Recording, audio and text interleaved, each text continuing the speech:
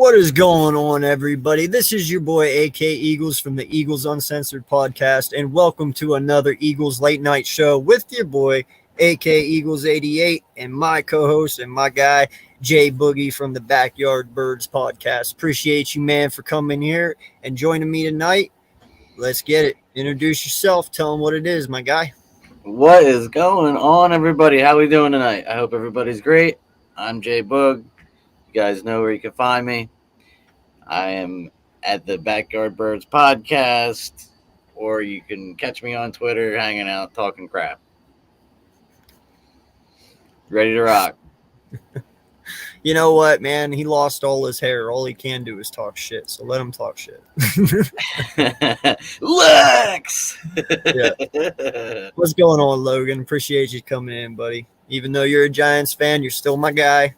Mad respect for you as a content creator, but fuck your team.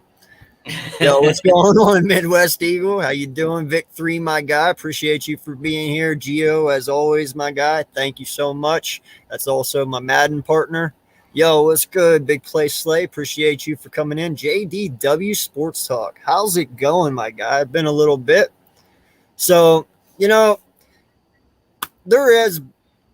had a show last night on Foothills in my channel, and it got completely destroyed. So, you didn't get the chance to give me or anyone else your view of Jalen Hurts and this team moving forward from what we talked about last night. So now that we don't have a Cowboy fan in here wrecking all our shit, please, no one will talk. Take the floor and discuss last night's conversation that we had and how you feel about it, if you remember. Well, as far as the guy that went in there, he didn't know his ass from his toes. I mean, the guy was talking about quarterbacks, and honestly, I could tell that his focus was solely on the Cowboys. He only watches Cowboys football, and you could tell because he couldn't even rate a quarterback that he would like for his team, from other quarterbacks around the league. I mean, it was really bad. He kept moving the bar. I mean, when we would set a type of quarterback that you would want to have as a franchise quarterback, and he didn't even know what a good one was. It was really bad. And going from where Jalen Hurts is, he's a developing quarterback, man, and it's going to take him time to develop. Where I stand with him, I want to see him for another year, to be honest with you. I mean, I think he's earned that right so far. And, he had a bad game last week, and I think he's, I don't know if he's going to play this week or not, to be honest with you. I mean, it's probably going to be Minshew, to be honest. And I'd like to, see what Minshew looks like in the system, but I don't want him to take Jalen's job by any means. Yeah. Yeah, no, I feel you, man. I am with you 100%. I hope Jalen does start this weekend because, first off, it's the Jets, okay? So we all know, hey, Minshew could come out and he could have one hell of a game against the Jets, and then next thing you know, the floodgates open up. He looks like a dumpster fire the next game. Yeah. So I don't want that. I believe Hurts is a very strong individual, mentally, physically. You've heard even Nick say that this man, he can take a lot of physical pain. He's played through a lot of stuff. He's a very tough individual. If he can play through it, I guarantee you he's going to. So yeah, I believe that. Yeah, he wants to play. He already said it a couple days ago. He said, "I'm going to play." But then, Nick Sirianni took it back today and said, "Well, I don't know. You know what I mean? We'll see how he is game day or whatever." So yeah. I don't know what that's supposed to mean. Does that somewhat mean that somebody's shoving their nose in where it don't belong higher up? Maybe. I don't know. Is somebody sniffing something? Ain't the good shit, that's for sure. Right. So, let's talk about the state of this team so far. Oh man. And everything that we've seen. You know, I said it last night, and I'll always keep saying it. This team is nowhere near ready to win. They're not playoff contenders. Okay, they're not. But they might make it. They might make it. But you know what? That's the positive. Yeah. If they truly make it, just imagine what next season's going to bring. Exactly. I mean, like I said last night, this team is winning while they're rebuilding. Yeah, we had a really bad game last week, but like we all have stated, everyone has a bad week now. You know? Yeah, it'd be a big accomplishment for sure. Yeah, no, I made that post today on Twitter, and you retweeted it, and a lot of other people did. In fact, I must say that tweet today stands as my highest counted visual tweet by anything I've ever done. In 1 hour, I had 3,490 views on that tweet. In 1 hour. Yeah. I've never seen that many views on one tweet of mine ever in my life. It went viral. It did. It really did. You know, and that's what I gotta say. You know, we talked about it in the back room. Doug Peterson came out yesterday and said what he said about Hurts, and he said exactly what I've been preaching all year long. You have to be patient with this kid. There's a lot of talent there. You know, we seen it when we were there. We know what he is. You just got to be patient. He can win you games, you know, and you have to build around him. That came out of Doug's mouth. Yeah. And I made the tweet that says, wow, even Doug Peterson sees it. So what makes you all believe that you know more than Dougie P? I mean, He is an NFL coach. And it's like you said in the back. He has nothing to be scared of anymore. He doesn't work for anyone. He's a free agent at the moment. He could sit there right now and say Carson Wentz is shit, Jalen Hurts is shit, Howie Roseman is shit, everyone's fucking shit, fuck him, whatever. And there's no repercussions. Now, or there might be repercussions when he goes to his next job, but who could blame him if that's the case? Yeah. You know, if that's the case and we're that terrible, well, hell, spill the beans. It is what it is. But he's still defending this kid even though he's not our coach anymore. Yeah, he sees something in him. Yeah, that means something, right? He thinks he's special, and I think he's got it too. I would really like to see him work out for a multitude of reasons. You know what I mean? Like for our team's sake, you know, for our future, for everything. You know what I mean? Like the money, the picks, everything. You know, everything's riding on this guy. You know, it really is. And if we go and get one of these quarterbacks, you know, the veterans, it's really a guessing game more than anything, you know, because you can mold Jalen like we've been talking about forever, and like this kid's he's going to work out. It's just going to take time, and people need to shut the fuck up. You know, I mean, everybody's allowed to have their opinion, and everybody's going to talk about it, but like just calm down. Richie, that was actually a 4.5 hour stream last night. So I did a 4.5 hour stream Tuesday, and then I did a 4.5 hour stream Thursday, and God knows how long this one's going to fucking go tonight. But it is what it is. So, let's talk about something. Did you see the tweet at the end of the game with Mailata and Hurts? Where Hurts was patting in the back when he was leaning over because he was really upset about Reagor missing that ball. Yeah, like, yeah. Okay. Yeah, Mailata was crying at the end of the game. I know that. Yeah, and that's the thing. You got to look at that, man. That's a very passionate human being. First off, if you ever saw a 6'8", 350-pound man cry, that would scare me to death because that's not a person who should be crying. You know what I mean? Right. Like this man he was angry enough to cry. You know what I'm saying? Out on the field too, you know what I mean? Like he just put all his balls on the field and got stomped on, And exactly. You got to think also too. I mean, these guys are in the hunt for the playoffs, and that just screwed it up, So yeah, he's upset. You know, how many chances do you get to be in the playoffs? And have a chance to go to the Super Bowl. Yeah. And you know what's great about that, dude, is we had the luxury of JP, who was an undrafted free agent. Our left tackle, future Hall of Famer. Everyone loved him. Still does. Even though his last 2 years were kind of, we still loved him, because he still fought. No matter what, he was always a fighter till the end, But now you got a 7th round pick in Mailata, who you damn sure could see for the next 10 years as well. So we've had really good luck at our left tackle position. For sure. Like you could possibly have 2 of the best left tackles in football over the 20 years. That doesn't happen very often. So I'm blessed to have Mailata, hands down,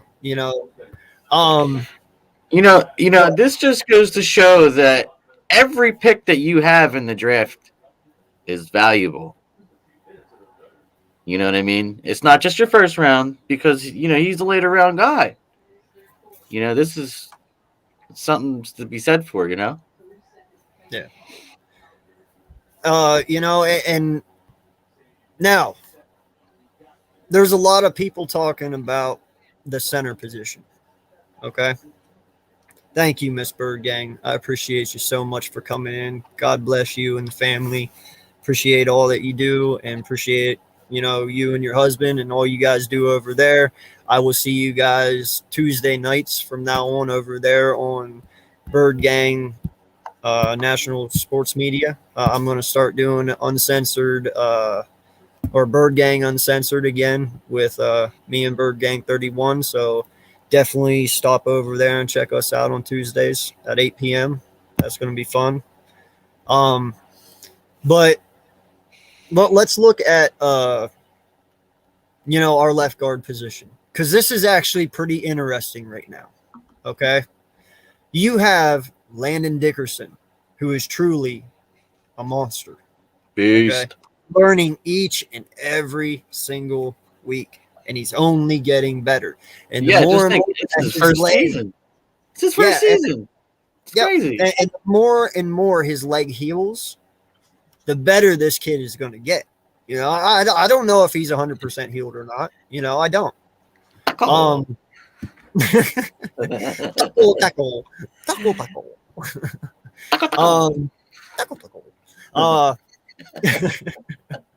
I love you, Vic. No homo. As a brother, you know what I mean. Nina, how you doing? Thank you so much for showing up. Appreciate the love and support that you give the channel. Thank you. So let's look at that then. Dickerson, he's being a mauler right now. Okay. But we do have Isaac Sayamalu, who has been playing really good football this year up until his injury. Okay. That's actually a pretty decent problem to have when you have 2 really good left guards. Okay. Absolutely. I'm not going to lie. I'm not bitching about that at all. But Sayamalu is our backup now. We have good trade bait. No. Actually, Sayamalu, I believe, should be our new center. That's a good idea, too. That's not a bad idea. You don't move the Twin Towers. That's right. No, you don't. No.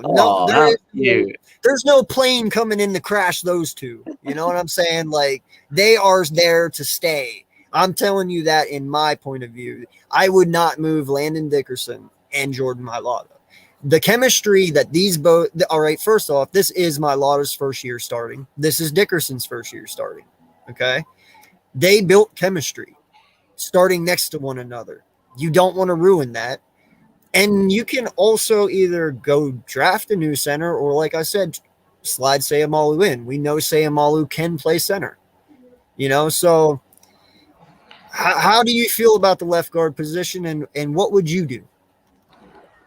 Well, I would keep it with, Landon, definitely. And the right guard, I don't know. I heard Driscoll is out for the season, so Herbig's gonna have to slap Kelsey's ass.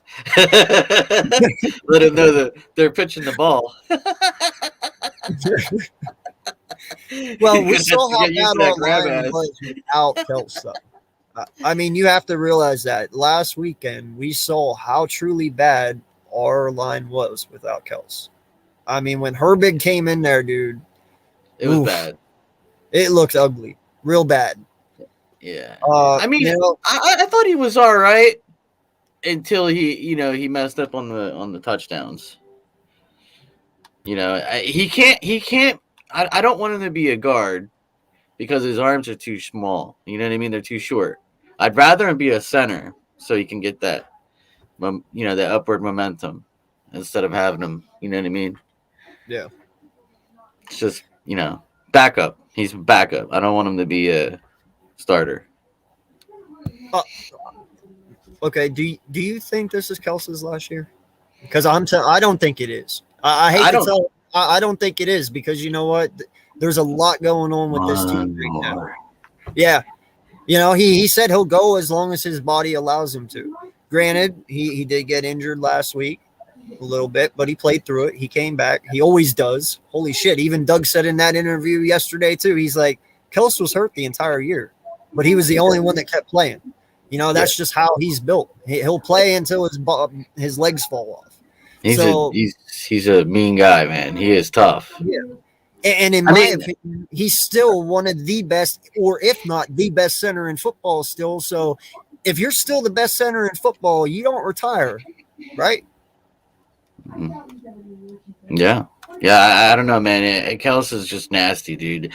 But all the players, throughout the whole year, they play with nicks and bruises. So you know that's football.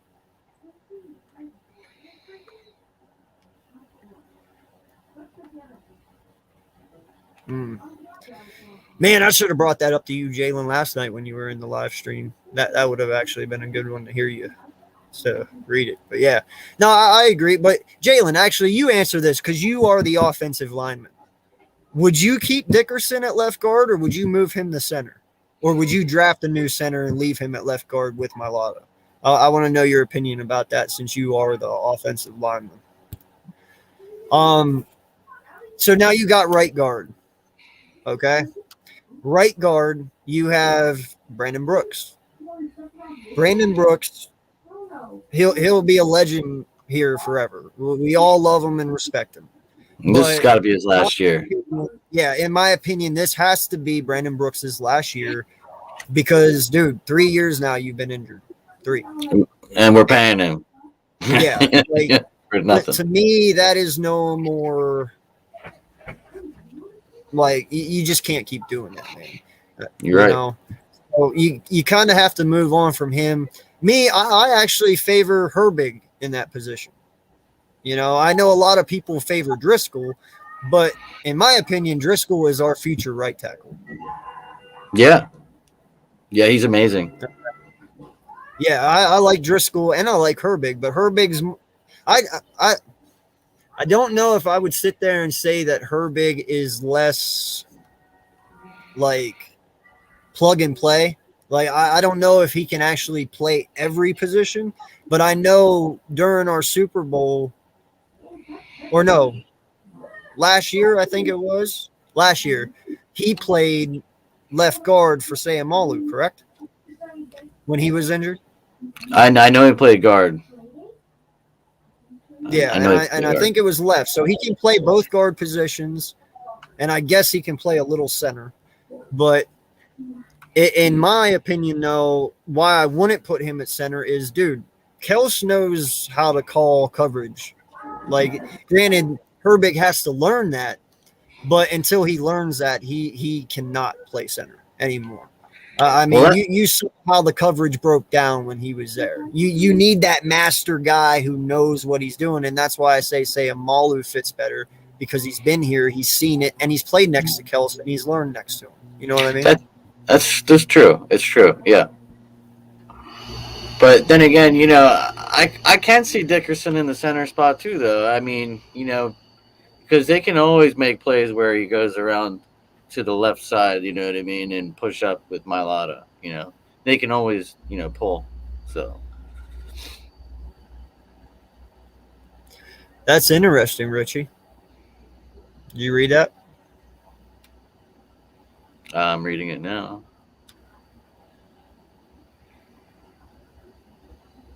Oh, that's not good.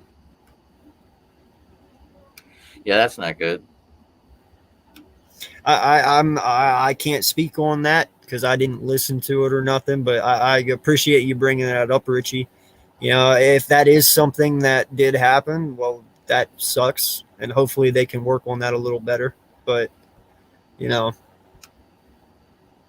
I think Sam Malu should be the center because he is more fluid, and the center is mainly a support role.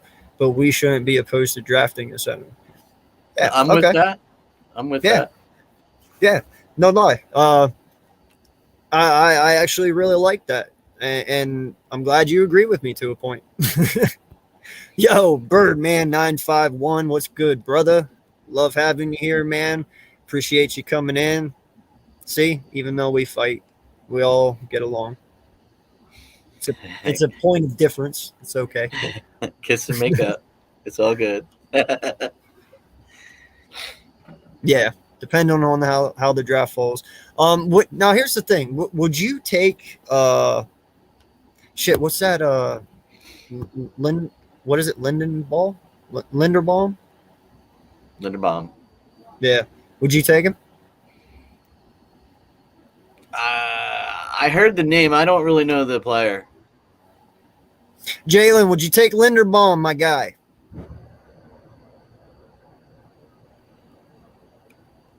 I don't. I can't say that for sure, Vic. We'll talk about it here in a little bit. I'll drop the link. You know, we'll do a little call in. I want to hear why you think that, but Dickerson can play all 5 spots. He knows them. So I don't.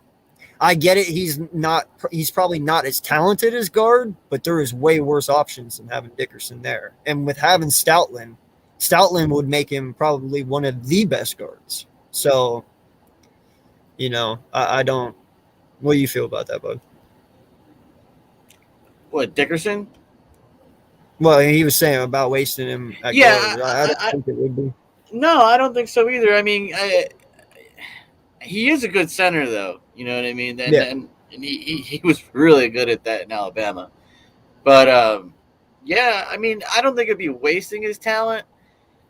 But, I mean, if you can find somebody, you know, that can do the job, I don't think it'd be a waste of talent because no matter where you put that guy, he's good. You know, he's master at his craft. Keep Dickerson at left guard because Dickerson is still a quarter step slow and don't want to add snapping on his plate. Plus, he hasn't started to incorporate his trick bag yet, and it's going to be beautiful. Yeah, you got more to grow. I like for sure. That sounds. Yeah, and guess what? We have the best offensive lineman in football to do it. Stout, man. Stoutland. Yeah, he's the man, dude. Like, I mean, look what he did with Mailata, for Christ's sake. And that boy didn't know football at all. Now you give him Dickerson, who knows football very well. Imagine what he could do with him. Dude, anybody that goes with Stout in like 2 to 3 years, it's ridiculous. Kels playing hard to leave the highs of being a professional athlete. Would love to see Kels as a guard or mentor to Landon at center if they lose to the Jets in Washington for the I don't see us losing that many games, but that would suck, man. please don't say that again, because I don't want to imagine losing to the Jets and the Washington football team. Well, no. You know, I did have a thought, man. What if Howie is telling, you know, the head coach Sirianni to to tank? Maybe that's the reason why, you know, he changed the game plan and why Jalen was, you know, playing different. Yeah. It's a possibility. So, what? Oh, thank you, man. I appreciate that, dude. I will definitely check that out. I'll come back on here afterwards and hit that. So thank you for dropping that. Anyone else who wants to check it out, go ahead and click the link too. That shows the Quez Watkins route or whatever. So what are we going to do with Booby Miles this offseason? What is your take on that? Well, if we can get a good trade partner, I'd trade him. I mean, he's getting hurt a lot more now, and like, I don't know. I'd rather have a bigger power back, to be honest with you. Yeah. Maybe even get one from the draft, instead of paying him. Because, running backs are a dime a dozen. Yeah. No, I agree with you on that. I believe that if you look at what the Indianapolis Colts tailored their offense to, Jonathan Taylor, I believe that's something that Nick Sirianni is going to try and go get because that's what he knows works. So, and the limitation of Miles being used kind of points to that theory. You know what I mean? Because if he was a Miles Sanders guy, he would use him, right? For sure. So I just have to look at it. I'm sure he likes that power back, dude. I mean, he was talking about it. You know what I mean? He was talking about the nastiness of the team. Well, Miles Sanders isn't the nastiness of a running back or running, power running. So he's more finesse. So, and I think we can still get something for him right now. You know what I mean? While he's good. Yeah, of course. Well, you got to think about it, dude. Like, what would Miles be good on the Buffalo Bills? Yes. Would he be good on Baltimore? Yes. Would he be good with the? I think he'd be good on most teams that have a good line. Yeah. And a team like the Bills, or even Kansas City. But a team who could possibly be making a playoff push and who has made it, but realize, hey, we need a better halfback to get to that next step. I'm pretty sure they'd be willing to give up a little bit for Miles. I mean, he's not washed. Yeah, he's had some injuries, but that could also be because we don't use him the right way either. So. Yeah, I definitely see a 3 or a 4 for Miles. Yo, what is good, Philly Mike? Appreciate you coming in, my guy. Yeah, dude. In fact, Mike, I'm going to do it now. I hope you can come in, bro. If you can't, I understand. But, dude, I need to get your take on this team. I need to get your take on Hurts. I've heard a lot of people. I've asked so many. We did it last night, so – I'm sorry. I don't watch as many videos anymore because I'm very busy all the time. But, I would definitely like to hear your take because I haven't actually watched them. So I apologize, man.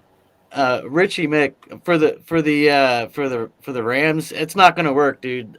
Number one, they're I don't think they have draft capital. They're going to need all the draft capital that they can have because they're not going to be able to afford the team next year. And they already have a running back. Yeah. Cam Akers. What's up, AK? How are you doing, man? Oh, what's good, buddy? How you doing, man? I am chilling. Yeah, no, Jay Milton, I agree. I believe Sanders is gone too, and it is sad to say because I was a huge Miles Sanders fan. I loved him in college. I'm a Penn State fan, and I like Saquon too. And I thought he would be that guy for us, our next LaShawn McCoy, but unfortunately, it didn't work out that way, and that's shitty, but I'm okay with moving on because I want my team to get better. And if that means moving on from Miles Sanders makes us better because we can get somebody else that can fit our scheme better, then I'm all for it. Yeah, for sure, man. I definitely think we should move on. We got so much money and, draft capital. We can do whatever we basically want. Yeah. How you feel, Slay? You didn't really get to talk either last night, so give me your opinion on Jalen Hurts, bud, because you kind of we all were, you know what I mean. Go ahead. Yeah, I kind of almost fell like dead asleep on that stream. I almost did. I did. I literally fell asleep, and I was like, "Yo, I gotta go." Well, as soon as surprised y'all didn't hear me snore. No. I was tired as hell, but yeah. The Miles thing, are you asking? Well, you can talk about that if you want. Go ahead. Yeah. Yeah, but if we're talking about Miles Sanders, honestly, I think he stays one more year. But in my opinion, I feel like they're still hesitant with him because of how like inconsistent he is. I like him as a player, but I don't think he should be on this team for specific reasons next year. And I just feel like if we get rid of him, it's so easy to get a running back in any draft. Yeah. I feel like he's just too inconsistent, to be honest. Slay. The only problem with him being here next year is you'd have to pay him, and they're not going to do that. Okay. He was a Howie pick, so let's see. Yeah, well, Well, technically, no. This is his 5th year coming up, so they don't have to pay him yet. He has one more next year. yet. Yeah. Next year. They don't have to pay him Yeah. yet. Next year is his last year, but I don't think he makes it to next year. I truly don't. I No, I really don't either. I think they're going to trade him. You know what's funny? Especially when you've missed the last 3 games and you come back and literally hurt your ankle again the very first game you come back in. Like, that shows me no durability whatsoever. Go ahead, Slay. You know what's hilarious to me? Saquon Barkley and Miles Sanders have these same exact issues. They both can't hit the hole when they see it. They hit the hole for home runs, but their vision, both guys' vision is absolutely terrible. That's what both of them need to work on. And Miles Sanders and Saquon Barkley are having the same issues. And that's 2 things that can get them both out of town from their respectable teams. Jalen, if you want to come on, dude, I dropped the link. You can come on and talk about it, bro. Yeah, I'm only. I read what you're saying here. I know Linderbaum is like one of the top, if not the top, offensive lineman in the draft this year, right? No, second. Second. You have So from Alabama. okay. So I mean, yeah. Even though second, that's really good. So the talent is there for sure. Mhm. You know. Yeah, I And- can stay on for like 20 other more minutes. So I gotta go in like at 9:50. So it would be good to get Okay. Linderbaum. Appreciate What's up, Gio? Yes. Yes, Gio. my guy Gio, my Madden partner. I gotta get on Madden with y'all, man. I'm slacking. Unless you got do you have an Xbox? No, I'm getting a console. Get an Xbox and you can join us. But I don't have a PlayStation. Gio has a PlayStation, but he has every Halo console. Infinite is amazing. I know, right? Yo, you got an Xbox? Yo, send me your fucking gamer tag, bro. We'll play. Me and Gio was just playing last night. Definitely, will do. Hell yeah, dude. And by the way, Gio, I'm doing it, bro. I'm sorry. Yo, Gio is a fucking pro at that shit, man. Dude's a stud. No lie. Last night we were playing. The motherfucker looked like Ninja playing. I'm not even Solo the whole team. No, listen, You were playing. I last- told him. I told him the moment that we started. I was like, "Listen, I love Halo, but I'm a Madden Call of Duty guy." Okay, I was like, "But I love Halo, but I really am shit at it, and I really am shit at Halo, but I love playing it." This motherfucker's just running around like this, pew pew, fucking 15 kills in, pew pew. I'm like, "Yo, what the fuck? How do you do that?" And he's just laughing his ass off. See, he's laughing right now. You got to balance He's your fucking laughing right now. your main gun and that Yeah. sidearm at the I same re- time. I remember That's when what I've Halo learned was such a some big success thing. with. Halo was Yeah. such a big thing back in the day. It was hilarious. Jay, how come on people in, did dog. it. I haven't talked to you in a while. Come on in, bro. If you want to. Vic, you too. And Gio, you better get the fuck in here. Yeah, we had an amazing conversation last night. That went on for like 3 to 4 You hours. call that amazing? It was hilarious. Dude, that was a headache, bro. It was a Yo, I think Papa lost like 5 lives last night. Did Yeah, you see I him watched over him here? melt. Like below me? Dude, he was like going crazy. I hope he didn't blow you. AK, you know, Crazy. Boys for Life started that. Boys for Life started that, bro. You know that. That man caused Yeah. all hell last night. Oh man. Yo, you know what's funny? You know what's funny? And I have an inside source for this. So he texts Mitch this morning, right? He's like, yo, let your boys know I was completely bullshitting last night. He's like, I didn't mean anything I said. I was like, Mitch, I'm telling you something right now. I said that motherfucker had no emotion in his face. He meant every fucking word that came out of his mouth. He wasn't joking. He's just making himself sound like he was joking so he doesn't look as stupid as what he fucking did. What's going on, Jay? What up, Jay? J and J, because there's two. What's going on, everybody? What's going on? Two What J's. up? Wow. And the other Jay, how are you, sir? Jalen and Jalen. Yeah. It's the Jalen show at the bottom here. The two And Jay amigos. Boog, what up? And then we got Jay Boogie on the top. Yep. And actually, mine starts with a J too, so there's 4 J's in here. Come on, Slay. Come on, Slay. Come on, Slay. Finish it out. What's your name start with, Slay? It starts with A. Oh. Womp, womp, Well, no, That's it, AK. Kick him out. Kick him out. Kick him out. Hey. The letter J isn't helping us right now. And y'all know what I get. Y'all know what I'm getting to. Jalen Aguilar, regular. So Jalen regular. I'm gonna You're right. Yeah, I'm gonna- Jalen regular. I'm gonna offend some people. My initials are J Jaw. No, it's not, bro. Swear to God. No way.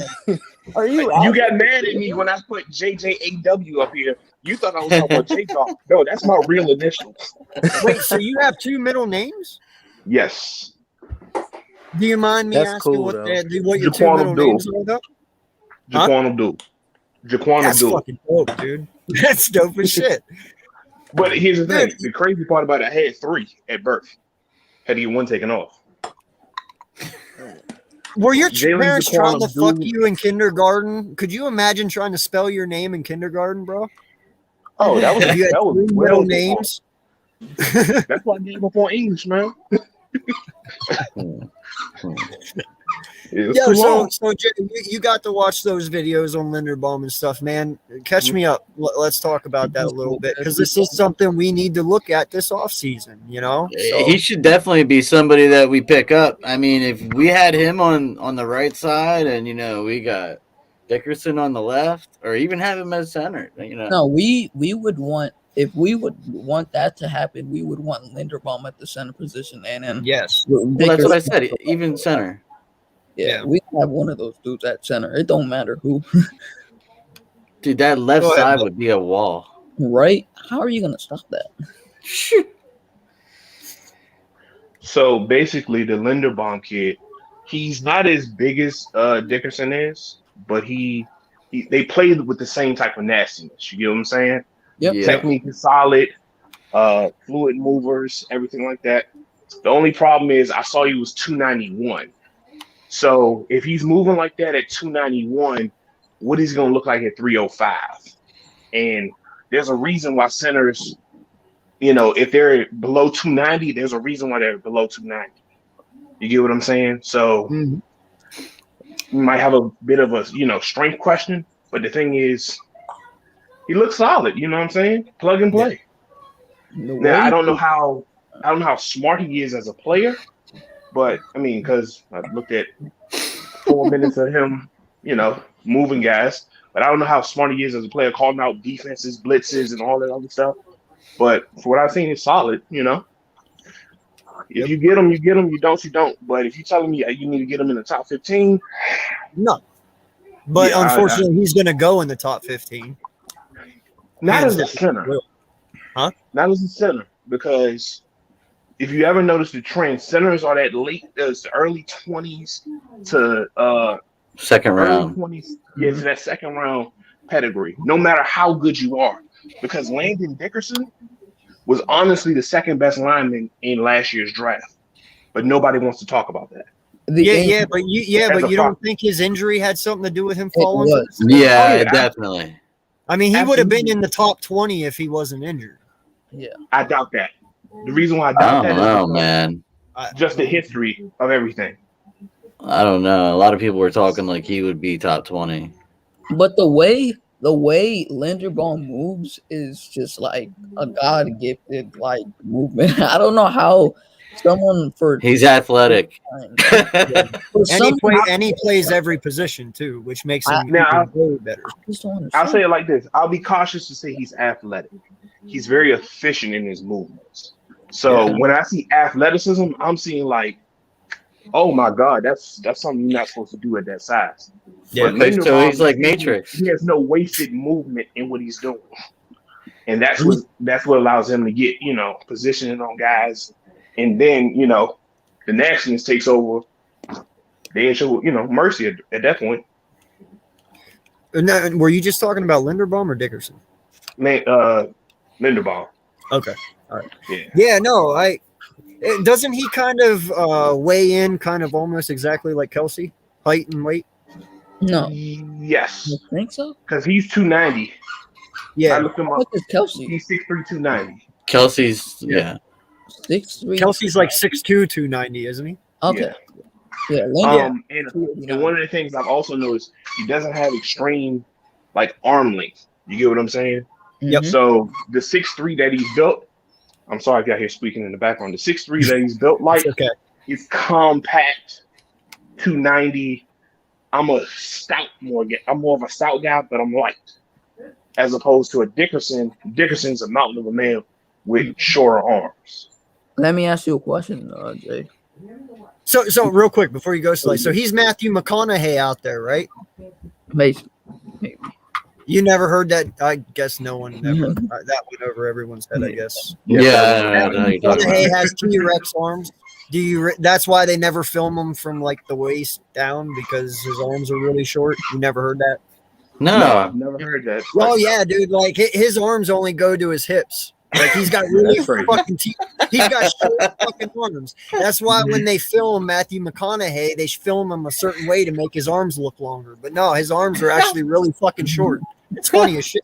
I have the opposite problem. I'm 6'3" with a 6'9" wingspan. So jeez, my arms when I take pictures make me look funny. You can scratch your ankle standing up. No, I can't scratch my ankles, but I can literally scratch my knees standing up. Now, Jalen, let me ask you a question. Do you think Linderbaum is a scheme-specific starter?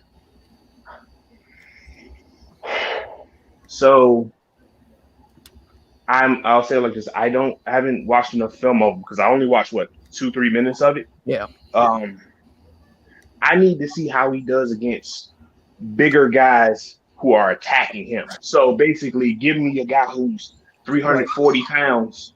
Just, hey, you're my victim. Right. You get what I'm saying? And see how he holds up. I didn't see much of that on tape. That's concerning. One of the issues that I did see was maybe he's not strong enough, but his technique compensates. Mm-hmm. You get what I'm saying? Because a lot of his highlight blocks are him getting momentum and building up speed and then taking guys with him.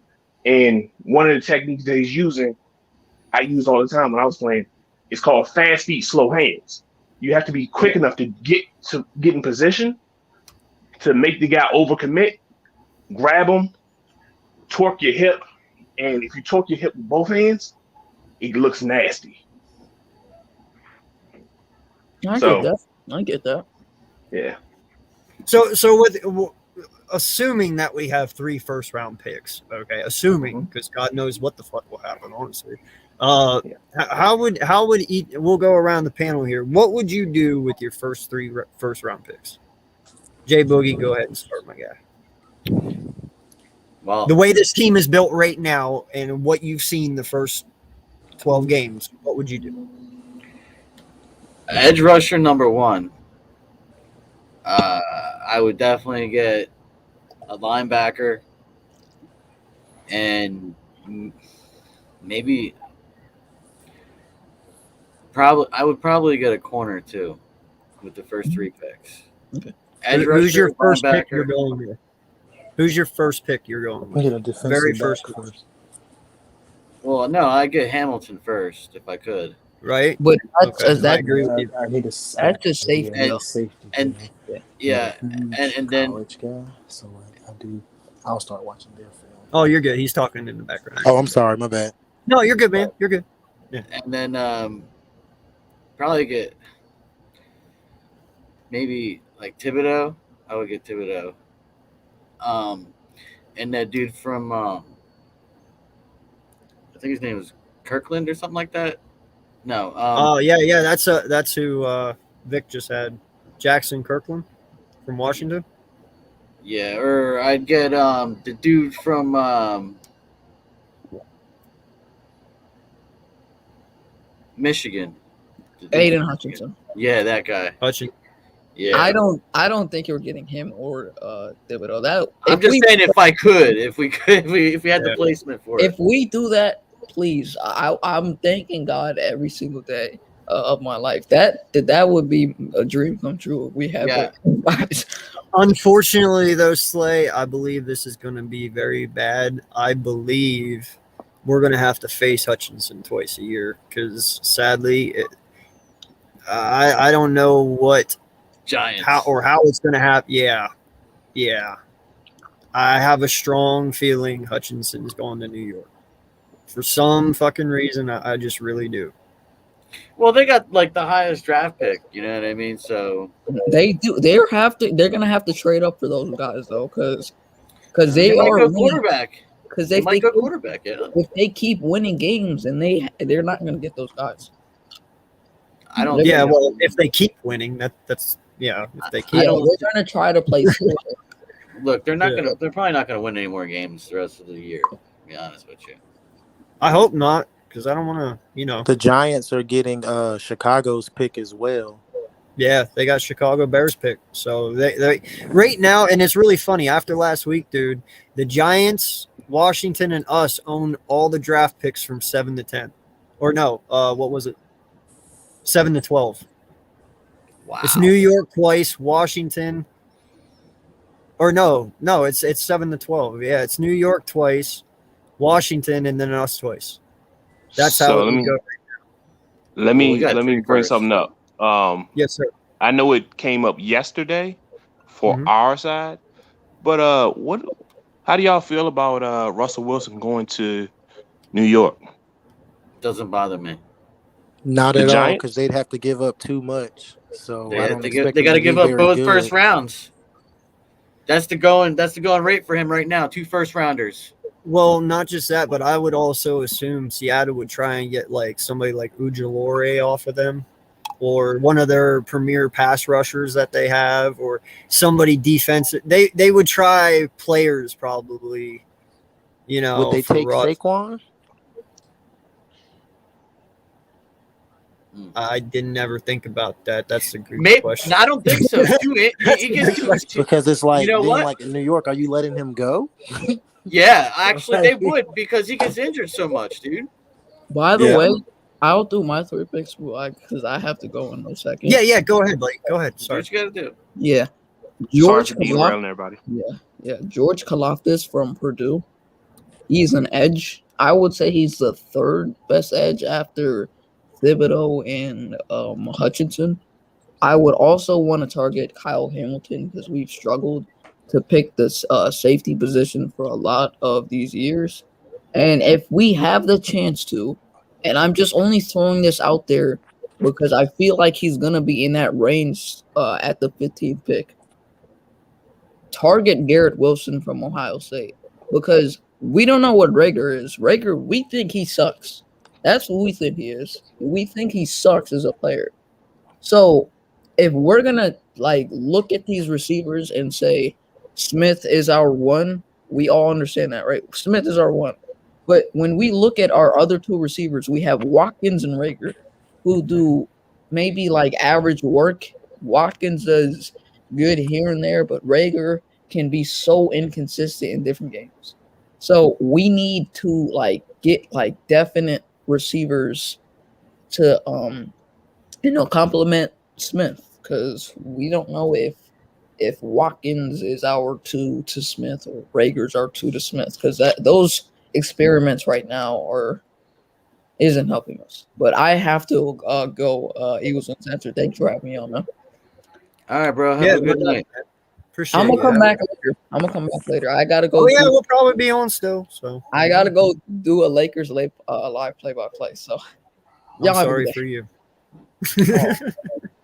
We're gonna beat them Clippers, or should I say chokers. Peace out though. It's the upstairs versus the downstairs, Slay. Oh.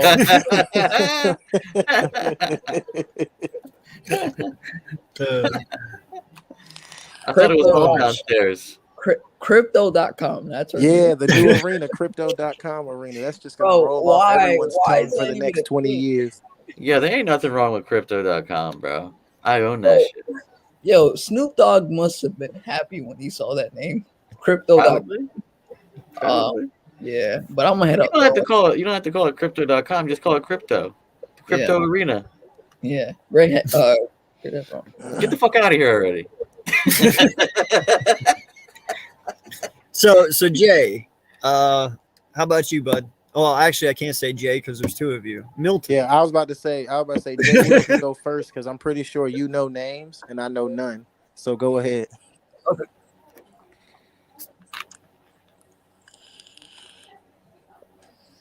I'm sorry, I was actually looking up how many picks we had in the 22 draft.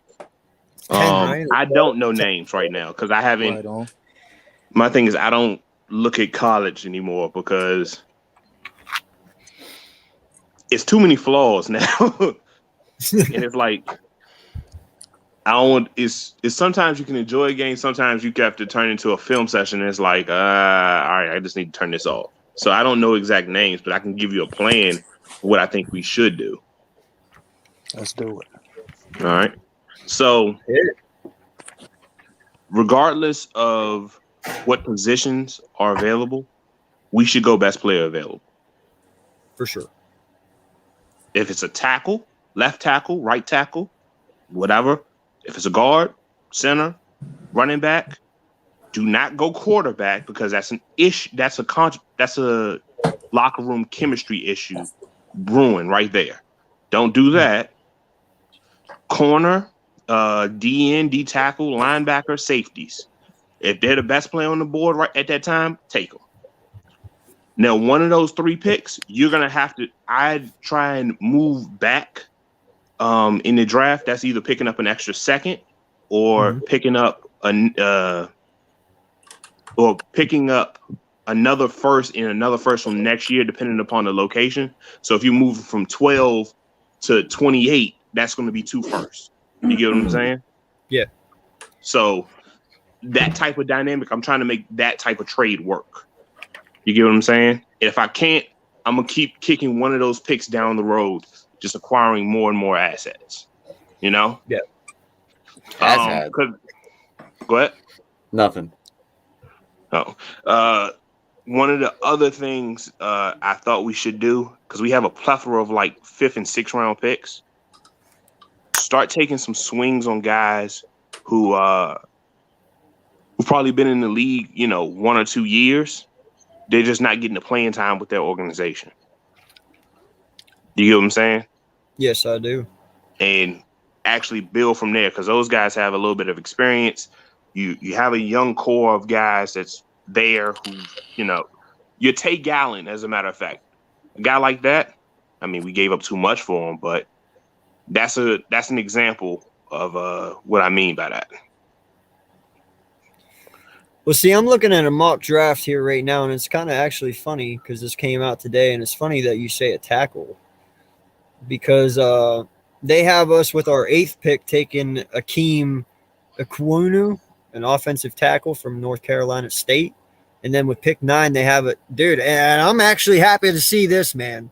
They have us taking Nakobe Dean, linebacker from Georgia, with our 9th pick. Could you imagine if we actually fucking took a linebacker in the top 10? It depends. Is he going to be Eddie Curry? Oh, no, I'm sorry. Aaron Curry. Sorry. Aaron Curry. I probably went over a lot of people's heads. Oh, yeah. No. Well, from what it says here, he's 6 foot 225. So, to me, isn't that kind of small? Yeah, that's small. But the thing is, it depends on which linebacker spot he's at. If he's Mike, guys are gonna just move him out the way. and 6 foot is not. You're not going to have enough reach to really separate from your interior lineman, like talking about. But if he's an outside backer and he's fast, he flows everywhere.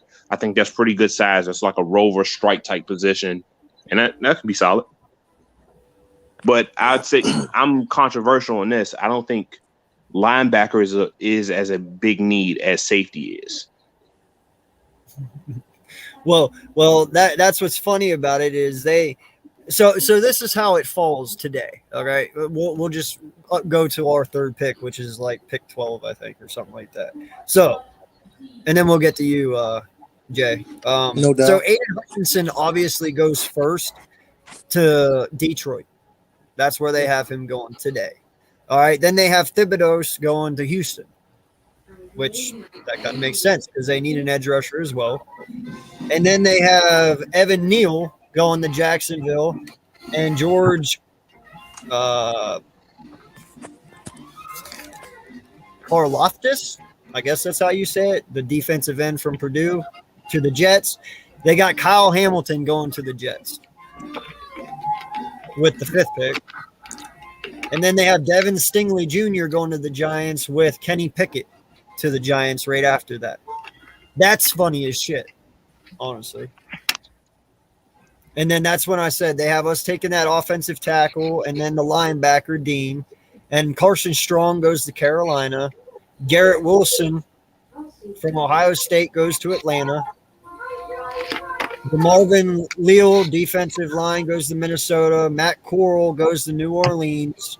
And then we actually get a second linebacker with the 14th pick as well. David Ojobo from Michigan. 6'5", 250. Ooh. What do you think about that? Sounds Like nice. the measurables. I don't know if he can play a lick, though. Yeah. 250 running at you sounds pretty scary. Yeah. Is that me and y'all? It's not me. It's okay, though. It's I not think that. about it than me. My fault. Yeah. I think it might have No, been like an ad on the page I was looking at. So, Jay, after hearing all that, man, how does it fall for you? No, I get it, man. It's just fun to look at them. So I would go definitely safety or corner, best available.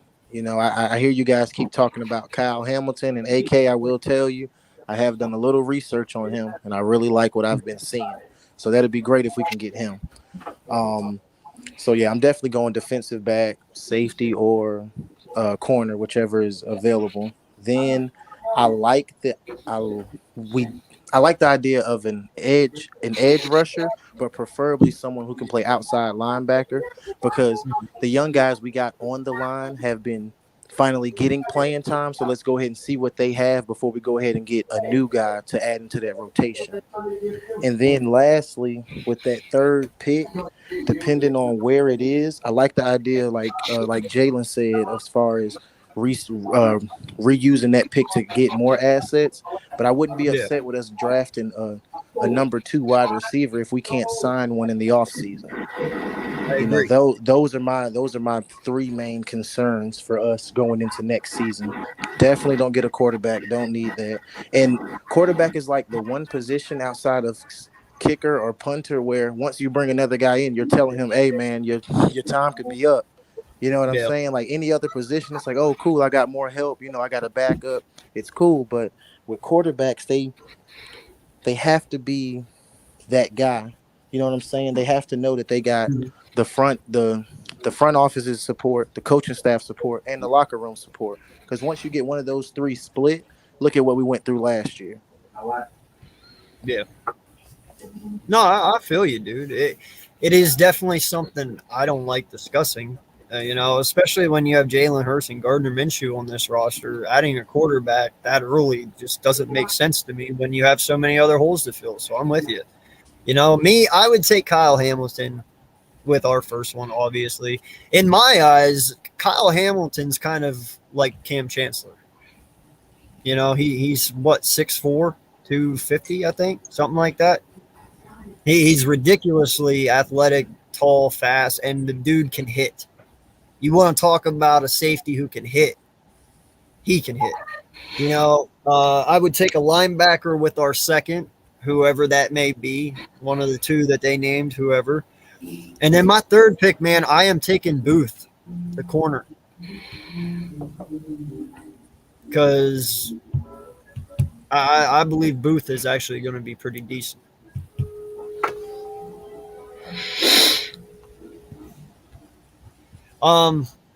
So let's talk about this Jets game coming up. What do you know? You got Jordan Howard is obviously out this week. We've heard that. Hurts is questionable. I'm pretty sure he's going to play, but I think they're just kind of trying to be tricky about it, but it's not working because even Salah said that he's like, listen, I'm going into the week doing my scheme against Jalen Hurts. He's like, and this is honestly what he said. He's like, he got injured during the game at the beginning. He's like, and he played the rest of the game, and he didn't look like it hindered his mobility that much. So he was like, you know what?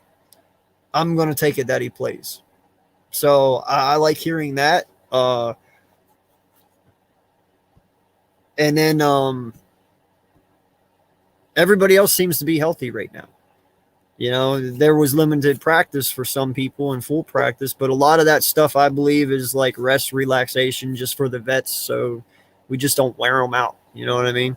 So what do you guys feel about this week? You know, coming off this loss from the Giants, which we all thought was supposed to be an easy win. So, yeah, how you guys feel?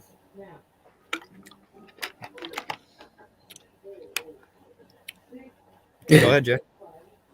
One of the Jays, go. We are what I think someone said 12-0 against them or 11-0. Like, I mean, I didn't know that, and I was like, That's scary. Wow, we really haven't lost to them. That's scary though. We shouldn't have a problem beating them, like, for real. Like, we said that about the Giants. We definitely did, but the caveat is the Giants are a divisional opponent. We've been working up on them for so long, and honestly, had I known that they were retiring Strahan's jersey, it would have altered my prediction of how the game would have flown. But I mean, I wouldn't have expected, you know, Hurts to throw 3 interceptions. Yeah. God, I really want Jordan Howard out there. Like, I really do. Me too. Yeah. Especially with an altered offensive line. You know what I'm saying? That's another little thing to keep in your mind. So Boston Scott's out too. Oh, come on, man. This, Yeah. you know, Scott is out? we're going sick. back to MetLife. You know what I mean? That's that's like his second home. Yeah, all we have is Miles Sanders and Gainwell this week. No, they were talking about raising up Huntley.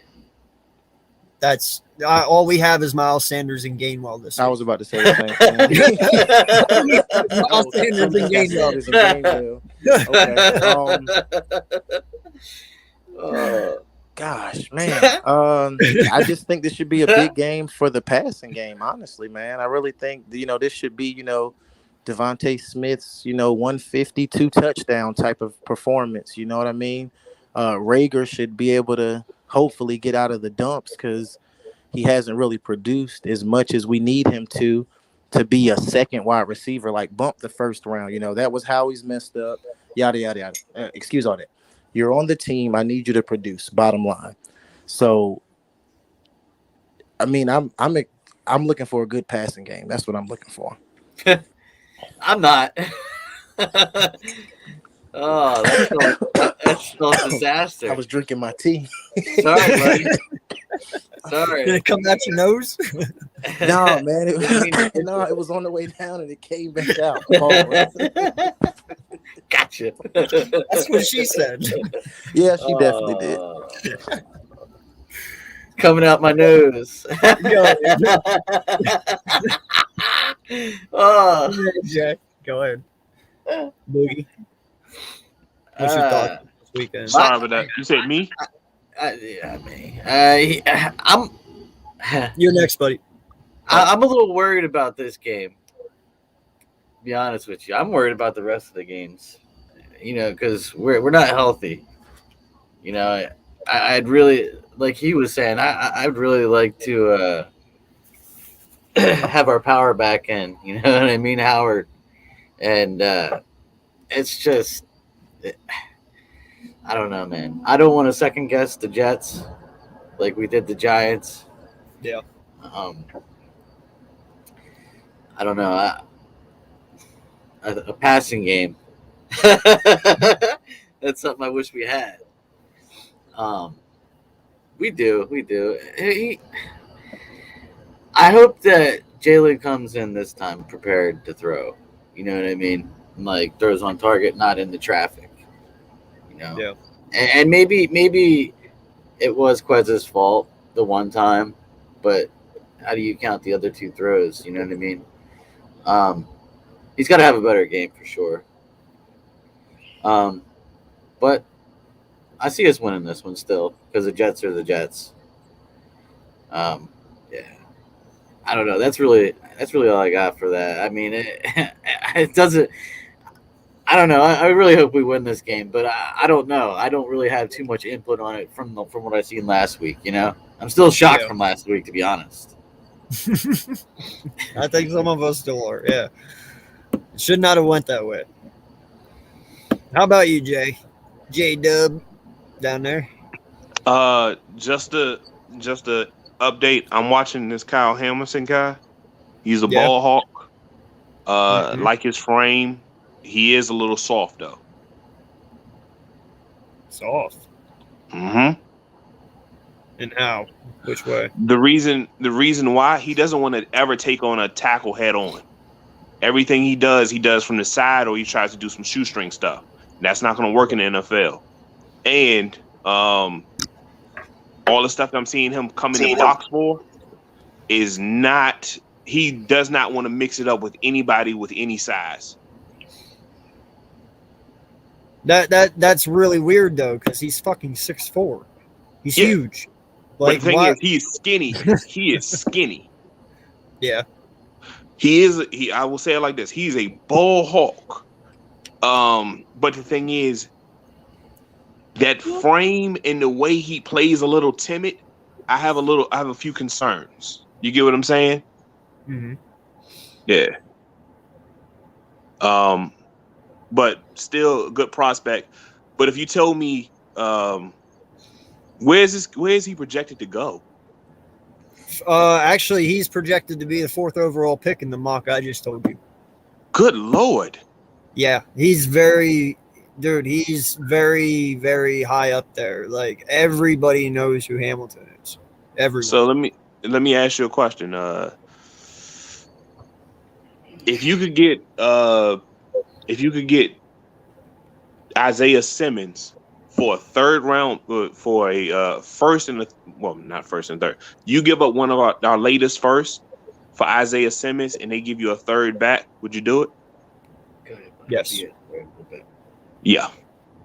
I think Isaiah Simmons is a whole lot better prospect than 14. I keep forgetting his name, but I'd rather do that than go ahead and waste a high pick on this guy. You really think Isaiah Simmons is available though? That's the thing. That's a I don't know situation.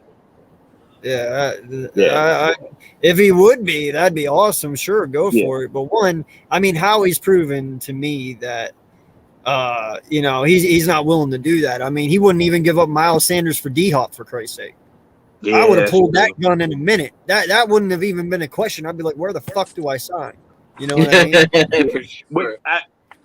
I hate to be this dude, but I see I know why Howie did it.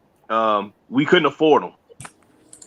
Because if we traded Miles, signed D-Hop to an extension, because he was asking for an extension too, we was already We was already $60 million under the cap or over the cap, right? Just think how much money that would have added. Yeah. Now, granted, though, that was because of COVID that happened. Now that is the only reason. But before that, when the trade happened, though, COVID wasn't here yet. And who knows what the salary cap would have been at that point. But yeah, you're right. It wouldn't have worked out. What, 35 over? Were At we? that time. I don't know Yeah. at that time. But the Yeah, cap we was keeps already going 35. up every year. It dropped during COVID because of the tickets and not selling and fans not being able to be there, correct? Yeah. I mean, what would the cap have been if COVID never happened, though? And that's what I'm saying. I don't know if we would have had room for it, but I guess we didn't because you didn't do it, right? Yeah. And I can kind of understand why he didn't do it, but at the same time, for the player to go get it for that compensation, I would have done it. Right. If anything, if everything was up and up, I would have did it. Only issue was that cap. Yeah. I agree, Vic. I don't see Isaiah Simmons being released, but I would do it. Yeah, hands down, I would do it. Yeah. Because like you said, Isaiah Simmons is 1, proven, and 2, he's young, and 3, he's already been playing. So that is that vet that you would have compared to bringing in Hamilton, who's a rookie, and you'd have to build him up a little bit. But all in all, though, he's got what it takes, but you still would have to work with him to where you'd already have someone ready in him. But yeah, I just don't. I don't know why they would though. Unless they have something we don't know about. Yeah. I don't know. We definitely need to get a vet in the passing room. You know what I mean? The wide receiver group. Yeah, and I'd rather have somebody proven too. You know what I mean? Like, because we can't keep guessing. Yeah, I would take Godwin in a second. I say it like this: don't get caught up on Godwin. Look for someone like Emmanuel Sanders. You get what I'm saying? Because if you do Godwin, this organization is going to try and justify the money you paid Godwin by trying to make him a number 1/1A. I take Devontae Adams. Now, well, actually, Jay, I was thinking about taking. Ooh, Vic, we'll get to that one. I just seen that. Yeah, that's good. I just seen that. We talked about that the other day. I would actually prefer to take 2. If you could pull a Godwin and a Mike Williams and put Godwin in the slot, Mike Williams as 1 and Smith as 2, I believe that's a very dynamic wide receiver core. And like I always have been saying, I would build our offense through the free agency and our defense through the draft.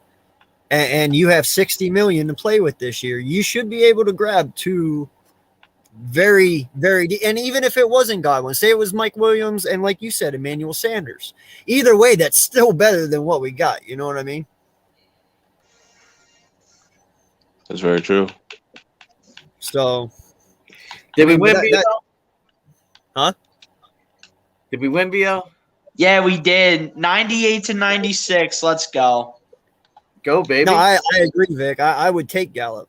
I would. Sadly, he's a Dallas Cowboy, but I cannot sit here and deny his talent. I mean, he you saw that catch last night. Yeah. Hey, Jordy, you're back. That's good, Jordy. But yeah, I think Gallup would fit in very nice here. Gallup and Smith working together, that'd be pretty nice. Anybody know the measurables on this Damon Clark dude? I'll tell you in a minute. What's up, Papa? What's up, BLSG and Jordy Fighter? What's his name? Damien. Vic, get in here. I like it when they call me Big Jay Will, I was about to say the same thing. Vic, get out the comments bar and get on the panel, man. Jay Will. the panel, Vic. We need you on here. What's his last name? Damien what? Clark. The same guy Vic mentioned. I'm looking right now.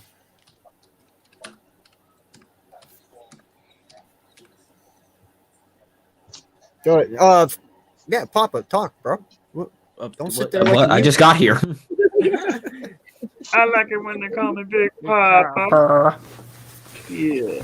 Hey, Jay Boogie, I was going to say, everybody wants to be on the stream tonight. I saw your son up there. I saw your dog. Man, they just making sure I'm all right.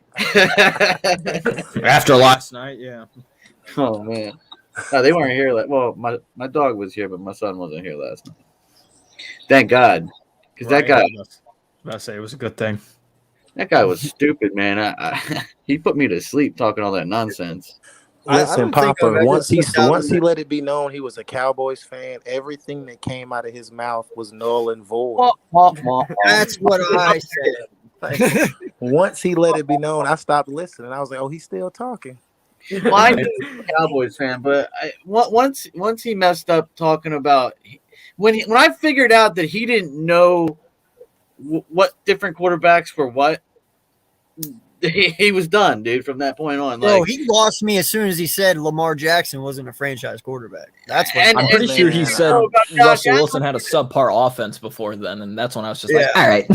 You don't know Josh Allen's a good quarterback. You're blind. Yeah, when he was like, I look at the red zone and all that, it's like, all right. Dude, you look at your red zone. You're right. the taint. I was like, keep watching red zone then. Dude, I can't find his height or anything. This guy is like, all I can see is he's born in Houston, Texas. That's literally all I can see. It doesn't tell me his height. It doesn't tell me anything. You talking about linebacker from LSU? Yeah. I'm looking at his highlight tape right now. 245. Thank you. 6'3", 245. I can tell you right now, Cuz ain't 6'3". Let me see. Cuz is definitely like 6 foot. Because like I'm looking at the way he's one of the shortest people on the field. No, so they put that extra few on there for him. Yeah, he said, "Come on, they, man. You know the they camera embellished adds about in his height, 3 or 4 inches." Jay Will, you know he plays in pumps. In phone books. I guess he took his height with cleats and a phone book on, like you said. Right? Yeah. Yeah. Yo, he's got them retro 90s shoes out there. He's pumping up the fucking tongues of his shoes, and you just see he got them J's. Yeah, they're pumps. yeah, they're pumps. Pump it up. Pump it up.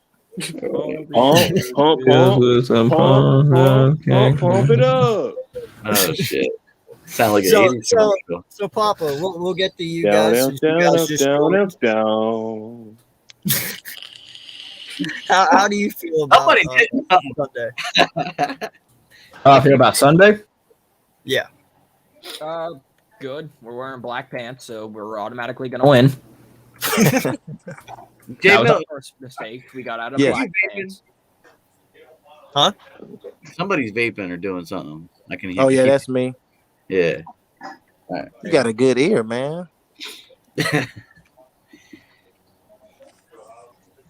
My kids made me deaf. Go ahead, Papa. Yeah, I mean, I feel good about it. I don't think the Jets are a good team. I really don't see having a problem with it. I mean, granted, yeah, we don't have Jordan Howard and Boston Scott, so I don't know, but I kind of think, and Vic said this, I kind of think we're a little pissed off after last week. We got something we got to prove, and especially Jalen. Yeah, Mailata's pissed. Yeah, Mailata's pissed. Mailata might just play running back. He's gonna say, "Nick, pull me in."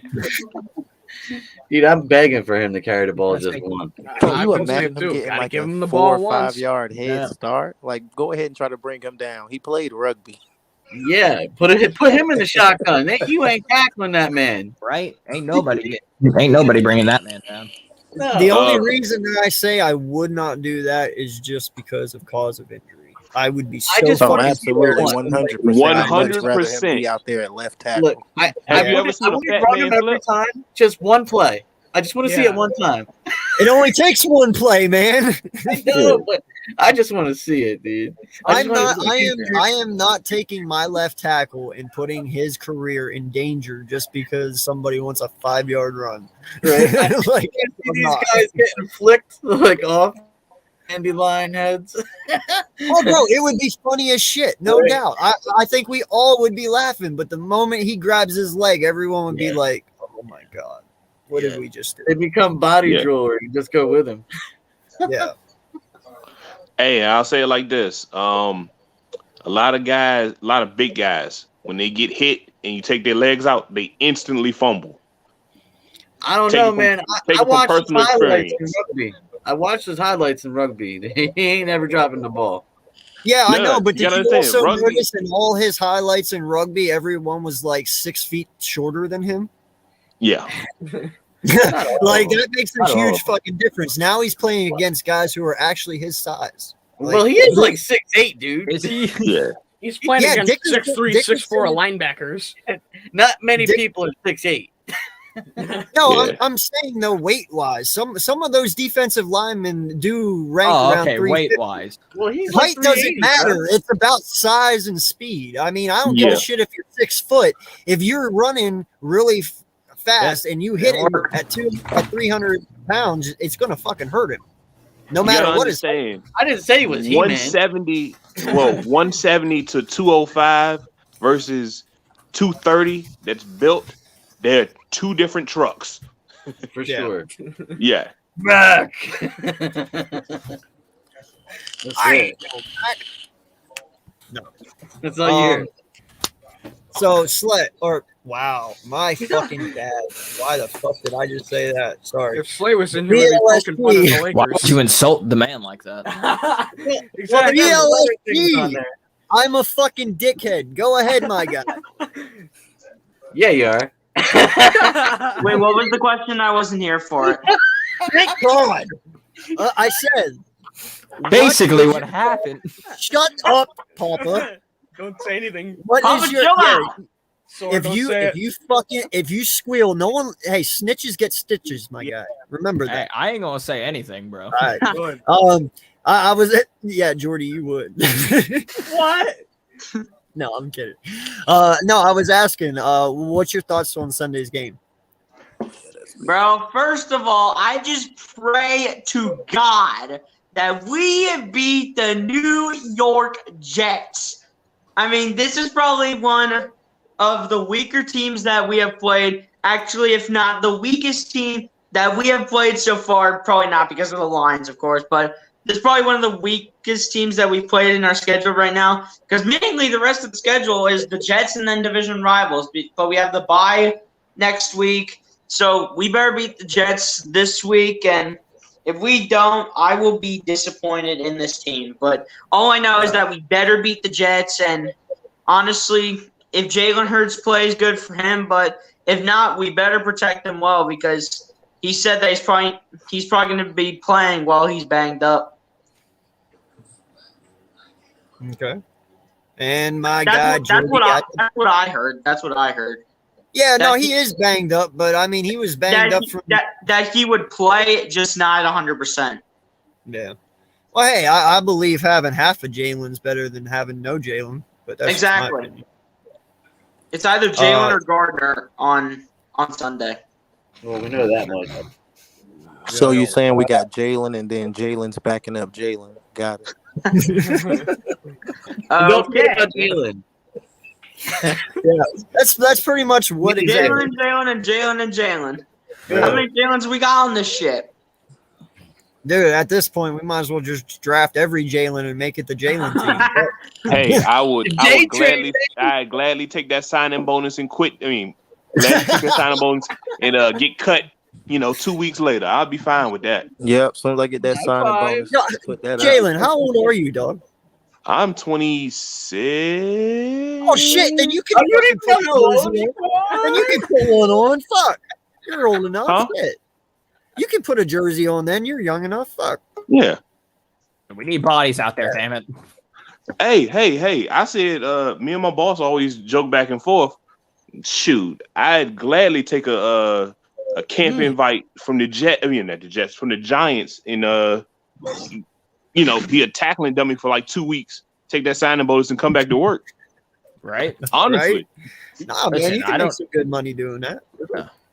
Well, what's the Go ahead, bud. Well, they got a lot of dummies on the Giants. I don't know if you knew that. there's one video. sorry, I lied. I am 27. I just did some math. Wow. There's one video of like a bunch of people that just lie down and then they lunge forward and it helps Derrick Henry with his stiff arm. Shit, I'll take the money and do that. I don't give a fuck. Right? Now, it's a lot of guys I don't mind standing in front of. Derrick Henry, man. Oh yeah, you get paid. coming at you, bro. like Listen, full speed, 250. yeah, no, I'm with you, Milton. I'm 6 foot and I'm 150 pounds. Like I'm not. Obviously, I'm just average. Beanpole. No, I'm not a beanpole. I got muscle to me. Fuck. What the fuck? That was mean. Sorry. How dare you? How dare you insult this man? No, but This man will even cancel you. me, there's no way in hell you couldn't pay me $1 million to stand in front of Derrick Henry. I'm sorry. That shit I'll be in the hospital. I'll spend half $1,000,000 just paying my medical bills. Hey, listen, man. If you told me, why am I echoing? What the fuck is happening? Help. Hey, I got these excuses too fast. Right? Somebody got another screen. Huh? Somebody's got two screens. I don't hear anything. I hear the echo. Yeah. I don't. Who the fuck is? Oh, Yeah, I hear. Jordy, we will get to you now. What? This is not working out tonight. I said, what's your opinion on Sunday's game? So, it should be winnable. Should. With this team, no matter who's in at quarterback, you're facing a Jets team that really only has two threats, and that's the running back room with Coleman and Ty Johnson. There's not really much to worry about in the receiving game. They're struggling in the receiving game. And on the defensive side, they're allowing almost 70% completion percentage, and their defense is struggling, even though it's the better part of their team. So it should be an easy game, like the Lions game. Doesn't mean it will be, because this team, this team, you never know. And let's just hope we figure out how to actually play coherent football this week, because we should. What's up, Raphael? How you doing, man? Oh, hey. Appreciate you coming on. I'm very good right now. I'm very good. What's going on, Raphael? Hey, what's up, guys? I'm sorry about that, because I'm just doing right now it's very tough, but I can see you, Eagles Uncensored, Jerrylee, Papa Sora, and of course BG.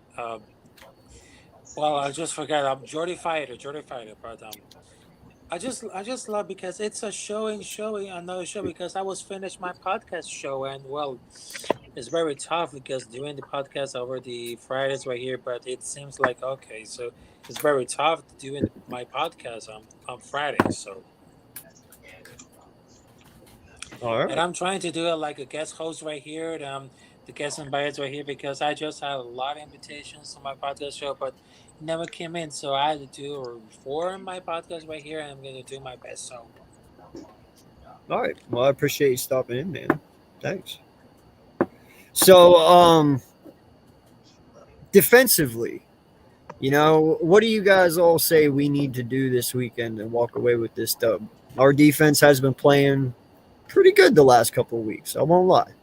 They are looking up. They're looking better. So where do you guys stand with this defense, and what do you think is going to happen, that we need to do to win the game, to stop the Jets, even though it should be pretty easy? I'd like to see Cox actually show up to a game. Yeah. That'd be good. Yeah. Because since he hasn't been doing Dick, Hargrave's been getting the double teams, and you can notice that he hasn't been in the game because of that. Yeah, I mean, they've been cutting him out. So if he shows up,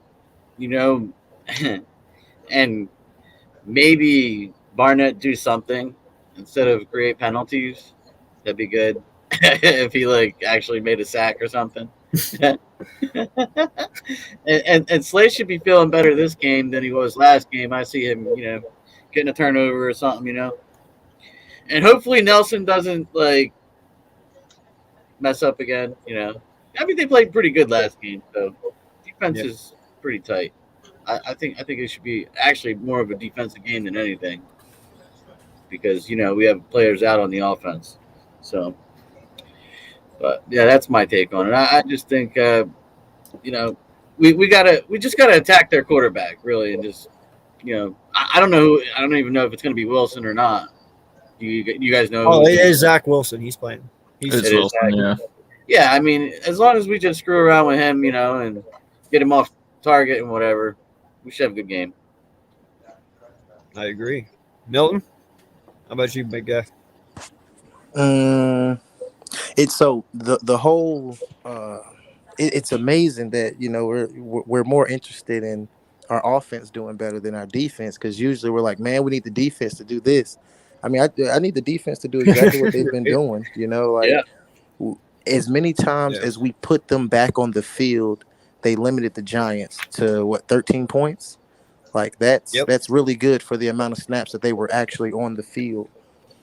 So I'm expecting a good game from the defense, and really, I mean, like I said earlier, I really want to see the Alabama connection for us really work out. Hurts and Smith. I want to see that a lot. Like I want Devontae Smith to get like 15 to 18 targets this game. Like I want to see game where he could do it. Make contested catches, which he can. He easily gets separation, and a lot of guys play off of him because they're afraid of his route running and the fact that he can get away from you. He's so quick and nimble that you misjudge. You know what I mean? You take the wrong angle, and he's making a house call. So I'm really looking for Smitty to really show up this game. I agree with you, man. I actually am with you 100%. I believe our offense is more of the issue than our defense right now, which is completely ass backwards from the beginning of the season. But, how about you? Hold on. I'm sorry. Wait, one more quick nugget. What type of defense do you guys think we should play? I think we should run a man-to-man defense for a quarter or so, just to see if Zach Wilson can beat man-to-man coverage. Do you playing right into the Jets' hands if you do that? Understandable. Press coverage, you know what I mean? Not throughout the whole game, but press coverage. Don't give them too much. No, definitely not the whole game. Yeah. Yeah, I should throw some man at him. Well, I mean, we do play 80% zone, I believe. I mean, maybe do a little bit of everything. Play some man zone and blitz coverage. How about you, Papa? Which part am I answering? The defense? What defense or your defense? Well, you can answer both of them if you want. I don't care. Defense. I don't know. I feel like it depends on who I guess is going to be active, because I could see maybe some nickel and dime. I don't know. As for your original question, I mean, I gotta agree with everybody being the offense, but I think what we're gonna see is, with Hurts being limited, and I'm pretty sure it's already been said by both Hurts and Nick, we're gonna see him more as a pocket passer this game. He might do a couple of scrambles if he needs to escape. I don't think you'll see any QB design runs or any maybe a couple of rollouts, but I don't think you're gonna see a lot of him using his legs. Milton, you were the one that said get Devontae like 15 or 18 targets a game? Yes, sir. All right. Yeah, I mean, I agree with that. Yeah, I think that's what you got to do with Devontae. We've seen him get open. We've seen that Alabama connection, and I feel like that was probably stressed a lot during this off week. Because Nick was saying like some press or whatever. I love that he's won the ball in game time or crunch time, whatever it was. So then get him the damn ball.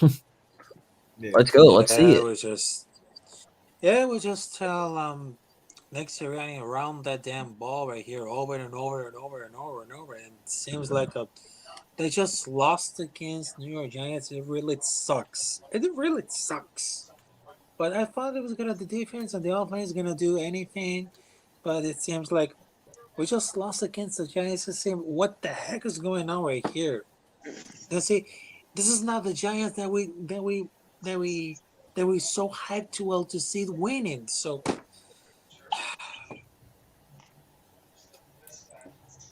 All right, Jordy, how you feel, man? So in terms of the defense, I'd say just roll out everything and anything, a little bit of everything, because Zach Wilson's still a rookie. He's not going to be prepared for everything, especially, and why not? It's going to make it more difficult for him. It may be a little bit more movement for the defense, but that's a good thing because at times our offense can get off the field a little too quick, for better or for worse, and it leaves the defense on a little too much, but it is what it is. And expanding on what has been said earlier, yeah, you're probably going to see more of Hurts as a pocket passer if he plays, but I'm still one for spreading the ball around. I've said it for a while now. Give it to a little bit of everybody.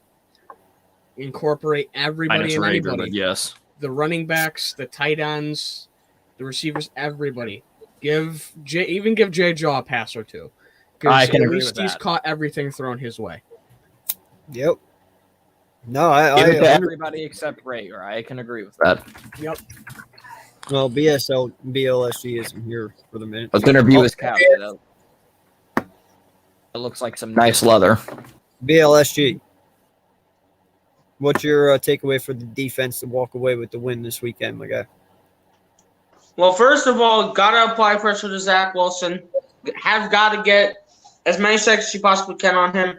Pressure that offensive line and get to Zach Wilson as much as you can. In terms of the linebackers, play that coverage and bring some linebacker blitzes up. We saw it in the past few weeks when you used a guy like an Alex Singleton and when you brought him up with the defensive lineman. Bring some linebackers up to the line and do the same thing as the defensive line. Pressure Zach Wilson. Now, in terms of our secondary, cover the receivers, which honestly, like everyone else has been saying, I don't think it's going to be too much of a concern, but Darius Slay needs to be clutch, which I think this is the game where Darius Slay will have the ability to go off in this game, and Anthony Harris could as well. Ronnie McLeod, I think he could step up in this game, and Steve Nelson might also have the same thing as the rest. So I think this defense will find a way to go off against this Jets offense. I was going to say, we all saw the pick that Zach Wilson threw last week, right? Where he just throws it at the dude's ass and the defender picks it off. Who are they playing? Texans. That's right. That's right. So I'm expecting to see like an interception from both Slay and Maddox. Oh, dude, Slay should eat this game. I mean, no lie. He Slay should have a pick six in this game. He should have two. Slay should have pick six in this game.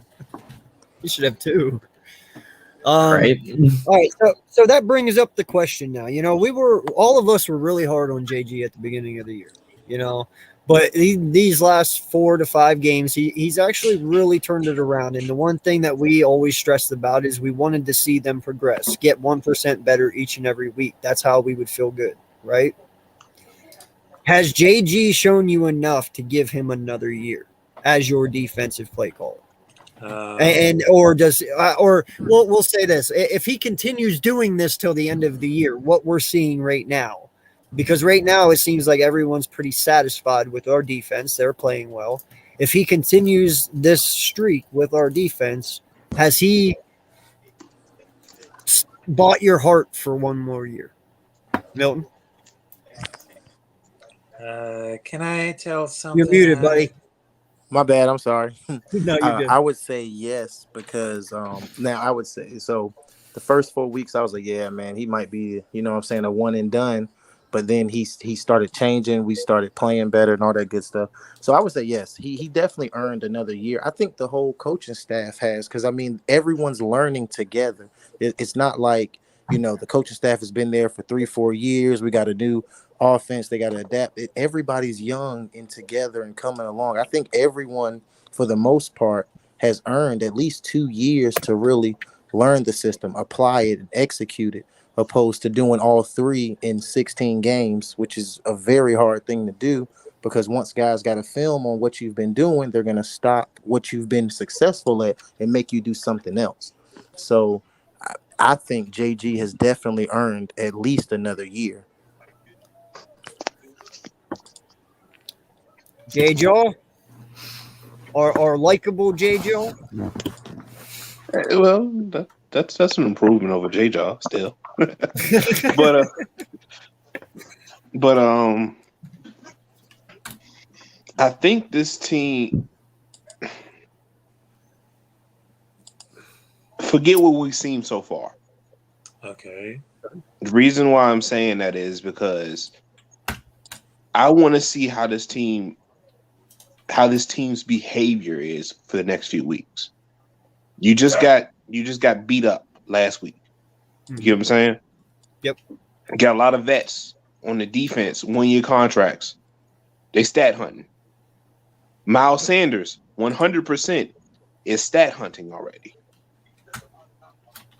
And that's a problem.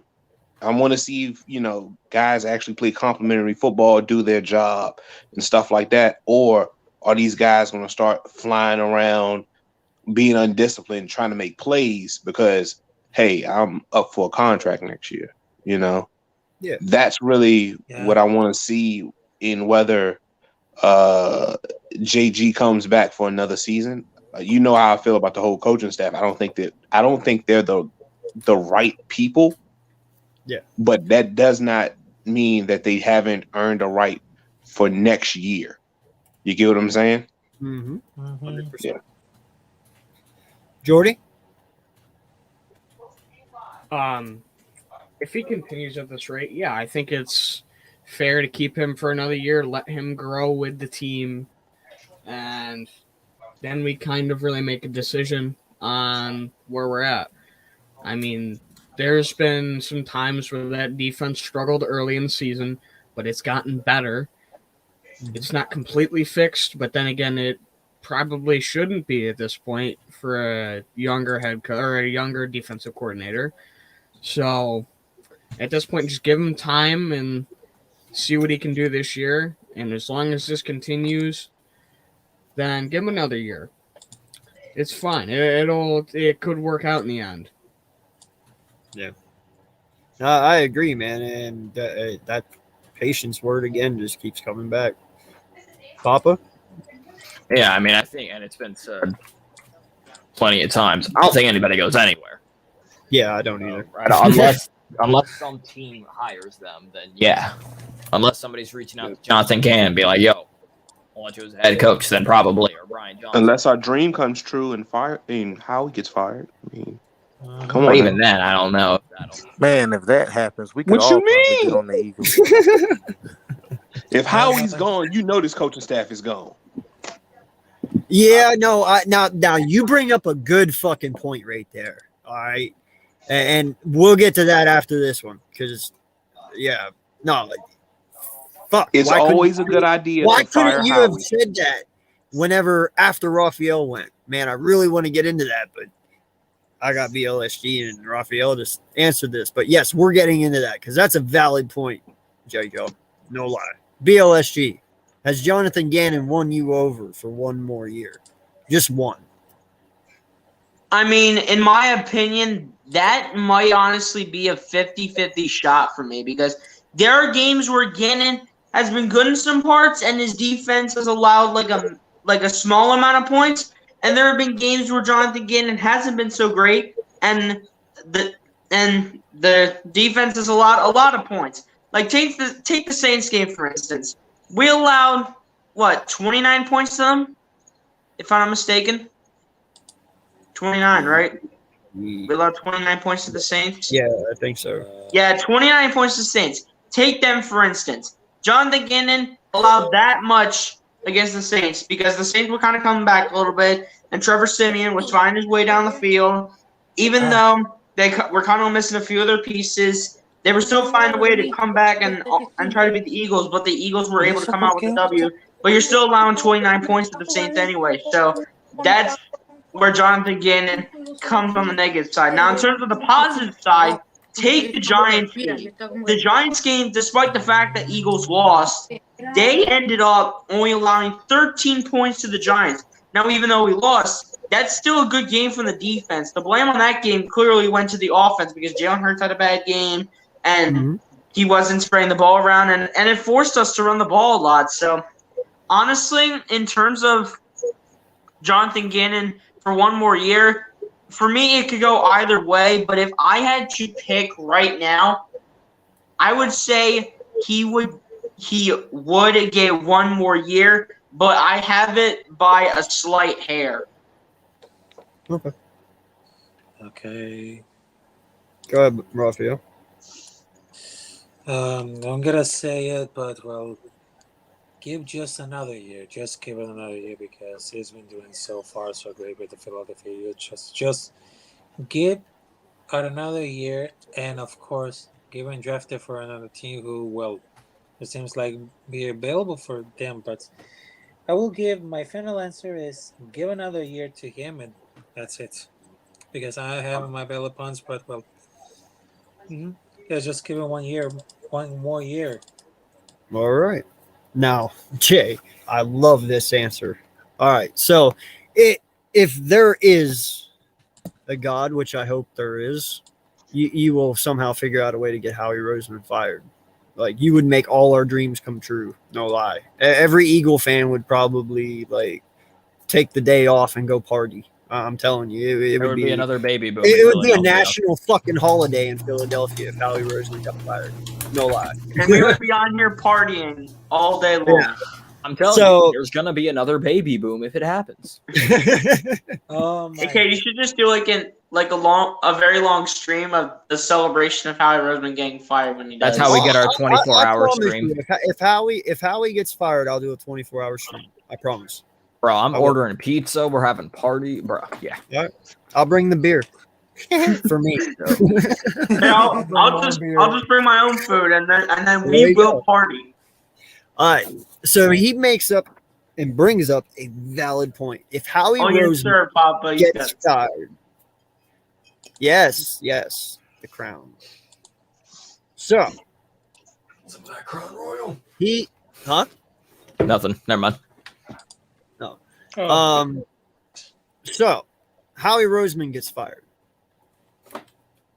One, the new guy that you're replacing him with, whoever that may be. I haven't even started looking in the GMs yet. I know some people have tossed some names around, but I really want to do my research because, if you fire Howie, the next guy that comes in cannot be a puppet. Like how Jeffrey Lurie needs someone that will literally tell him, "Hey, old man, sit down, shut up, and let me do my job you hired me to do." Not someone who's going to sit there and just baby him and do what he wants. He needs someone to kind of put him in his place, which Howie is not that guy. He's like, yes, sir, no, sir, blah, blah, blah. Okay. So what would So yes, I do agree with you, Jay. If a new GM comes in, quite possibly this coaching staff could completely be gone. I will not say that won't be possible, but yeah. I mean, what do you guys think about that? Do you see any of them surviving at all? The only guy I can honestly see surviving is Stoutland again, because you can't get rid of him no matter what you do. But yeah, go ahead, Milton. If Howie gets fired, well, so first, isn't Howie and Gettleman the two main GMs that have had multiple coaching staffs and still kept their jobs? Yep, they're the cockroaches. Up till this year, come on now. At some point, the guy doing the hiring is the one responsible.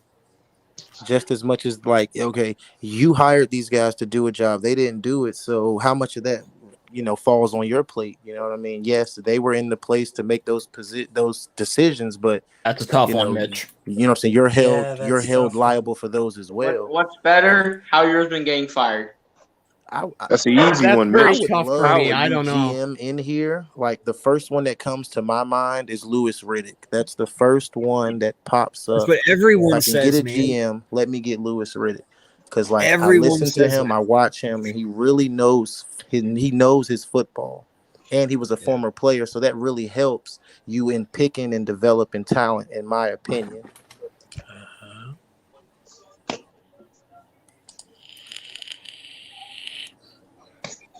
Damn, that's strong, Vic. Well, what was the one? And I didn't watch it, but somebody, and it might have been 500, post like a video or whatever, saying owner wants QB, GM doesn't or whatever, talking about Jalen. If it comes down to that, and if he really wants Jalen, he being Lurie, would he fire Howie if Howie's like, I don't want him? And that's an interesting point, Oh but we'll get that. Why the fuck do y'all bring this up at the beginning? Wait till the end. I just got hold the good shit till the end. Fuck. Go ahead, JJ. What do you say on this? Because you're the one that brought it up. What's your opinion on it? The only person who survives is Stoutland. Because first and foremost, there was a bunch of reports saying this is going to be the worst coaching staff in the league. Why did you even hire these guys? And this was from anonymous GMs around the league. If that's the consensus of your peers, understand it's going to flow to other guys as well. You get what I'm saying? Mm-hmm. So, only guy who's safe would probably be Stoutland. But the thing is, you've gone through 2 coaching staffs. Stoutland's still here. When does he just hang it up? Because Stoutland's an older guy. You get what I'm saying? He's been through 4, hasn't he? 2, because Munchak was before Stoutland. Well, he was here for Chip Kelly, right? Oh, so that's 3, yeah. Yeah, Stoutland is on his. That's what I'm saying. Year. Stoutland's been here a long fucking time, man. He's been the through longest 3 tenured member changes. of the Eagles coaching staff. Yeah, because didn't Chip Kelly bring Stout in? Yep, I think so. Yeah, that's what I'm saying. So he's been through 3. Well, wait, Chip. How many years has Stoughton been here? 9 years. Going back to what, 2012? Because yeah, he was in holy Philly. shit! So Stoutland has been our offensive line coach since Howie Roseman got bumped up to GM. Yep. Because he started in our franchise in 2010, but Howie Roseman didn't become the GM till 2012, right? Holy shit! I'm pretty sure the GM in 2010 and was in the org for a little longer. I thought Munchak, Mike Munchak was our OC, our offensive line coach before Stout, because that's when Howie got pushed in the broom closet, and everybody else came back. But then what was it? Chip replaced everybody with college guys and stuff like that. Well, mostly college guys. That is one fucked up name, Vic. How can we have a GM when we can't even say his name? I would just call that man Cam. Wait. Yeah, that's exactly what I was thinking. Hey, Cam.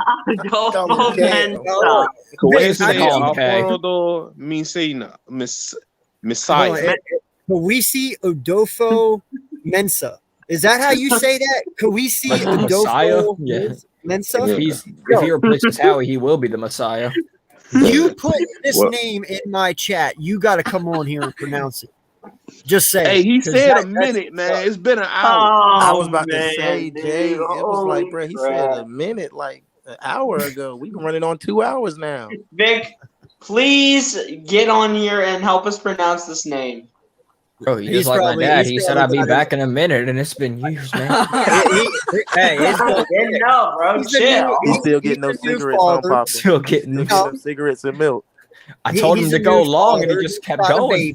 I said, he's a new father. He's got a baby, so she's probably throwing fits and shit right now. So he's probably trying to get her. Congrats, brother. But so Stoutland's been here since 2013. Did anyone figure out when Howie did the move to GM? Was it 12 or 10? No one. I don't think anybody knows. Howie was doing my research. Hold up, Alexa. When did Howie Roseman get hired as the GM?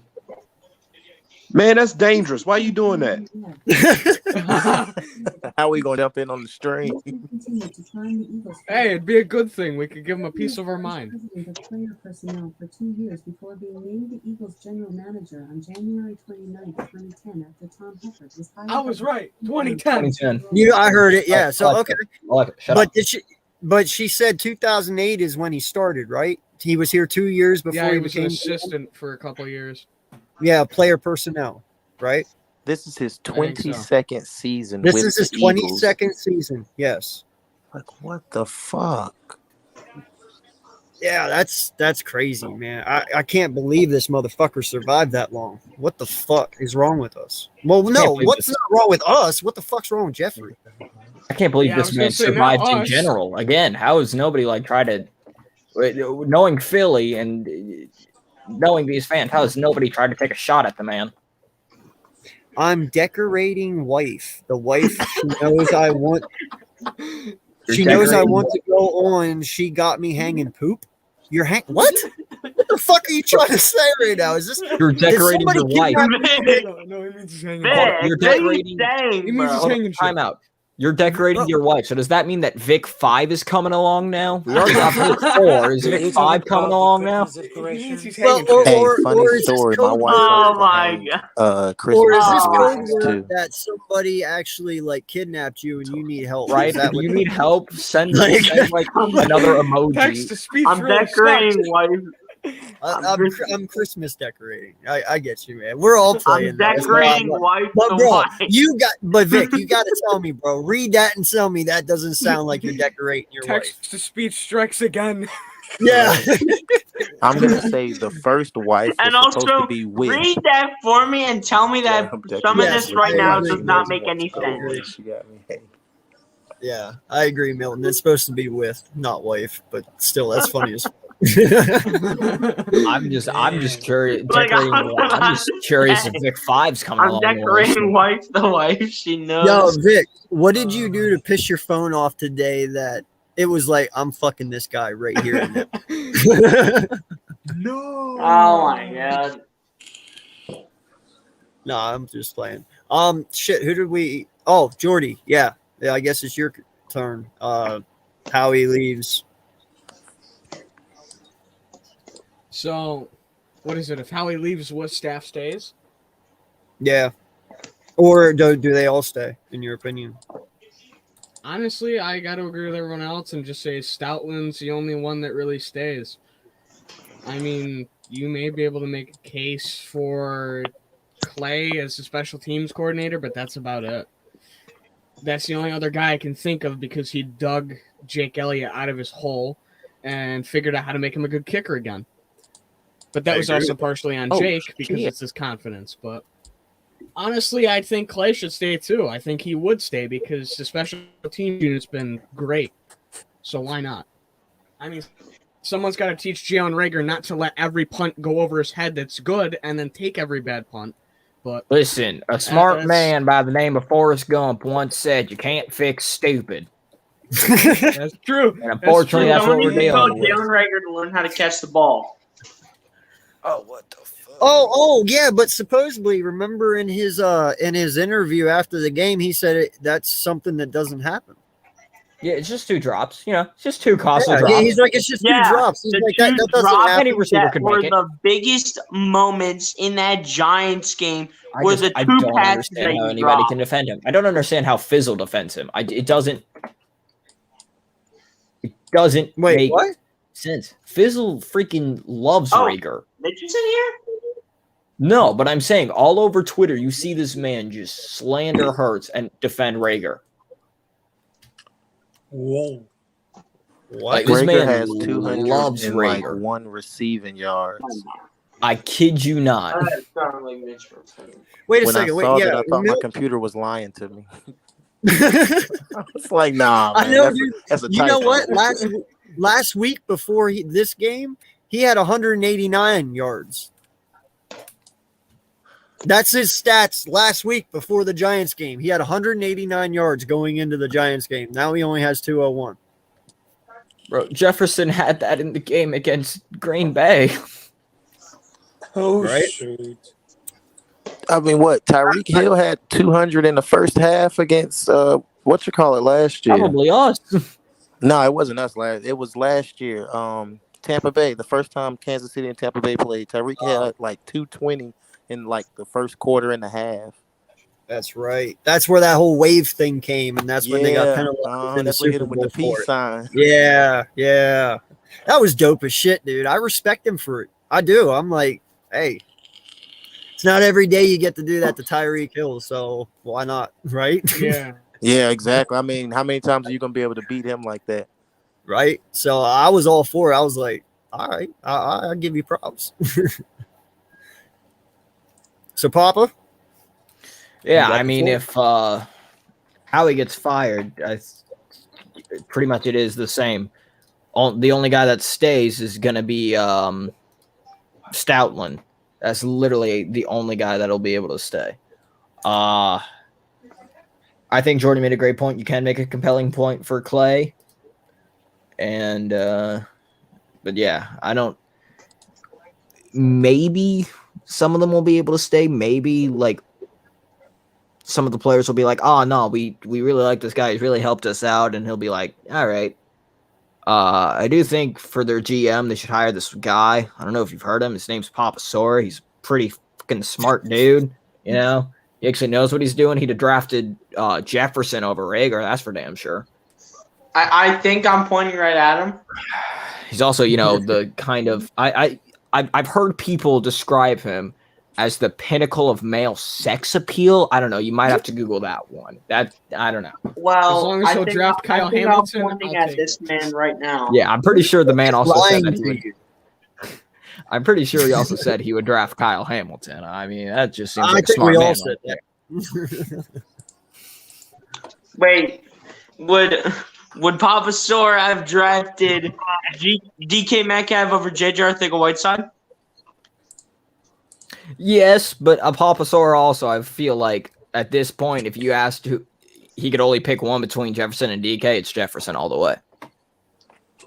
He's going to take he's Jefferson. the more complete wide receiver. Yeah, he's going to take Jefferson. All right.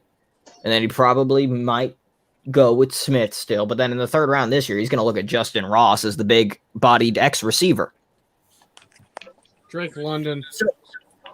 So too many injuries. Is it just me, or does this seem like DK's had like a mental breakdown this year?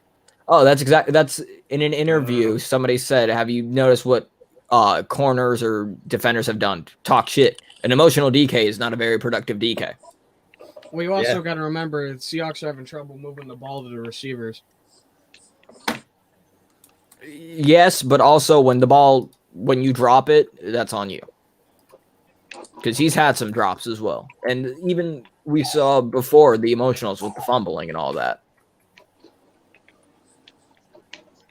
Okay. Yeah, I mean, I'd yeah, go ahead. I was just gonna restate my statement. That's probably the two, and then, like I said, you hire this Papa Sora dude to be the GM. Go ahead, JJ. You were gonna say something, JJ?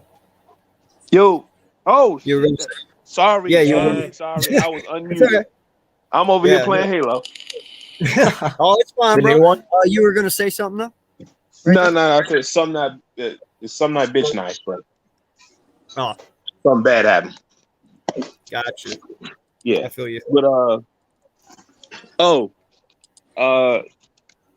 I oppose you being GM Papa Sora because I want that title. Hey, we can fight to death for it. Partners. No. I'll take assistant. I don't want to split that check with you. No, I'm saying like we'll work together. I'll take assistant, my guy. Do I get 99% of the GM funds? I'm sure we both get paid separately. No. This will be a dictatorship. I make all the money in the front office. Everybody else gets like 1%.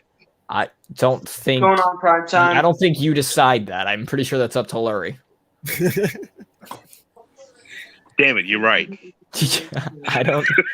Hey, you know what, man? After Howie Roseman, man, I'm telling you, I am not inclined at all to having like a test for our general manager where you go in and you have questions on a piece of paper and you have to fucking write down answers just so we Bro, know. I will fly out to Philly in a heartbeat. You know what I'm saying though? Like there's got to be some sort of test to know you're not a fuck up like Howie Roseman. There's got to be a Howie Roseman test now. It's like a BuzzFeed article quiz, like a mental test. You have to sit there and truly prove that you're knowledgeable enough for the fucking job. And you're. I don't know if anybody's ever played Fallout, but it's called a safe test. Yes, exactly. Yeah. Yes. Yeah. Yes, that's what we need now. Fire Howie, put on a safe test, and let's see who wins. I will gladly take that test. Shit, man, I had a question. BLSG, go ahead and answer while I think of it. What was it? If who ultimately would stay in your opinion if we would fire Howie? Like all the coaches, 1 coach, 2 coach, 3 coach, 4, 5 coach, 6 coach, 7 coach more, you know? All right, Doctor. I would just say I would just say that there's only 1 coach that can stay if Howie Roseman gets fired, and that's Jeff Stoutland. I mean, how long has Jeff Stoutland been in Philadelphia? He's been in here since like what? 21 years. 2013. 21 years.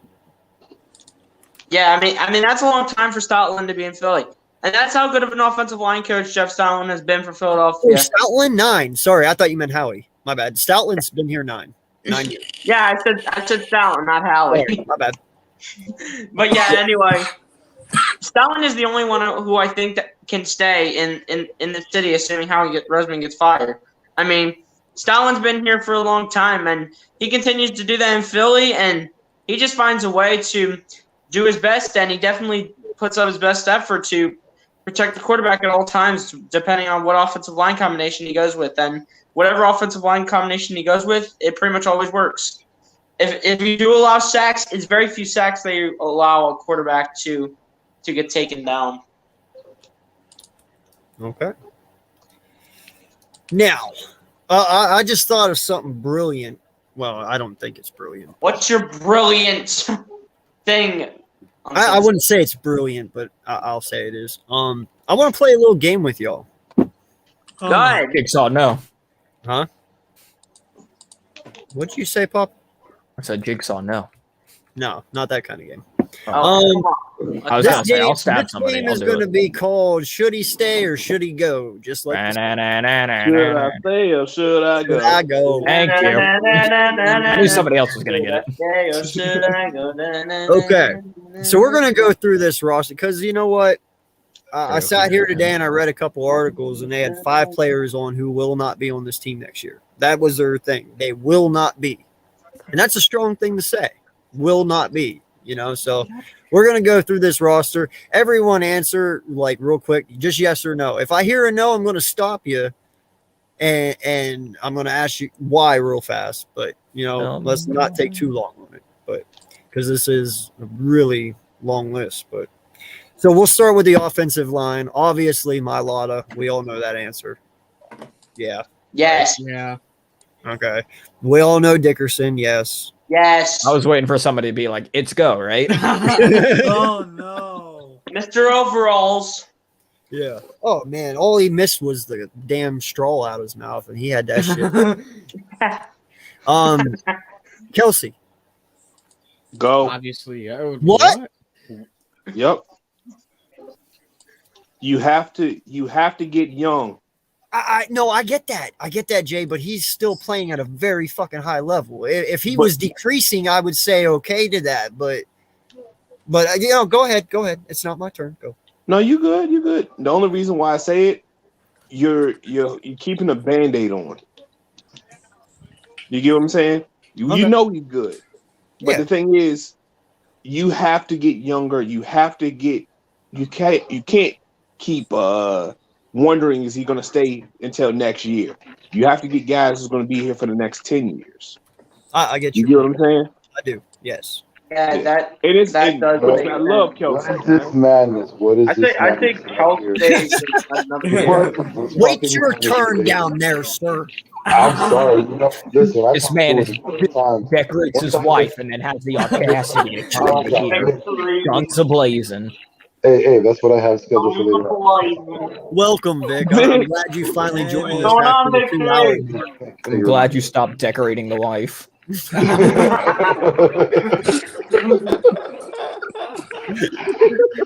Yo, did you decorate her all in white? Later. Fearless Did whispers you decorate intensifies. wife the wife?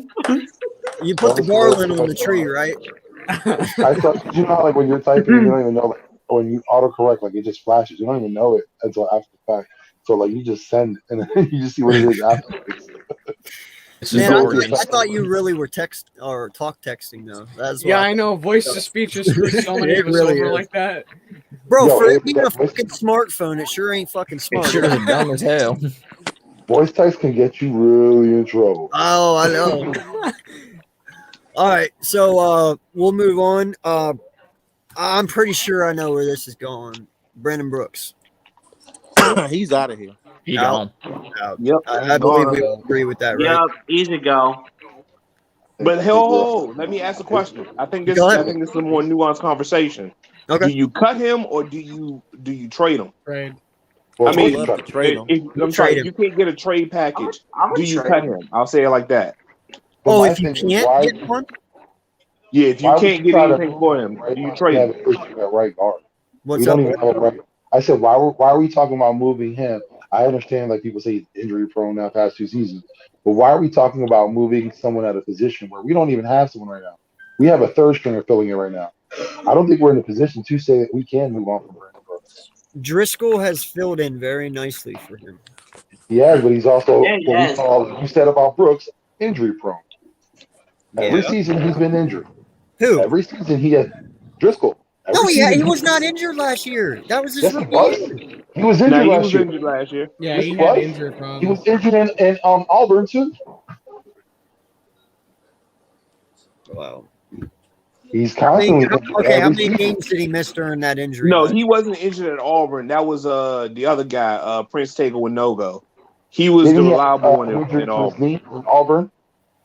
Prince He Taker was Winogo was me. He was their right tackle that moved over to guard for a little bit and then moved over to center. Like they moved around, but one of the reasons why they moved him was because of his injury. They needed someone at the position when he was coming back, so he just started filling in. Listen, That was also- I'm not one of those guys that just slap a label on somebody and call them injury prone. Okay, I understand where you're coming from, but I'm not willing to do that. Okay, We're doing it for Brooks. Brooks is 33 years old. That's why I say it. Okay, there's a huge difference between Jack Driscoll being 24 years old and Brandon Brooks being 33. But when healthy, is Huge he not the difference. best? When he's healthy, is he not the best? No, he hasn't been on the field for 2 fucking years because he can't stay healthy. That's not helping me.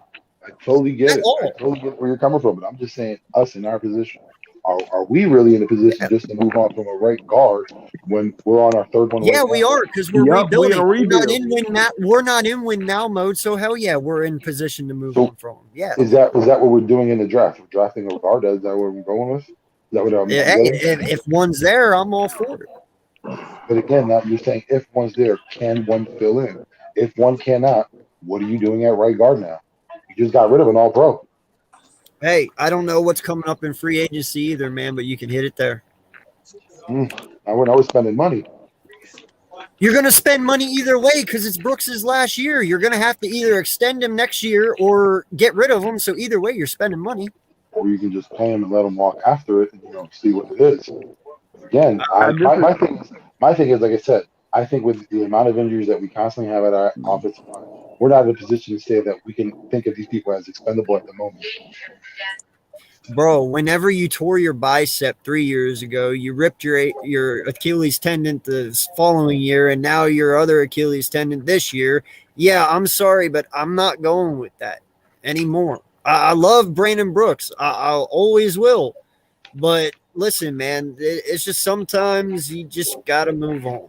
And there's nothing wrong with that. There's nothing wrong with it. There isn't. Like, I totally get the apprehension, but like I said, I feel like we need someone. We need that body, especially with his experience. Like I said, when healthy, he's the best. He's the best in the game. Yeah, but is he So going to here's be the the thing. best coming back from two Achilles tendon tears? Because I can tell you right now, bro, I've tore my Achilles tendon. I know how it feels, and I know what it does and how it hinders you. It still hinders me to this day. And he has to be a lot more athletic than I do, man. I know, but we've also seen someone who's tore their Achilles twice in the same year, and Jason Peters, and come back. Although it took a year or so, but he came back. But that's the exception, not the rule. Well, it's been done. That's what I'm saying. Yeah, but that's the exception, not the rule. But can you sit there and say that we haven't held on to JP way too long? We overextended him than what we should have. We did, but like I don't want to get to that position with Brooks. That's why I just say cut the ties. I'm not trying to stick up for him, but he's been I think helping the out main Chicago issue, he's been doing good at Chicago. Say it one more time. Now I was like, we might trash him, but he's been helping Chicago a lot. That team doesn't look like it's much, but he's been one of their best linemen. It's not saying much, but he still is one of their best. Yeah. Yo, shout out to my guy Payo Time. He's an LA Rams YouTuber. He is one of the coolest dudes I've ever got to meet on here. He's very kind. He's very knowledgeable about his team, and he just loves having fun. And he comes up with the most random questions, like the one I'm about to pop up, and they're fun to answer. And he does trivia nights over there too. He's just really cool to listen to. He's definitely one of those guys you can listen to and just fall asleep to his voice. He's just that relaxing, man. No lie. Very good YouTuber. So shout out to him. Appreciate you for stopping in, dude. I stop at his streams all the time and say what's up. So I appreciate you giving back, man. Totally. But before we go on to our thing, he has a question. What 3 current Eagle players would you want to go to a restaurant with, and what restaurant would you pick? And who of the 3 is paying, or are you treating them? I'm gonna go Why ahead the hell and say would I we know I'm pay? not treating them, because I'm gonna probably take an offensive lineman, and those guys can eat. Why the hell would we pay? They're getting paid millions of dollars. I'm out here on a teacher's salary, my guy. Hey, money. I'm glad this circle back around, because J. Jaw, you remember earlier we was talking about the practice squad NFL players make an average of $9,200 per week. Yeah, those guys got it. Yeah. Right? I'll be a practice. Put And me on dude, a have you practice ever squad. taken 3 offensive linemen out to eat? I'm pretty sure that bill's like $1,000 easy. Bro, Listen, I saw Jalen Hurts did it, and that's great and all, but he can afford that. I can't. You know what? I'll say it like this. In I'll cook for college, we had give every him some Monday when goldfish. we won, we'd all go to B-Dubs, or either go to what's the junk called? Not Outback, the other one, Lone Star Steakhouse. Oh yeah. Our collective bill was at least like $400. Damn. That's in college. That's my 1 week. That's like 1 week's paycheck for me, man. But the thing is, we had somebody looking Like out half my for income. it, so it's not like we all paid that. But you got to understand, it gets pricey, and I know, man. it's only 10. It was only 10 of us that went out, and we didn't OD. So who's your 3 then, Jay? Who would you take? I do BG, Cox, and I don't think I have a third right now. Okay. BG and Cox would be fine with me. I'm gonna do mine real quick because I don't want anyone to take mine. Right? That's absolutely what I was about to do. So I would take Kelsey because there is no party without Kelsey. Yeah, Kelsey's one of Gotta them. have a Kelsey there. He would make the ultimate dinner. I'm telling you, the laughs you would get from this man, I don't even know. Okay. I'm not gonna say Cox because I'm not too happy with him right now. So I would take Slay because Slay's just as funny as Kels. Like funny. And I'm all about laughing. And then my third one would be Jalen Hurts. Because he has I'm to pretty be sure this man just took my entire and the 3. reason that I say that is because somebody has to be the mature one, and that's Jalen. So, This man literally took my entire 3 in the reasoning as well. Like, that's why I had I'm to a do it. funny guy. I got a different one. just laugh like Kawhi. I got more realistic one. I Laughing like think Krusty the first, Clown over there. if we're talking about we're going to go out all night, then you got to take that one guy that you know that you will never get charged. So I'm taking Nick Foles because he's not paying no matter where he goes. No. He has to be on the team now. Oh, jeez. Man, that was a free ticket that's right what there I'm the saying. whole way through. Oh, right now then? then you got to take Jalen because he's that free meal. Jalen's gonna get you everywhere right now. He's the hot ticket. No. My Lotta's the hot meal. That's my lot is more like he's gonna go to a steakhouse and that's it. Jalen, you can get in the club. No one knows my lot at the club.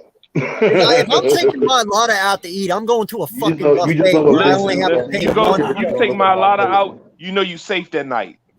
Well, yeah, ain't nobody gonna come up to me, bro. Yeah, you know, but that's security will be looking at your my whole party wild because they're like already got someone that could beat them up. Yeah, you're gonna be looked at a little differently. but see, that's the thing though. If I take my Lotta out, I'm not going anywhere expensive. I'm taking his ass to a buffet where I can only pay one fucking price and he can eat all he wants. Because I ain't paying for that fucking bill. I gotta save my Lotta for that one time, and that's that back alley bar fight. That's what I'm saving. Right, yeah. For this right now. He's my Uber. My Lotta's my Uber.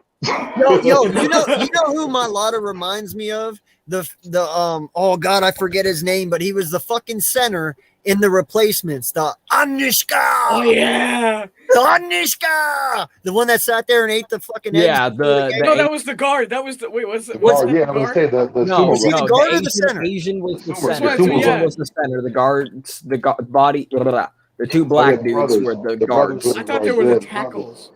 Yeah, no, the brothers were tackles. Oh, the brothers were tackles, but the Asian dude, Nandiska, was definitely the center. Yeah.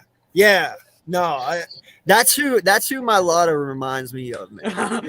I hope my Lotta's not eating eggs before a game. Oh, I know, right?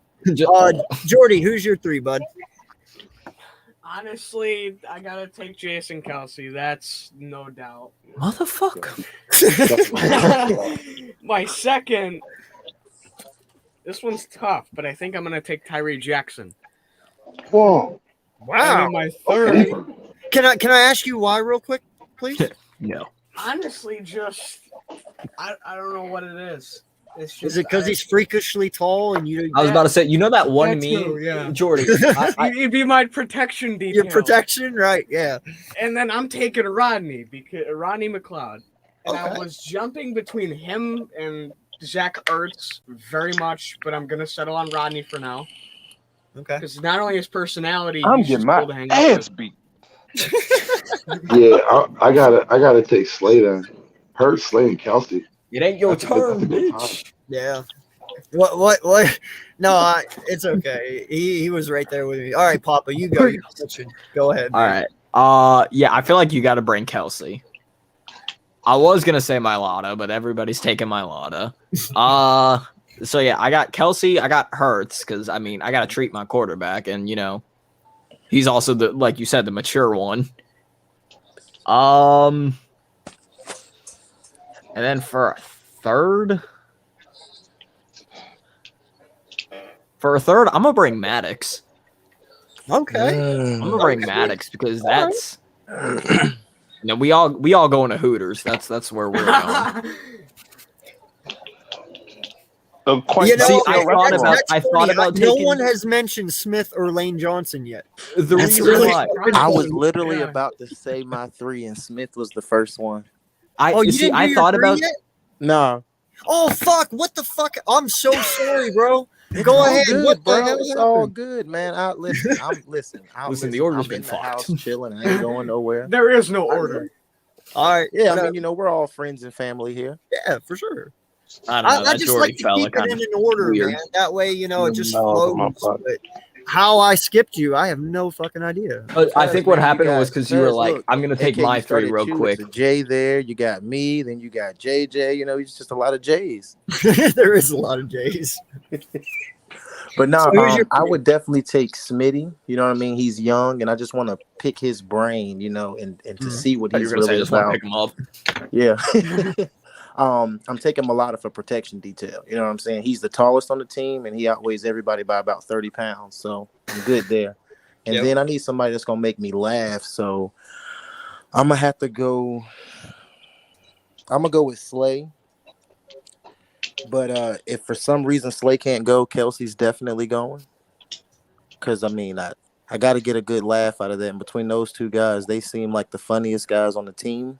Right. You know what I mean? And I in between the 4 of us, we would just have a great time out. Yeah. No, I feel you, dude. That's why I had to have Kelsey. And I tell him, you got to come in your Munster suit. You can't go to dinner without it. Like, I have to see it again. It's a requirement. It's a requirement. Exactly. Yeah. I was gonna take Smith, but oh, go ahead. Well, I was just gonna say I thought about Smith as well, but I also know Smith is more like kind of to himself, and he's like in Alabama he was just kind of in his shell, and then in Philly they kind of broke him out of his shell, but I don't know. He's gonna revert back to, you know what I mean, inside his shell if you leave him alone. So that's why I would force him to come out. You know what I'm saying? Yeah, no, I feel that. And that's actually a good thing. BLSG, you still awake or are you sleeping? That Philly game got him sleep. That 76ers game. And gone. Okay. What's this ladder? Now, okay, so we were at Brooks. So Lane Johnson. Lane deserves to stay. I was gonna say he could leave, but he's come back and we've been winning. He's been playing good. You know, he's looking like he's having fun out there. So I think we can definitely squeeze another 2 to 3 all-pro years out of him. So everyone says yes to that? Go. Okay. The reason why I say he got to go. Okay. The reason why I'm saying he got to go is because the money is. Yeah, Echo. No, you're good. I hear an echo. Yeah, I hear echo. Oh, now I hear it. Yeah, I don't know who that is. Yeah. The reason why I say Lane is that money is ridiculous. So I'd rather rip the Band-Aid off and just go ahead and call it a day. Okay. Because think about it, that play is going to decrease faster than you think. Yeah. Sorry, I'm just really thrown off by that. No, I think I got it. It was BLSG. It's gone. Okay. Right? No, still there. It's probably Papa Sora with that fancy microphone. Is it there now? Hello? No echo. No echo. Turn it back on, Papa. Hello. No. Oh, was it him? Huh? What the fuck? Hold up, let me turn that down then. Sora. It literally wasn't and I just fucking killed myself. It literally wasn't doing that. Wait, what are you playing? I'm playing He's Cyberpunk. Cyberpunk. Oh. Am I the only one not video gaming right now? Fuck, if I knew that, I'd be in my game room doing this. I'm not You know, video gaming ironically, right this is the first night on the stream that I'm not actually playing the game. I'm usually playing the game when we're in here. now. I'm What do you watching TV. I'm just Look, watching. I'm switching I finally got a between games. weekend with just me and the dog. I'm taking advantage. I know that's right. You got to maximize on those opportunities. Wait, you're taking Yeah. advantage of the dog or your time off? No. It's just Or take me. advantage of the dog. John Wick. Pause! No. I just No want one's simple screwing the John Wick pooch over reference. here. Oh, I love it. Okay. Sarah McLaughlin's gonna be pissed. So wait, Milton, do you have an Xbox? Yes, I'm on Xbox. All right, so Milton and J. Joel, I need both of your gamer tags at some point. It's my ACOG Twitter name. X It's my Twitter Avenger. handle, Mr. Keep It Cool, spaced out, all spelled correctly. Wait, that's you? Yeah. Yeah, man, that's me. Like every time you post something about a live stream, retweet. Yeah, retweet, but yeah. it never says Jay Milton, so I never knew that was you. It just says Mr. Cool. Oh yeah. No, that was Yeah, you. that's me. Well, fucking shout out to you, man. No lie. Jay always retweeting. What? I was saying, I was like, he always retweeting. I know, man. Always. Anytime they pop up, retweet. Yep, put that back out there. Let my look. Hey, look. I'm gonna let my 20 or 30 people that are following me. They'll be able to see it too. Hey, man, it all matters. You know, it is what it is. I That's just good appreciate love it, right man. there, man. Oh, you know it. So now we're gonna go. Hurts. Wow, no one wants to answer this shit, huh? Wait, hold. You said I mean, I thought it was a stay given or that he go? was staying. Like, I mean, Yeah, I thought we he's staying. look, I thought we established that like 2 hours ago in the live stream. I know. Well, it's part of the thing. I just had to do it. Right on. I thought we were gonna post that last night. Hurts. I said. Don't mind him. His internet's nuking. I was hoping that was him and not me, but I was. It's been him all night. Okay. Miles Sanders. Go. He's gone because I heard someone earlier say he's stat chasing, and he definitely is because we started him off slow, so now he's definitely trying to earn that paycheck, rightfully so. You know, you should get your money, but you definitely shouldn't shoot your team in the foot in the process. So First of what, all, we I don't know trade him? what this chuckle cheese is. Second of all, Chuck E. Cheese is closed. Maybe where you live, but it ain't closed here. Is it really? I thought they closed down. I thought that went bankrupt. There's Chuck E. Cheese's around. Yo, The you know rat what? still lives. The three Chuck E. instead of Cheese. going Charles. to dinner, we should go to like Dave and Buster's or something. You know Hell what I mean? yeah, Eat, Dave and drink, Buster's? play games. Yeah. Let's. I've only been to a Dave and Buster's once. You know, man, you I'm gotta going go to again, admit it Bobby. You live. gotta go I'm going again. to admit They it don't live. have it here. They only have have it never- back in Alabama. I have never been to a Dave and Buster's. I admitted it live. You're not missing out on much.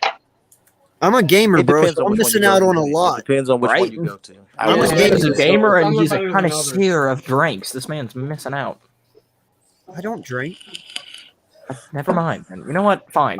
I smoke. I don't drink. See, listen. So they You can have do one that down there. here in Gotta the mall. excuse him. He's a I'm drinker down here in because North of Carolina. Florida. So they have one in the mall that closes to anyone under the age of 21 at like 10 o'clock or 9 What is that? o'clock. The So Dave they- and Buster's? So they kick Dave and Buster's. They kick anyone young out. So they're where everybody in there is just drinking and having fun. Drinking and having fun. Dude, I've been a video gamer since the Atari.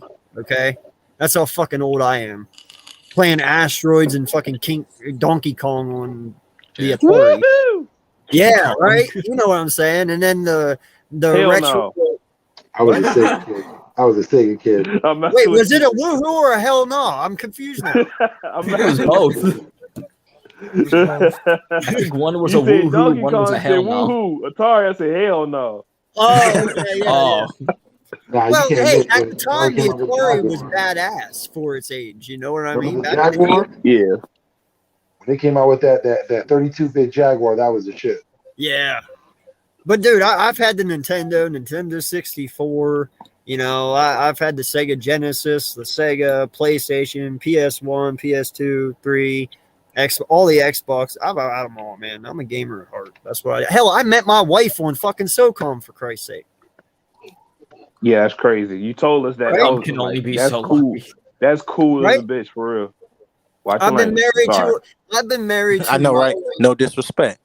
Yeah. No, I have been married to my wife for 10 years, and I met her on a video game. No, How many people can truly say that? right. Hey, listen, man, that's awesome, man. That is Right? really good that you and your wife met on a video game, something that you love, and now you know what I'm saying. Yeah. So that's really good.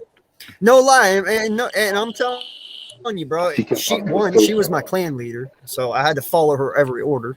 And secondly, like I said, the very first words that I was married to her already, and I just didn't know still it yet. following those orders. We still following those orders. And then this,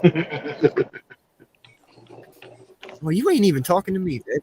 Jesus. Yeah. I'm saying you said you were So your clan you leader, know, so we still and then following those like I orders. said, the very first words I ever said to her, and I was surprised she ever talked to me again. Okay. I said, hey, somebody's on their period, because she came in flying off the fucking wall, dude. Like, men fucking suck. Fuck them, blah, blah, blah. I was like, wow. And then afterwards, I'm like, sorry, you don't ever have to talk to me again. I actually think you're kind of cool, but never mind. And then she's like, no, I'll talk to you. And dude, that was it. And look at that, 10 years later, you guys are married. Yep. Yep. I haven't been on Jerry Springer yet, so hey, maybe video games are the way to go. Yeah. The balance. Yeah, it really is, man. So I said Miles. Jordan Howard. Stay. Like, we got to re-sign him. Like, go ahead and extend him as soon as that's available. Now, this is where it gets tricky because we can only have so many halfbacks. So I'm going to ask this one first. Boston Scott. Go. Because I I would keep him think for he should go. competition. And if he But that's beats out just anybody me. else And we I'm not bring saying in, it's he because should be he's able to stay. not talented. I think he needs to go because we can get more assets for him. You get what I'm saying? And I think there's a ceiling to who he is as a player. So that's why I'm saying go. And I'd rather go ahead and expand with, new draft picks. And I can put it this way. We tried to make Gainwell the guy, but Gainwell is who he is. He's a limited running back, He catches the ball out the backfield very well, but the thing is, actually running the ball, he's a bit weak in that department. You get what I'm saying? Mm-hmm. So I'd rather go explore other options. Other than Jordan Howard, everybody else is expendable in that running back room. Okay, hold on. Real quick question. So, J-Jaw, would you want to look into putting Gainwell out in the slot or something to see if he can just be that receiving back that we bring on the field when we need an extra receiver? That way we don't have to put Miles out there when he's not very How the good. fuck does Well, that Miles happen? wouldn't be here, Shit. but yeah. Sorry. But no, go ahead. That was it. Would you split No, him out wide to be a receiver? So here's the thing: you're supposed to. That's supposed to happen anyway. Okay. It's all in how creative your offensive coordinator is and the person calling up the play. Drawing up the plays and calling the plays. You can have anybody come in and out of the backfield. It's all based off of alignment. So the fact that we haven't seen it we've seen it, but we haven't seen it that much should tell you our offensive coordinator, play caller, don't see Gainwell as that type of threat. Well, they're trying to make him that threat, but they don't see him as that threat today. Okay. Makes sense. Going back to his measurables, 5'9", 200. Yeah, he's not really going to be out there threatening people. Yeah. He's more of your scat back than anything. Yeah. Kind of like a Darren Sproles type player, almost. I was just gonna say that about Boston Scott. Like, with him being 5'6", he falls in that Darren Sproles category. Like J-Jaw said, he has a ceiling that it's a certain thing that he can do, and it's certain things that he can't do. So, forgive me, this is weird as hell being called J-Jaw. My fault. We call you J-Dub. My fault. No, y'all I'm good, sorry, y'all bro, good. but there's way too many fucking J's. I know, because I when you keep saying J-Jaw, I'm thinking the player, and no, that's me, you jackass. My time is limited. Spectrum's back on their bullshit again. Oh no, you're having Spectrum problems again? My time is very limited. Oh no, that means I'm gonna have internet It's problems. Friday, next. bro. Your time ain't limited. Worse shit. What are y'all thoughts on if we move on from Boston Scott and Miles, that we draft a running back and then try to get a vet, say like Melvin Gordon? Actually, that's funny you bring that up because I was actually going to bring up the thought: what if fucking the Giants move on from Saquon this year? I don't like Saquon. Granted, now the only reason that I bring this up is because that fucking O-line is trash. Mm-hmm. Okay, and that O-line is what gets Saquon injured. Now, granted, I can't say his injuries are done, but we all know what he can do. So if he does have an actual offensive line, that's, what do you think? That might be a game changer for Saquon. The Barry Sanders, Emmitt Smith conversation, basically. What were you saying, Vic? Oh no, I was just saying if it's for like a good deal, I wouldn't be opposed to it. I mean, because he could be more effective behind a better O-line, correct? Yeah, so it's all about how much how much it's going to cost. You get what I'm saying? Yeah. Exactly. Well, you would think it'd be Because- lower because of his injuries, though, right? Like he's not going to get top dollar because of injuries. So here's the thing: lower compared to who?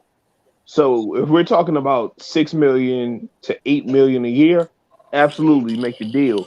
But the thing is, if he's going to get fairly compensated, nah, I'm out. What Even- would you say even- his window is, being with his injuries and everything he's dealt with the last 2 years? If they What's the release him, market what for do him? you think a team will pay? Yeah, because of They injuries play and stuff. 10 plus. His base salary that you would be Yeah, willing 10 plus. to pay. 10, like 10. No, other teams would be willing to play 10 plus. I'm only willing to go up to 8 max. Yeah, because the market is looking a little scared. But that'd be a So all you desperate, have- right? Well, all Huh? you have is Leonard That would- Fournette and Melvin Oh, Gordon. go ahead, Vic. No, I'm saying the market, all you have is Leonard Fournette and Melvin Gordon.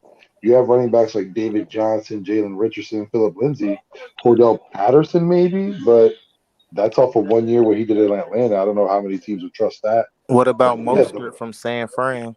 Yeah, he's Hell available. no.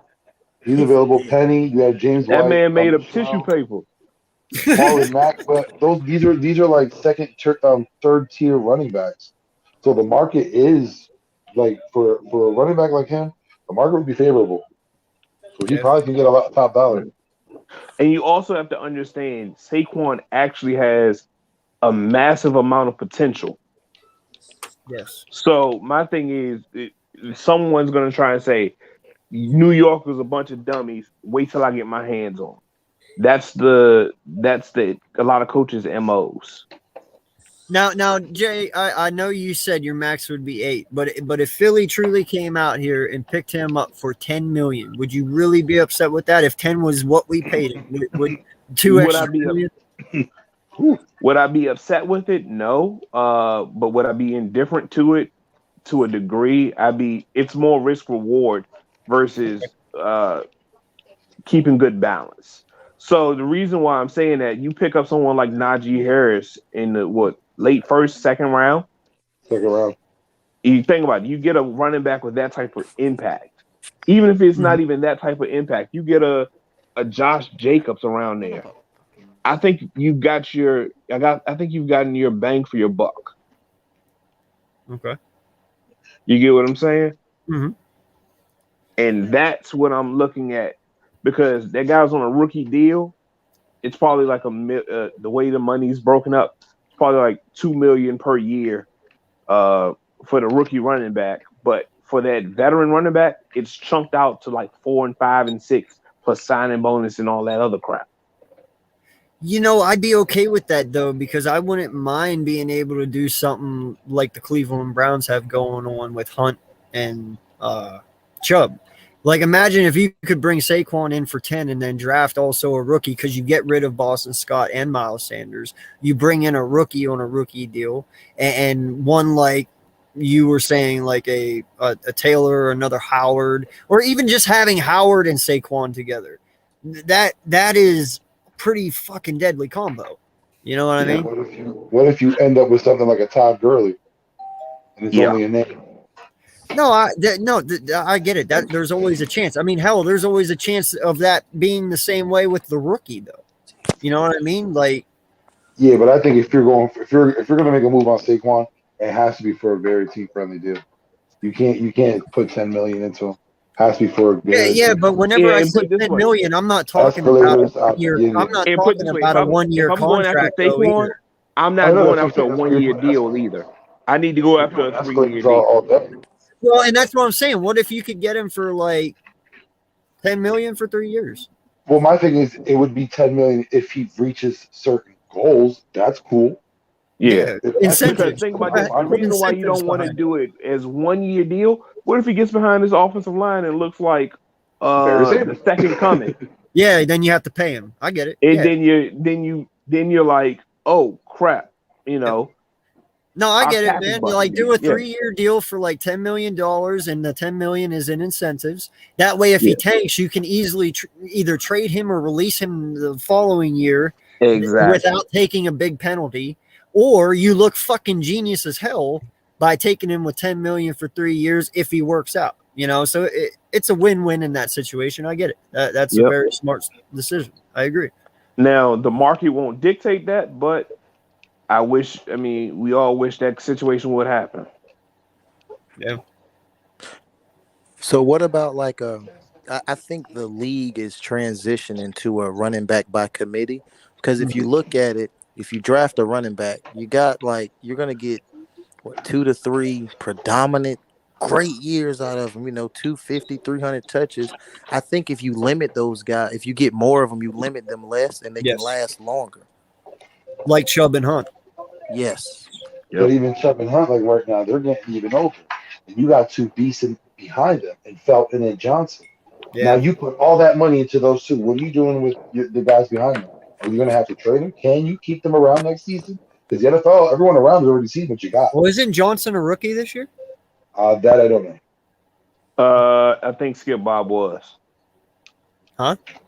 I think Skip Bob was, because I don't remember his name. But yeah, I think he was. Because if he's a rookie, then he's got 4 years. They're set. They're good on that. No, he was like a UDFA type rookie. Oh, okay. He's in what? They get those 3-year contracts or 2 years, something like that. Yeah, they drop them when it's UDFA, was in the it ranges so much. Whatever, something like that.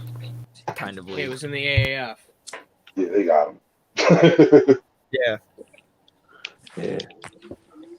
All right, so it's at least 2 years because of the because think about it, the deal we gave us. What's the Skip Bob, the wide receiver? We all liked DJ. No, other guy, bigger dude. Watkins? ODU product. Wes Watkins? ODU product. No, ODU. Fulgham. There you go. He was yeah. Listen, it's similar to his deal. Go ahead. hey, honestly, and Jay, I think I know Milton. I think I know where you're about to go with this. He is a free agent. You know that, right? No one has him. And as bad as Fulgham, he's a free agent. No one has him. He's on Miami practice squad right now. Since when? Why does it seem like we're swapping players with Miami to put them on their practice squad just to hold them for us so we can get them back? Well, because what I'm saying is, would you not be inclined to go and bring Fulgham back at how bad Rager's doing right now? I mean, Fulgham showed us more than Rager has he not? And then throw Quez in the slot. There's a reason why he's not on the field. He's not on the team. There's a reason why he won't be coming back. There's a reason he's not on the team is because Howie made the 53-man roster, man, and he's going to take fucking Rager and Quez because that's his guys he picked. You got one guy. Who's that? Oh, Hightower as well, and J. Joe. No, another guy. What? I mean, he's as irrelevant as we're making him seem because we can't think of the guy, but you know what I'm talking about. No, I don't. You definitely know who I'm talking about. Give me another hint. He likes umbrellas. I said J. Joe. Oh, I thought you said Rager and Watkins. No, I said J. Joe second. Oh, sorry about that. No, you're good. Yo, Hunter, what's good, my guy? How's it going? Appreciate you coming in, dude. Yeah, no, I just think the roster was too full for him, man. And because he was an undrafted free agent, he kind of already was stuck. You know what I mean? Like, they're going to choose their draft picks before an undrafted free agent. At least. Hey, when was the last Greg Ward sighting? Last weekend when he missed the ball in the end zone. On the throw that Quez Watkins is 4 for 4 on. I don't know how many targets Ward has, but he has 2 receptions for 2 touchdowns. Yeah, no, Ward is definitely he doesn't play much, but when he does, he makes an impact. I mean, usually. Yeah. But I think that also should show how bad our receiving talent was for the last 2 years. Oh yeah. I mean, would you take Ward over Rager right now in the slot? No. No, but I would be willing to give Ward a few more snaps though. Yeah. Because I'll say it like this. Jalen Reagor catches a drag route, I feel a lot more comfortable with the ball in Rager's hands than Ward's hands. Okay. Excuse me. Lord Jesus. Ward is definitely a third down wide receiver. Rigger is out. Yeah. Okay. So, I'm pretty sure we don't have to go through the wide receivers on this, because other than Quez and Smith, I'm pretty sure I know what you would say about everyone else after this season. Am I right? Let them burn. Okay. All right. I was about to say, other than those two, I really haven't seen them. So what have they done? Yeah. So I can move on from that So position. let me ask a question. Yes, sir. This is gonna sound a bit weird to a lot of people. Are we sure Devontae Smith is a true number one wide receiver? Oh, I don't know if he is. No, I don't know, but I mean, I'm okay with him sliding over to the 2 if we can get a veteran. But we're He kind can of develop into a 1, but right now, as he sits, I believe he's a 2. So I'm not alone in this. No. He's Okay. good. Don't get me wrong. He has all the talent in the world to be a 1, but he's not there yet. He's still But developing. I'll say it like this: even if he develops fully, I don't think his talent is going to be D-Hop. I think his talent is more like a Marvin Harrison, Keenan Allen. Mm-hmm. I like Marvin Harrison like that comparison. Yeah. No, like understand Smitty Marvin strikes Harrison me as a possession is guy a Hall of that Famer. has speed. Yeah. You get what I'm saying? You got to understand. Marvin Harrison is a Hall of Famer. So that's why I Most said definitely. Keenan Allen. Yeah, but Marvin Harrison, the reason why I compare him is because he was a technician. That man knew how to run. I agree. Every day I'm with talking Peyton about Manning, that's level all of he was impact. He can be, again, but it all depends on what's That's a good around him. one, Hunter. That's a real good one. Traylon Burks. Yeah. Well, we're in the range of snagging. No, that's a wide receiver, by the way, if you guys didn't know. So I don't know. I really like Justin Ross. Papa Sora is gonna make sure that we all know Justin Ross until like week 3 of Sure next is. season, when someone else, if we don't draft him, we're gonna hear about it. You know I who don't else I understand why really I'm getting like? flamed. I'm just saying I like Justin Ross. I really like Jamar Chase. Is he a Florida guy, Papa Sora? No, he's Clemson. Oh, okay. Yeah. The only non-Florida guy he's going to campaign for ever. I was about to say, because I know Papa Sora. Kyle First thing he says is, "Listen, I'm not being biased, but this guy." Kyle Hamilton. What's his Papa? What's his physical attributes, like height and weight? What is it? 6'3", 225. Oh God, damn! Hell yeah! Justin Ross? I thought Ross was 6'5". No, I'm talking about on Burks. Dylan Burks is 6'3", 225. Ross is 6'5". I think around that weight as well. Yeah. Yeah, no, I'm with you on that, Papa. You know, I've said it last year before I even started my podcast and my stepson. I'm so tired of the pixie stick wide receivers. Yeah. You know, like 100%. Let's get some fucking height in here. Let's get some big dudes, Oh. 6'2", 6'3", 6'4" guys. People who What do you can think fucking be about- legit threats. Like, I'm tired of the 5'1", 185 and quick as fuck, boy. Like, What do you no. think about Drake London? Or London? Drake Sorry, London. he is 6'4", 205. Yeah, he's about 6'5". Rick something like that. London would be a good grab, but the only concern is injuries. 5XL gloves. How, man, you've done your homework, Hunter. Yeah. You No, I even mean, know I the like- man's glove size. Shit.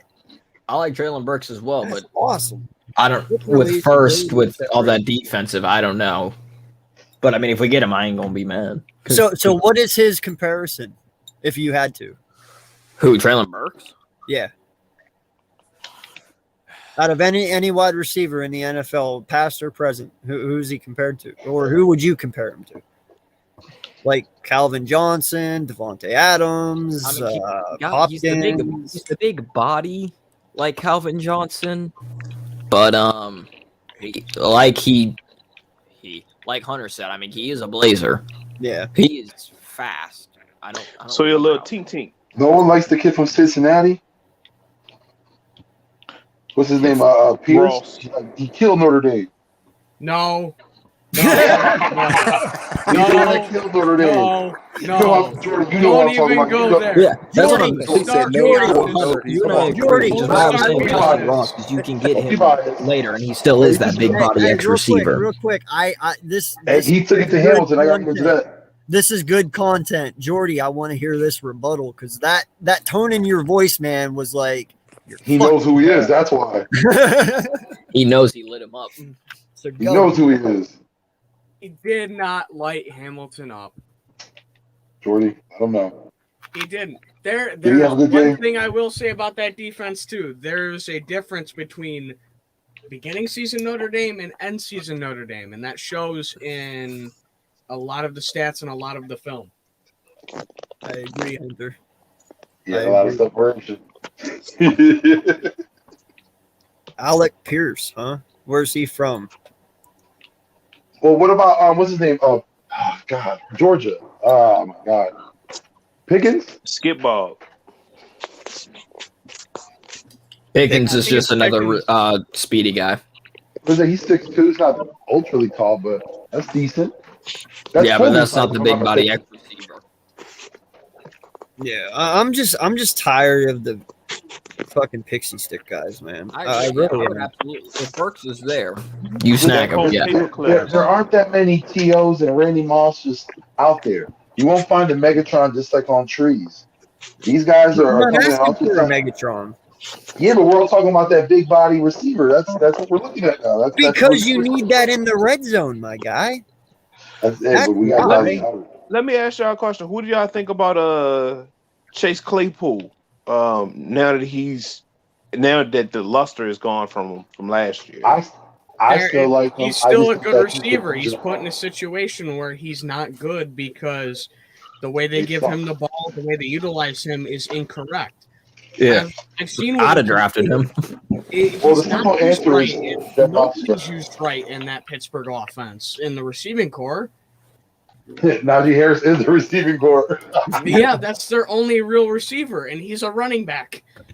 So Jordy, you would be all for bringing Claypool to Philly, wouldn't you?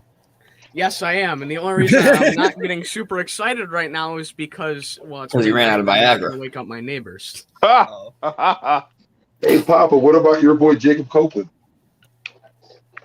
I think he's gonna stay another year. I mean, is he good? Yes. You couldn't tell anything from this year because he had Emory Jones as his quarterback.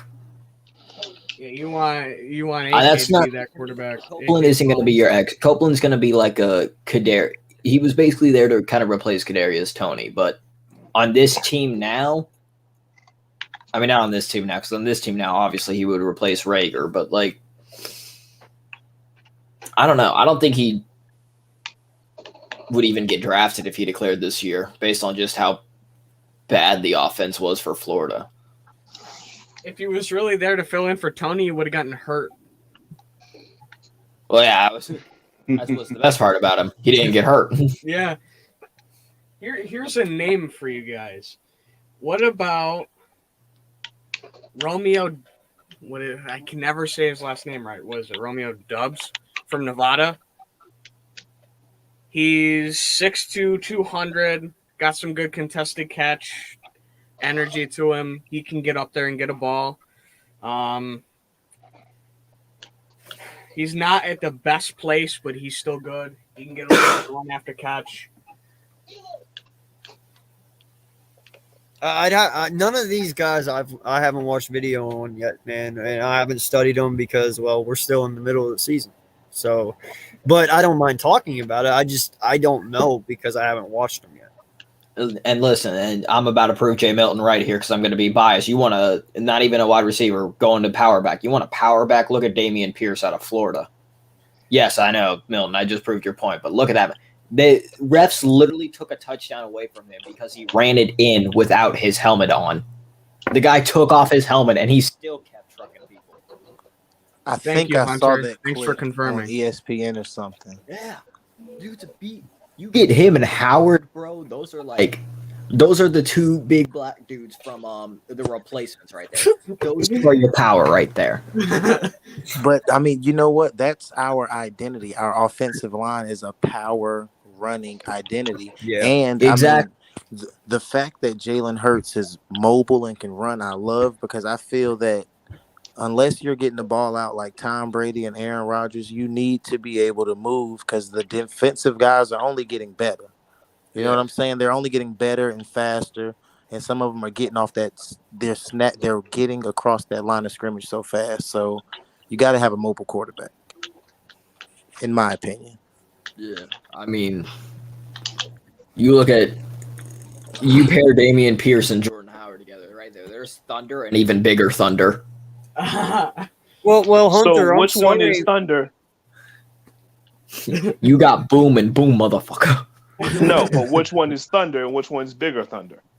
I gotta look up what Jordan Howard's weight is. I think About 225. 225.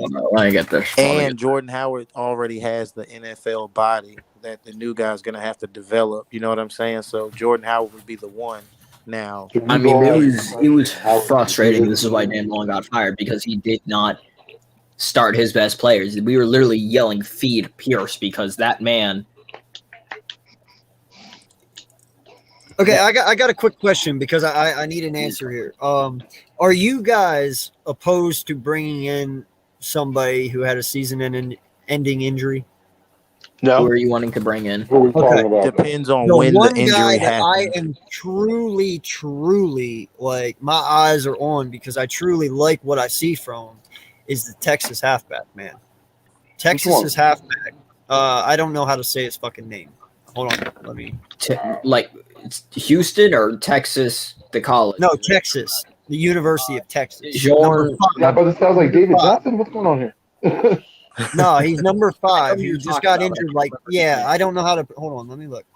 It's like DiGiorno something. It's not DiGiorno, but it might as well be. Yeah, it's a weird first name. It sounds like a fucking drink or a food or some shit. By the way, so Jordan Howard, 6'2", 225. Pierce, 5'10", 215. So I guess Pierce is thunder and Jordan Howard's bigger thunder. Then why would I need to bring in another thunder if I already got bigger thunder?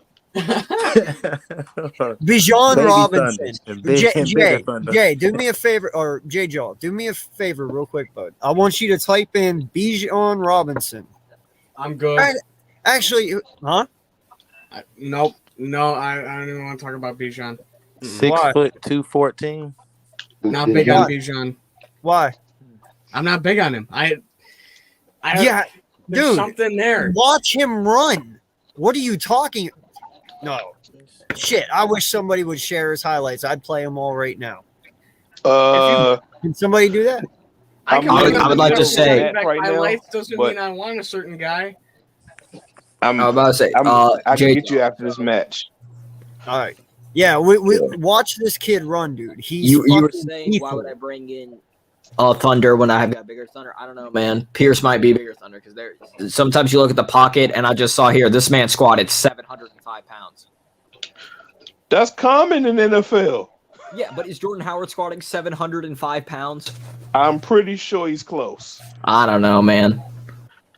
So, Yo, look, even Hunter said it. Bijan is unbelievable. 2023 first round, no doubt. His progress from last year of high school to now is crazy. Bijan Robinson is definitely, hands down, the halfback I want for this team, my guy. I'm telling you. He's a little bit faster, not a little bit. He is faster than Howard. He's power. He's all power, my guy. He trucks everyone, and he is fast. You're right. But I kind of, Hunter, would you be okay with the comparison to I can't believe I'm going to say this, but a fresh DeMarco Murray, so to speak? Like when he ran 300 times that one year and had that unbelievable season, he kind of runs like DeMarco Murray, I'd say, like a good one. But no. Dude, you got to watch out for Bijan. This kid is going to be fucking phenomenal. I'm telling you. He really is.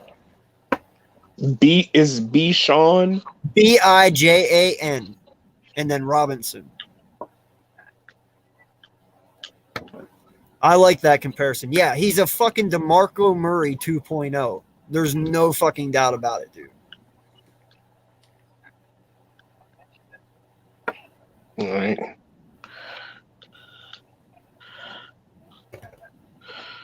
Are you sharing it or are you just watching? Who, me? Yeah. Oh no, I'm filling my match. Oh, well, okay. Man, playing Halo. I got three more kills on Slayer, and I'm out, and then I'm gonna do it on my Xbox. I got it actually. I'm on my laptop. I've just never shared anything before, so it's new to me.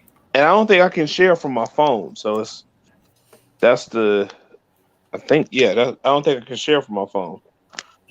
All right, I got it. Here we go. Hold on. Let me see here. Sophomore from Tucson, Arizona. Great playmaker. And then what? Share? Yeah. And then to what? Do I have to copy it then? Or what? I've never done this before. Hit the share button and then it'll bring up options. You can either share to tab, share to window, or I don't remember the third one. Well, on mine it says Twitter, Facebook, WhatsApp. I don't know. Mine's different.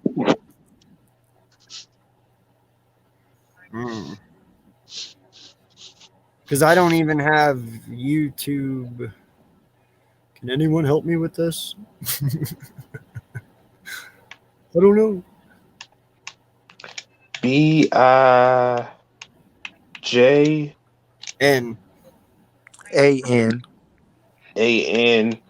Robinson. Yeah. J.A. Robinson.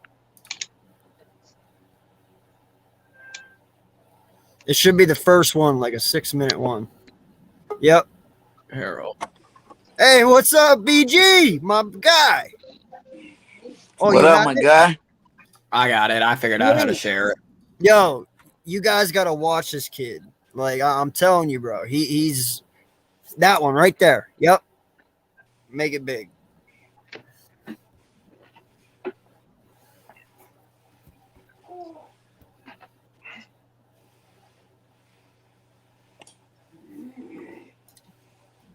I'm looking at him now. There's no way in the world this guy is bigger thunder to Jordan Howard. Huh? No way in the world this guy is bigger thunder to Jordan Howard. Bijan? Yes, absolutely. Say the bigger thunder.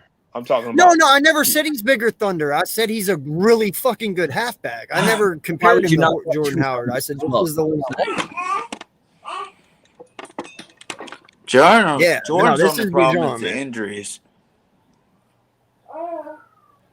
But yeah, he's got great speed, dude. He's got power.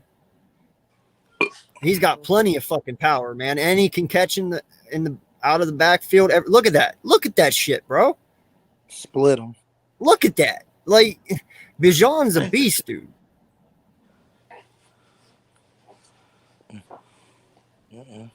Nope. Oh. Get off me. You too. Yeah, Get look off at me. this shit. Look at that. Look at that. What You the- can't fuck with that. You cannot fuck with that. Come Y'all on, need to man. look at, was it Bryce Hall?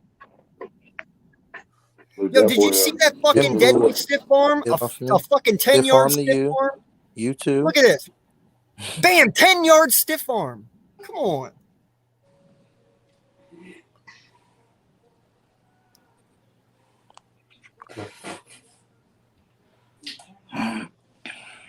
He's a one cut back. I don't I care. like him. No. What I'm saying is, put it this way: he gets the ball, he makes one cut, and his thing is he's going vertical. And Yeah, then you're when he looking gets to the at, second level, that's when he might start trying to break stuff out. I mean, Get are you to okay the with point. that, though? Yeah. And with Miles would be deadly. I said, are you okay with that? Yeah, I'm fine with that. This is his play style. That's not a knock or anything. I got you. Yeah. Yeah, but see, he can catch the fucking ball. That's a big thing. He can catch it. I mean, He already hurt. We were supposed to have a back that could catch it, but he got Miles can still butterfingers. catch it, I think. Huh? I think Miles can still catch it. Oh yeah, I think he can too. I'm just saying he's really fucking good, dude. Miles is just suffering from mental block. I like the running backs in this draft. There are a lot of good ones. Oh, Clippers versus Nuggets Sunday at 1.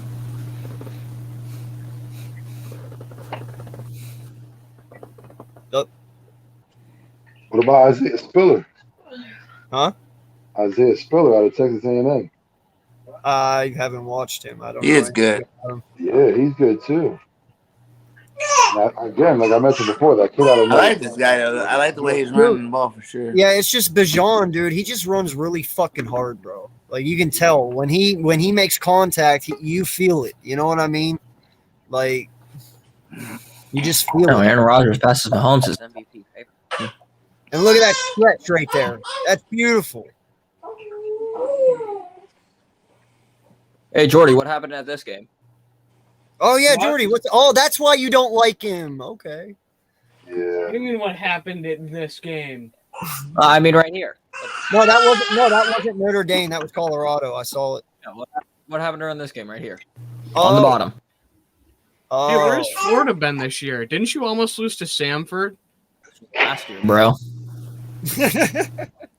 We're cutting deep, right? The bowl games not the bowl game, conference championships are coming up right tomorrow, right? Actually, there was one tonight. It was the Oregon-Utah Yeah. game, and Utah wiped the floor with the them. Pac-12. Oh yeah, who won that? I'm one? so excited to see Utah by far. see Billy Napier coaching. Man. But no, man. I mean, but that's Bijan right there. I truly think he is a really good player. I think he would be really good on this team. And, that's just my opinion. But I just wanted to show him off a little bit because I've been watching him very closely, man. I'm looking at his film right now. Yeah. It's take the power element out of it. It's Gainwell like.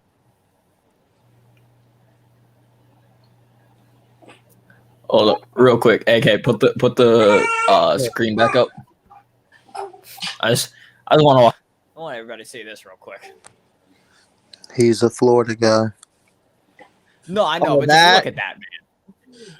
Yeah, that Florida back is pretty tight too. I watched some highlights on him the last couple of weeks. I'm sorry, that's just Want us dope to as see hell. Florida That man play dude football? literally ripped his helmet off, and he's still What's his running name? in for the Damian Pierce. Pierce, yeah. Well, I understand that, but do you know how many people will get their helmet ripped off and keep running too? No, but Everyone. that's not the first time. That dude does it a Dallas lot. Goedert. Huh? Yeah, okay, I get exactly why. That's exactly why we should draft him.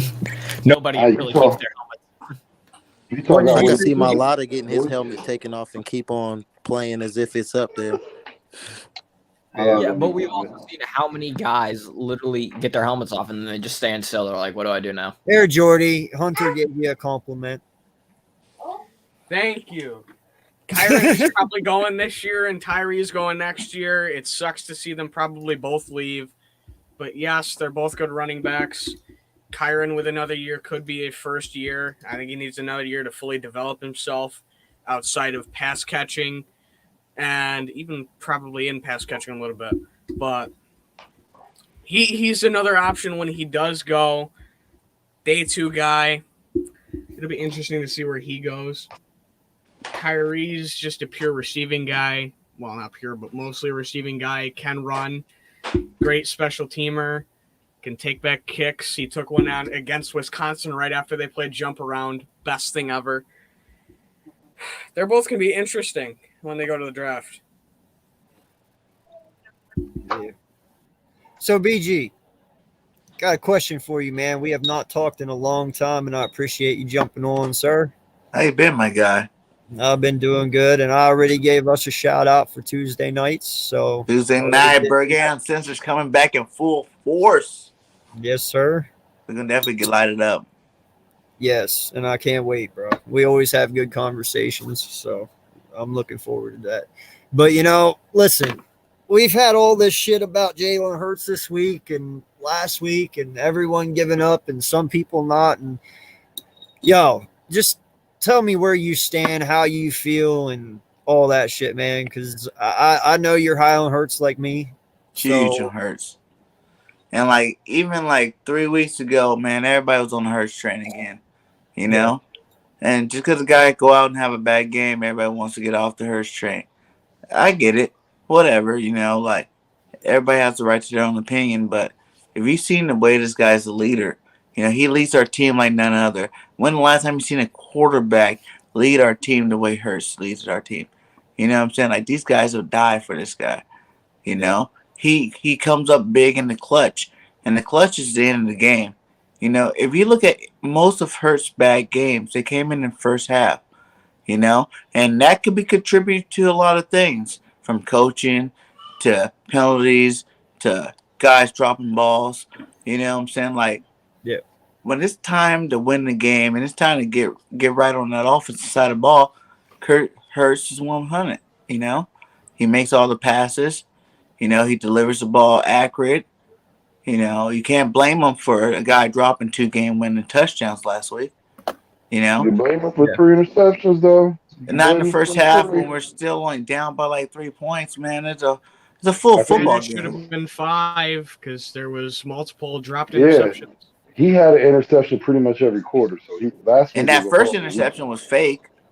That's a pass interference. That never got called. Yes, I agree. And everybody wants Hurts to anticipate the throw. And that was one of the examples of Hurts actually anticipating the throw, throwing it where it needed to be. And he totally got pass interference if you watched the replay of that. So Hurts did his job on that one. Yeah, referees didn't call it. We took the sufferer from it. But you look at the rest of that game, though, Hurts definitely stepped up. That's the other 2 interceptions, yeah. But then you talk about the 2 drop passes from Rager, the 1 drop touchdown pass from, Ward.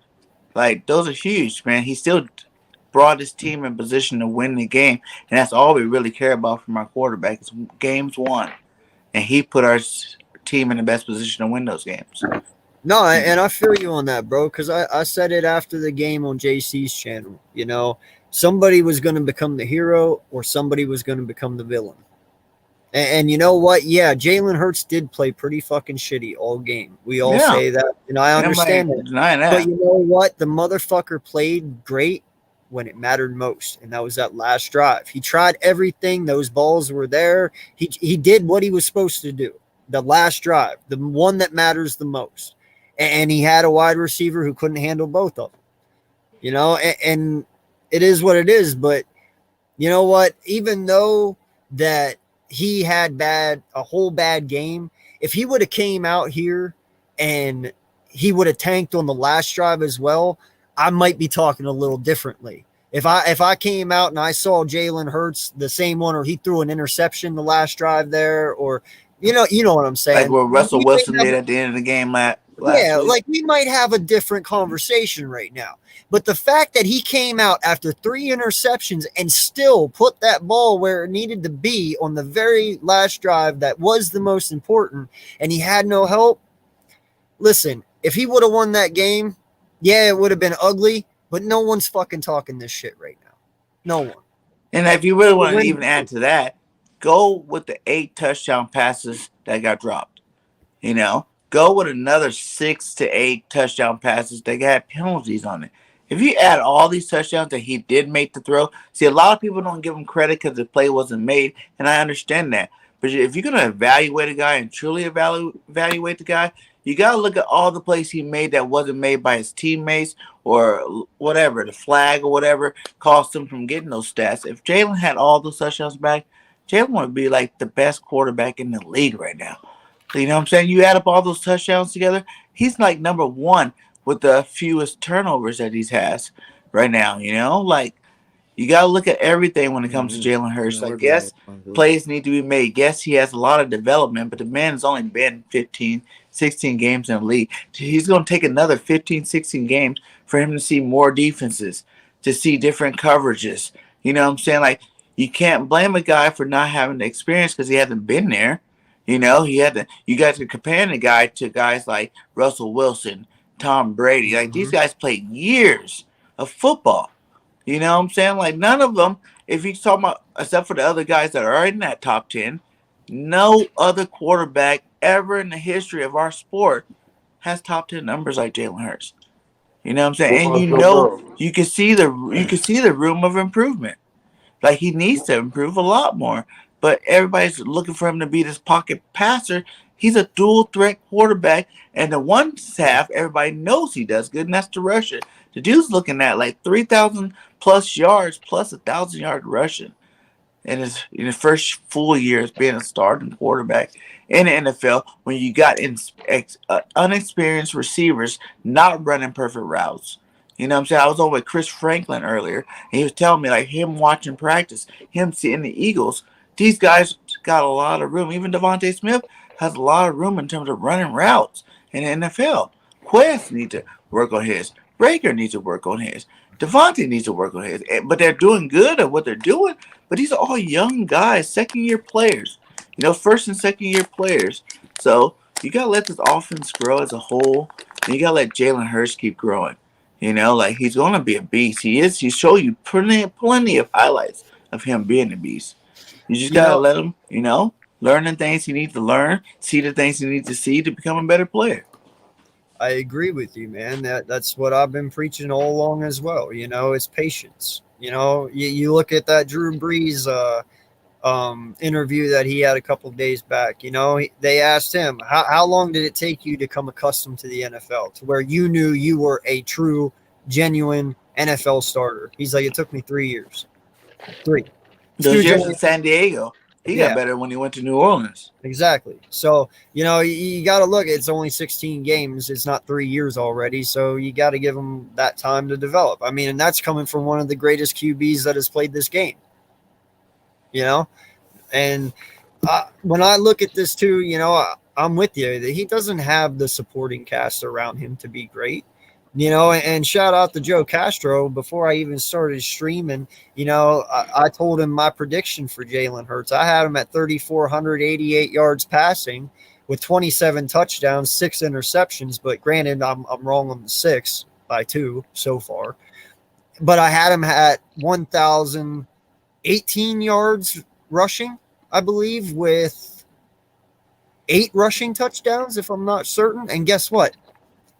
I'm going to be this close when the season's over to being right. You know that. This close. He can get the 3,488. He can get the 1,012. He's got 7 games yet. It's very – dude, I'm telling you, if I hit this shit on the head, I'm going to be happy. I will. Because 27 touchdowns and 8 interceptions is not bad to me. 3,488 yards is not bad with 1,000 yards rushing. So I'll take that. Yeah. But you know, it's crazy because they, like, when people say that, oh, he can't do. Well, this is only his 16th game. How many guys were doing this in their 16th game starting? Joe Burrow. No, what? What are you talking about? Joe Burrow didn't play last year because he got hurt. Yes, he did. Yes, he did. This is his second year. Yeah, but he played 3 games and then got injured. He played 3 games and got injured. No, and Joe Burrow's never been second in the – and Joe Burrow has never been – not just that, Joe Burrow. Last year, though. I think he had 2,835 yards last year. He played more. But if you look at the top 10, dog, that's why they made the list. Like, if your name is not slided, what was he, 8th? If your name is not slided 7, 6, 5, 4, 3, 2, 1, you can't even say the guy did as good. Plus, Vic, like, that's why the list is there. Joe Burrow's never been second in the NFL in red zone completion percentage. Joe Burrow has never also led in QBR for 5 weeks fucking straight. Like, these are things Jalen are fucking doing. Hold on, you say he hasn't led in QBR? He hasn't. September 30th, he was 132. That's 1 week. I'm saying 5 weeks. I'm just answering your question, though. No, I'm saying he's never led. No, you're not answering it, because if you heard me right, you would have heard me say he's never led 5 weeks straight in top QBR. He's never done that. He's never been second in red zone QBR percentage. He's not been that.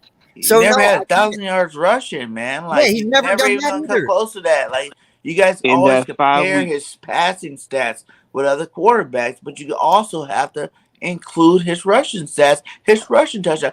Everybody praised Jalen Hurts for that game he won when he had 3 rushing touchdowns. He didn't even have any passing touchdowns, but everybody gave him so much love for it. You know what I'm saying? Like if you're gonna include it, then you always gotta include it. That's a huge factor. You know, first downs, touchdowns, like that's a lot of good pluses for an offense. Like, you know, like we could even have a better record if it wasn't for other things. But, you know, Jalen's doing his part, man. Like for a young guy out there trying to make his mark in the NFL, I think he's doing a good job. Like everybody's just too critical on him. They're like, you know, it'd be like, well, we should get a chance to criticize him. Yes, criticize him. But stop just criticizing him on the pass. Criticize him as an overall game, his impact on the game when he's playing there. No, and Agreed. I I totally think we have the best one out of all three. When you look at Herbert, Burrow, and Jalen Hurts, we gotta put them in the same category. They're the same year quarterbacks. So when you look at all three, I think we got the best out of it because of Jalen's running ability. Now he just needs to improve. When you're looking at, if we're Are looking you at saying we have the best quarterback out of those 3?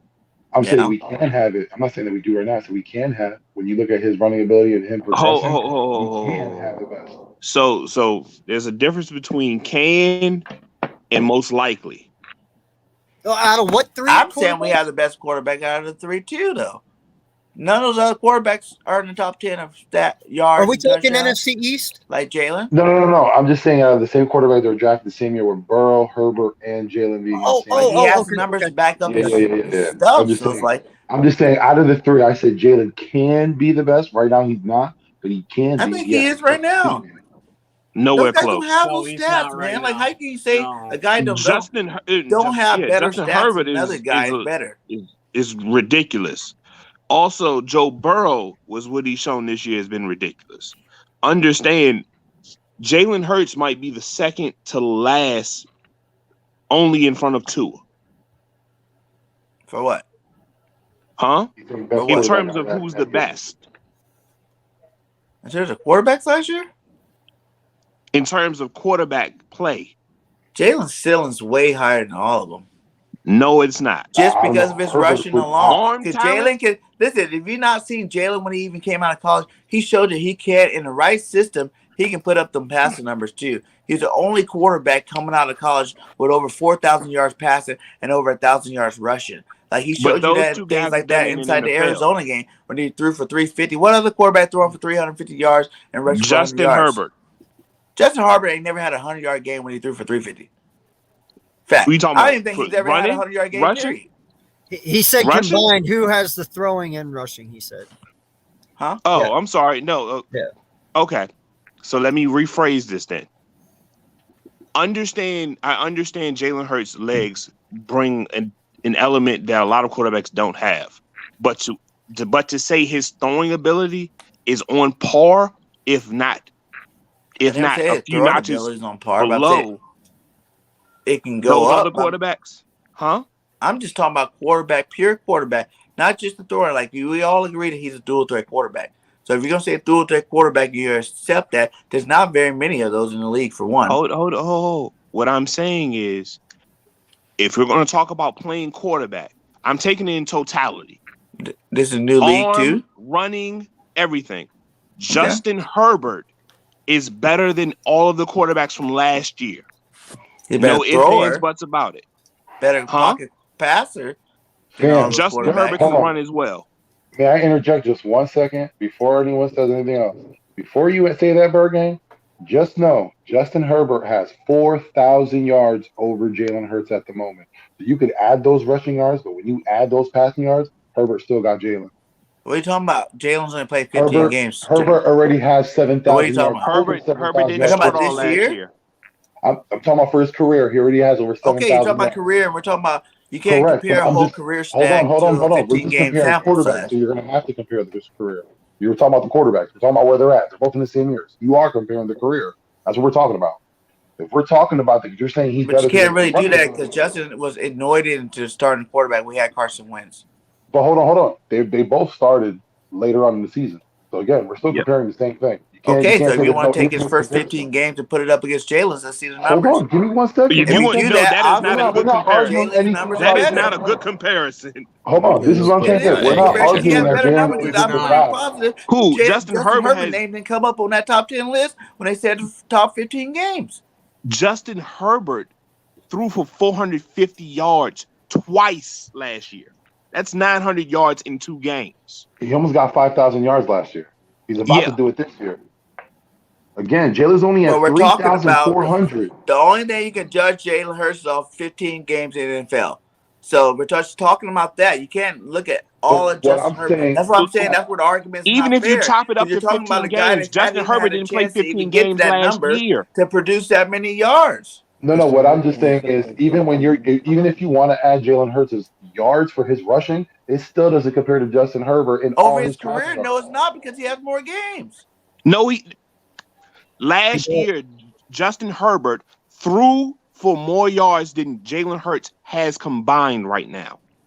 You're talking about a whole year. No, listen. Compared No, to 15 games. I'm Like, not you guys are comparing missing a my whole year. argument. My argument is not about what Justin Herbert's doing. Justin Herbert is a beast. I'm not even hating on Justin. I'm just saying for 15, your first 15 games is the only thing you compare. That's the only numbers you can compare In to less Jalen than Hurts' career 15 is his games, first Justin 15 Herbert games. has thrown for Herbert's more first 15 yards games are than ridiculous. Jalen Hurts has done through his whole career. So all of last year, only last year, Justin Herbert has thrown for more yards than Jalen Hurts, has accounted for more yards than Jalen Hurts.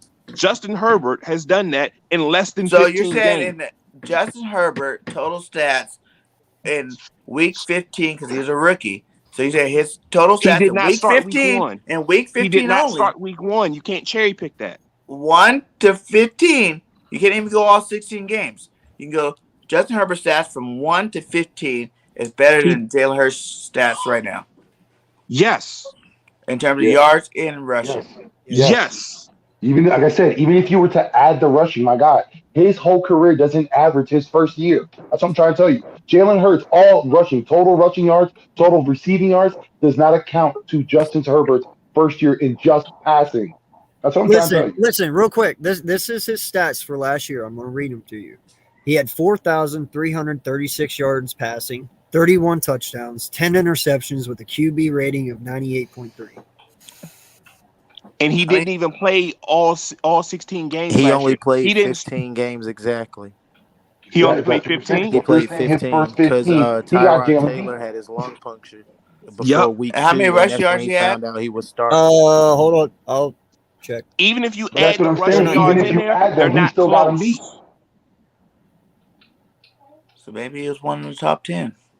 That's what I'm trying to tell you. Justin Herbert's that dude too. You got to think about it. If you're going to try to compare Jalen Hurts, you got to say right now he's not But the you top can't 3 even in do that. that. Actually, I don't even know why you have to you add can't Joe even do that Burrow into anyway. that as Justin well. Herbert has Keenan Allen, freaking But Mike again, you Williams, can't move the fucking pole back. Gates, You can't move the or not goalpost even back. Gates, Cooks.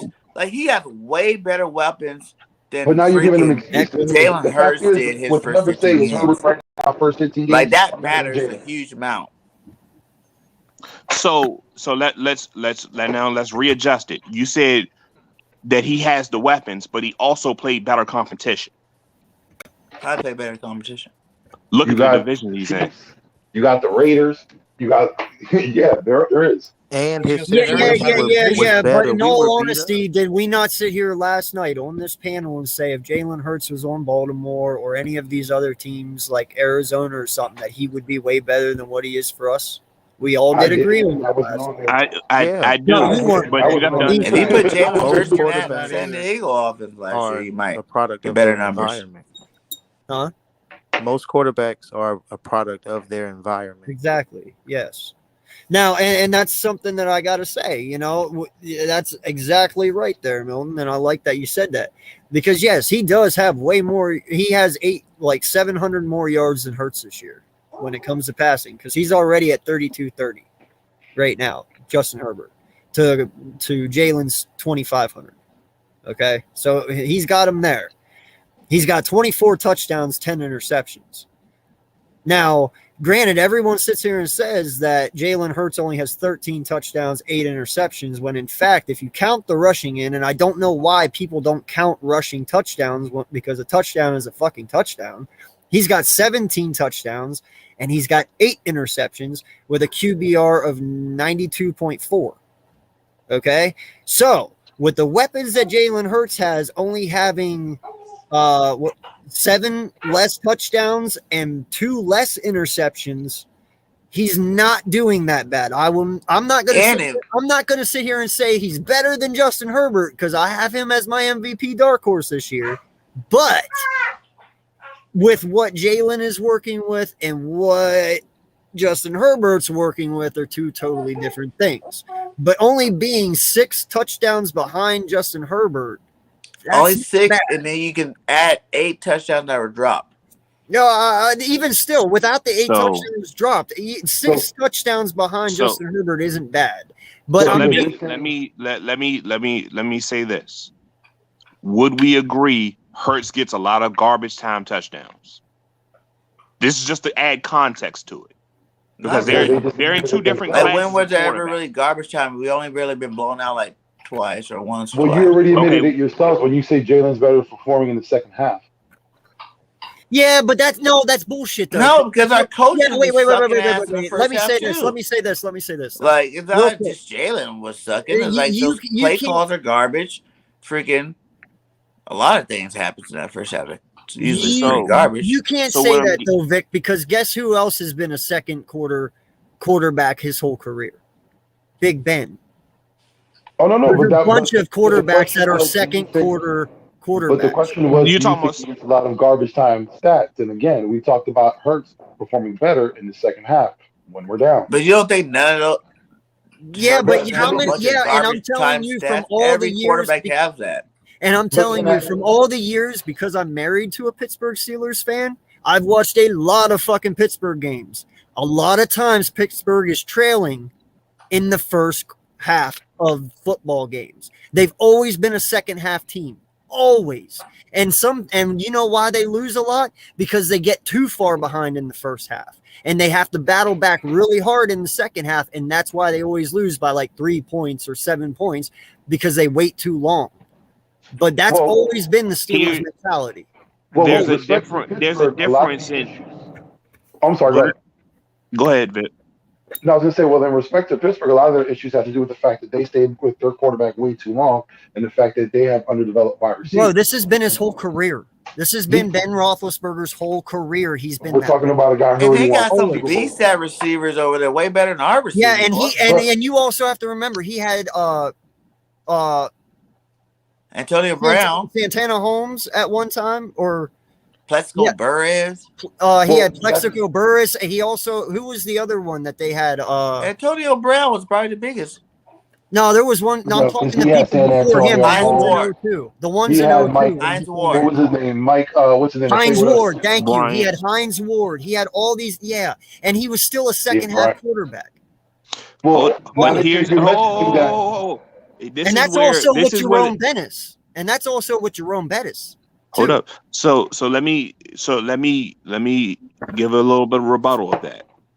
You say he's been a second half quarterback, but it's different if you're winning and you're a second half quarterback. Would you agree? Yeah, but they haven't won. They've won, but dude, they've lost as many games as they've won because they're a second half team. That's what I'm saying. Mike Tomlin has not had a losing season over the last 10 years.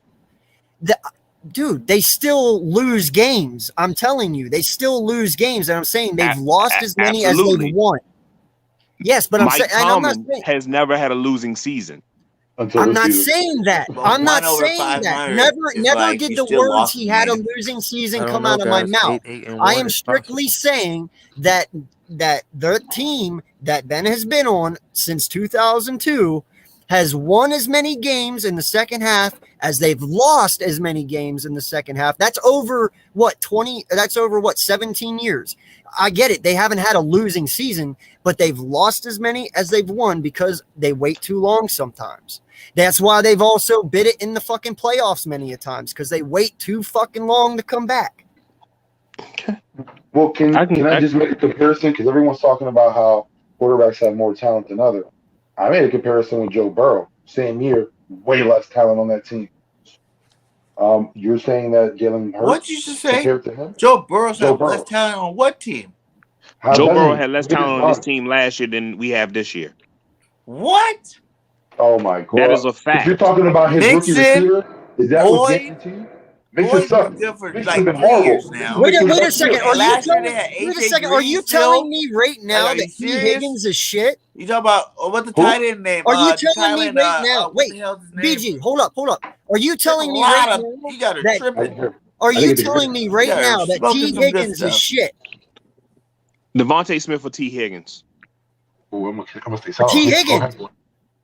Devontae Smith or T. Higgins? You say T. T. Higgins? Higgins. Fuck yeah. Fuck yeah. No. T. Higgins is a fucking beast, dude. Yes, he No, is. nowhere a beast. close. All right. He is a beast. I'm just He saying, is. T. So Higgins, let's AJ Green, Boyd.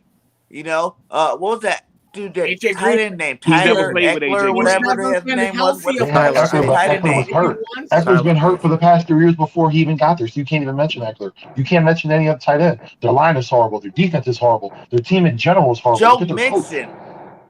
And what? Joe Keep on Mixon's naming Joe had his Mixon. Joe fair He's a share Mixon's been beast. injuries What do horrible. you mean? What? Dude, Joe Mixon has been ranked in the late 20s the whole time he's been in the NFL. Look it up. Hey, I Vic, right have now, to push hey, back. just I for have to you push guys back to on the know Mixon about the take a T. little Higgins bit. thing. But Hey, for you guys to know about the T. Higgins thing, his fucking rookie year, he had 67 receiving catch. He caught the ball 67 times for 908 yards. He almost got 1,000 yards his rookie season for 13.6 average yards a catch. Longest was 67, and he had 6 touchdowns. That's Just a not quick- fucking bad. Just a quick Where's rebuttal. That's Not the even first year AJ he was. Green. Hold It's not even on. Boyd. Like, That was Boyd the was first probably year their he lead was put with. receiver last year. That was the first year he was put with Burrow when he was drafted with him. First year Jalen has a receiver this year with Devontae Smith, so they're on the same level. What are we talking about here? What are you Nothing. talking about? He What are we talking about? They're on the same level. We both had their receivers when they both came in. You got But what are you Devontae, talking about? That's Higgins, one and Joe receiver. You're just Burrow. talking What are about. we talking You're about? talking about a guy that's the third receiver on their roster compared to our number one receiver. That's not a fair You're comparison. just making my argument, Birdman. Higgins You're making my is the argument right number now. one, is the number 3 receiver. I mean, he had way more talent because you're But you see counting what their I'm saying? number one You're making receiver my versus our argument, though. starting receiver. I know, but And you're making my Jalen argument. Hurts' starting receiver matches up to their number 3 receiver on their roster. So you're how's that saying Joe even Burrow had close? less talent then, correct? If you're No, saying that that's means the he has third better receiver, we talent. have If he has number 2 one. better receivers, that means Jalen Hurts Someone has help me less out here. talent. Someone help me out. All right, I'm back. What did I miss? so But how do you Just even say because that? You just got a guy in proved front of my another point. guy Vic. on the depth You chart just doesn't said mean he's better. T. Higgins, Devontae Smith's not there yet. He don't You have those just said stats he had yet. his third receiver going So in, and that's third what the receiver season he versus had. our number 1 receiver. Then you still And you're got making my Boyd and argument. So Green. you're saying if Devontae is our number one and that's their third, wouldn't you say that we have better talent at receiver? T. Higgins was not their third. T. Higgins was their. I'm going off of what Birdman is saying. I know, but Birdman I'm said. telling saying you. that he That's keeps what I'm saying I that we have better understand that, talent. but I'm I'm telling saying you that they because have better AJ talent. How do Green you was fit our because number 1 with their number 3 and think that we have better talent? That doesn't make no sense. So it's put it this way. There's 2 things that are being said I think that are wrong. If you're gonna say Devontae Smith is not better than T. Higgins, then you have to put Devontae Smith behind a lot of other wide receivers. He is nowhere close to a top 40 wide receiver then. He's like top 60, maybe. So understand, in saying that, you've declared Devontae Smith is not that good. I've already In just terms said of it, I said told you Devontae tonight, though, Smith is Jay, better. that he's He's just not there putting up the yet. same numbers. So Yeah, hold up. Understand what you're saying is the wide receiver, the player themselves, is not better than probably 40 to 35 receivers in the game. Would you agree with that statement? What are y'all debating about? We're It's debating Slay. who You has just more can't. Slay, this year not, one. no, wait, Slay. This that is not a Burrow's conversation you can just walk in on. This has less been a while, talent man. This than just listen. Jalen Hurts in his first games. I'm just saying, last year Burrow had more talent. Even if you want to add whatever you're talking about, like they were way more talent on the offense. I can show you. So first and foremost, the offensive line. We never even talked about that. That's a clear win for the Eagles and Jalen Hurts. Yeah. Well, there's our no line debate about beats a that, lot right? of people's line, but our line has not been healthy. Even a roller Even coaster our ever since backups are Jalen better Hurts than their been in the starters. league. Even our backups are better than their starters. I don't know about that. Wait, what? Or do you mean Landon O-line? Dickerson? O-line? Landon Dickerson. Yeah. O-line. Yes. Yeah. Landon Dickerson was a reserve. Jack Driscoll was a reserve. Who else? But they all play like in week 2. What do you mean? And then yeah, but dude, but Jay, our backup you also line have is to realize better than we their have starting Stoutland. offensive line. We also have Stoutland. That's a lot of credit. And last year to when he Stoutland. started, we played with the B team. I mean, Stoutland can make anyone good for the most part. We've Exactly. seen that. Yeah, Exactly. but that's a disadvantage since he has, and you have to take account for that. Yes, and that's what we're saying. That Cincinnati offense is not as talented as what we have today. You just from said last lineman. year. What other position are they not as talented in? Running back. Wide receiver. Miles Sanders didn't get used right, so obviously he wasn't that great. Mixon Wide was a beast last receiver. year. Devontae Smith, in my opinion, is better than T. Higgins. Okay, overall, yes, But but, that- in but terms that- of stats, he doesn't have those So stats yet. wait. You just changed your What statement. about You AJ said Green? T. Higgins What was about better than freaking Miles. Tyler Boyd. Those are two other receivers. Tyler that, Boyd is not better than T. Higgins. on the depth chart last year, he was. Just because someone's higher than somebody else on a depth chart doesn't mean anything. Because it's easier to go against lesser talent. You know, you can't say the third guy, the top receiver that's going against number 3 cornerback or It's safety irrelevant is what you better put on than your the guy depth that's going chart. against It's how number the 2 defense cornerback on plays the you. team. That doesn't make any sense. Just Tyler because Boyd- someone's number Tyler 3 on the Boyd depth chart doesn't was mean getting a something. third corner What'd you on say, the Slim? other depth chart. What I said was Tyler Boyd statistically over his career, and I know T. Higgins has a short sample size, but Boyd has been more consistent, and he's been a lot better through his career. He's been more productive. So And let's he never gets recognition. He never gets let's recognition. keep it in the context of last year's roster for Cincinnati, right? All right, real quick. We're I'm really just going just to talking about the up real offense. We're fast. not 2 talking about words. the whole Slay, roster. they're We're talking about the talent that arguing who's better, T. Higgins or Burrow had Devontae around him Smith. compared to the talent that Jalen Hurts had around him. So really, you don't even need to add the offensive line. We're just talking about skill position players that you have to make the plays with. You're pushing the goalpost now. You can't make a play. When The you got these offense fucking is the running backs. offense. If you're on the offensive unit, that's what's out there. Their offensive line was horrible. Behind Carson Wentz, Joe Burrow was the most touched quarterback last year. So that means Then our you offense take- was more horrible. You're Does making it my not, you're does it not making my make our point. offense worse? You just said You're it making yourself. my point. You're So- making my point. Like I How said, am I if making they your have worse point talent, if our they have offensive worse line was talent. more terrible? Like you guys are one saying that the line was better. Like all I'm saying is the skill The position Eagles' players. offensive line You look at the is receivers better that he than throws the balls to, and you look at the running back that runs the ball. At that time last year, Miles Sanders was used right. Mixon had a better season, and so then hold those up, 3 hold up. receivers are better than our 3 receivers. So how does he not have better weapons? What are you talking about? What 3 receivers? Name the third Boyd, receiver. Green, and freaking Higgins. Green versus never Devontae played Smith, last year. Jalen Rager, Green and never freaking Quez played last Watkins, year. my guy. Green never played last year. He got hurt. He never played. He started the season He never played Oh, never played. the whole year. at all. Not a snap. Okay, so Boyd. Okay, so Boyd, Higgins, So and their T. third So receiver is better so than no our no no 3 no no no. receivers. It's not a third receiver. So who's the third guy? Even your 2, if you just want to go 2, Auden Boyd Tate. and Higgins. No, is better than you're talking about 3. Smith, Rager, What's your Smith, third guy? Quez, Smith, anybody else. What's your third guy? You don't need 3. You just need 2 because we only what have is your 1. third? You're If you got moving the 2 goalpost and we got again. 1, then You're that's moving it. the goalpost. You you said still, 3. no matter now what, you now still that lose. AJ Green is out of the equation, you can't name me Okay, 3. so instead of 3-1, there's 2-1. But it's still back to the fatter is there's still 2-1. Both of those guys are better than Quez Watkins or Rager. Hold so up, it's 2 hold against up. 1 right now. You're moving the goalpost. How am I I'm moving trying the to get goalpost? you. I'm trying to get you to answer a question.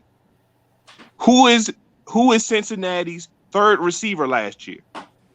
Auden Tate or Yeah, Yeah, there you yes, go. it was It was Auden Tate. It was Yes. Tate. I think it was Auden Tate. Okay, It was Auden so Tate. And he so had a that's decent year.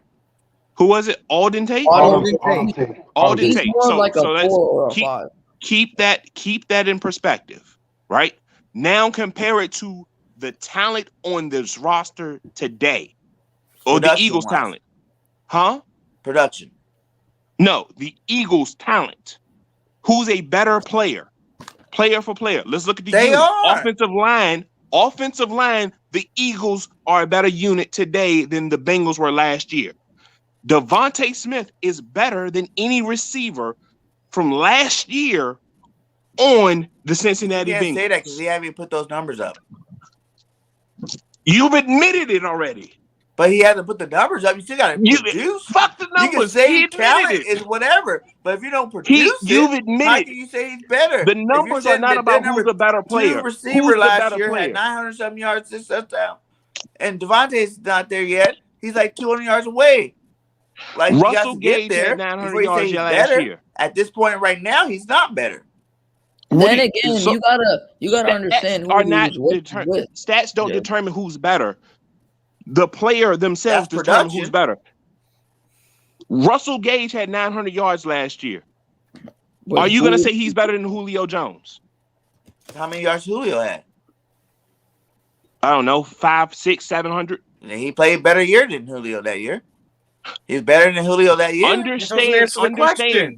Understand. That right there Julio is hasn't been good intellectually in like 3 dishonest years because anyway, guess so what? We he's been all too know hurt. Julio is better than Russell Gage. He was better than Russell Gage. No, he is better than Russell When's the Gage. last time Julio's been dominant receiver? He's always been better than Russell Gage. Not the last 3 years. If you hurt all year, that's just like saying Brandon Brooks is better than whatever his best guard is out there right now. He's not. When he plays, he could play better, but he's Brandon not better Brooks recently. So basically, quick, because hey, Jamon Jay, is playing, he's better than Brandon Brooks. Huh? Because Jamon Brown is starting right now, he's better than Brandon Brooks. Who the hell's Jamon Brown? Dude that threw up the L against the Ravens. After that game, the dude that he was that fan that we got on the field that one time that wanted all the signatures. Remember him? Remember He him? was the guy That who Ravens fixed his game? glove in the middle Bird of a game because Remember he that was Bird too game? bored. That Ravens game last year? What happened? Remember that Ravens game last year? And what did he do? And remember the dude that kept getting Carson Wentz sacked and the dude that was right there when Carson Wentz got sacked? On our team? Yeah, he was on our team. He was 65, I think. He kept 66. on 66. He literally played one game. Like I said, he was more interested in getting autographs and jerseys, and he was excited to be in the game more than anything else. He's starting again. He's starting again this year.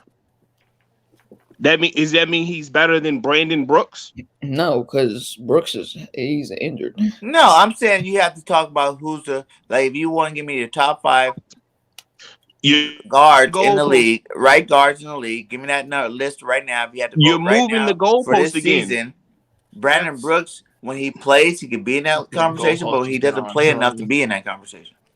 So you said because Russell Gage had more production than Julio, he's better than Julio. But we all know Julio Jones is a better wide receiver than Russell Gage. Been good in like 3-4 years, my guy. Irrelevant. He is still better than Russell Gage. That is very relevant. That means he was irrelevant. He is still better than Russell Gage. You can call Julio whatever, but whatever Julio is, it's still better than Russell Gage. Production speaks louder than you gotta be on the field to do that. That's my deal. Then Jamon Brown, by that logic, Jamon Brown is better than Barrett Brooks. No, Brandon Brooks. That's your logic. That's what you're That's doing. not my logic. But if you say who's the number 1 freaking right guard in the league right now, he is better than Brandon Brooks. When Brandon Brooks is playing healthy, playing in the game, he's the best. But when someone else is better playing, than you, he's better than Russell down, Gage. That means that person's the best for now. And when Julio is playing, he's better than Russell Gage. Yeah, if Julio's playing in the game, you worry more about Julio than Russell Gage. But so why Julio hasn't this really played that much? So you asked me that season last year who was better, and I'm telling you that it was Gage was a better player that so year. Then I can nail you down. So I can get a definitive answer on who's better, Devonta Smith or T. Higgins. Who's better right now in their career? Who's the better player? I'm a homer. I'm gonna go with Devontae. You've been saying T. Higgins this But whole time. Higgins is a beast, man, and he produced more. Irrelevant. Who is better? Stat wise? Irrelevant. Who is better? I don't know. I would have to say T. Higgins. You've changed more your answer productive 3 right times. now. But do I think Devontae will be better? Yeah. No. Who is better today? T. Higgins. If he got more stats.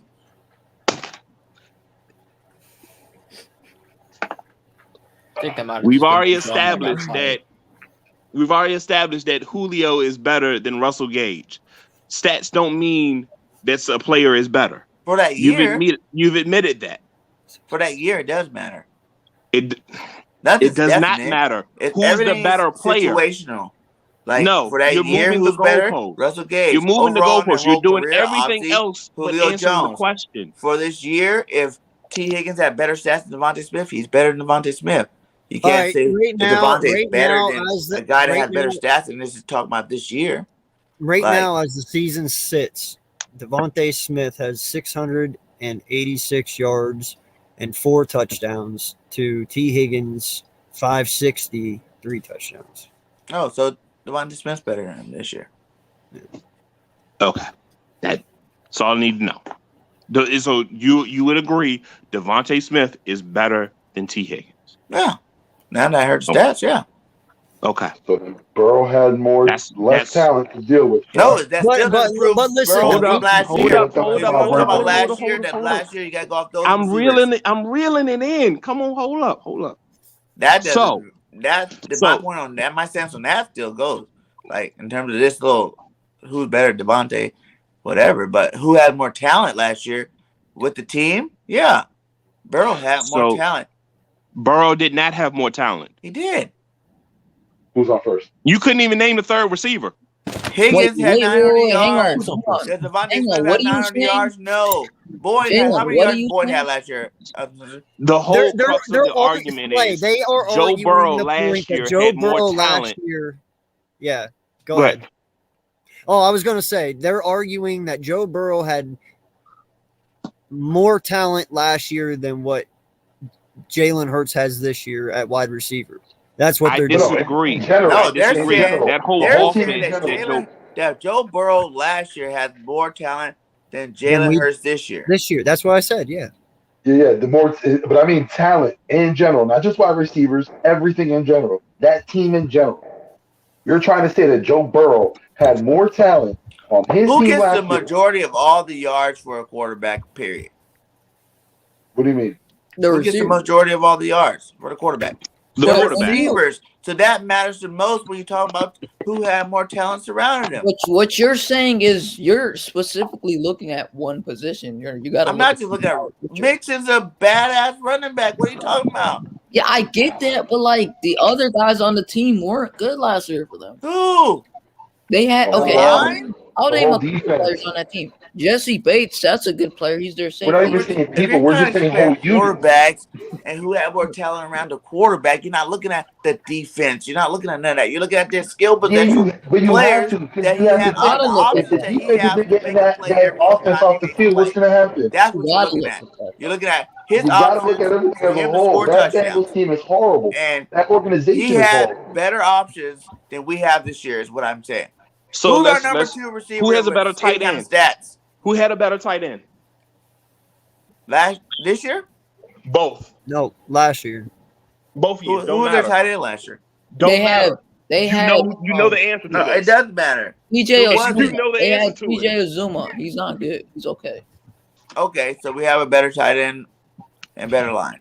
Okay, who's their second tight end? But in terms of targets, who is their second there's only tight end? one target better. Who is their second Our tight end? quarterback can stand up for a while. Theirs can't. Let's get that understood. Our quarterback can stand up. Theirs can't. Keep going.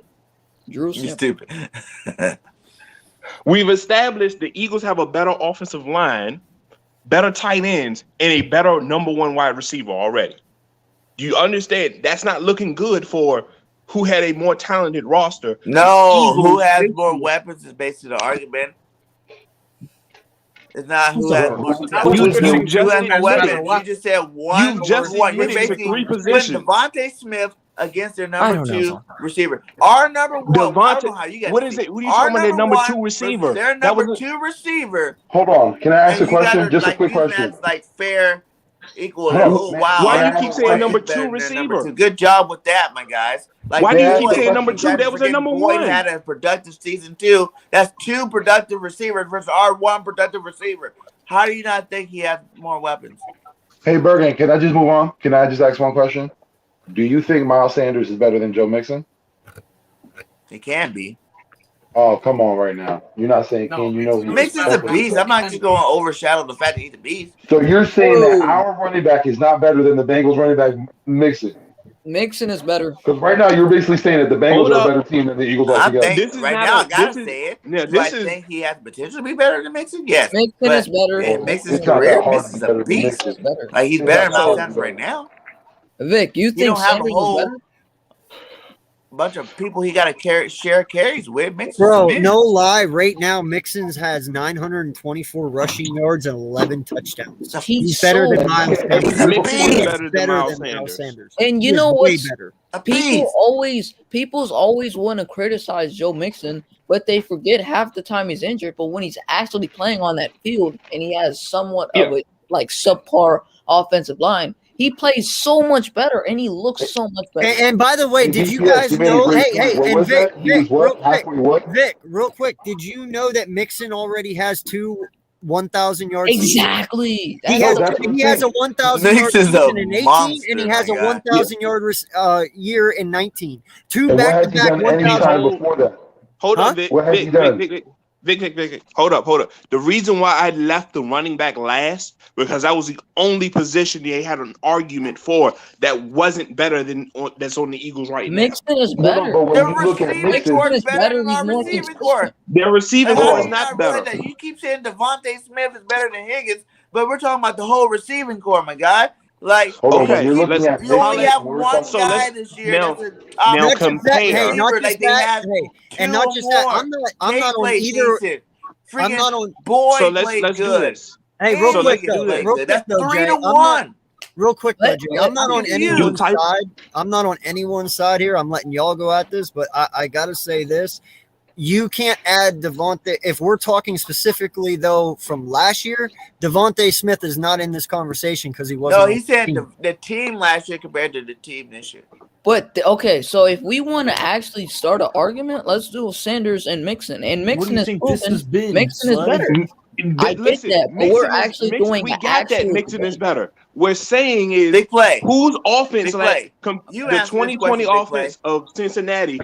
Who had more talent to work with? Did Jalen Hurts have more talent to work with this year, or did Joe Burrow have more talent to work with last year? I said Joe Burrow had less talent to work with than the Eagles do this year. What are you gonna say, Bergen? Where are you trying? I'm saying, tell me, the receiving core from last year that Burrow had compared to our receiving core this year, who are you giving a nod to? Not talent wise. Well, I guess talent too. Who would be the But, talent? you know what I'm saying? Like Talent wise, what they there is no did debate. The last talent. year compared to what our receivers are doing this year, who had the better receivers? This year, who did Burrow have last? He had Green. No, he didn't have Green. Green did not play a single game. Oh, last okay. year. So he had Boyd. He had Boyd and he had Auden Higgins. Tate. He Yeah. had Boyd, Alden Tate, and T. Higgins. Yeah, so I'm gonna give the nod off to Jalen Hurts because he has more talent at the receiving position. Thank You're you. not just talking about. Hold on. You're not just talking about receivers. You're talking about tight ends too. Because you got 2 top 5 tight ends on our team while they have nothing. Because you You're can't even telling me say Boyd, Higgins, and Tate is better than freaking Devontae Smith, Wes Watkins, and Jalen Rager. Yes. Remember, you're still talking about the tight ends. You're leaving that out. You're conveniently leaving that out.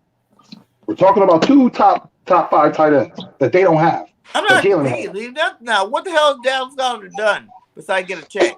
How you gonna try to devalue? Now What Dallas Goddard done? Okay, so how are you gonna devalue Ertz? Explain that one. What? How are you gonna devalue Ertz? So much better than Sanders. Yeah, you can't really do that one, huh? What'd you say? How am I gonna You can't devalue Ertz? Ertz. Ertz? Yeah. What are you talking about? Did Joe Burrow have a tight end like that, like Hurts? Did he have one like Goddard? Well, no, he didn't. He didn't have a tight end. He didn't have any. You can't say that Burrow had more talent. He did it, my guy. You can give him receiver if you want. I'll throw in the running back, but everything else around him, there's nothing there. You still make that point. Even if you want to say our tight end and Devontae Smith, Boyd. No, I think what you're trying to say is Joe Burrow made that team look a hell of a lot better. That's what you're trying to say. You're not trying to use the name, but that's what you're trying to say. Huh? I say you're trying to say is what the difference is that you're trying to come up with is Joe Burrow. That's what it's called. Hurts was trash at the beginning. What are you talking about? He only got good once he went to Arizona this year. But Dallas Goedert was still on the roster. And he ain't done nothing either, though. Dallas Goedert has what 6 to 8 touchdown passes this year. Name value. I'm talking about production. All right, then you want to talk about the production? How many touchdowns does not Zach Ertz? How many touchdowns does Dallas Goedert have this year? 3. Yes, he has 2. 2? He has 2. Yes. Okay, how many yards? He has 491. Okay, is that better than what Joe Burrow was working with last year? 1,000%. Hold on, I'm looking it up. Yeah, look it up. Who was? I'm looking up one. And tell me how much. The tight end one last year for the Bengals was DJ Uzuma, who only had 87 yards last year. No, that's not actually their number one. Their actual sample had but he didn't. The sample had 349. The Ertz is 334. I'm talking about last year. Sample, and that's what I'm talking about. Sample last year. I'm looking at it right fucking here on my phone. He had 340. Or wait. Sorry, I lost it. 340. He had 349 with one touchdown to Zach Ertz 334. Hold up. Before anybody talks, stop. Vic, give me a second. 400 yards by Dallas Goedert is more than 300 yards by CJ and Sample. No, Sample, yeah.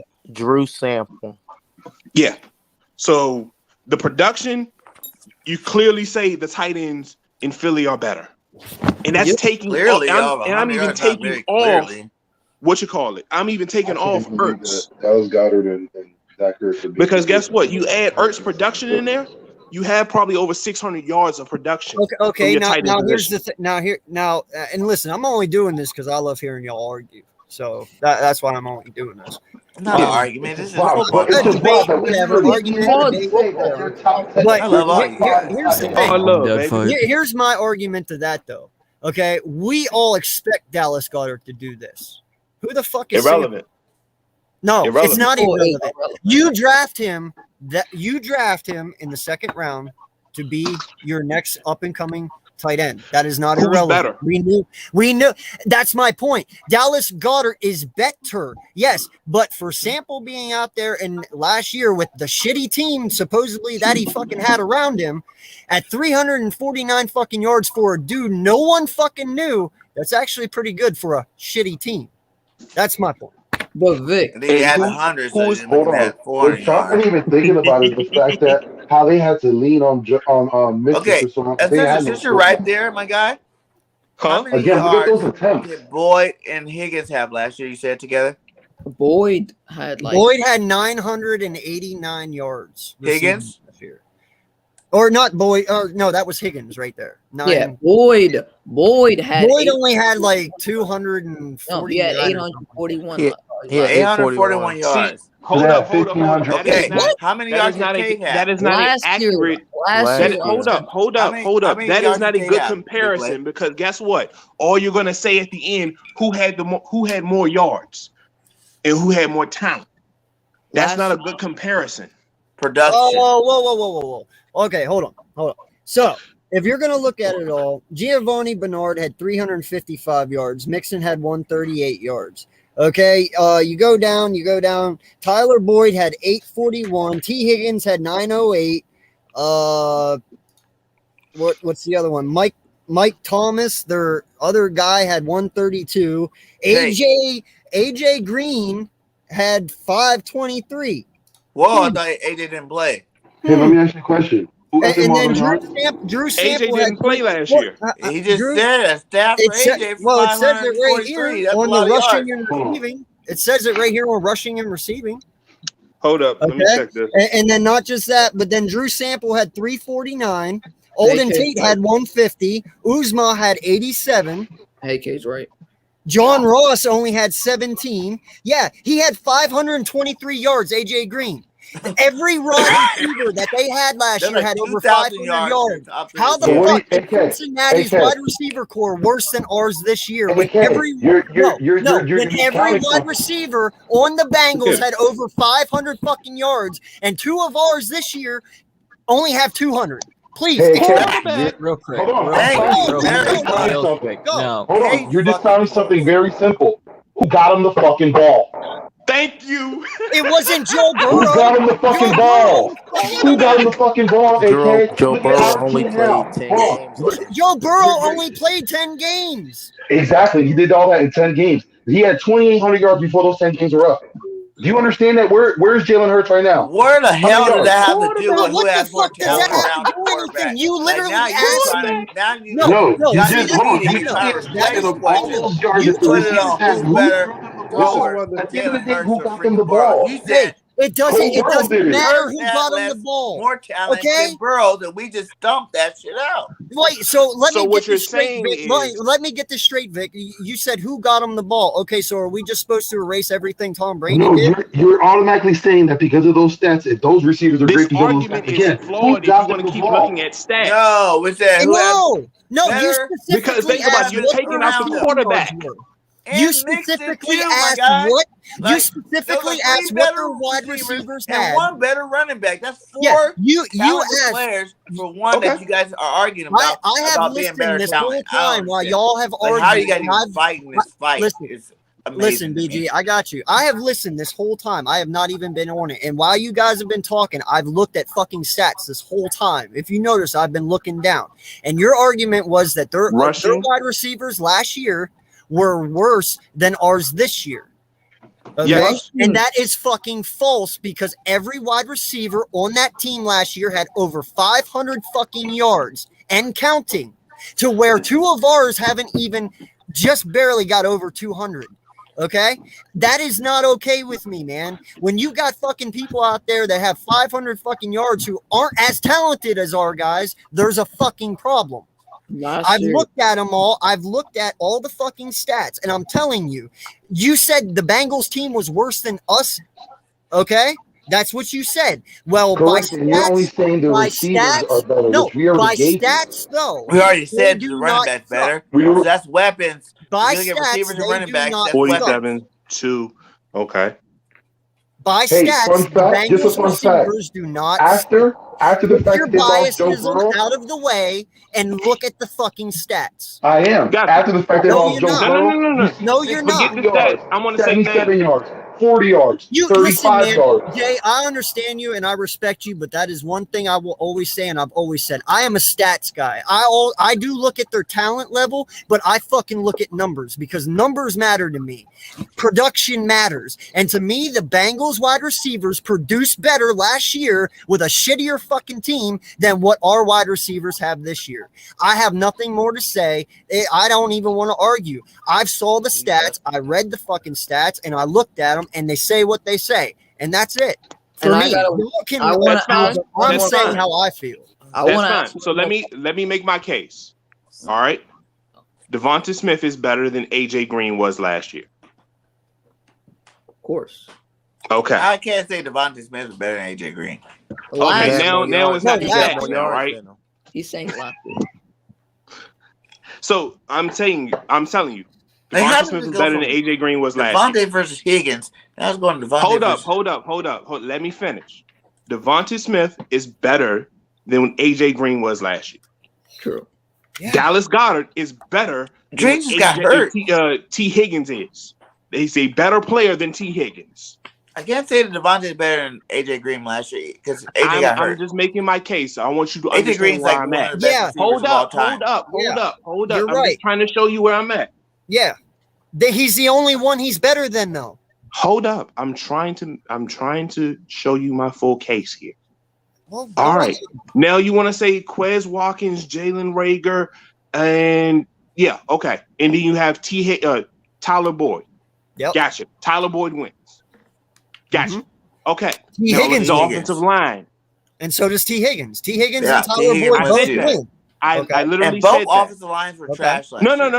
No. T. Higgins does not beat Thank you, Dallas Milton. Goddard. Yes, he does. He No, had he does not. 989 yards. No, he does not. Last He's year, a better yes, he player. did. No, Last he does year, not. He had What? Dallas Last Goddard is year- a better player than T. Higgins. Is he? But Yes. they're, Numbers don't they're say two different positions. I don't give a damn about the numbers. You can't It compare. does. tight That end- matters. Dude. I Jay, you literally can't said you compare. can't compare the numbers because it instantly gets no, to the no, point no, no, you no, leave no, out no. the quarterback. That's not what I'm saying. You can't Tripping. compare a wide receiver to a tight Straight end. There's two tripping. different Yes, you positions. can. No, you fucking can't. They're built Yes, you different. literally can. No, you can't, bro. Yes, you They're two can. different positions. I mean, they do They this. play differently. Hold up. All of them do. Easily. Take out the blocking element of a tight end. Who gets more attention, Dallas Goddard or T. Higgins? T. Higgins. Dallas Goddard gets more attention. That's All right, not bro. true. I'm going back to the stats now. Well, here we go. I'm going to see how many Attention. they got. Production No. matters. Okay. You're going back to guys, stats. like, I missing told the you whole stats point. matter to These me. guys produce. It's okay. So hold up. You're trying So- to like erase T. So you're Higgins leaving out the quarterback when that's himself. three receivers Joe Burrow over is better 500 than yards. That Jalen means Hurts. that That's not a debate. Three receivers that put up big production last year compared to one receiver this year that's doing anything. Like that is so like in the story. They have way better receivers than we did this year. And I love the Eagles. And then the running back, Mixon's better than Miles Sanders last year. Yeah, Mixon is This always year. there. Like that's your an running back easy and one. your receivers are better. How does that not be Slay, do equal? you, Slay, Better do So- you freaking weapons, Your my guy. your That's the offensive old line old is a lot argument. worse Well, than you I had got better weapons last year. look up Dallas Hey, quick Goddard question. last Why year, did his Joe Burrow only receiving last or 10 his games? targets for last year. Why did Joe Burrow only last 10 games? Our line was trash last year too, or even this year. We're In the not beginning of comparing it- it to last year. We're comparing it to this year. In the beginning of this year, our line was trash too. Wow. What are they today, though? They're better now. Oh, I okay. got it, AK. It takes time to develop through the No. season, honestly. Like, This there's is some not. young This is players not out there an Yeah, playing. yeah, but can you What not? is Hey, the but case? Jay, can you What not is sit there it? though? Everybody Jay, said can you not Brandon's sit there first though two and say games that he the was Bengals trash. offensive line Everybody is better says this like year than what it was Mailata last had year? a couple of trash games. Say it one more time. I said, can't you sit there though and say that the Bengals offensive line is better this year than what it was last year? That's irrelevant. No, it's not.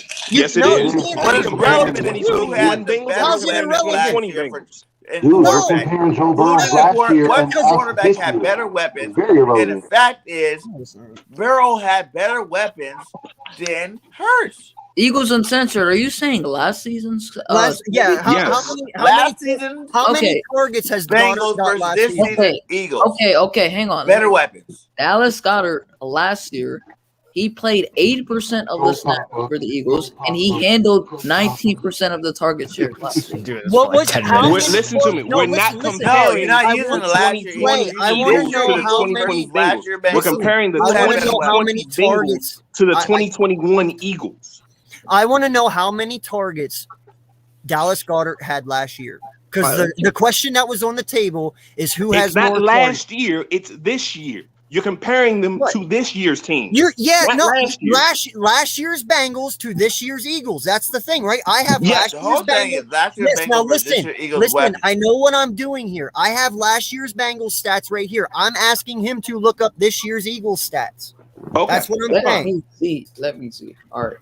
So what's Goddard's targets this year? So hold up. Before we go any further, you do understand everything is quarterback dependent. So what element is the Whoa. quarterback playing in this? So you're No, gonna Because say we're this getting That's to year- not that. the Wait, what's the the argument. whole The crux argument we're is who talking had better weapons last year's Bengals versus this year's Eagles. It's not what the quarterback element, none of that stuff. So It the matters quarterback who don't had make better your weapons better. Which, Hey, real quick. The can I quarterback just don't make your Hang weapons better. on. Hey, Slay, I'm what is the picking it up. target, bro? I'm still finding it. Hang Oh. on. I could have found Does the quarterback make the weapons better? I That's just need a irrelevant. general consensus on this. That's irrelevant. What? That's irrelevant. Who had Okay. better weapons? Period. Like Because these if guys you're are veterans. who's These the guys better are- exactly? Like, Boyd It goes been down playing to here who's the balling better out for player, years not now, so he fucking is good. stats. Call him AJ Big Green been Papa. balling out for years. He is All right. good. All right. Okay. Higgins only been a rookie. He was good. The 3 guys have been doing their thing. Goddard has had 50 targets. And they're good players versus one guy. Like, and then the running backs, we already said that this is better than Sanders right now. So that's 4 people to 1. That is not 4 to 1. Listen. Good job. Okay. Like, Hey, So hold up. If you want to play that Hey, game, time out. 1, 2, Time out. 3. Time out. I got something I gotta say here. All right, Dallas. Now I don't know which one told you 50, Slade, but on mine it says for this year's stats, Dallas Goedert has 35 receiving. Okay, he has 35 to T. Higgins. Hold on. Let me get You're there. saying how many times he gets targeted, not just how many times he catches it. All right, Like- what'd you say? It was 50? He gets targeted. He's been targeted 50 times this year. Yeah. Okay. Yeah. T. Higgins last year was targeted 108. Tyler Boyd, 110. Mike Thomas was 21, but of course he was crap. AJ Green was targeted 104 times. Okay. And then you got Sample at 53, Alden Tate at 22. They've all been targeted way more than fucking Dallas Goedert. So yes, they win that. Who's the better player? They have the more yards last year than what we do this year. So obviously they're fucking more talented at this point, aren't You know they? where you lose this argument is you're trying to go against first-year players and second-year players versus players that have been doing it consistently. I in the want to league. give you so in a terms of clear better player example. who has the better upside, The crux of yes, this we might argument win is that. who was But better, who was Joe the better Burrow player at the time? or Jalen Hurts? Joe Burrow has been better than Jalen Hurts. No shit. No shit. Okay. You look at the team. Last year, Joe Burrow didn't have an offensive line. His weapons were not the same as Jalen Hurts has this year. What up, coach? I get it. The fact is, What are he you fucking talking threw. about, my guy? He threw really fucking I well don't to know his what wide you're trying to receivers spin last this year. I as, just but read to you. the simple So the quarter. So are you question telling me is the quarterback who doesn't had have better doesn't weapons play out in of 2 this? quarterbacks? And we already decided So that are there's you saying way the better quarterback has receivers no on the Bengals. has no bearing There's a on better how his running back weapons over there. perform? So I don't know how this argument is even going any further. Are we saying gotta go because you one at guys a brought time. in stats? I'm talking about who's the better player. We gotta I Everybody's think trying to get this away knot from has that. been tied You came nice out with and one tight. better player, and Who? I don't even give you that in terms of Devontae Smith being better than AJ Green when he's healthy. No, he has to earn that 100%. shit. The Bengals offense without the quarterback has 6 players. No, sorry. The Eagles offense has 6 players off the top that are better than the Bengals players. Who? The whole offensive line, the tight end. The whole offensive line. Don't the Bengals got a couple of first rounders? And both. Who? Jonah You Williams think the is better Bengals than take the freaking Jonah Williams lineman better in the than first Jordan round? Maher. That's where all the talent you're saying that they haven't tight end went. I mean, and wide receiver went. Last year, T. Higgins. That wasn't that, and then they had Joe Burrow the first pick. I think Then this year Vic, they I had think what's his name? Vic, Chase. I think That was the what he's first pick. thinking is the lineman they picked up during the free agency. They did No, pick the up Bengals? There's no. I think he's talking about that center. I mean that left guard that they took out of Alabama a couple years ago, or left tackle. Jonah Williams, left Jonah tackle. Williams. Yeah. Yeah. Left tackle. I remember them investing much in line. But an actual better argument that we should be talking about is who's better, Sanders or Mixon. That's a No, better there is no argument. Mixon That is is no better. argument. Joe We Mixon is should be clearly doing the that. Because better. that counts for the That whole is no argument was argument. about who's got better So weapons. hold on, The coach. running back way better. No, Listen, you hey, have can more hey, than hey, one. that. Like, real I don't quick. know how we Moving don't is agree who on has that. better stats. Hey, Stats do not real matter. quick. Who has the better players? That's what I've been trying to get down to. But stats is Yeah, one yeah, thing, but but you know doing what? it The stats consistently matter. is a Your whole quarterback nother. influences If you the can stats. consistently The put up good quarterback stats, that means you're a kills good player. worms every throw. Guess what? None of your All right, wide time out, receivers have time out, stats. time out. I need a fresh view. Coach just got in here. He knows jack shit about nothing that we're really talking about unless he's been listening. But dude, I've been listening. okay, you've been listening. Can I please Yep. have your opinion? Because you haven't been arguing. I've listened to this Yeah. and I've tried to bait it enough, but I'm done doing it because it's getting ridiculous now. But what's your opinion on this, man? You've heard the stats that I've given you and everything. So what is it? I mean, like I say, again, I see everybody point, but stats matter, but it doesn't mean that you're actually the better player. Like, if you put if you AJ Green is way better than T Higgins. If you put AJ Green out there, he's way better than T Higgins. He's better. He's a better player. But we're talking about our Eagles wide receivers this year compared to the Bengals last year. Okay, and that's why I said, really don't shift the argument. It's the I'm not shitting it, and that's it's the whole and I'm not team. shitting, and that's between Tyler Boyd, T Higgins, and Dante. Girls' weapons last year. AJ Green, whole offense. Don't say weapons. Whole offense. AJ Green didn't play last year. No, you said who had better weapons. Yes, he did. AJ Green had 104. AJ Green had 104 targets thrown at him. He had 500 and I think 86 yards last year. Yes, AJ Green played last year. He did. He had 500 some yards. Yeah, he might have 500 yards. Yeah. So he did play last year. So between AJ Green, Tyler Boyd, and T Higgins, compared to Devontae Smith, and Joe Watkins, and Jalen Reagor, and JJ, and all these other ones we have, who has the better wide receiver core? Hold up. Better wide receiver core. You keep shifting it again. I keep saying the offense. Y'all keep going wide receivers. That's what we've been talking about. Weapons is wide receivers, tight ends, running backs. I said offense. Weapons. You said offense. You did say weapons. Wide receivers, running backs. Who has the better 11 bodies? Well, he has the fucking wide receiver. Okay, I'm gonna go to whole offense. I'm gonna do the whole offense. Yep, go for it. He has the wide receivers. He has the halfback in Mixon. And like I said, the stats don't lie on Mixon. He's obviously fucking He's way better than Sanders. Now, granted, our line is better, but that's all he fucking had. He has the wide receivers. Ertz was injured half the fucking year last year, so that doesn't fucking count. You know, dude, I'm telling you that he has more weapons than fucking Jalen Hurts. All right, I'm gonna go by this. I'm gonna go by the offense. I'm gonna go through both teams' offenses.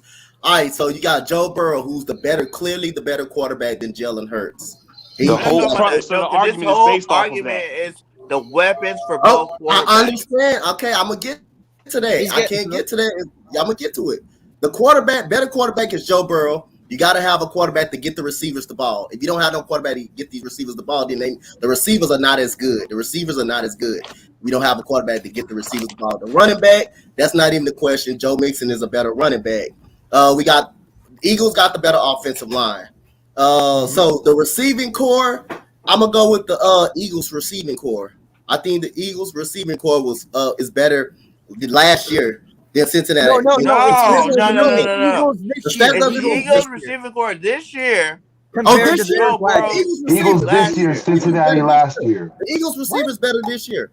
The Eagles receivers better this year than Cincinnati's receivers last year. Yes, the Eagles receivers were better. Reagor, Quez, and Devontae is better than Boyd. Thank you.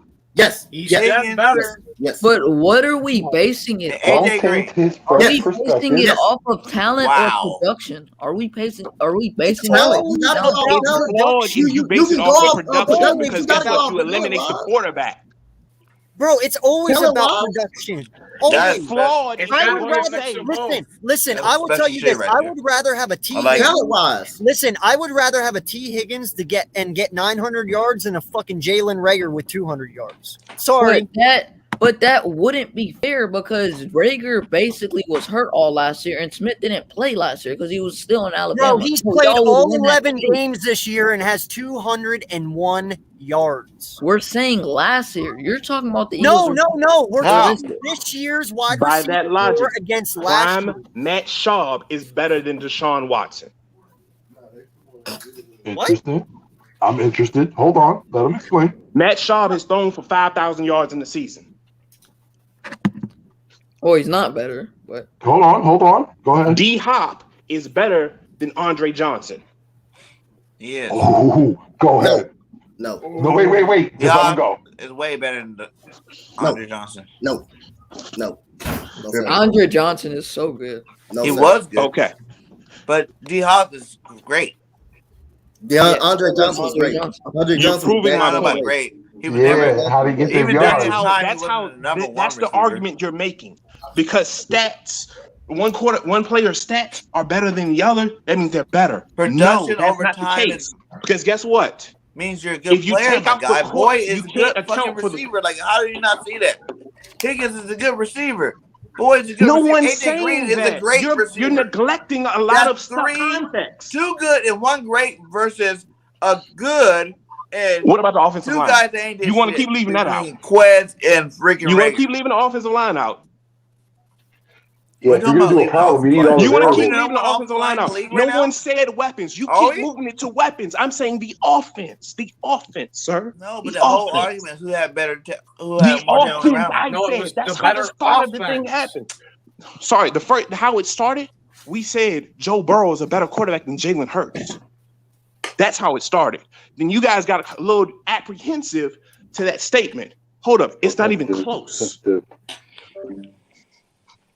Well, you know what? That's also opinion based too, my guy. It's all on how you look at football and how you think about football. And like I said, I'm a stat guy.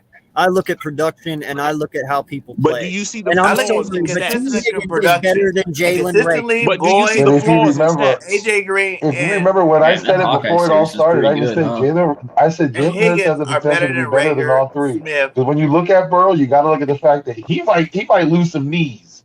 He might lose a knee or two. Then you look at Herbert too. We don't know how long he can sustain that with that team. That's why I said Jalen right now might have the higher ceiling. He has potential to be the best of three, but right now he's not. That's what we started this whole thing with. That's where it all started. He's got the high ground. Huh? So you got to That's admit, it. the first two seasons, Herbert and Burrow have outperformed it because we were talking about those three quarterbacks. They're all from the same draft class. They've all had the same amount of time, whether or not Hurts started or not. You look at Burrow, he didn't have the That same amount matters, of time. What?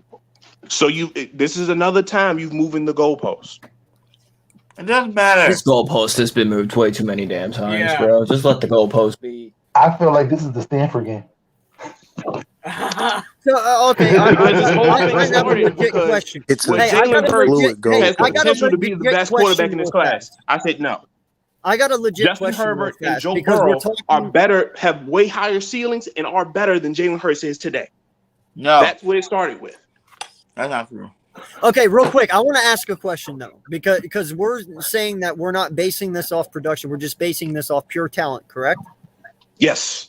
Okay, so who's better, Randy Moss or Jerry Rice? Who's better? Jerry Rice is better. Yeah. Off talent? Yeah. Yes. Jerry Rice is better. Yeah, well, there's some people out there that would say Randy Moss. Now, I'm not one of them, but there is some out there that would say that. And Randy Moss only has 15,000 receiving yards to Jerry Rice's 22,000. But there is some people out there that say Megatron is better than Terrell Owens. Huh? There are people out there today that says Megatron is better than Terrell Owens. To be honest, Megatron, he doesn't get hurt. He's the best receiver ever.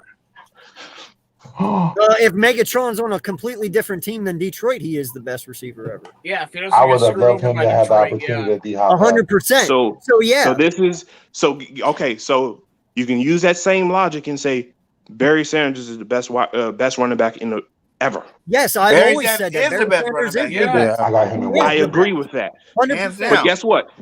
When you start picking and choosing certain things of like, hey, that's not the same situation. Understand if you put you switch Emmitt Smith and Barry Sanders, whose numbers look crazy compared to the others. Barry Sanders. Okay. Barry had that line. Barry had Wait, a million yards. But hold on, 1 point's being underlooked, and there was that last comment by Richie. Read that right there. I'm just No. You had it up. You had it up.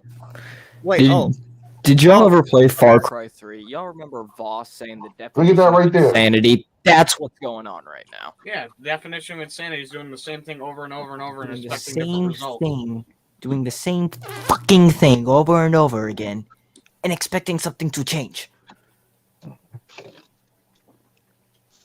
What? Why can't I be Joe Burrow pagan plays men? the more complex pro style over Jalen Hurts 1 read, 2 read RPO. Which is Thank true. you. His complex is more. detrimental Is to more. Jalen Yeah, Hurts. it's He needs to play way more more pro complex style. than what Hurts is doing right now. You guys think again. We're not. When you're taking, I get what you're saying with stats too, but we're talking about everything as a whole. Where are they at right now? Yeah, like I said, Yeah. Hurts. Real quick though, if he's in a more complex pro style offense than Jalen Hurts, wouldn't that make it harder for him to succeed and his wide receivers to have better stats than a person who is just He has running more a ability than Jalen Hurts. Yeah, I that's don't what agree that's with that exactly though, what dude. I'm arguing. Joe Burrow, that's the thing. Jalen Hurts. But that's the thing. What he won He had- second to he Heisman, right? To Joe Burrow, right? Last year, That is a college award. right? I'm just saying. College awards are right. It's a college award. It has nothing to do with the NFL. Johnny Ryan Leaf- Manziel won a listen, Heisman. listen, listen, Irrelevant. wait, listen. But Hey, let him Ryan make Leaf- a point. listen, Let him make his listen to point. this for a second. Listen. Let him make his point. Hold on. Ryan Leaf won a Heisman. Does that mean he was any good in the NFL? No. No. Anything with a college award is baseless in the NFL. Just because you won a college award does not That's not the guarantee same you though. success. In terms of talent, that's not the same. Both of them played at elite colleges. Joe Burrow and Jalen Hurts. Johnny Jalen had Manziel. better stats than Joe Burrow. One played Joe at Burrow two. just Johnny won. Manziel played at One played A&M. at two That's elite no elite colleges. school. I'm just saying, if you're gonna bring up, well, this is what they did in college. Understand, one actually threw the ball, the other one was playing Had awful 50 defense. touchdowns, 4,000 yards passing, and over 1,000 yards rushing. You've How many never rushing seen yards any. did Joe Burrow have? Hold up, you instantly lose the Joe Burrow argument in college because guess what? We've never seen a college season like Joe Burrow has had with LSU. Never. Yeah, you did. No, you don't want to bring up college. You don't want to bring up straight college with passing, Hurts because But if you had again, one total won a yards, national Jalen championship Hurts while had one more was taken out of touchdowns the and game. yards than Joe Burrow. I'm not a college guy, so you guys are on your own. Yeah, you can't bring college up because again, I'm just one saying, won a like, national yeah, if championship, you're the other one was who's a removed better from a game. quarterback, Yeah, who had it's more a hindrance talent to Whatever as a get quarterback, replaced. if Plus, the it's guy irrelevant. outperformed the other quarterback, then what are you talking about? I'm going to bed. It's 1:30. Good night, y'all. Have fun I with was that. gonna say that like an hour ago. Joe Burrow is far better than Jalen Hurts. At Yes, throwing, we've already told you that. period. That's You it. said yes? I've always said yes. I don't know. Yeah. I've Okay, always so said I don't know where this argument even came from. Because Overall quarterback, no. That's it. He's a better All right, thrower, then. yes. Hold on. No, my own. No, But now his see, effect Jay, at the position that for was my thing, his though. team, Jalen Hurts is way better. That's the thing, though, man. Jay Joel, if I'm looking at other than the wide receiver, though, yeah, statistically, if we're looking at their wide receivers and our wide receivers this year from last year, statistically, their wide receivers are better, which means he has more weapons, and that was what the question was put on the table earlier, and that's why I went and looked up these stats. I would not sit here and waste 20 minutes of my time looking up stats if I didn't hear the question. So here's my thing. This whole time I've been arguing the stats argument is a flawed argument. But it's not. It's not like AJ Green's career. If you don't want to just go by last year's stats, AJ Green's better than Devontae Smith. The quarterback. Period. Okay, let me ask End of you story. this. Let me AJ's ask better you than this. Devontae. Everybody can agree that's fucking fact. Is TJ Higgins is better than I don't know exactly how to Quez and put Rager. But boy, better than Quez and Rager. Whenever when Jameis Winston came out of college, what did people think of him? He was a knucklehead with a lot of potential. Okay, yes, exactly, potential. But why did he ultimately end up losing his job? Because he threw 50 touchdowns and 50 interceptions. 50 interceptions. No. Because I'm telling you right now, if Jameis Winston threw 50 touchdowns and only 10 interceptions, Tom Brady would not be in Tampa. Okay, I'm telling you that right now. But because he threw 50 interceptions, they fired his ass because of production. They look at production. The NFL is all off of production. Anyone can look good. Anyone can do great things. But in the end, if you look good and you can do great things, but you don't produce, you don't fucking play. Everyone knows. Jameis threw 10 interceptions and Tom decided to go to Tampa. Jameis will still be in New Orleans. What? We're talking about Tom Brady going to Tampa. every team would I'm drop their talking quarterback. about the year before Tom Brady got there. He threw 50 touchdowns and 50 interceptions. If he only had 10 interceptions, Tom is not in Tampa. Hold on. I'm telling you. Hold on, because you just blew my mind right now. Was it seriously 50 interceptions? No, it's 30 and 30. Well, 30 and 30. Damn, 30 had and you 30, but really still been 30 50 and 30. interceptions, you blew my 30 mind and right there. 30. If he threw 30 touchdowns and only 6 interceptions, Tom's not in Tampa. The fact that he threw 30 interceptions, Tom's in Tampa. You can laugh all you want, bro, but I'm telling you, if you have a quarterback as young as Jameis Winston throwing 30 touchdowns and 6 interceptions, you're not going to go for Tom Brady, who's 42 at the time, or 41, whatever the fuck he was. Whenever you have a young guy who's talented as Jameis Winston was coming out of college, you're not taking the old guy over the dude that you can have for 10 fucking years. Facts. The only reason that they moved on from Jameis Winston is because he threw 30 fucking interceptions. Production fucking matters. I don't care what the fuck you guys say. You're not changing stats and production. Peyton Manning. Is T. Higgins better than DeAndre Hopkins? Jesus, no. Whoa. Where did that come from? Wait, I'm just saying. Look at DeAndre Hopkins. You said production. Where'd that come from? Oh, no, wait. Are you saying solely based on the season? Honestly, the only difference is touchdowns. No, honestly, got more yards. Coach, I didn't hear the question. I didn't hear the question, honestly. I said T. Higgins better. Yeah, T. Higgins better than DeAndre Hopkins. No. Okay, did you mean solely based on the season? Huh? T. Higgins is more production than Hopkins this year. Yeah, He's but that's basing it solely on this season. Hopkins has also been out for 4 games. He probably wouldn't be better. Okay, let me. But Coach, how many yards did Uncensored, Hopkins hang have on. last But that's what I'm talking about. No, I'm just saying. I mean, but How many yards did Hopkins have last year, though, I got a Coach? better one. Not talent. It's not talent. I got a better one. How many yards did Hopkins have last year? Tyler Boyd has had seasons where he had more yards than Julio Jones. He's never been as good as Julio Jones. Uncensored. Let me go throw ahead, one. BPS. Go. Let me throw one. This year, both of these guys are healthy because I get the Dante's point. Both of these guys that I'm about to mention are healthy. Trayvon Diggs and Jalen Ramsey. Trayvon Diggs has been more productive this year than Jalen Ramsey, but we can all say Jalen Ramsey's better, right? Yes. Exactly. I like to say that. Putting up more production than Jalen Ramsey, but Trayvon Diggs is not better than Jalen Ramsey. You can't really say that because he is producing more right now. But he's not better. He's not better. He's not better. They're not even He's doing not the better. ball the way. Hold on, can I just say something? Can I just interject here real quick? Like, just because he was good in the first 5 years, like his second 5 years don't matter. Jalen Ramsey not even throwing the ball. Earned every respect he gets this year Hurricane, from all the turnovers. You know why Jalen Ramsey's better than Trayvon Diggs? Because he can put up stats and not get burnt by any wide receiver in this league. Trayvon gets burnt too. Not just that, but Jalen All Ramsey. cornerbacks Hey, get but burnt. not Facts. just that. Also, Slay, you have to say too. Facts. Jalen Ramsey shuts down a whole entire side of the field by himself. Yeah, they don't even blow. By They himself. don't even blow that man way. No. That means they're intimidated. They throw it. Scared to throw He Diggs gets way. touchdown scored on him too. What the They're hell? not scared Name to me throw one Diggs way. They're time. scared to throw Name me Ramsey one way. time. Name me one time other than that little motion that Devontae Adams did last year in the playoffs, that where Jalen Ramsey got a touchdown scored on him, and he said he even admitted that he got scored on that touchdown. Name me one time that happened. It doesn't. I can't. Thank you. Also, hold up. I The can't Google the nothing on my perfect phone when example I'm of this. on it. The perfect example of this. Asante Samuel and Hey, and Joel, what's his can you name? come in here a second, my guy, please? I need Huh? some old man Revis. wisdom, kind of like. You gonna say Revis? I Yeah, I need was you gonna say come in. Revis. Hold on, There you I'm go. gonna I knew it. See, that's what I was gonna say too. Damn it. What? I was gonna say the same Asante thing. Samuel versus Revis. Who's a better corner? Oh, it's Revis, 100%. Yeah. Asante Samuel blows him out in the interceptions.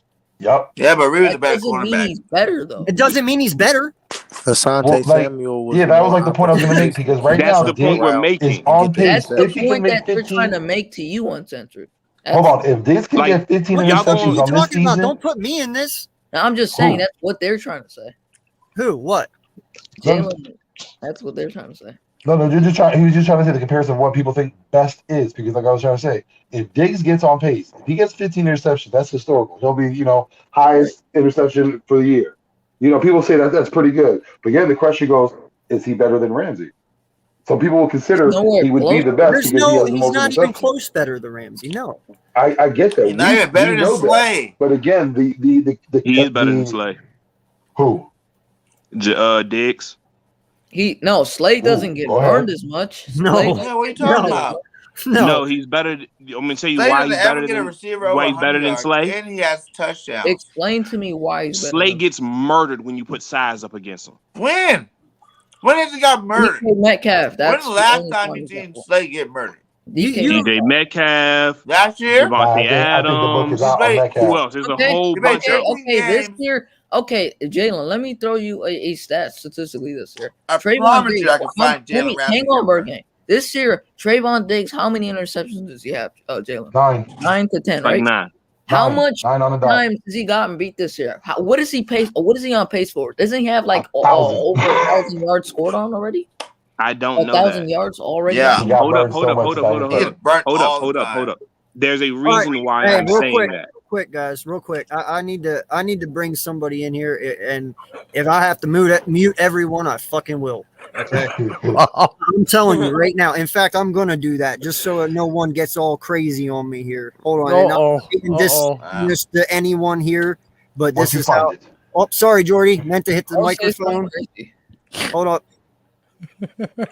All right, now that everyone is muted, sir. No one go anywhere. I just want him to be able to talk because this man is fucking more knowledgeable than probably anyone that I fucking have met on here so far.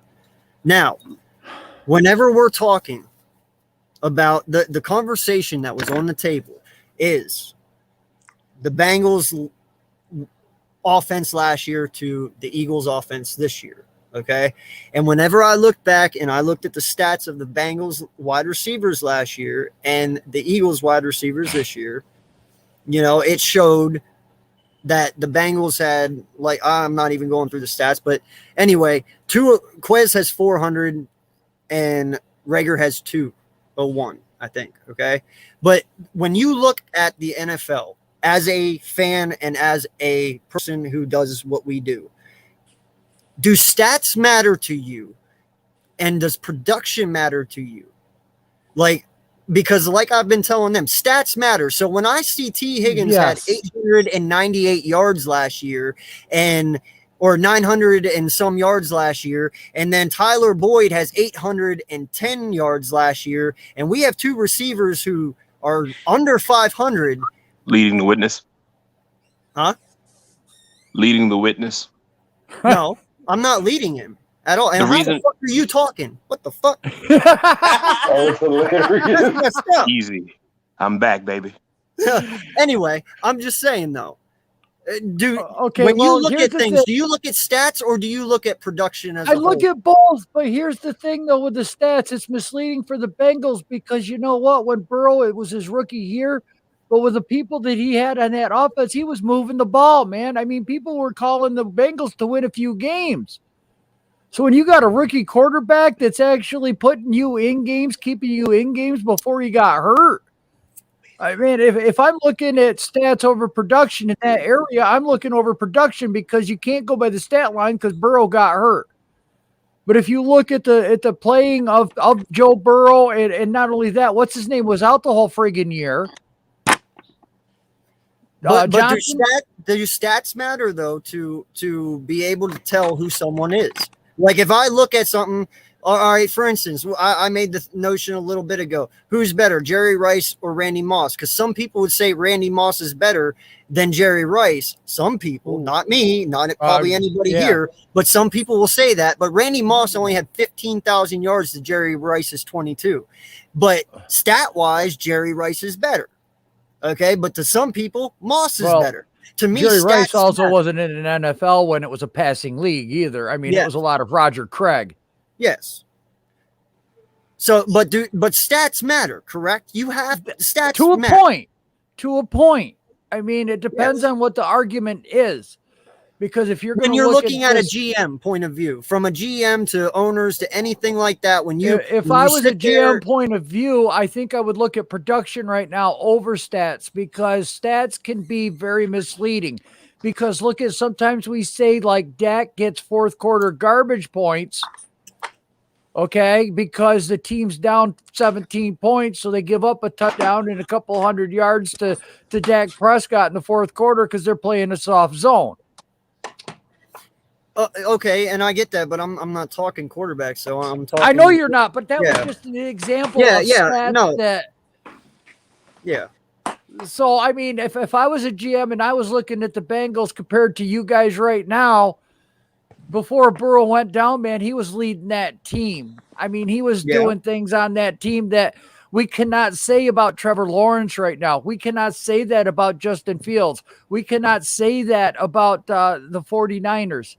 We cannot say about one rookie quarterback. Mac Jones is the only one we could compare right now to the way Joe Burrow was playing last year. He's the only one out of this whole class, correct? Yes. So, I mean, are you looking at stat numbers for Mac Jones? Because right now Mac Jones is a dink and dunk quarterback, but he's got a high completion percentage because it's a dink and dunk system. He's not really forcing the ball down the field. So here's where, stats are in one area and player performance is another area. And unfortunately, in something like this, I would think it would be a little bit divided. If you're going to go down this road with this type of thing, because guys, I mean, realistically, it's all about the performance, right? I mean, we can say that, okay, like people are coming at me for Daniel Jones. Well, yeah, he threw one touchdown and no picks. Yeah, is that where we're at now as a fan base, that we're keeping these guys that are average players or below average players, and we're cheering about them because they only threw one touchdown, but they didn't throw a pick. They didn't have a turnover. Okay, let's. I'm going to ask you the questions that they were asking Bird Gang. Okay, is T. Higgins better than Devontae Smith in your eyes right now as it sits, talent wise and everything? I've seen more T. Higgins than I have any of the Bengals games or players, so it's hard for me to say anything about that. I don't even know what his numbers are. I don't know how he's been playing this year. Well, so, I'm just saying, talent wise. Right. Yes. I honestly, I don't know because I haven't been watching Bengals football. So Okay, I'd love to is give T. Higgins better? Now, you know who T. Higgins is, though, right? You know of him. He's that receiver, drafted last year? Yep. He had almost 1,000 yards receiving his rookie year. Right. With 11 touchdowns.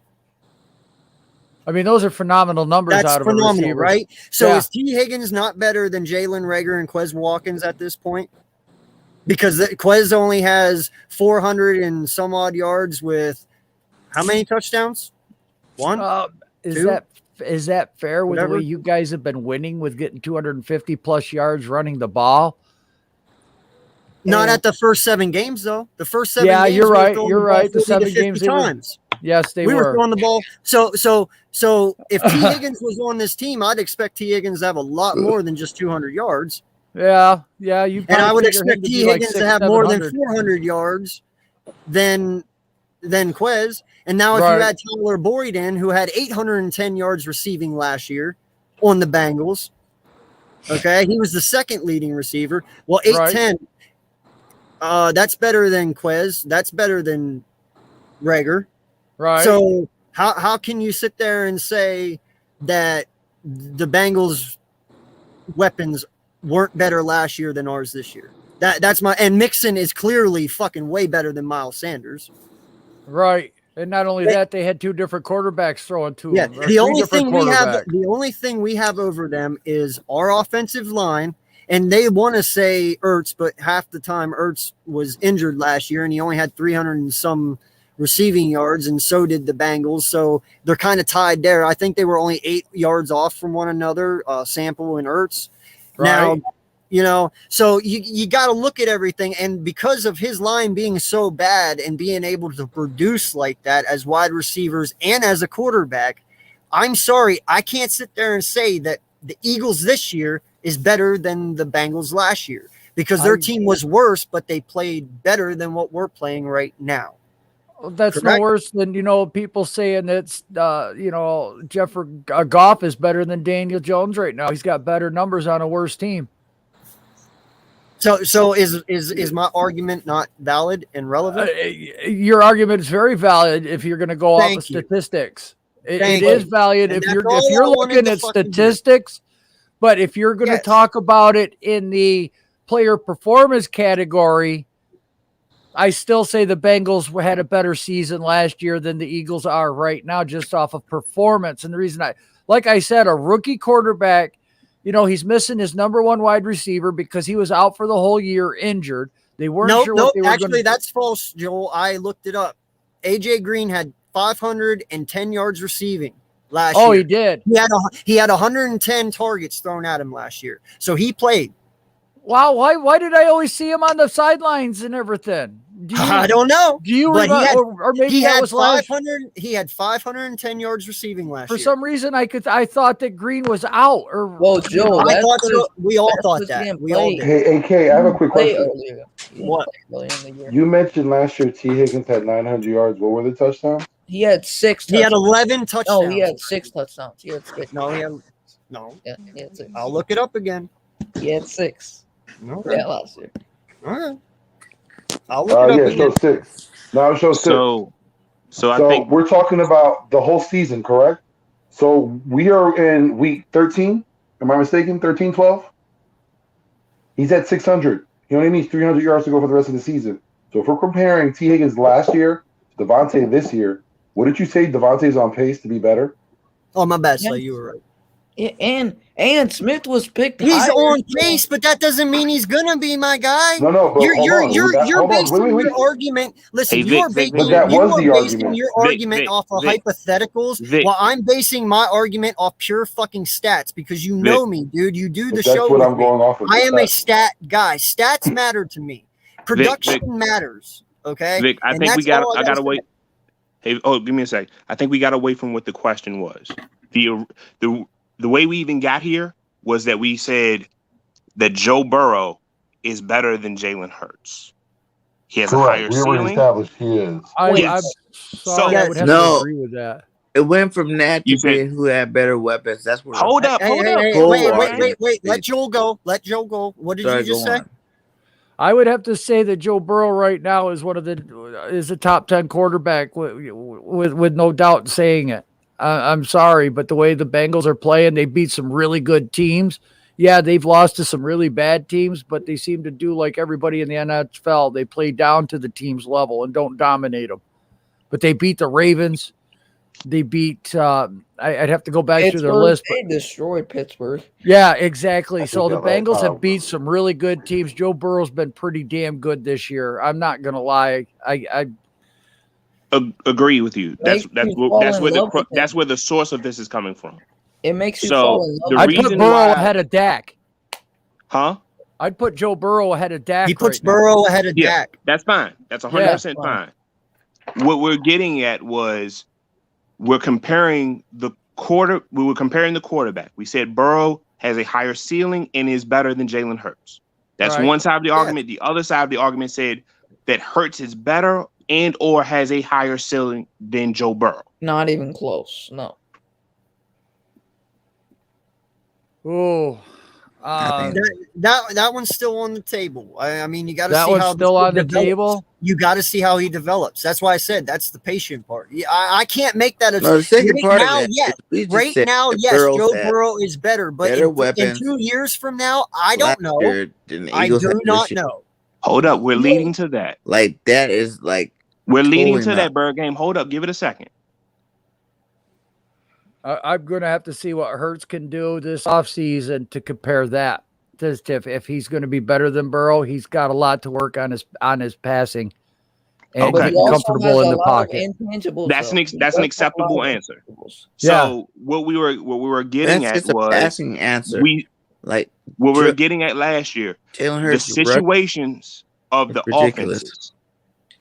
The offense of 2020 Bengals in terms of the full picture was Right. better than what we had here.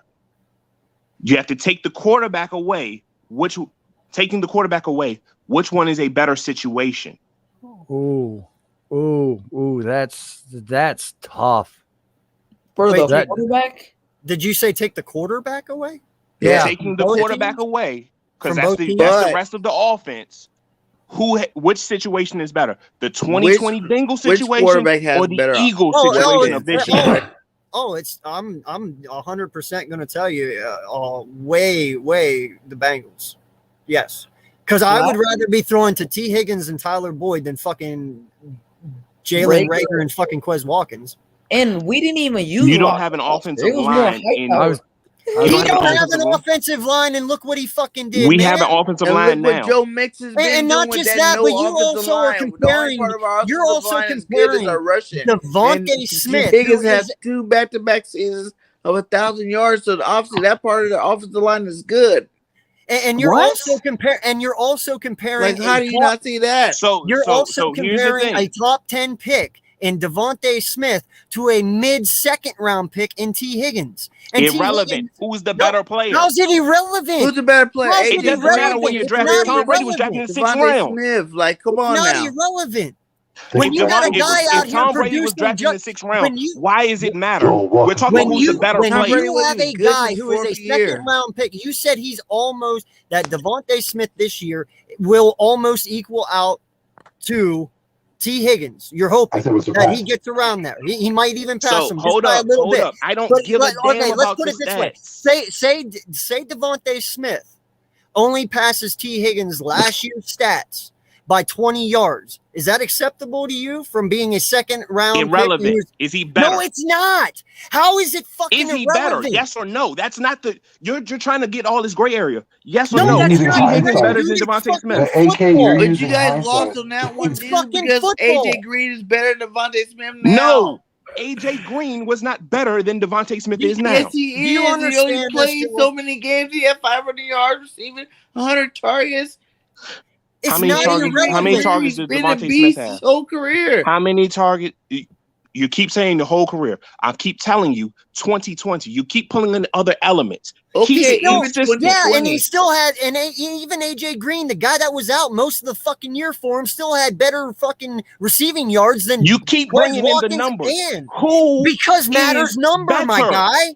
That I matters don't number. AJ was Matters better are until he got production. hurt. What are you talking Russell about? Gage has had better stats than Julio Jones. Is that he better than Julio Jones? Really, all we will have say to be no the to that. Julio Jones comparison. What? Yeah, why do you always go back? Well, that's not even part Because of the that's the question. argument y'all making. No, No, it's it's not. not. The No, it's argument is not. That's far AJ from your Green. Who offense has the is better not stats, right? understanding That's what what y'all you're Freaking going Higgins to. is better than That's what you're Devontae going to. Smith, Who has the better Rager, stats? and Quez Get Watkins. outta That's the here. only argument. And then we already agreed that freaking weapons. Weapons and receivers, tight ends, Hey, and coach, running how you backs. doing? That's the quarterback's weapons.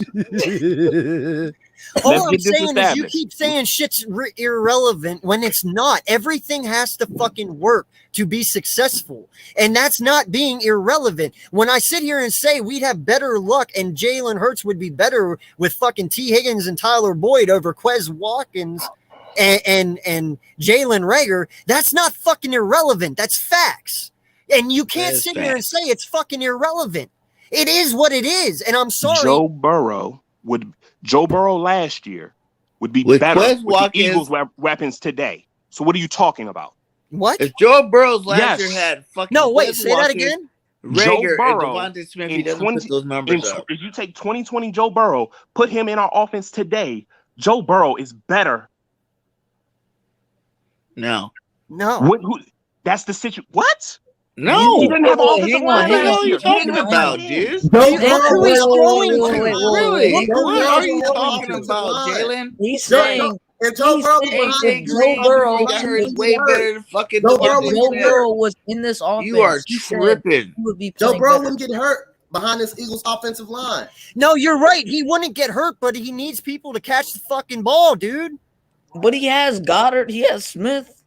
You are tripping. Goddard, You how, think what, that is, what has Goddard those done? guys Hey, would have put question. up the What has same numbers Goddard as done? Joe Does the Burrow, quarterback man? make the wide receivers better? What has listen? Yes. What has Goddard? Yes. And our, No, the listen. lines are Listen, comparable, what has Goddard? considering the fact Honestly, that Mixon rushed for over 1,000 yards and he had receiving yards. So the Well, lines are hold on. comparable. Let You me can't ask keep you a saying question. like the Make line is so receivers different. better. Like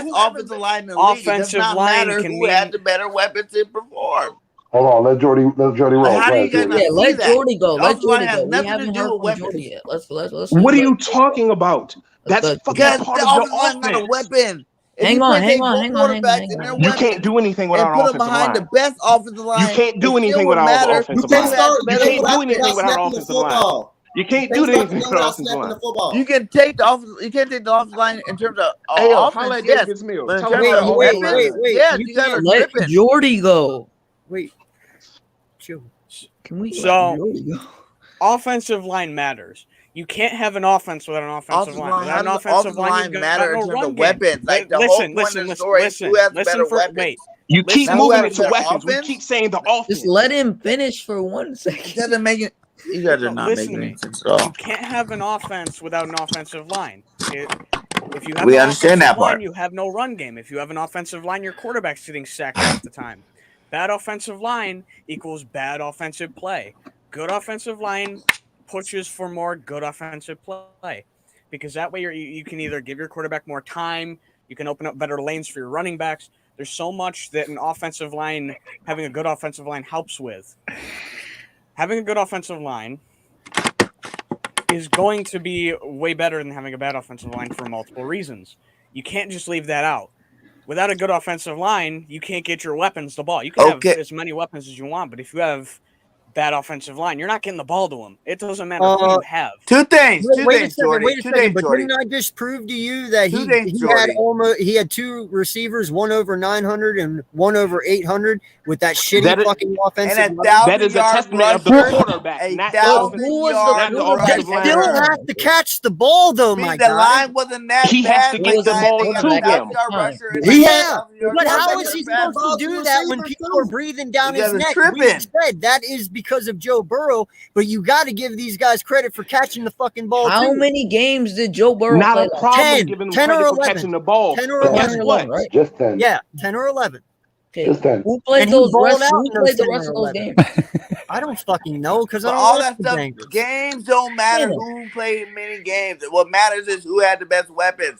And over again, we keep coming back to it. Mixon Whoa, ran that's for 1,000 bullshit. yards. Meaning, no matter, even if you guys want to bring the offensive line freaking narratives into it, they had better production, better weapons. Good offensive line did not produce a 1,000-yard rusher, and definitely didn't produce any receivers. There were like 2 receivers at 800 plus and another receiver at 500 plus. So Is the that means Ravens they had offense better better weapons. than is the Ravens offense better than the Eagles offense?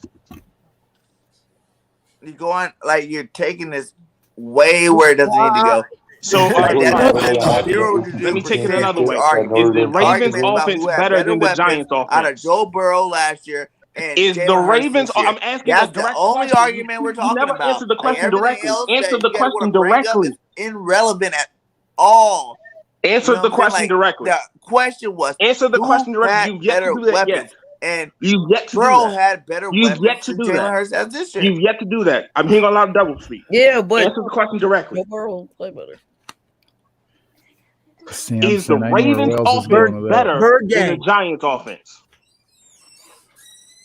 Is the Ravens offense better than the Giants offense, BG? Not Or even- is the Ravens offense better than the Eagles offense, BG? I was gonna say, yeah, definitely the Ravens are gonna smoke Yeah. our offense. There ain't no Yeah, freaking no, doubt I- about that. I'm The tired. I accidentally weapons, messed up. But the well, weapons how about on the you guys are laughing Ravens about that? do not But compare the to the last 5 weapons weeks, on the we've been the number one Giants. offense in the NFL. Period. The Ravens is known for their running offense, and we've been better than them the last 5 weeks. Yeah, but then again, the Giants really don't have a bad offense. though. No, I didn't The mean to Giants bring the don't have a Giants bad into offense. this, by the way. I did not mean to say the Giants. Let me That was a put it to you mistake. this way: the Don't Giants. bring the Giants into this. Don't bring the No, I Giants know into what this. you're gonna say. I know what you're gonna say. All right, But look so at is the Giants. Look at the Is Giants. the They have Ravens talented better players. than the Eagles offense? I mean, Lamar is the spark No. in that whole freaking Yeah. offense. No, I we mean, get it. Lamar is what makes that offense run. Yes, exactly. Nobody's as dynamic as Lamar is. Yep. He does stuff that I'm Jalen's sorry, pretty Hurts close. can't do. I mean, Hurts is close, but Lamar just does stuff nobody else can do. That's We like agree. Mahomes. But Does the things thing only is, Mahomes like can 100 do. yards for less Lamar than to him. do that, So he he's needs to have a he's good pretty offensive freaking line. close. And he does have that. I mean, they're struggling sometimes with pass. I mean, they struggled against that Miami blitz. We all saw that night. The Eagles just kept bringing a zero blitz. Here we go. So, I mean, That's- that's how important blocking and scheme in an offensive line is to a team, because if they could have picked up that blitz and rolled right or left at the correct time, Lamar would have torched that Miami team if he could have done that. But they just couldn't figure it out. No, and I agree with you guys. Offensive lines mean everything. I mean, obviously that's why we build in the trenches every year. I agree with that. But I'm not going to sit here and say, though, too, that people can't perform with bad offensive lines. I mean, quarterbacks have performed with bad offensive lines. Eli won a Super Bowl with an offensive line that was ranked 32 in the NFL. Exactly. So you can't sit there and tell me that offensive lines make it all. They do. But how good was very the important. offense? Huh? How good was that offense? Offensive line was pretty good if they had a offensive 1,000-yard line was rusher and all them Not receiving asking yards. you guys. And that line did a pretty damn good job. A better job than our line did, no matter how much credit you want to give them for being better. But no, it's like Joel just said. When they won the Super Bowl, their offensive line was ranked 32nd. So let me ask the question: how good was your offense though overall, Joe? It was all defense, man. It was OC. Yeah. It was Tuck. Defenses win Thank you. championships, not offenses. So what I'm saying is we're looking at the offense. Your offense is ranked 32. You have poor performance on your offense. Right. Yeah, but doesn't matter what weapons you had. Yeah, but offensive Eli line was actually. What How are many you how many talking about, touchdowns my did Eli guy? throw in that game? 'Cause now that argument just got way out of control. Two. You said last Okay, so year's listen. Eli Manning had 2 Bengals touchdowns. Eli versus Manning this had year that. Eagles. Like, how are we trying to bring all these other teams I into the don't know. argument? It's ridiculous. But it's but last year's Bengals versus this year's Eagles, who had the better weapons. But And you on keep your- ducking a simple fundamental question. How Like, important try is to the come with offensive numbers, line we to the killed it. overall health of the offense? Okay, but that's what I'm trying to say though. But even though, like we were saying though on the Giant thing, even though they won the Super Bowl, Eli Manning still threw 2 touchdowns and 0 interceptions in that game with a really bad offensive line. So, Okay. I mean, that's not that bad. That's a different argument. Is your offense is your offensive production good? Would you consider that good offensive production? Would a better example be of over Mahomes? 1,000 Bowl, yards so rushing, yeah, I'd say 900 it's yards okay. receiving, They did enough 800 to yards win the receiving, fucking Super and Bowl. 500 yards receiving, more production and better than our fucking Devontae Smith with 6 and Quez and these guys with 2. Like the 2000 Ravens and our destroy best your running back argument. with like 4. Come on, But guys. some of like, some of the reasons some of the reasons Quez Watkins doesn't get enough targets he doesn't get is because of Jalen Hurts. I think it's mostly because of Jalen Hurts. So what But is it even that you rushers, guys are big trying to play. say about You gotta the add offensive weapons line? as a whole, not just receivers. And even receivers, I think that the Bengals had better. But if you want to, and you add up that they had a better running back. Like, that's 4 people better. You've what yet the to hell answer the Eagles question. got. How So how can you important say is they an don't have offensive better line? weapons? Like, how is this even an argument? You've yet to answer the question. I've asked this question 10 times already. How important is the offensive line? I guess it really all depends on the But you team. saying man. how important the offensive line? I asked How- the question Answer a the lot question. of times. I told you it doesn't even matter considering the fact that they had a running back over 1,000 yards. So obviously their offensive line wasn't that bad if they were able to produce a 1,000-yard rusher plus a couple of almost 1,000-yard receivers compared to our offensive line that couldn't produce a 1,000-yard rusher or any freaking close to 1,000-yard receivers. Well, I guess you could ask Patrick Mahomes how important the offensive line is because all his starters went down. He had that backup line, and Tampa Bay just rolled scorched earth all over that team, and Mahomes couldn't do a damn thing. Is That's there how really a important. quarterback that cannot rely on the offense? But I'm just saying, you're looking at Patrick Mahomes, one of the most elite mobile quarterbacks, and Tampa Bay just brought 4 men, 5 men, and they were tearing up that offensive line. Mahomes had no time. He was getting cooked, sacked, hit every play. Yeah. That's But how you- important an offensive line No, is. you're right. You're right on that. But And also, I said nothing about that was a offensive shitty line not being situation important. for What he's Pat trying to Mahomes, say man. is that because the his guys Bengals' got offensive line injured was literally the that week much of better the than Super the Eagles' Bowl. offensive line. I'm They saying didn't that have if time to they have prepare and they never played. That's a whole different story. guys that I mean, that produce sucks more, for the that Eagles' offensive sucks line for wasn't them. that much better than the Bengals' offensive line. So that argument doesn't even work. I'm talking to Joel Slay. Don't tell me Yeah, to I'm hang on trying. my I'm own trying shit. to, like, a lot of people are talking over you. I'm just I trying to know, get but you don't Yeah. tell me to hold on You my know own what shit. I'm trying to say, though. Yeah. I'm just saying though that Pat Mahomes, his offensive line was injured the week of the Super Bowl. We all know that. Yes. His two. Yes. Okay. They hardly had any time to prepare, and they were young. Right. And they were Right. weren't they But rookies? that's how both of them? important the line is, though. No, That's it what is I'm saying, important. you know? Yeah, no, it is important. That's but how I'm- important depth is. Just depth. Yes, for exactly. the offensive line. Yes, I get that. So that's for me. That right there is the case that makes why you got to have a really stout offensive line, and you've got to be smart in your draft and make sure you have the depth that can step up in a big time to win a big game. Yep, I get that, but you can do it with a mediocre offensive line. It doesn't have to be the top best. 15. Yeah, you can do a top 15, and that's my point. Joe Burrow had the 30th best offensive line last year. Huh? Joe Burrow had the 30th best offensive And he line, balled the only fuck out behind in the 11 Giants games and the that he Jets. played. Yeah, And and he where balled were we out. at? And he balled out in those 11 games that he fucking played. Joe Burrow balled the fuck out with that shitty offensive line. That's what I'm saying. The offensive line means a lot, but in certain If you got situations, weapons. when you have weapons and a quarterback who can handle it, you don't need that great of an offensive line. Prime That's example, getting, Deshaun that's Watson. getting, that's Prime kind of example. proving my point of what I'm getting at. No, the whole Without point was Joe Burrow, who had better That's my weapons. point. you drop That is my point. Jalen What Hurts the in that fuck are you talking situation. about? That's my point. That's the point I've been No, making that's all my along. point. What are you talking about? That's the point I've You been were saying arguing the offensive all line had to along. deal with weapons in terms of who had the better weapons out of two teams. So how's that your Okay, point? so let's go back to the origination. This is the fourth time No, we've you done keep this. trying to go back to The that, but whole that thing argument is was settled a Joe long time Burrow ago. is No one's better not than trying Jalen to compare Hurts. Jalen Hurts to Joe Burrow. This whole big saga thing happened because Vic You said yet to that answer a Burrow question had directly. Bergen, worse please be weapons quiet, than man. Jalen Hurts. And we've been Bergen, arguing you've the yet to fact answer that a why question did Burrow directly, had man. better weapons than Jalen Hurts the whole time. I said Who worst had the team all better around. I didn't offense? say worst weapon. I'm gonna go back on. Who has a better offense?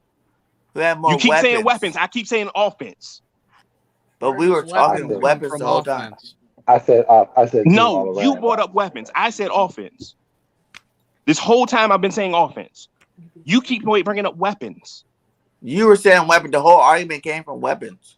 No, it didn't. The whole argument Yes, came it did. from offense. That's the whole point of any No, of this. the whole reason Who we're had even better talking about weapons, this is because Jalen we're Hurts talking or about Joe who's a better Burrow? quarterback. That Jalen was Hurts the or Joe whole Burrow. argument. It's not even close. Joe Burrow is better than Jalen Hurts. No, now who's better out of Jalen Hurts or Joe Burrow? Who had more weapons? That's the how last this year even came Bengals up. or the this year Eagles? This is how this even That's came where the up. argument started. No, this is how this even came up. That's Not how how it started. up. The argument itself that we've been talking about for the last 30 minutes came from them saying that Joe Burrow had more weapons than Jalen Hurts. And I've been saying Joe Burrow had a worse offense than Jalen Hurts has this year. But that's not true because I just proved That it is to you true. by the That's not stats that true. the wide receivers and the halfbacks had.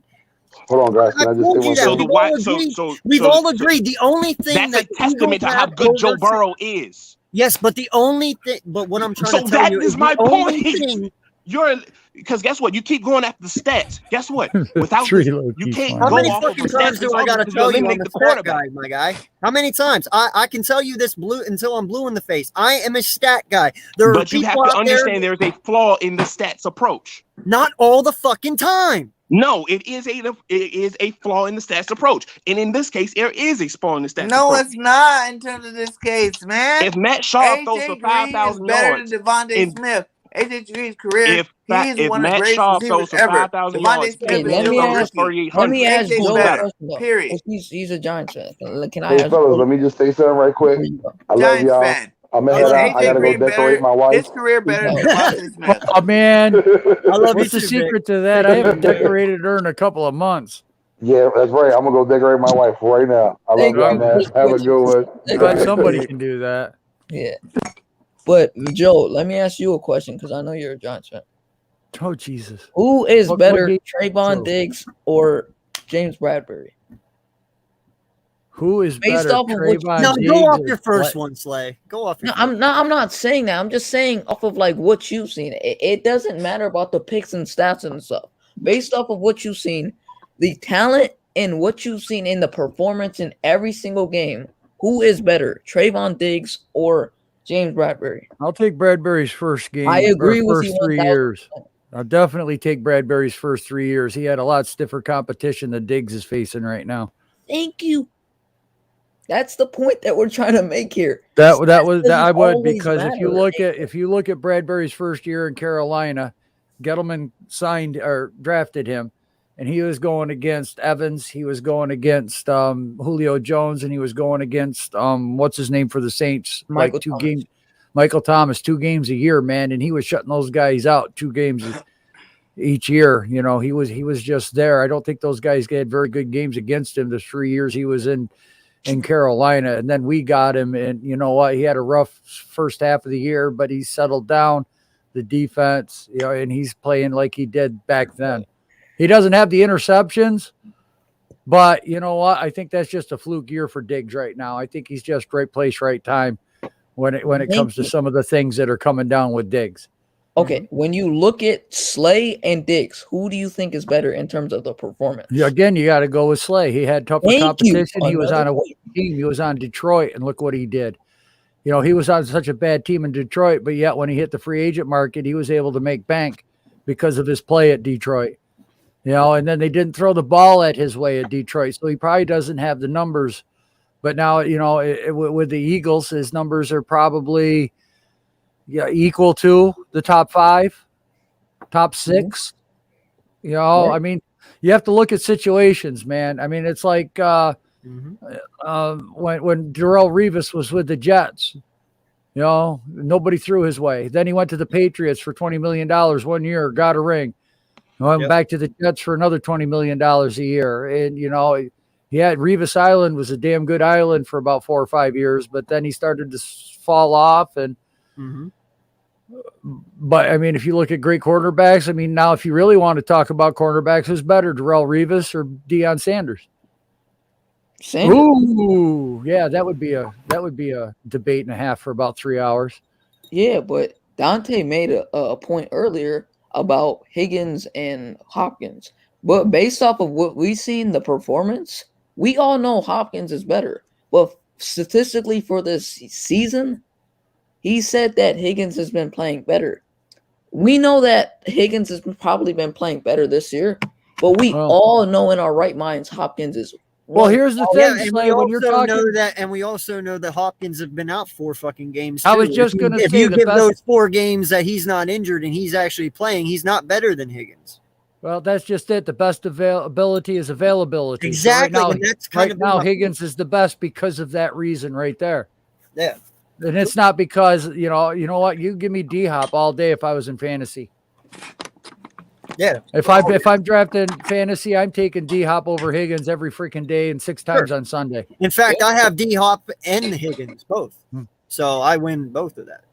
Yeah, but like my point here is, and I agree with a lot of the things that AK is saying, but I only disagree with the stats thing. There's more elements to this. There is elements, but here, you know what? However, you have to look at the debate that the guy is proposing.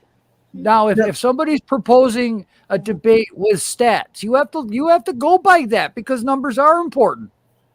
You know, if you look at numbers, we use PFF grades, we use DraftKings, we use a lot of different media as to grade these guys where they're going to go in your draft for your fantasy football team. It's all about the numbers. It's analytics. It's data. Joel, does your stats also not say whether or not you are or not going to be on a team the following year? Do your stats not require that? Like for instance, is Daniel Jones' stat this year? Does that not dictate whether he's on your team next year or not? And that dictates everybody's stats. Thank why do you. you think Why do you think they have an analytics department? Thank you. Stats matter. They do matter. But now if you're going to talk to somebody and they want to go off a performance base, you can't really bring stats in because now you're talking about a different subject in football because performance and stats are 2 different schools. It's like going to math class for one, English for the other. You can't use one theory for both classes. You can't do it. Yeah, well, I actually consider stats and performance the same because here's the thing: you got to perform to get the stats, correct? Well, if that's the case, then Eagles Uncensored, your argument's kind of not holding water then. Why? Because if you're using both performance and stats, I mean, you're trying to use 2 different. No, I'm schools saying of no. thought. I think you might have mixed up what I'm saying. I said you have to perform to get stats. Oh yes, okay, I Yes. see what you're saying. That's Yes, what I'm saying. Yes, the performance is stat based. Okay, so- Yes, but there's So- also performance of late fourth quarter heroics, late fourth quarter, regression, prevent defenses, all that stuff that we talk about. And I wish that stats would include that. Like the rule you said they were looking at changing, where if the ball goes off a receiver's hands, that's an interception on the receiver. There should be other stuff involved like that with some of these stats, and there's not, unfortunately. Yeah. And that was kind of just the point that I was trying to prove is I'm just a stat guy. Stats matter to me because it shows production. When I look at T. Higgins having over 900 yards receiving, and then I look at my receiver this year who's a first-round pick, and he only has 201 yards receiving, to me, that's not fucking production. You know what I mean? I wish to God that they would break it into like first quarter of each game, second quarter of each game with the stats, the third quarter of each. I really wish they'd go more detailed into that because, that would highlight a lot of stuff for us because you could look at a team's record and then you could debate, look at their first quarter stats to their fourth quarter stats. What are they doing? You could get a better feel for some of these players as to their strengths, their weaknesses, their downfalls, their upsides. I would like to see a few more numbers out there. Not gonna lie. I agree with you on that. I do totally agree with you on that. AK's blood pressure. Dude, I've been loving the comments in here while you guys are going. I wasn't laughing. I know. I've been reading them the whole time, man. Oh my God, blue in the face, AK. What? You guys never heard that before? What? Talk until you're blue in the face? Oh, hell yeah. I heard that. Oh, I know you have. I was talking to them. AK, you cold. That's why you blue in the face. No, I'm not cold at all, bro. I'm actually sweating. But see, this is what I love right here. We just argued for literally 2 hours about one fucking subject that really, truly doesn't mean shit, and then we all just start laughing. I got kicked out of bed. So I decided to get a snack. I checked my videos and YouTube and all that. You guys are on. I was like, holy crap. And I got dragged into it. Bro, Appreciate you know that, who I am. I'll do this shit until 6 in the fucking morning. I don't give a fuck. I can't. I got a long day tomorrow. I'm calling 2 football games. I do too, but unfortunately, because I have kids that are 5 and 4, they have me, to the point where I don't need to sleep anymore. I can literally sleep 2 hours and go the rest of the day. So, not me. My youngest is 21. My granddaughter's in there right now hogging the bed, so that's why I had to get up. And I was like, I'm kind of hungry. I'm gonna grab a Scooby snack. Maybe I can find a place in the bed for me here in a minute, but I doubt it. You can sleep right there. Oh yeah, probably I will too. Message coach in the morning. Yep. Okay, I'm ready to go. Oh, let's do this. No, man. It's just and it's kind of what we went off last night too, man. And I get it. J Jaw. Wow, that's weird to fucking say. J Jaw, the guy below you, his initials is J Jaw, but we had like 4 J. Actually, we still have 3 J's in here now, but we had 4 in here earlier. So every time I said J, they were like, "What?" And I'm like, "No, not you, not you, not you, him."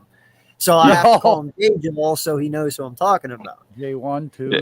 But the first time I did it, you thought I was a troll. I know, right? But no, that's what's great though, because we had that huge fucking debate now, and dude, we can just go right back to laughing. That's what makes this great. That's what makes this fan great, and that's what makes this community of content creators great. Jay Jaw, Jay Milton, Coach, Big Play Slay, Bird Gang, all of us, none of us take offense to anything that's said. It's opinion based. That's what makes football great, and that's why a lot of arguments happen in football, because it is a very strong opinion based game. Okay, and when I know who that is.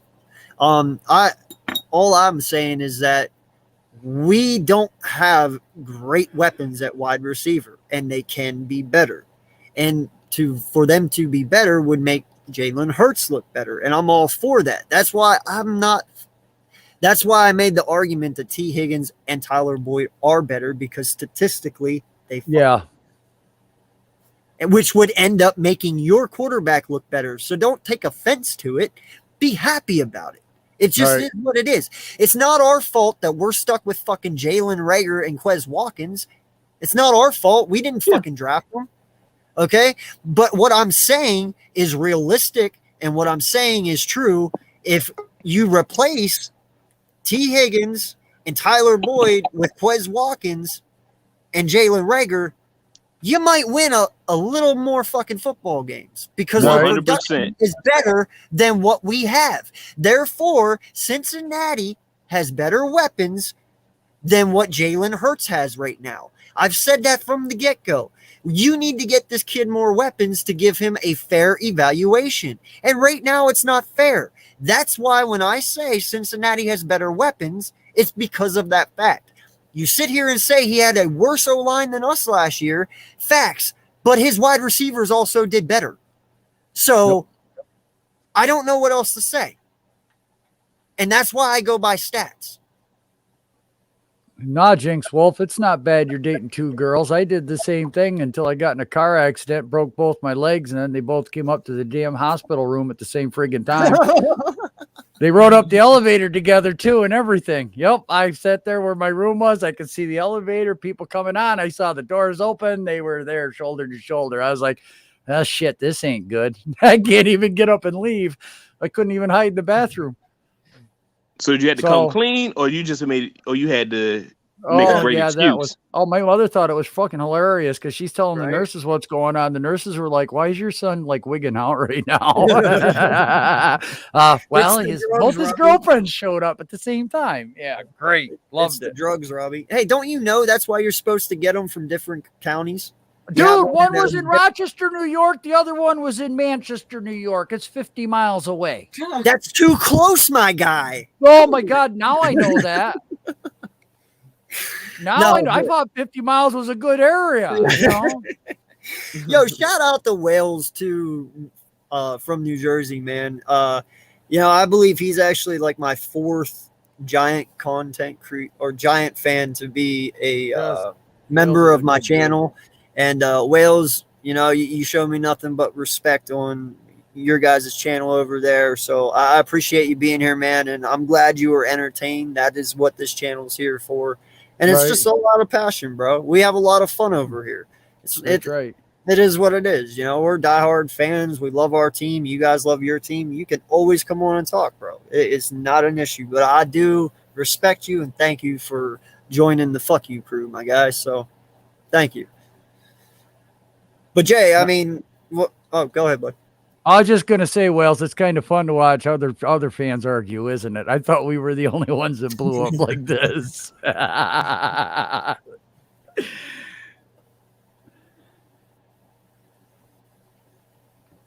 Yeah, but that's not the question. That wasn't the question, Richie. The question is, what? I'm not going anywhere. Want to go there? Yeah, I'm not going with it. No. We got it. We got it settled. We understand. Right. Love, peace, tranquility. We need better weapons. Yes. So do we. I'm not going to lie. We need an offensive line. And that was kind of my whole point all along to this is just that he has the wide receivers and we don't. And I wish we did. He needs weapons. This is a fair evaluation for Jalen Hurts. Whether you want to believe it or not, it is so fucking unfair. I just wish that we could have everybody healthy on the I mean, Jay, would you go to the extent that they're fucking Carson Wentz and Jalen Hurts right now? What do you mean? Like talent level wise, with what he had to work with and what he has to work with, like it's just not there. Are you saying they come? I'm trying to get on. Okay, yeah, maybe I like upper management is fucking them. Oh, absolutely. Because of the weapons that they're not giving these guys. Because the talent for Hurts is there. The talent for Wentz was there. But the fact is we never put the talent around them. And that's kind of the point I made. With better weapons, Jalen Hurts looks better, and none of this is even a conversation at this point. Hey, we all know who's responsible for this. Exactly. Yeah, fuck you, Howie, for making us argue at 2:30 in the fucking morning, you dick. Holy shit, it is too. 3 hours ago, we all agreed that Howie Roseman should be fired. Hell yeah. Yeah. Funny, it came full circle, right? All the way full circle. What's up, Eagle Slayer? How's it going, man? Man, you're tuning in a long way late. Shout out to you, man. So how did your stream go, Joel? Yeah, I was on with somebody else. I was on with Big Pat. Yeah, your Yeah, how did the film breakdown go? Dude, I saw improvement from DJ. I saw a lot of improvement from DJ. Going through that film breakdown, I saw DJ avoid quite a few sacks, whereas, if he was just standing back there waiting to throw the ball, it would have been a strip sack fumble. I saw him maneuver in the pocket when Nate Solder was getting blown up and missing his block and everything, and he was working the pocket just enough to, he'd step up, throw. And then the pass rushers couldn't get to him. His pocket presence was all better.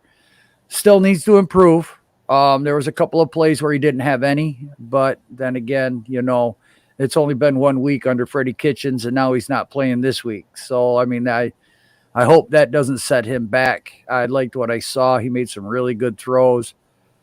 But his game decisions improved. He wasn't staring down one receiver as much. I'm seeing a light at the end of the tunnel finally for DJ. And, I'm hoping that he gets back out on the field at least by the Chargers game. Even if that doesn't happen, at least be out only 2 weeks and he can get back for that stretch against the division rivals, the football team, you guys, the Cowboys, the Bears. Those are 4 games I think that we can win. Yeah, I saw a lot of good things, a lot of good film breakdown, but our receivers have to run better routes, and they have to know when they're in zone coverage and when to sit down, because a lot of times the receiver was in zone coverage and they were open if they had sat down into that hole, but they kept running towards the safety so the safety could make a play. So there was no throw there for DJ. So a couple of those running plays, that's what he did, because there was just no one there to throw the ball to, because the receivers weren't route conscious or, defensive scheme conscious. There's a lot of work to do still, but I did see some hope. Dante, you want to take this? Yeah, he said, what do Tyrod Taylor and Davis Mills have nothing really right now? I mean, like I said again, we got some pretty okay receivers. They're not elite type receivers. I mean, we are. Who do you have right now? Huh? Who do you have right now as receivers? Nico Collins and Brandon Cooks, Danny Amendola. But that's not who we really heard at. They can produce. The main position we heard it all the time is the quarterback situation. Yeah, the quarterback situation. So Tyrod Taylor is better than Davis Mills getting these guys the ball, but again, sometimes Tyrod Taylor can't. I mean, that's why I wish I missed Deshaun Watson, because Deshaun Watson made everybody better on this team. Yeah. He made every receiver, except DeAndre Hopkins. DeAndre Hopkins was already good, but he didn't have a quarterback to get him the ball like that. He had over 1,000 yards, but he didn't have a quarterback actually to get him the ball. Deshaun Watson made the offensive line. Offensive line was terrible. Deshaun Watson made everybody look good by his ability to get up out the pocket, keep plays alive, and throw the ball. He made everybody look good. So for the Texans right now, we hurt at most positions as the quarterback is. I'll say no excuses. I mean, Tyrod Taylor is better than Davis Mills. He gets the ball. He gives us a fighting chance more than Davis Mills, but I like our receiving core. I like Nico Collins, a 6'6" receiver. He's pretty good, big body, big possession receiver. And Brandon Cooks take the top off that defense, and Danny Amendola. We all know he's a good fighter. Can I ask you a question real fast, my guy? Go ahead. And I want you to be truthful, because I know you are a Texans fan and an Eagle fan. Would you take your Texans receiver core over the Eagles receiver core? Would you take the Eagles over the Texans at this point? I'll take the Eagles receiving core over Houston right now. Oh, okay. All right. Let me change that then. hold on a second. Not to change your answer though either, but I left something out. Other than Devontae Smith, with Quez and Rager, you'd still take Arbacor over Amendola and Nico and Brandon Brooks. Yep, you could. I would take that call, but you just got to have a quarterback to get him the ball. You don't have a quarterback to get him the ball. Damn. So again, you just don't have a quarterback. You don't have a quarterback. I'm sorry. I'd rather have Danny Amendola and them rather than Rager. I'd take both of them over Rager. Hey Joe, I can't have that receiving core. That's what I'm saying. You got to have a quarterback to get them guys the ball. We don't have the type of quarterback to get them guys the ball. Also, I mean, with Deshaun Watson, you gave me have Deshaun Watson on this team. Hell yeah, I'll take that Eagles receiving core because Deshaun Watson make everything go. Deshaun Watson, that's how good Deshaun Watson actually is. It's not the receivers didn't make Watson better. Watson made the team better as a whole. And you seen how well that team provided up under Watson. Watson made that whole team better. Yeah, but I mean, take the quarterback out of the whole equation. I'm not talking quarterback. I'm just talking literally the wide receivers. You would take Wes Watkins and Rager over any of the guys you have. Hell yeah, that's not even a question. That's not even a question. That's not even a question. The receivers we got y'all, hell yeah. That's not even a question. That's not even a question. That's not even a question. Hey Joe, let me ask you a quick question. Sure. What did you think of Kyle Loletta? Quarterback. Lifetime backup. I mean, he's just a 4th round pick. You know, I mean, my God, the New York Giants started what's his name over Loletta. So when we benched Eli and ended his streak, so Geno Smith. Yeah, Geno Smith. So no, we figured we were going to see the young kid come in. So Kyle Loletta, he was never. I don't even know why the Giants wasted a draft pick on him. McAdoo might have hoped for something there, and it just wasn't there. The reason why I mentioned him is because him and I went to the same official visit to U of R. He committed that day. Okay. Yeah. So. And that's why I'm like, oh. And when I met him, he was super nervous and everything. So it was like to see him in the NFL was like, ain't that a small ass world, Right. Yeah. No, I mean, you know what? Like I said, I mean, he was willing to sling the ball down the field, but not very accurate. Yeah. He had a lot of learning to do. His footwork wasn't very good. I'm not trying to put the guy down, but as far as an NFL quarterback with everything that we look at, it is what it is. Right, exactly.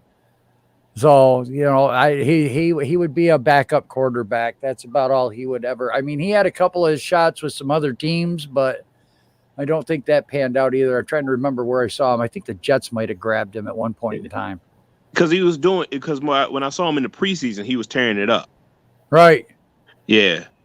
But then again, that's a basic defense. All these rookie quarterbacks were tearing it up. I mean, when you're going against a basic, cover 2 defense and they're not stunting or anything, all these guys look good. And then these analytics are like, this guy's the best thing since sliced bread. And also it's 2 plus 2, and you trying to tell me I'm smart. Right. I guess he's on the Jags now. Wales. Well, I'm back. Whatever. Oh, he's on the Jaguars now. That might be. Who? But I got a question for Coach. Yeah. Hey, what do you want for that 2nd round draft pick if we get the 4th or the 5th one in this coming up draft? I just got to know. Who do I want? If you have the number 2 draft pick and the Giants have the 4th or the 5th, what can we give up for that to come up there to number 2? What would you guys take? They want to steal Hutchinson. See, I have no idea who we would take. The front office Don't do it. I have no idea, but I mean, right now, you guys need some draft picks, though. You guys need. Well, I'll say I don't know. I don't know what the front office is going to look at. I don't know if they're going to go quarterback. I just don't know if they're going to go Tim Thibodeau. Thibodeau might go first. I don't know what the team going to do. I have no idea. But, I want that kid from Michigan so bad. Hutchinson. Yeah, but Dante, picture this.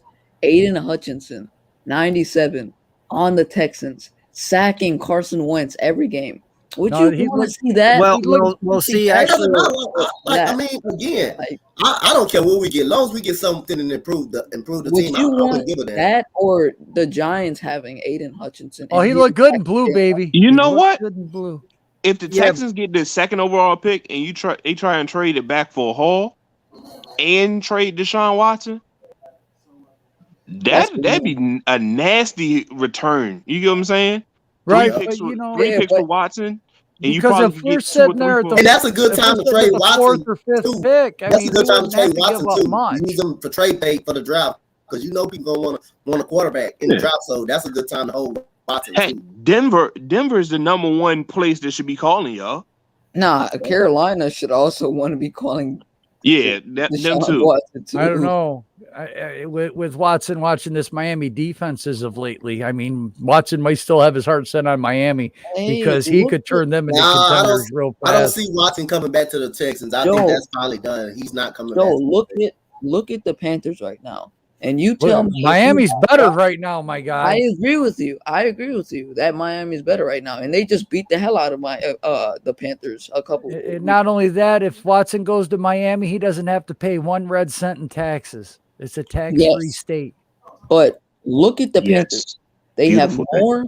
They have Robbie Anderson, Christian McCaffrey. What is the one thing that they're lacking? A quarterback, and Watson is a quarterback that they would want because he kind of fits their offense and what they're looking for in terms of a quarterback like you can build around. And he has all the traits in a quarterback that you want in terms of athleticism, mobility, size. You know what? You already have Waddle in Miami, so you go up to Chicago, you make a phone call, or you get that guy out of free agency.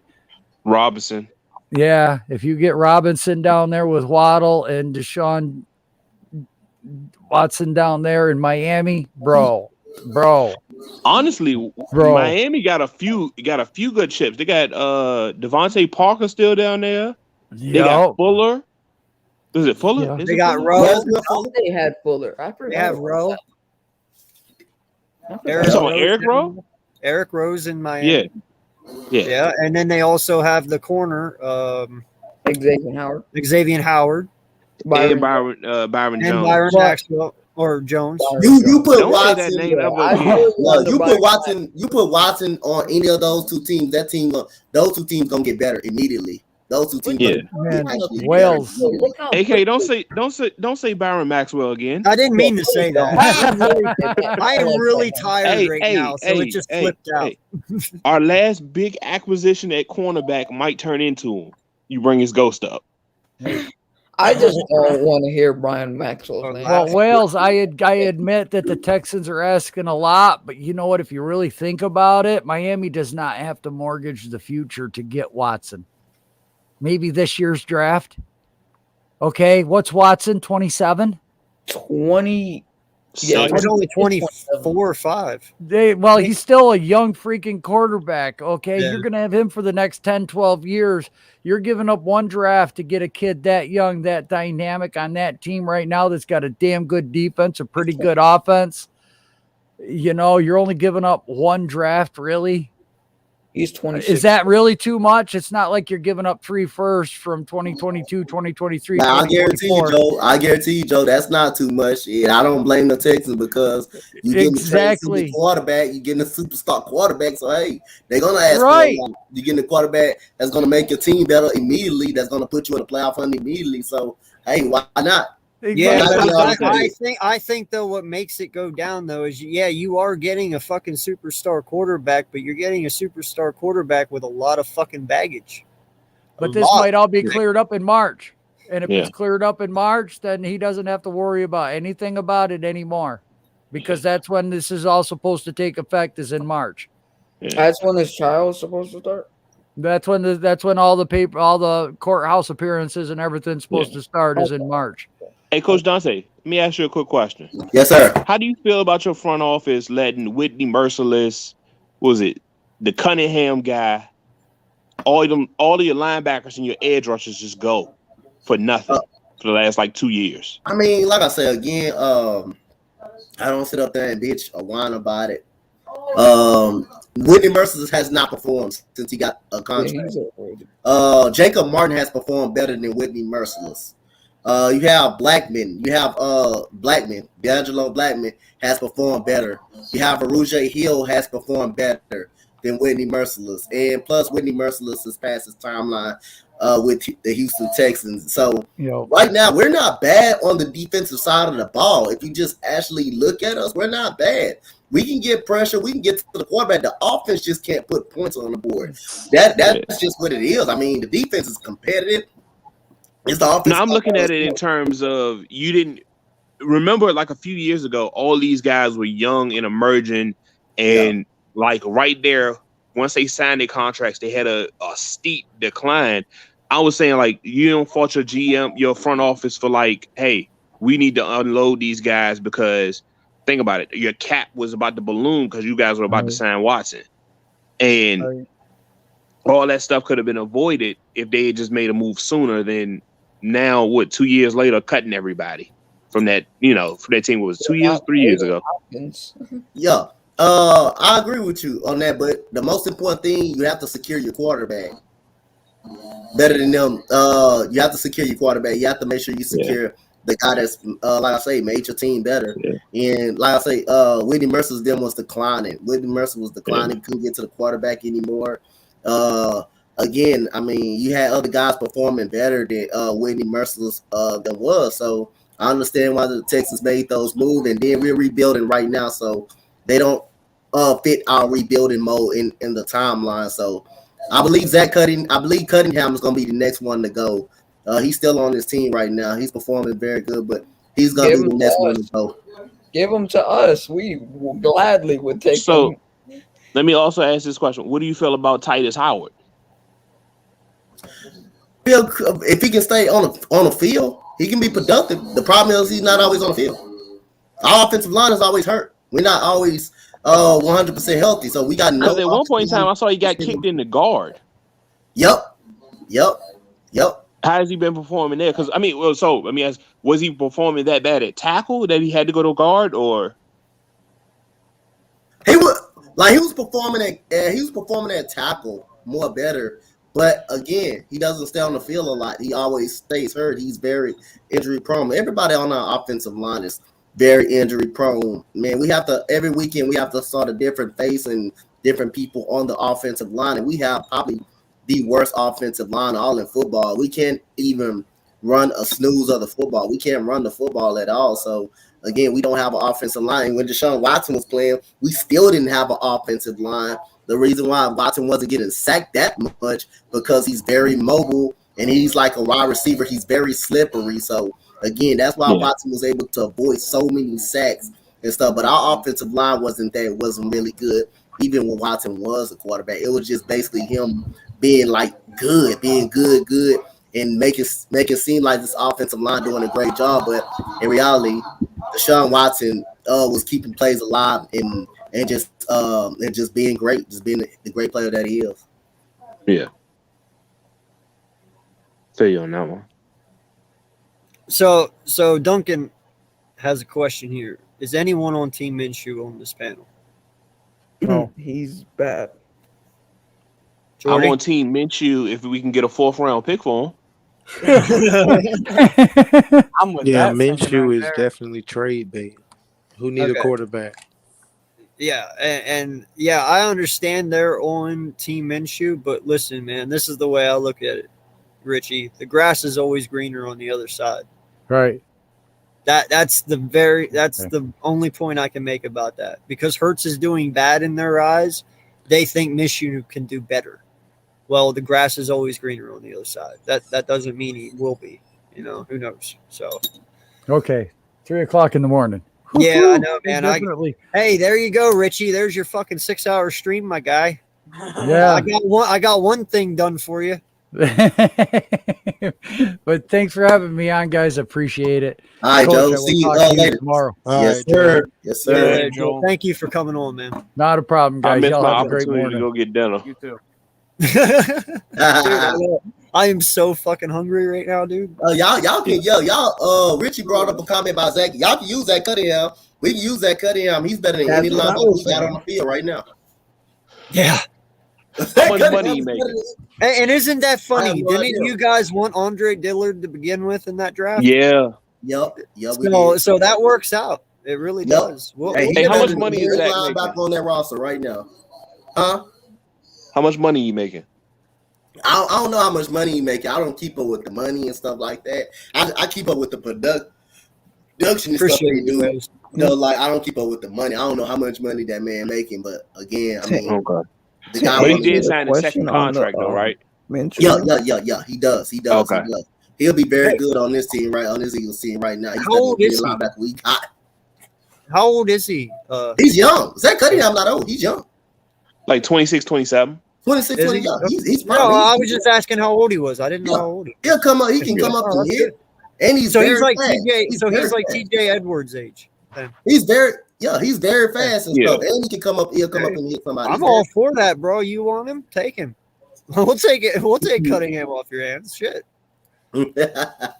To answer that mention, That's a win-win for you too, because that's both your favorite Yep. teams. And then we got another linebacker that is very good, Veruja Hill, who we got from the Camus. Yes. Miami. He's, Yeah, we let him go. Yeah, he's very good. Veruja Hill is very good. He's Yeah. been good for us. He's been very good for us. Camus Gruge Hill. Because I was calling him Kruger Hill for the longest time. Yeah, no, Okay, he yeah. is good. But you Yeah, ain't I gonna would call- let him go though, are you? You wouldn't give him up for Andre Dillard, would you? Nah, he playing too good. Veruja Hill's playing too good. He's playing too well. Hey, we had him, AK. Huh? We had him. Oh, did we? Oh yeah, Cruz. Yeah. Oh yeah, fuck no, You guys wouldn't want to send him back, would you? I mean, Nah, you good, Jordan. He doing He's good a over there with gunner. us. And he blossomed. He blossoming right now. Who did Well, we somebody replace? said they wanted a 6-hour stream, and then somebody also said they wanted a 12, and then you said 24. So I hit You might as somebody. well that just do said that 12. too. Yeah, so I've hit somebody's. You know, whoever wanted 6, I did it for you. So there you go. Shout out to whoever that is. I know Richie brought up 12 one time, and that's where we got the Yeah. 12-hour idea from. Yeah.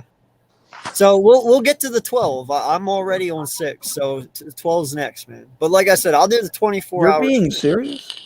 Yeah, I'm being serious. You're getting to Why would he 12 not? hours? No, not tonight. Not tonight. No, Not no, tonight. no. No. Oh, hell no. No. Hell no, That bro. would be a I got nightmare. kids. Hell no. A 12-hour Hey, Big stream, Play man. Slay, what time it I is gotta- over there when you at? It He's on is. the East Coast. It's 3 a.m. It It's is 3 o'clock 3:04. in the morning. Way here. past Oh his yes, it is bedtime. 3:04 a.m. Jordy, Yeah. you But I know know what Big time Play it not- is. We not live on in the 2 East different Coast. zones. What? Yeah, he is. Slay's on the East Coast. Yeah, Yeah, he I'm lives on in East. He's Syracuse. like on a whole another like dimension or something. Slay, Huh? you live in Syracuse. Talking about Jordy. Talking about Jordy. I thought you was in Texas. Hell no. No, I mean, he's the only content creator that lives in Texas that's an Eagle is Philly Notion. That's it. I mean, Houston, Texas. Houston, Texas. Well, yeah. Yeah. My bad. And Coach, obviously. So what's that? It's 2 over there, right? They're 3 hours behind us. So, or no, they're an hour. What No, he they're what he 1 had hour in behind. Houston is Hour. is It's is it 2 or 205. is it? 205. It's 205. Yeah, Okay. so you're an hour behind. Yes. And it's Yeah. 3:05 over here. Yeah. Now, see, if I was in Alaska, this would be great because it would only be 11 o'clock at night. But I'm on the East Coast, so. It'd It's be better 4-hour if you were in difference from Hawaii. East to Alaska. Alaska's a 4-hour difference from the East Coast. Well, So it'd be shit, you 11. might as well It'd be just better if you were in promote Alaska. Hawaii. 6 hours. Dude, no lie. Dude, what do you mean? I lived in Alaska for 10 I'm years. saying we might as well just For all real. move to Alaska because it seems like a great place. No lie, bro. It was awesome living in Alaska. I could wake up at 7 in the morning and football was on at 8 a.m. That's what I'm saying. No lie. That I sounds woke up, awful. drank my fucking coffee, and ate my fucking pancakes and bacon while watching Eagle football. That was my mornings in Alaska for 10 fucking years. Can we You just said all 8 move to o'clock Alaska football and 8 starts. in the things morning, be better? football started. 8 in the morning. That is a problem for me. Why? I much need that. I much need like my 3 to 4 hours before football. Hey, you ain't lying. I ain't gonna lie. Well, You see, ain't what lying. I loved about it and what I hate about it here is how late the fucking games go on the East Coast. Football was done by like, I'd say 4 in the afternoon in Alaska, which meant I had the rest of the time. Like even Monday Night Football was over at like 4. So Oh damn. the rest of the time, You're Monday lucky, Night dog. Football here, bro, is over at like 11:30, 11:30. 11:45. Fuck that, man. I'd Man, rather you it be lucky, over at 4. uncensored. You so lucky, bro. You lucky as hell. Man, Yeah. Roll out of bed and Damn, start watching football. you had that treatment in Alaska. y'all bro. keep saying That's lucky. fun. That sounds like a torture to me. I What? miss so much football. Oh, I never missed a fucking game, bro. I loved it. Bro, I hate, want I hate, to move listen, to man, I Alaska hate now. waking up at 8 and wait until 1. I hate that shit. Like, I'd Was rather it cold? wake up and watch. No See, lie. my thing is, I Wait. use Sunday as my I use Saturday as Saturday morning as I get everything done Saturday morning and lollygag and do whatever the heck I want on Saturday night. And if I want to stay up until like, is today Saturday or Sunday? Today is Saturday. It technically is Saturday. It's technically Okay. Saturday Like today. right now. today, I have nothing to do. But if this was a normal situation and I'm staying up this late, I'm not waking up until like 10:30. Uncensored. Was it like normal temperature in Alaska, or was it like super cold? Listen, man, we tell everybody it's a lot worse than what it is just so people stay the fuck out of there because we like it being like minimum people. No, honestly, dude, I was outside in December and January in Alaska playing football in the snow in just sweatpants and a sweatshirt. I was If about to it's, say, if you said shorts, I was gonna say you was crazy. I've done that sometimes, yes. You're crazy. No, listen. That's cold. No, it's not. That's where you're wrong because Alaska is a dry state to where Pennsylvania and all these lower 48 states are mainly wet, especially on the East Coast. When the temperature is 20 degrees in Alaska, it's actually like 30, 35. It's always 10 or 15 degrees warmer than what it actually says. You know, listen, man, I would take negative 10 degrees in Alaska over 20 degrees here.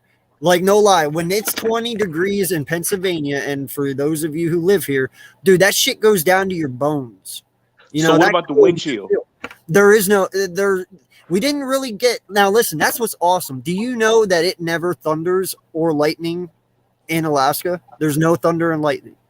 We never I get did a not know that. storm. It literally hardly ever fucking rains in Alaska. Hardly ever. Okay? Yeah. There is no insects in Alaska. There is no snakes. There is no spiders. Nothing. But it's snow everywhere. Not all. No, hell no, bro. Dude, I used to go swimming in the fucking ocean in January or in July and August. You can swim. You can swim in the lakes. You can do anything.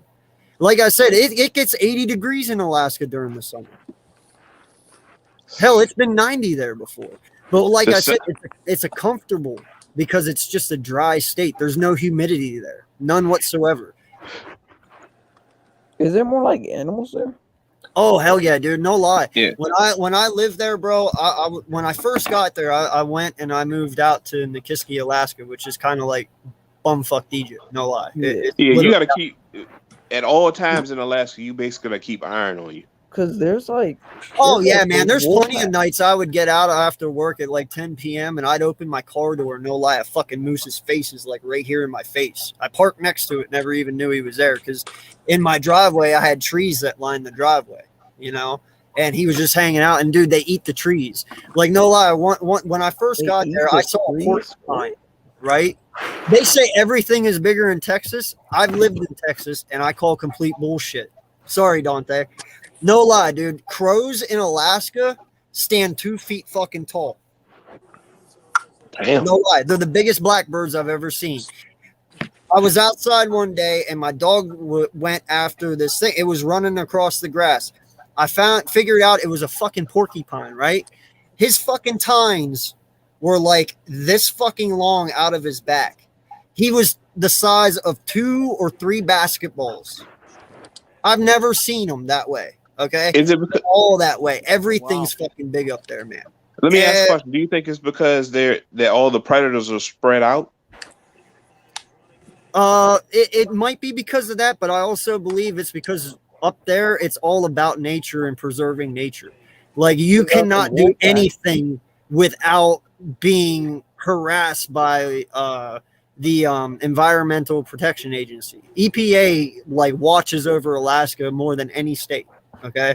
Gotcha. And nothing in Alaska is really touched. The only thing that people touch in Alaska are the animals that they hunt, which is like moose, caribou, and bear. Yeah. Other than that, dude, that's why porcupines get big, because no one fucks with them. And because of how small the population is, they have nothing to worry about. No lie, there is 500 bears per every square mile in Alaska. I 100% believe AK. that. Yeah.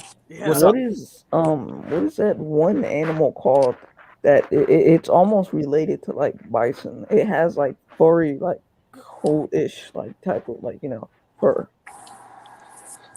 Polar bears? No, it's like I don't know what it's called. It's Wait, what? almost I like didn't a hear bison. you. Sorry, say it Buffalo? again. I don't think it's a buffalo. It's more like it's kind of like a bison, but it has like horns on the top of its like head, or like Buffalo. tusk or Buffalo, something. yeah. Yeah, we I don't. don't think it's a buffalo. I don't think it's a buffalo. Ram? No. What you're Yeah, describing you. sounds like a Oh, buffalo. we have mountain rams there. Yes. Let Oh me yeah, see. dude. No lie. There is a 2-hour road that goes just through pure mountains to get from where I lived to get all the way up to Anchorage, Alaska. Dude, most beautiful trip you'll ever fucking take. Okay, I promise you, between Kenai, Alaska, and Anchorage, Alaska, that is the most beautiful drive. No lie, it's just mountains on each side, and we call the mountains in Pennsylvania mountains, dude. These are fucking hills. Okay. So let me also ask this question real quick. Yeah. Do they pay you for living in Alaska? Fuck yeah, man. I got dividends. I've had dividends, and they pay by person. So everyone gets one. Okay. So that is real. Oh yeah. Dude, one year I got $800 per person. Okay. And there was 5 people in my family up there. Okay. That was my 2 stepsons, me, my wife, and then someone else. Okay. One year I got $2,100 per person. All right. And you have to realize something. There's people up there, especially the Russians. Dude, they got like 9 or 10 kids. Imagine $2,100 for 9 or 10 kids, plus yourselves. People make bank up there. Can you share my screen, AK? What? Can you share my screen? This thing. What is that called? That's a buffalo. Yeah, that's a buffalo. That's they a should have buffalo. taught you that in school, my guy. What? That's a buffalo? That's a fucking buffalo. What? Hey Slay, listen. Just play Red Dead Redemption 2. No lie, random. It's crazy, okay? Like when I first got up there, I started working in the oil field. Okay. I was only 19 or 20 years old. I forget exactly, but I think I was 20. No lie, when I got up there, bro, I started making $21 an hour as soon as I jumped off the plane. Okay. I was working 120-hour weeks, and I worked 2 weeks on and 2 weeks off. I made roughly around $2,400 to $2,800 a week, and you got paid weekly. Okay. Yeah. When you go out there, you stay out there. You don't come back until the next plane comes back for you. So your 2 weeks is your 2 weeks. You get paid from the time you step off the plane till the time you step off back on land. Okay. That means you got paid to eat, you got paid to sleep, and you got paid to work. You got paid on that oil. You talking about the oil rig? Oh yeah, I was out in the middle of the fucking ocean on the monopod out in Alaska. Dude, worst fucking thing ever. And that's why I cuss so much, because when you're around a bunch of old grumpy assholes who haven't had alcohol in like 2 weeks, they're the most mouthy motherfuckers you'll ever meet. You know, I never used to cuss this way until after Alaska. Because no lie, Alaska is church, bar, church, bar, church. If you go to church, you don't go to the bar. If you go to the bar, you don't go to church. That is how it works up there. I'm not playing. This is what I meant to say. Musox, or whatever the hell that's called. Musox. That's what I meant to say. That's what I was thinking of. So, I mean, so you also worked on the oil rig. Oh hell yeah, man! I worked up. Well, at first when I started, I was out on the Swanson River, which was on land. It was like maybe an hour from my house. And what it was is back in the early like 40s and 50s, when they first put the oil lines through Alaska, they never actually charted them. How stupid that sounds, but they never did. They never actually kept track where they put them. So we had to bring in this giant, huge machine that literally x-rayed the ground so we could go down as far as we had to figure out where these pipes were. So we sat out there for 2 years trying to dig up an oil line that we really thought didn't exist. And we had bear spray. All right. I don't know if you've ever seen bear spray, but bear spray, mace. Yeah. It is 6 times more powerful than the mace you get sprayed with, that we get sprayed with. And they tell you, they're like, okay, if a bear comes up, hop in your truck and don't get out. I'm like, no, yeah, dummy. I'm going to just walk up and pet the motherfucker. Of course I'm going to hop in the truck, you know? Yeah. That's why you say you got to keep your doors unlocked, your all car doors unlocked in the And So it took us 2 years to find this oil thing, and then after we did that, then we had to sit there and we had to mark it with markers, you know, because actually what we were doing is replacing it. And then after that, I went out to an island in the middle of nowhere, in the ocean, okay? And it was crazy because the first day I went, I hopped in my vehicle and I drove out to the work site. And there's signs through our road that goes down through the whole island that says, do not get out of your truck or you will be shot. The natives would shoot you if you stepped onto the wrong property.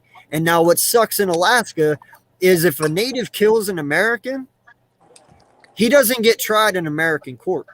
He gets tried in native court, which means he gets sent back to his native village and they try them there, which in the end, they don't do anything anyway. They really don't. But we can't touch them because it's a law that they made when we bought Alaska. It was an agreement that they made. All right. They get free health care. They get free education. And they get paid handsomely. They get dividends that Americans don't even get. Like there was certain tribes that got like $200,000 a year per person. And what I mean is because we took their native land, even though we bought it, we took it for our own, and then we forced them to go into make their villages, you know, and it was ours. So they have their land that they own, but we also have to compensate them $200,000 a year. Or some tribes only got 50. Some tribes got 120. It just varied, you know, who it was and how far your ancestors actually went back that lived in Alaska. So that all meant something. And there's a whole conspiracy theory that people think Area 51 is really where people think Alaska is more sort of like an Area 51 type of place because it's literally in the middle of nowhere. Alaska is in like the upper region, and no one's like closer there. And people have like skepticalness because Area 51, they would consider it in like the middle of Nevada. So people have like weird suspicions, and they think the federal or government has been hiding something like aliens and stuff in like Alaska the whole time. Bro, I'm gonna tell you something. And Duncan's right. Eventually, the UFO shit was going to pop up, and Slay brought it up. So, I will say this. There is a lot of things in life that I've seen that I'm able to put something to, okay? And really, you can wrap your head around most that you see. There is things in Alaska that I've seen that I cannot explain. And I'm not going to lie. I'm not bullshitting you. I'm not telling you this to get views. I'm not telling you this to do anything. Okay? I've seen UFOs in Alaska. It's not a fucking lie. Because the things UFOs can do and the things regular planes do are two different fucking things. No lie. There is a conspiracy because I don't know if you guys ever heard of, I believe it was Skynet is what it's called. The thing that shoots the, it's the military anti Yeah, missile they were program. pretty much what Skynet was is they are trying to figure out a way that they can manipulate the weather to do what they want it to do. Okay, they had a bunch of scientists in Cloud Alaska, seeding. huh? Oh yeah. The cloud seeding stuff. Yeah, they had a bunch of scientists and a bunch of military men up in Alaska in this big fucking building, and they built these fucking giant lasers that shoot up into the clouds, into the sky, and that they were trying to figure out a way if they could manipulate the weather to make it rain, make it snow, make it lightning, thunder, whatever we wanted it to do. We were trying to completely play God, pretty much. Okay. And that's when kind of shit started going hey wonky in Alaska. And they also say that's also why our ozone layer is getting disintegrated, because when we did that, we actually fucked with our magnetic field. Mm-hmm. So there is a lot of shit that goes on, man. And it is weird. And yes, Duncan, you said it. But the reason is because it's real. Okay. Have you seen The Fourth Kind? Any of you? Let me see. The Alien movie from Alaska No. and Nome. Watch that shit. It's real. I'm not playing. Nome is a I don't real think place I've ever in seen Alaska. this. No lie, dude. Nome is a real place in Alaska. There's only one way in and one way out, and that's by plane. Okay? It lives in a bowl in the mountains. There's like a huge dip in the mountains, and they built Nome in it. Okay? You can't drive there. You can't take a boat there. You can only fly. Mm-hmm. There was a woman that was a psychiatrist. She was there to help. Well, and it ended up her husband disappeared, like just straight up disappeared, and somehow, some way, she said that it was aliens, and no one believed her. Well, then shit started happening in Nome. Like supposedly, if you see an owl 3 times, that's the fourth kind.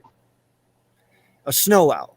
Like supposedly a snow owl was outside of these people's houses every night, and when they woke up, they would see an owl in their window. Well, the first one, that's your first step. The second one, the third one is when they abduct you. Well, her kid ended up getting abducted, which in the end spiraled out of control and made everyone believe that she is the one that was doing it, when realistically she wasn't. And what's crazy is in real life, they staked a cop outside of her house, and that night the fucking footage on the cop car shows it all. You have to watch The Fourth Kind, man. Aliens are fucking real.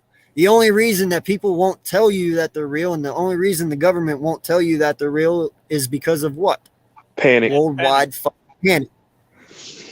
Okay? You can't tell me the jump that we made in technology over the years, from going from rotary fucking phones and all this and that to inventing the microwave and all this and that. Dude, they had help. Look at what we're Don't talking think they have to each other over. Huh?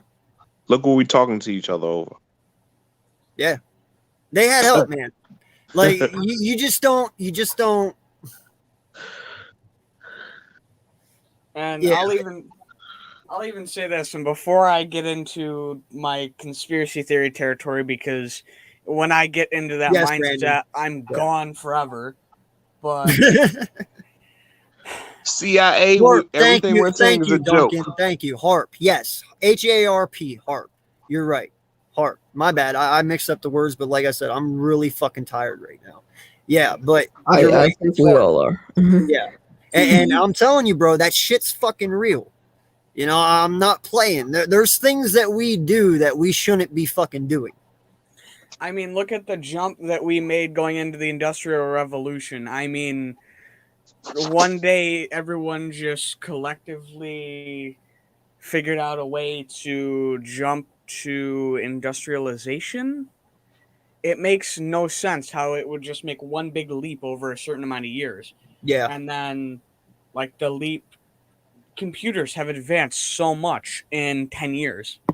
I mean, look at game consoles. They've evolved. Who just thought of, I'm gonna play a video game on something? What? And not only that, look at AI, look at everything like that that's developed over the years. That doesn't just happen. There's a guiding force. Yeah. What's crazy is I got accepted to this program at Penn State for a summer. I never went. But you're working on military, quote unquote military technology. Everyone will tell you the stuff that they develop in that lab you won't see for another 15 years, but it's complete in that lab. Mm-hmm. So that's what you have to understand. Go ahead. What? I was going to say this. Did you guys not hear? I think it was like 4 years ago. NASA put out on their website, and it was literally only up for like a fucking day. And then they took it down because they realized they fucked up. But they were literally hiring NASA.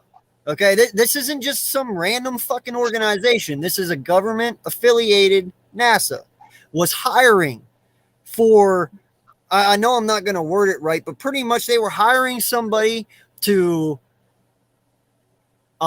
mediate alien traffic.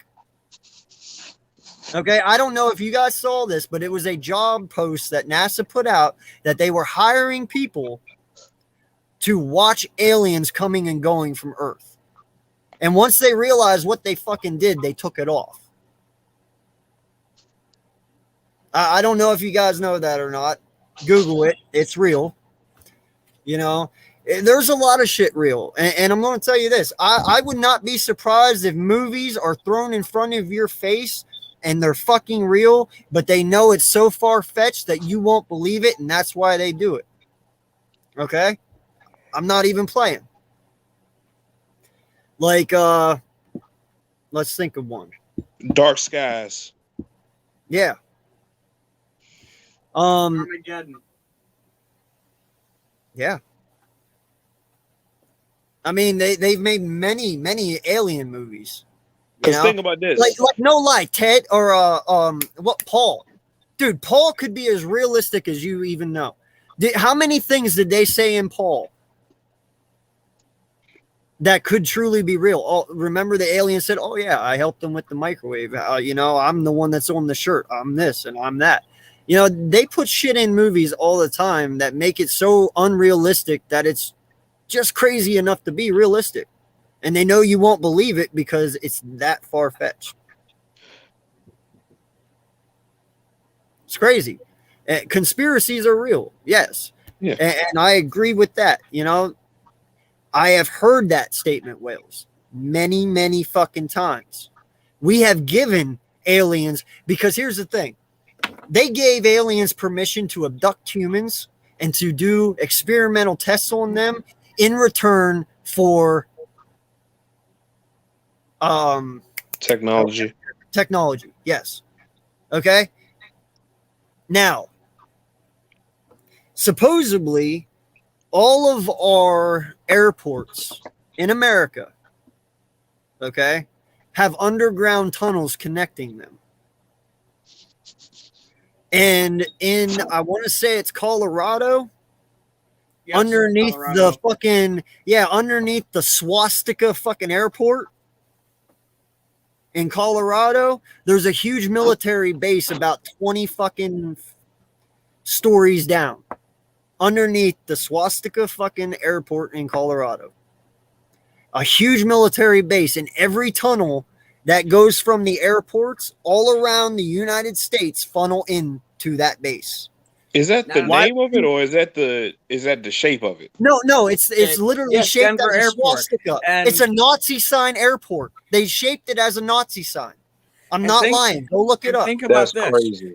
And not just that, but they also have Nazi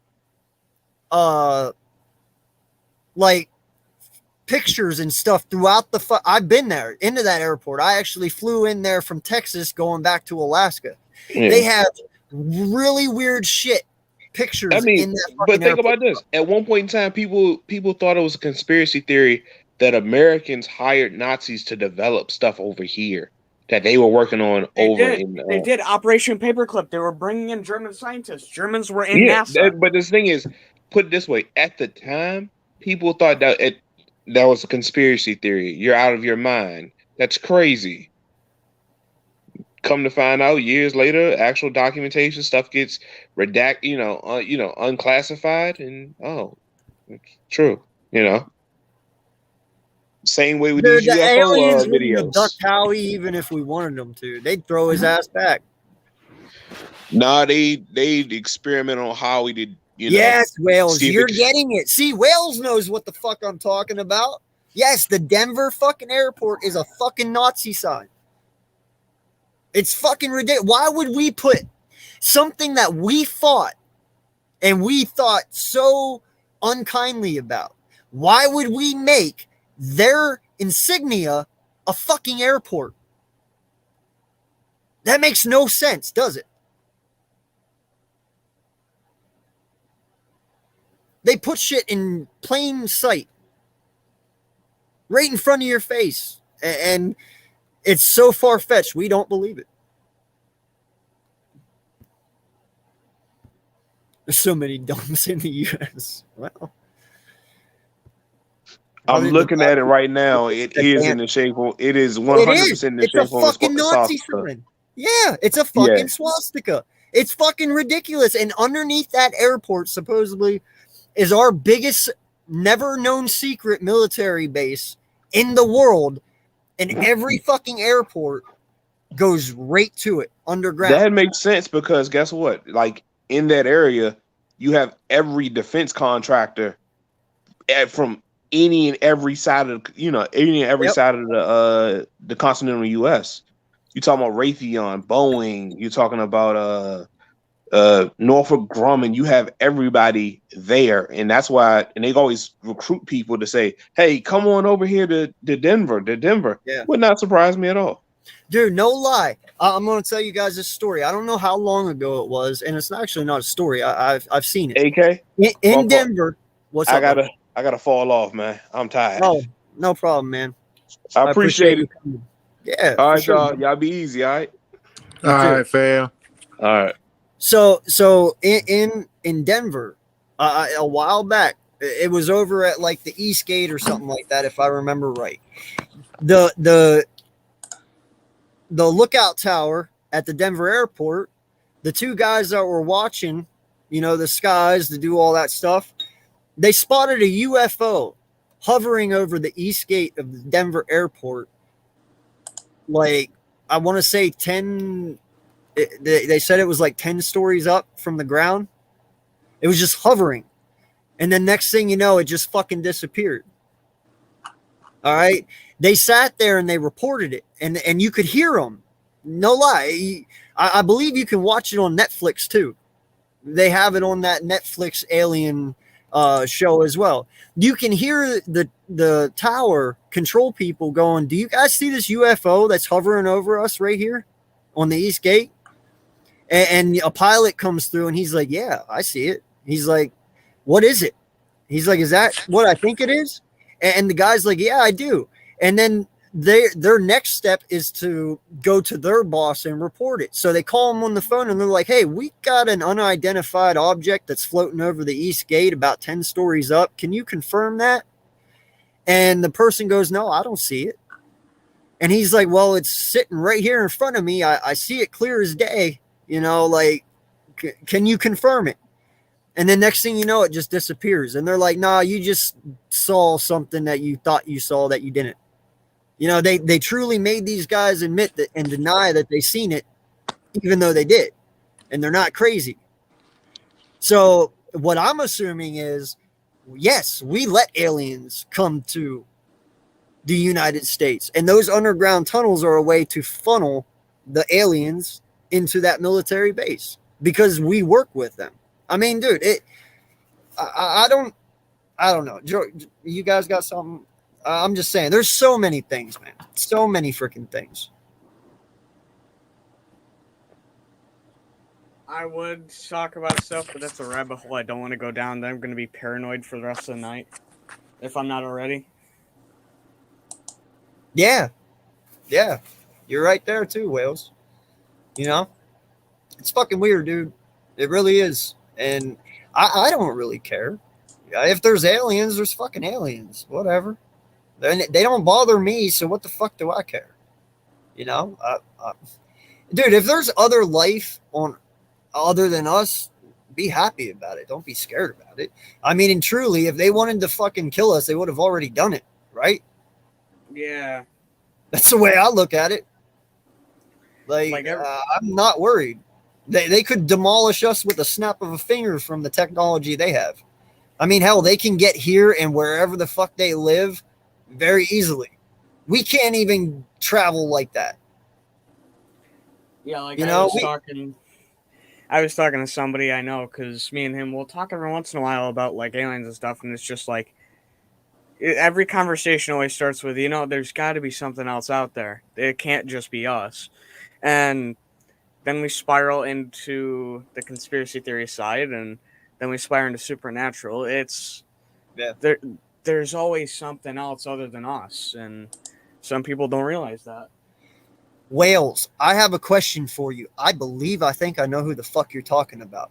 Is the Phil Schneider guy, is that the guy that has that group that meets in Arizona and they do that fucking like meditation thing where they actually sit there, free their minds up? And now this is really weird because this was actually a Netflix documentary too, I believe. But there's a guy, he does a group of people every year. They go out to Arizona. Okay. And he gets them in a circle, and supposedly he knows how to make aliens appear in the sky. And supposedly all it takes is real deep meditation. And in your mind, you have to be saying and telling like, hey, we're not here to hurt you. We're not here to do anything but welcome you. We want to meet you. We want to see you. Just prove that you're here. And dude, they have this all on fucking video. And next thing you know, dude, these fucking lights just start appearing in the sky everywhere. There's like 5, 6, 7, 8, and they just start fucking dancing. They just start dancing, and everyone's going crazy. All the people that are in the circle, they're sitting there looking, taking pictures and shit. And then after like 10, 15 minutes, they just go away. And he has more than one occasion that he can do it. Oh, okay. Yeah. Wrong guy. But, yeah. So he has many documentaries about this, and he has many videos of him doing it. It's real fucking crazy, man. But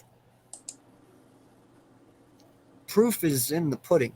I don't know what else to say.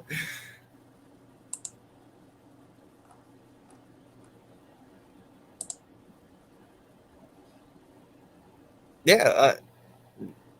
They could.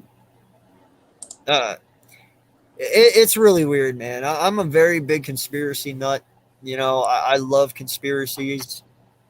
I have dug so far deep into JFK, it's not even funny. I've done the same thing. JFK was totally a U.S. hit. I don't care what anyone says. That was totally us.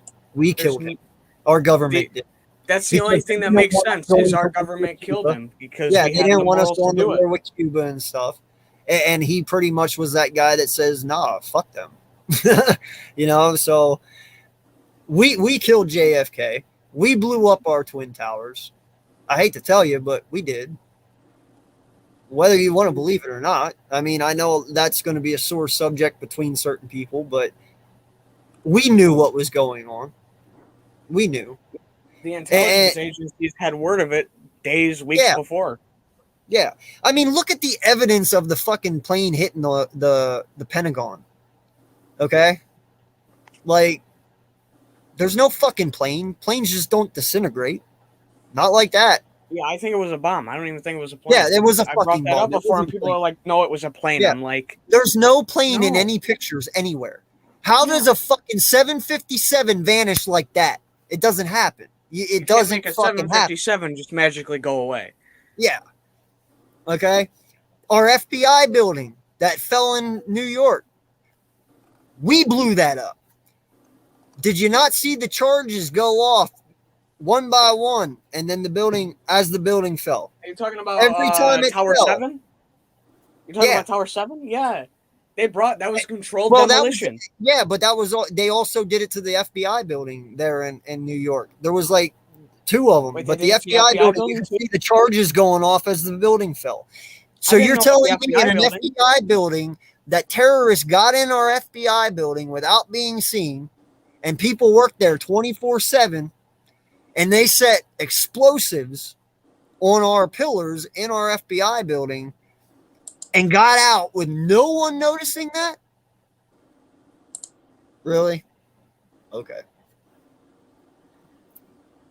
Go ahead, Jordy. What were you going to say? But yeah, there's what else was it? There's something else that I dug really far into that I can't remember. But like I've dug into so many things that it's not even funny, and yeah, there's so much that we can debate about that we will never know, especially JFK. Like, oh, that's what it was. That the Nazis went to Argentina. They definitely went there. The Nazis all went to South America. They had pathways set up. Yo, no, the best one is that they fucking are in Antarctica under the ice. Oh yeah. That's the best one. Okay, yeah, so you're telling me Hitler went all the way to Antarctica. He dug miles beneath the ice, frozen tundra, built a military base. I still think Hitler's dead.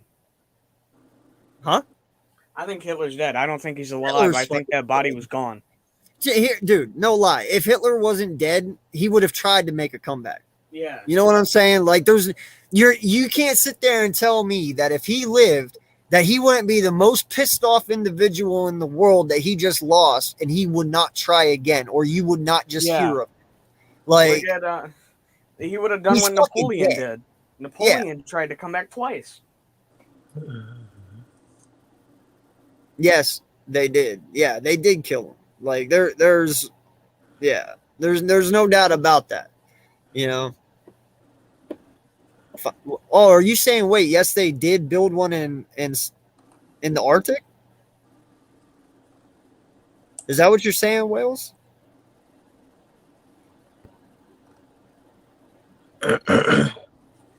You got anything on this, Milton? You've been quiet. No, I'm good. I'm just sitting back enjoying the conversation.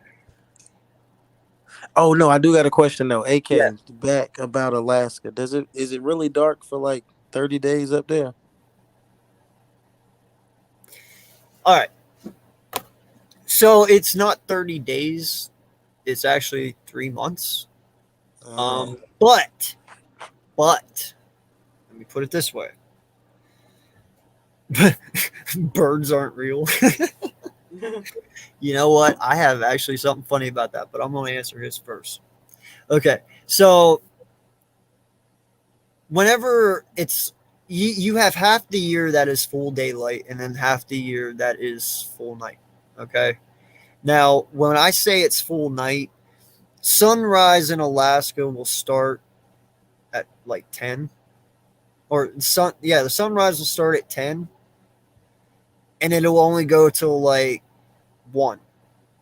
But when it's sunrise on all night, it's actually like, you know how when the sun sets at home and you see the pinks and the purples and stuff in the sky, but it's just dark enough that it's hard to see, and you need your headlights, but you can still kind of see. Right. That's what our daylight is for that. You never get pure daylight. It looks like a sunset for 4 hours, and then it goes jet black. Now, pure daylight, that's pure fucking daylight.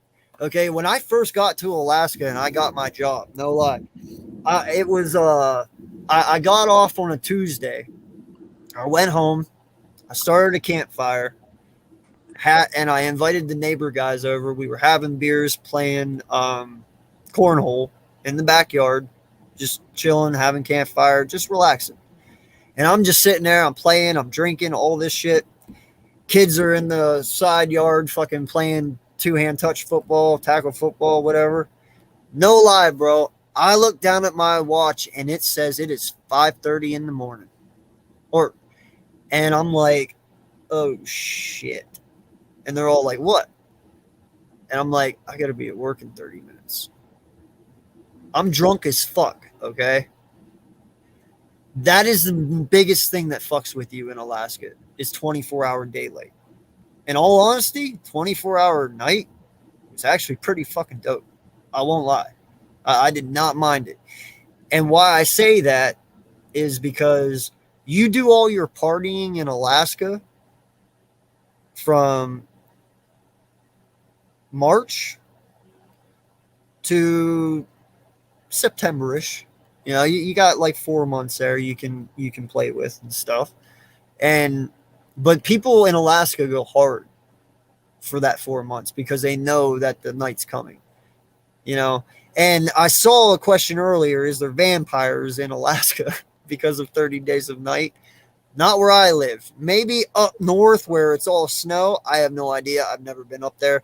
Go ask Wasilla people that question, or, you know, any of those on the upper. But, you know, the water is blue. And when I mean blue, I mean fucking blue. All right? Like, how can I, like this? Okay?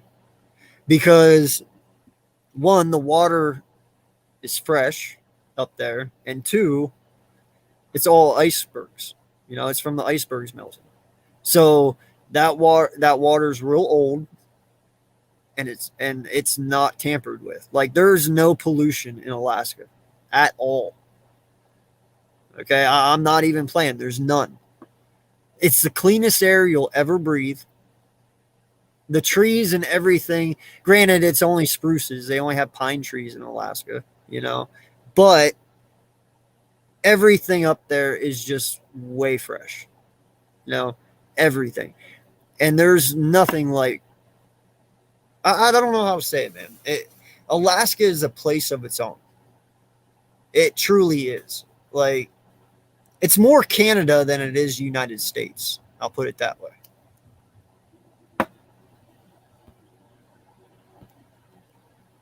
I was saying Hitler didn't die in Germany. He got out and went to Argentina with the help from the Pope. Yeah, that's deep conspiracy territory, even for me.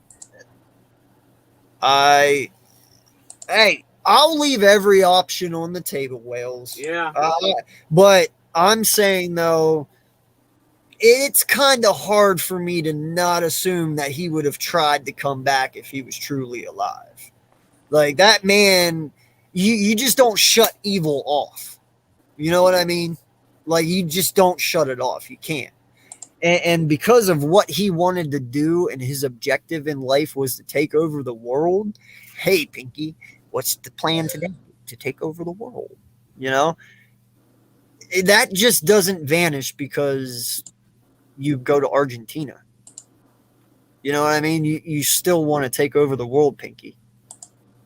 So that's the only reason why I think he was dead, because he would have made a resurgence at some point, I would think, unless he's just truly that fucking scared shitless. I don't know, but yeah, no, hey, it could have happened, bro. I do not know, but I'm just gonna go with the theory we fucking killed him. I hope.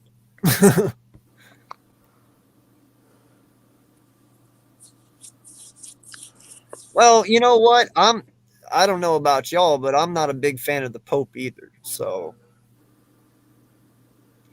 you know, I'm not a religious person by any means, okay? But any man that says he can talk to God is full of shit. Okay? Just saying. I don't know how y'all feel, but that's a sin right there, because you're lying to the world that you can talk to God. No one talks to God. No one can talk to God. So. No, I will, Wells. I'll check it out, man, for sure. Hitler was definitely an evil man, so I believe it is.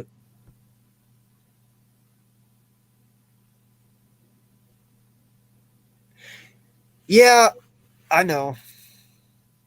I know. You got something for that, Jordy? I'm thinking. certain world leaders didn't. There's certain ones that I don't think did. There's one I know of a couple that may or may not have, but the first thing that I thought of was the Kennedys, but that didn't work out so well no matter which one you chose. So just gonna leave that one alone. Keep going.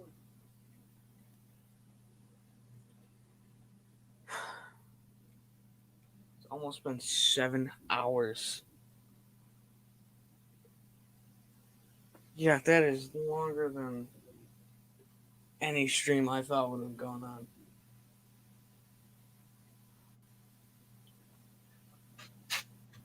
Sorry, Okay, man. that's I had to very really, fun. I had to really pee, man. Fucking 7 hours almost now, and that Mountain Dew I was don't ready. know about this one. Look. Which one? Look at this one. Which one? The The next latest one? comments. Okay. Look at us here in the U.S. This dude ain't Joe Biden. Joe Biden died a few years ago. He's an actor called. What? No. I'm Googling it. Hold on. I got it. We'll see. I'm not going down that rabbit hole today. So I got a question, Wales. Was wow, holy fuck, I'm retarded right now. Holy fuck. Oh, wow, why can't I think of his name all of a sudden? The president before Trump. Holy shit. Am I that tired? Obama, thank you. Holy fuck. I'm that tired, I guess. So was Obama a shape-shifting lizard? No, you're thinking of the Men in Black. No. No. I'm joking. There was a picture that rose up where it actually shows Obama.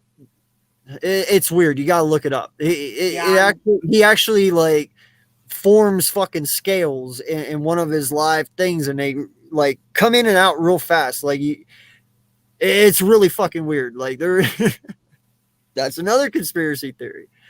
You know, another conspiracy theory too is that half of these fucking people are all clones. All right. Like for instance, did you know that Nicolas Cage supposedly lived back in like 1886, I want to say. There's a picture that arose that shows Nicolas Cage in a military outfit. Did you see this one, Jordy? Nope. Yeah, supposedly Nicolas Cage has been alive for over 100 or over 200 years. And if you match up his picture now and Nicolas Cage's picture back then that they show, identical. There is no difference. He's not the only one. Yeah, the music industry. Like, oh my God. Now people start to comment. I like it. Eminem during that the Michigan game broadcast. Which when one? He froze up. Who? Eminem. Oh. You remember that? Yeah. Dude, I haven't smoked in a week, so no, I'm not smoking. I don't smoke. I want to, I don't. All right, hold on. I will look. I'm going it right now.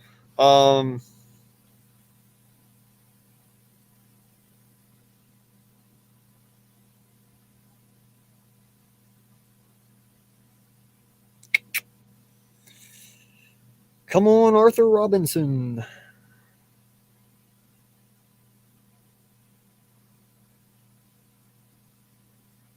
The American Geographer. Let's see.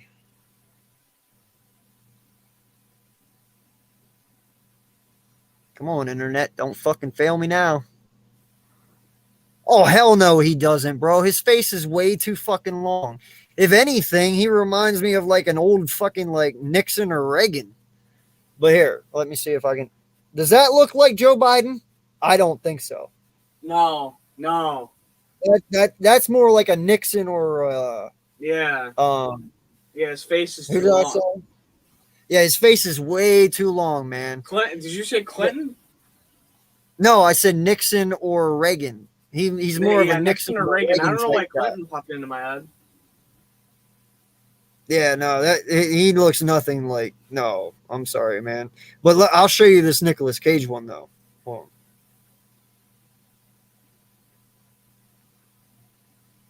Wow, this went from a football broadcast to a conspiracy podcast all in one day. What the fuck's up with that? And the sad thing is my brain's running on 23 hours straight. Hey, AK, technically 2 separate dates. You're right, my guy. Because we're 7 hours in. You're right. I like it. Hell, at this point, bro, I might as well just go to fucking 12. My family ain't gonna be up till then anyway, so Man, I'm about to say, who you telling, man? Both of my kids are asleep. right? Exactly. I can do whatever the fuck I want now.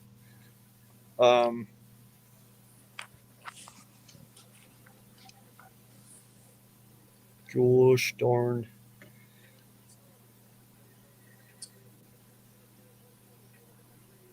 There it is. Look. So,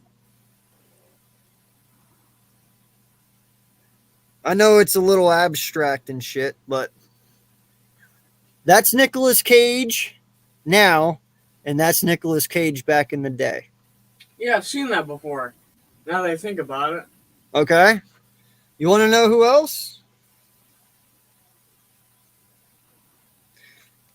Matthew McConaughey. All right. You want to know who else? Justin Timberlake.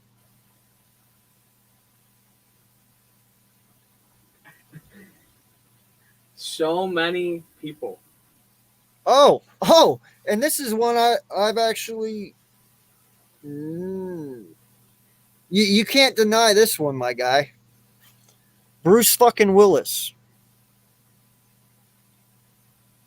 Tell me that's not Bruce on the I left, just look like he's next to Bull Halsey. right? But tell me they don't look exactly They identical. do. I don't know why, but that reminds me of Bull Halsey. He used to command the Enterprise fleet. I don't know why that reminds me of him, but it really does. It's Look a at this spinning one. image. John Travolta.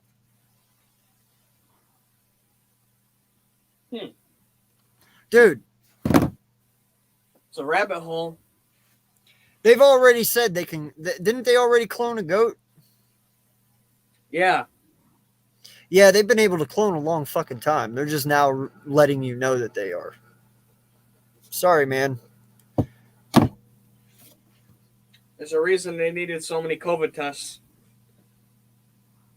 Now, Wales, you got it now. You got it. I remember what I wanted to say. Did you guys ever hear of the movie, or not the movie, but the conspiracy that... Now, see, I like to believe that whenever you look at life, there is hundreds and thousands of me's. There are hundreds and thousands of yous. Everyone. All right? There's parallel universes that travel all through the world, all through the solar system. When you dream at night and you have a dream with you in it, while you're sleeping, you're able to actually mentally connect throughout the multiple yous. Okay? Every person that you see in those dreams that you're dreaming as yourself is actually you in another dimension. You know, Right. that would explain a lot. Now, when I say that, I also have heard that, listen, could you imagine that you have multiple yous in the universe, right? Hundreds and thousands of yous. When you die, they say you go to the afterlife, right? What if you jump to another dimension? What if you jump to another dimension? Your afterlife, they say you go to heaven. No, well, your heaven is another dimension of you, a you that is still living. But because of our spirits and our souls that are so powerful, they are able to jump from body to body. So when you die, your soul leaves your dead body and goes to another you in another dimension who's still living. Now, that's the only reason why you can't remember anything, because that's not the original you that your body was. Do you understand what I mean? Yeah. What's your thoughts on that? That's crazy, but I think it's true, and it would explain a lot of things. Like, you know how people say, like, once they can kind of realize themselves, oh, this is just a dream, and things start to kind of happen, they can start to kind of control themselves. What if that's because it's just them taking over? Facts, Wells. Philly 500 would be proud. About what? I'm confused, though. What was he be proud of? That we're talking about conspiracy theories. He loves that. Oh, bro, then you tell Philly 500 to come to me, bro, and me and him can chop this shit up, because I got fucking conspiracies for days. All right, I'm not even playing. Like, no lie. Did you ever hear the conspiracy that we live in a simulation? Yes, everybody. There is actually proof and pictures where there is planes literally stopped in the sky, not moving. Not moving. Yep, I'm going down that. There is birds. There is birds that they've literally witnessed flying and just stop in midair. Midair.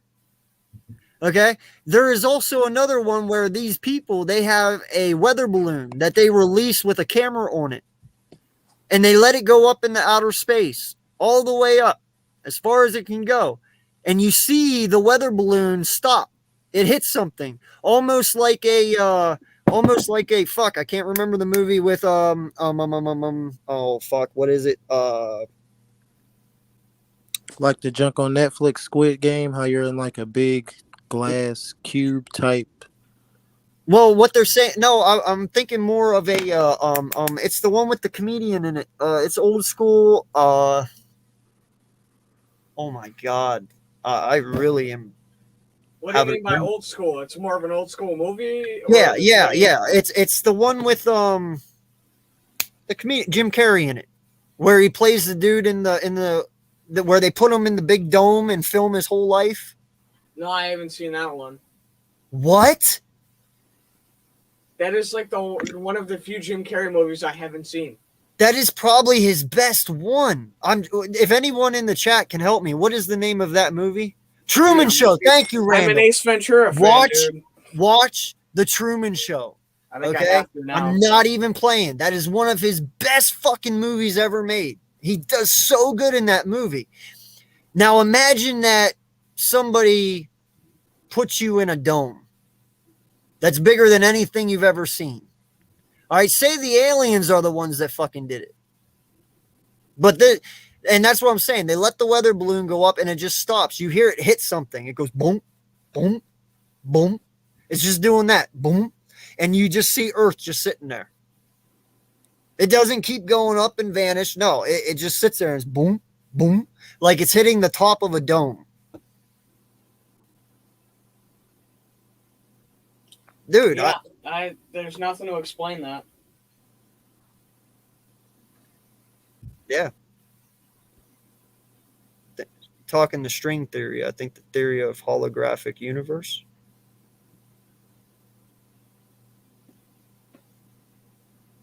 I don't know. I honestly like to go with my multiple universe one. I would like to think that there is something out there bigger than me, and that when I die, I'll be able to keep living. Now, granted, listen, I want to tell you a story real fast. It's real quick. So, I moved up to Alaska on August 2nd of 2010. Never have been in Alaska in my life. Okay? I'm telling you. Swear to God. Right hand up to God, even though I do not believe in God, I'm telling you, this is God's honest truth. So I'm sitting there. And after me and my wife's family, we were chilling there for a couple of weeks and stuff. And my father-in-law looks at me and he's like, hey, he's like, I want you to come to this building. He's like, with me where I used to work. He's like, I started it up, the whole company. I'm the one that started it. I'm going over to see some friends. I want to introduce you. I said, okay, that's fine. I said, I'd gladly go. Okay. I walked into this building and I got so fucking euphoric. It's not even funny. I couldn't walk.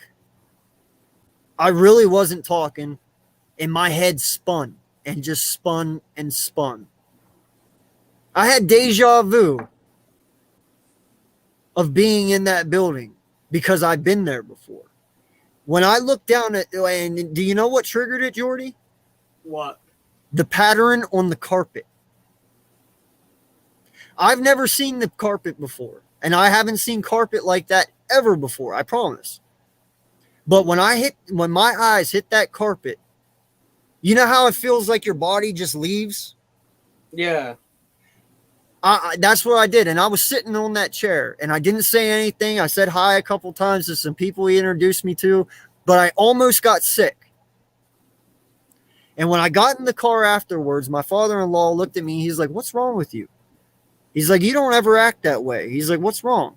And I looked at him. I said, man, I don't want to say anything because I don't want you to think I'm weird, because I didn't know him that well yet. Like I knew him, but I didn't know him that well. And he's like, no, what's wrong? He's like, tell me. He's like, I love you. He's like, I got you. What's wrong? I said, dude, I had the weirdest feeling. I said, that was the strongest deja vu I've ever had. The strongest. I mean, it put me on my fucking ass in a chair and I couldn't move. That shit's real. How can you have deja vu about a place you've never been?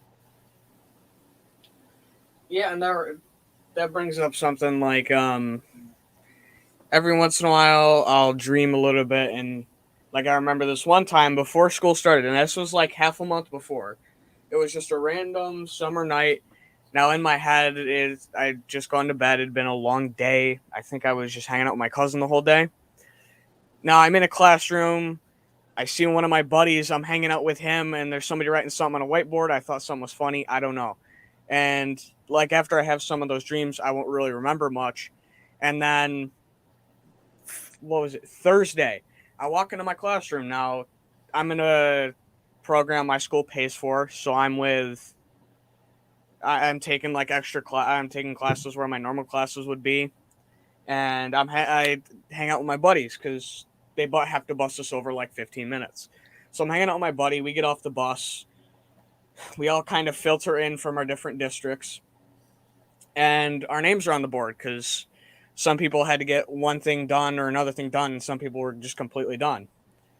And now the teacher hadn't realized what they had written because they had written something in a certain way that sounded a certain way, and they didn't realize it. And our main teacher wasn't there. So I walk in, I sit down, I'm doing my normal setup, and I turn around and I see the board and I just get hit with deja vu. I'm like, wait a minute, I've been here before. I know how this plays out. Right? Yeah. That shit's strong, bro. And when it hits you, it fucking hits you. I've had deja vu before where I'm like, man, that's weird. But then you get that powerful one. That real powerful one that hits you so hard, you're like, you know what I mean? Yeah. There's something about it. And speaking of that random astral projection, I can't say that I've done it, but I have felt like I have. There is times, and it might be because I'm just plain that fucking tired from the day, but I swear there is times where I've been able to, or I felt like I've walked around all night and I've actually been looking at things, even though I know I was sleeping. And I haven't slept walk. I've never slept walk in my life. but I'm talking like I've actually done it while laying in bed. It's weird. I think we've all had that though, but I'm not going as far as saying that I've ever done it. I mean, I'm not going all fucking. What's that movie called? That horror movie that they do it in, where that kid's in the hospital. Guy. Oh, it's not Sinister, but yeah. And Wales, hey man, I appreciate that, bro. I seriously do. You can be that guy. You know what, Jordy? What do I say at the end of all my tweets? I'm trying to think. Really? Yeah, you got to remember, I read tweets, but I read so many during a day that I always put God bless. Oh yeah, and you Do say I it at the not? end of every stream too. I say it at the end of every stream. All right. I will be the first one to tell you, I'm not a religious man. I'm not. I don't go to church. I used to, but I don't believe what they preach. I'm sorry. So I don't go. Okay. I believe there is something bigger than us, something that you can't quite put your finger on, you know, whether that's God or aliens, and aliens are God, you know. But all in all, man, I'm just saying, I love that you feel that way. It's just me as a person, it's really hard for me to believe the Bible. Okay, I've read it and I understand it, and I've heard a lot of people preach about it, but it's just really hard for me as an individual. You know, I'm not saying that it isn't real. I pray to God I'm wrong. But you know what? Everyone sits there and says, well, you're going to go to hell because you don't believe. No, I won't. Because listen, God didn't make us to be perfect, or else we'd all be perfect. He built us to have our own beliefs and our own thoughts. Okay? I've never said there isn't a heaven and isn't a hell, and I've never said there isn't a God. I just said I don't know who God is and what it is. Okay? I don't believe God's going to make you go to hell because you don't believe in God. I believe he actually likes the people who question whether or not he is or isn't real, because you're a free thinker, and that's what he built us to do, correct? So, you know, it's one of those things where, no, but that's what I'm saying. And Wales, I get it, bro. Oh, fantasy. Hey, what's going on, man? No, we're just kind of bullshitting now. You know, it's late. We're done with football. So we're talking about conspiracy theory and, you know, just life, man. It's just bullshit. And we're just going. It's fucking, 4 a.m. My kids are still sleeping. It's too late to go to sleep now. So I'm just going to keep this going as long as possible, you know. But I appreciate you coming in. But, yeah, you know, I'm not saying that it's not even wrong to believe in God, but I'm not going to be one of those people that sit there. I've watched my aunt do it. I've watched my uncle do it. I've watched so many people do it. I don't want to be those people that are doing this in church every Sunday for 80 years. And then when I die, my lights go black and there's nothing there. I would rather set myself up for failure and be surprised rather than set myself up for something that I don't know exists. Because what if you die? Well, first of all, you ain't going to ever fucking know, obviously, if it's just black, you know. But that's kind of my point. You know, me as a person, I control my fate. I control my destiny. No one does that but me. I do it myself, you know. And no, you know what? Have any of you seen What Dreams May Come with Robin Williams? No. No. Jordy, you gotta catch up, my guy. Fuck. Which is surprising because I'm a big Robin Williams guy. Right? What the fuck? Dude, that is probably one of the best Robin Williams movies ever made. Now, granted, it is probably the saddest movie he's ever made, but it is definitely one of his greatest. And what it is Robin Williams in What Dreams May Come, he loses his kids and his... Wait. Hold on. He loses his kids in a car wreck, which ends up making his wife kill herself.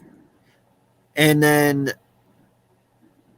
Robin Williams ends up dying in that movie as well, trying to save somebody in a tunnel from a car crash, and a car crashes into the car that crashed, which kills him. I know, it's a weird fucking coincidence. I know. But pretty much what Dreams May Come is about is he's trying to find his family. He's trying to find peace. Okay? And his heaven is paintings. And paintings that mean something to him. And he can go and travel in and out of these paintings. And these paintings are... Wow, Slay just snored, did he not? I think so. Hey, I appreciate you, big dog, hanging in there. But later, buddy. No lie, though, man. So he can travel in and out of these paintings, and these paintings are paintings of important times of his life. Well, it ends up the person that's helping him is his daughter all along. The only reason he couldn't see her is because he didn't want to believe that it was her. Like the belief of him being dead and the belief of his family and trying to help his wife. It's really, you got to watch it, bro. It's such a good fucking movie. But I believe your heaven is what you truly make it. You know, you have to realize something, man. We haven't even come close to tapping the potential of the human brain. Okay? In fact, the human brain is probably stronger than the universe. No lie. You could only imagine what you could do if you really knew what your brain could do. And I truly believe that heaven is what you make it. Whatever you think heaven will be when you die is what you get in the afterlife. There's nothing wrong with that. You know, it's really hard to talk about it because, you know, it's one of those things where when you talk about it, people think you're fucking nuts. I get it. And I don't want to lose friends over it. I don't want to lose subs over it. But hey, I am who I am, you know, and dude, I'm 33, bro. I've had a lot of life experiences already. There's things I don't reveal to anyone at all. Okay? Not even Philly Foothills, who's my brother. All right? I've had close death experiences. And I'm telling you, hey, maybe it's just me. Maybe I already have my ticket paved to hell. That's why I don't get that comfort. But no matter what, man, I don't care because, one, I'm not a bad person. I don't do anything wrong. I follow the rules. I do what I'm supposed to do. Laws are made for people who break them, not people like me. You know what I mean? So yeah. I don't truly care. You know what? I'm going to live my life to the fullest until the day that I die, and I'm going to die without any regret. I don't regret anything that I do in life. Nothing. Because everything that I do makes me who I am. You know? And I'm a good person. I know it.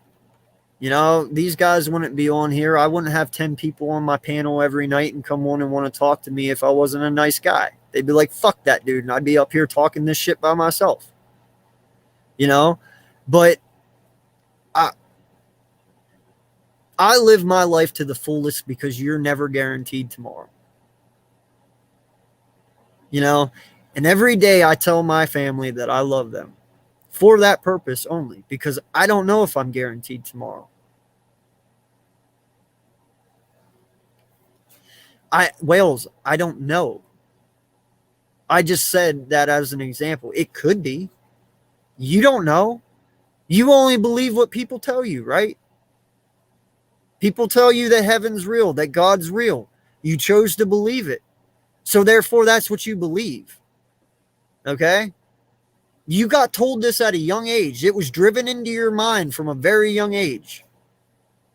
All right? Or maybe not. But most people, hey, their parents are Christian. They go to church every Sunday. When they have kids, their kids go to church every Sunday. It's just kind of driven into them, you know?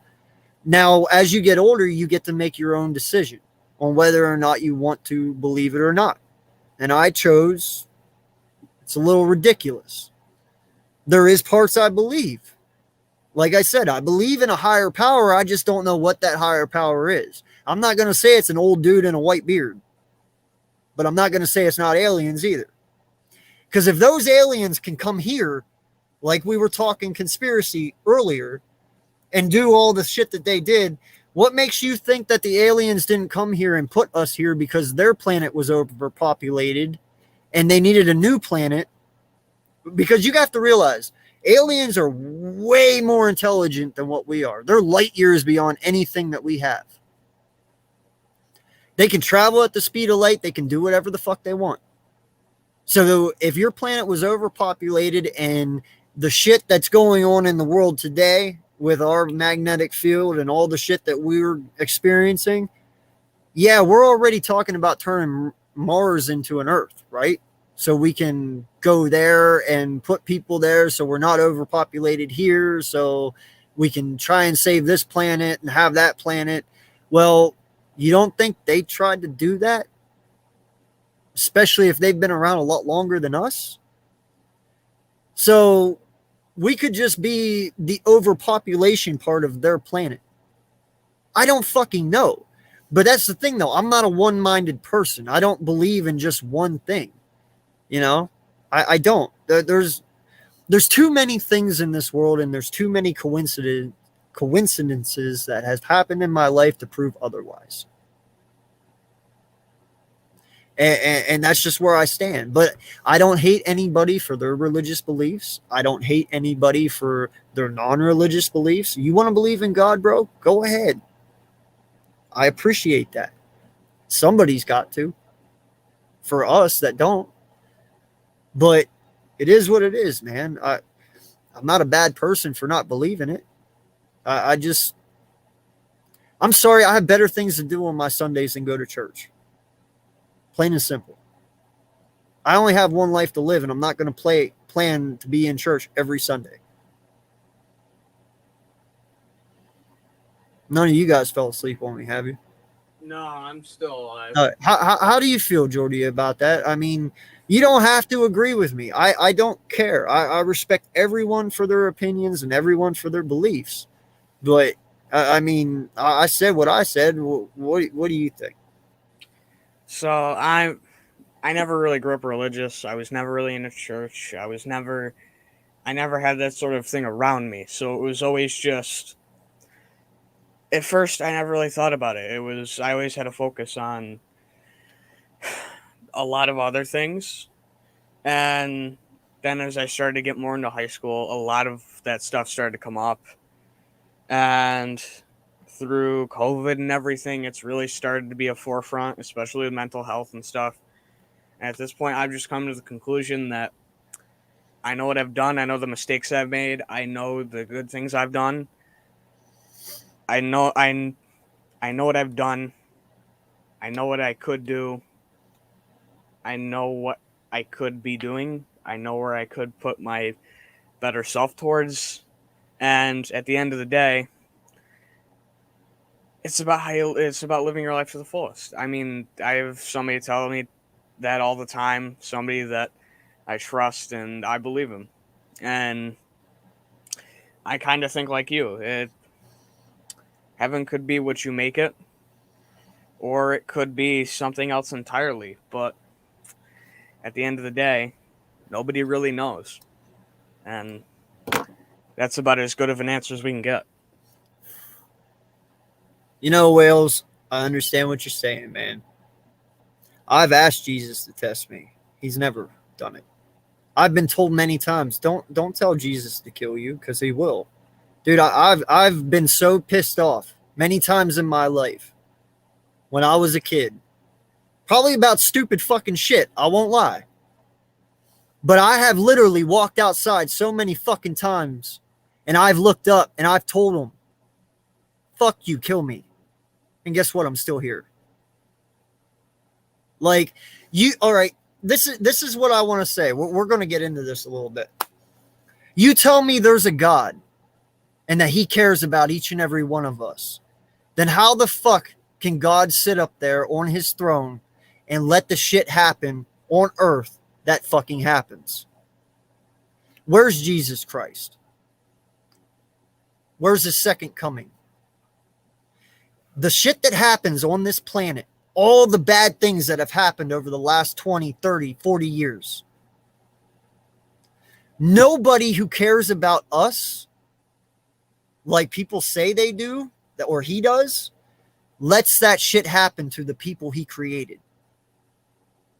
Now, I get it. It is free will. It is this and it's that. But if he made Earth, it's his baby, then you don't let somebody destroy your baby. You get what I mean? I've had nothing, and I don't care. But in the end, man, how can you let somebody like Hitler live if you're God? How can you let pedophiles do what they do to children? Or these rapists that rape women? Or the wars that we've been in? Or anything? How can a guy so fucking powerful who could end everything supposedly with the snap of his finger, boom, we're all gone. How could that man let the shit happen that fucking happens without stepping in? To me, that's a guy who doesn't care. Or it's a guy that doesn't exist. I'm sorry. And no, I don't believe in the flat earth. I don't know, but I don't believe in it. That one's a little shaky to me, but I don't think so. I don't fucking know. Hey, somebody buy me a ticket for the Blue Feather.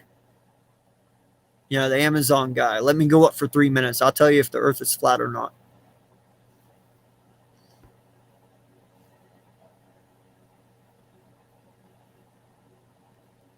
There you go. You have somebody who grew up Christian. That's why he went agnostic. They don't answer. The only answer they have is because the Bible says. Well, if the Bible said kill yourself, would you fucking do it? I wouldn't.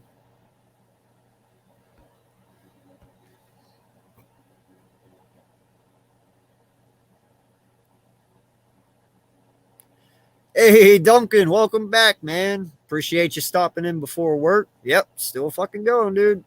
Man, I hope I get shit ton of I hope, listen, I better wake up tomorrow and have way more than 266 subs after a fucking 8, 9, 10, 11 hour stream. You get what I mean?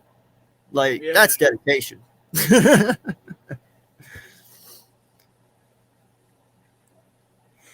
not about going to church. You don't need to go to church to be part of Christ. Yeah, I know that. You know what? In fact, a buddy of mine just lost his wife to COVID yesterday, and he's had church in his fucking kitchen for the last 15 years. I get it. You don't have to go to church to believe in God. I didn't say I don't go to church because I don't believe in God. I just don't believe in God because there's way too much that fucking I can't put my finger on. And I only believe in things that I can fucking see and I can visually touch. And until God himself comes down on this earth and shows everyone that he exists,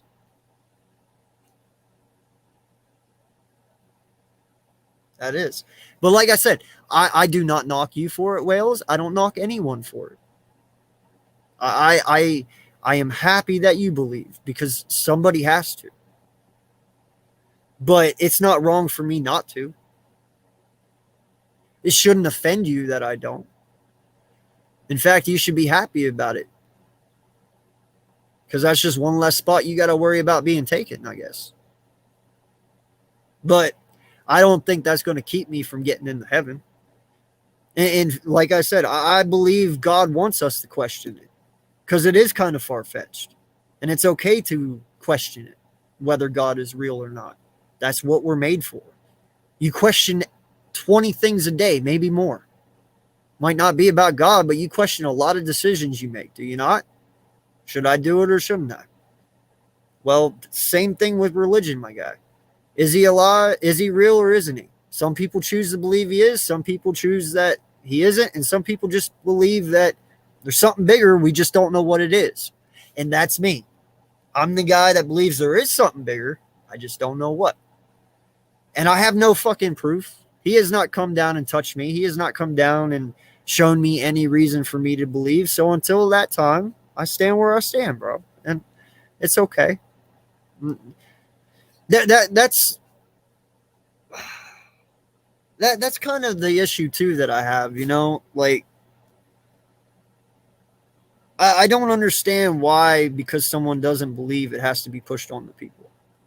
Like we're bad because we don't. I mean, how many wars in all of Earth's history has been started over religion? How many? I can think of a lot. Yeah. A lot. Because a Christian didn't believe the way Judaism does. Or Jews don't believe in the way Protestants do. Or the Shiites and Hindus. You know, we can go on and on. There's been wars over religion forever. Ain't nobody going to war because of no religion. I'm sorry, man, but religion to me is a very bad thing. It's a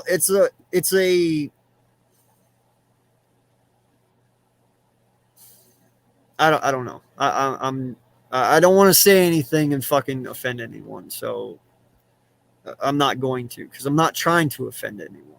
You know, we were just talking about something and it spiraled into this, so.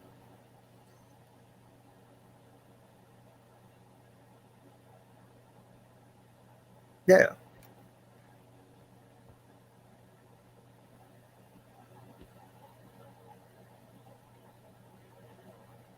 Yeah, of course. Everyone's here for a reason. Yeah, you go and ask the homeless guy that lives in California on a fucking on the street, and he's been there for 20 years. Well, he'll probably tell you, well, this is my purpose.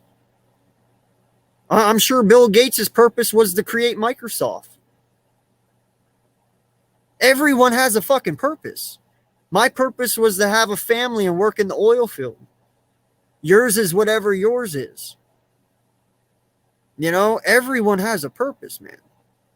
It's just not, it might not be the purpose you want it to be, but it is.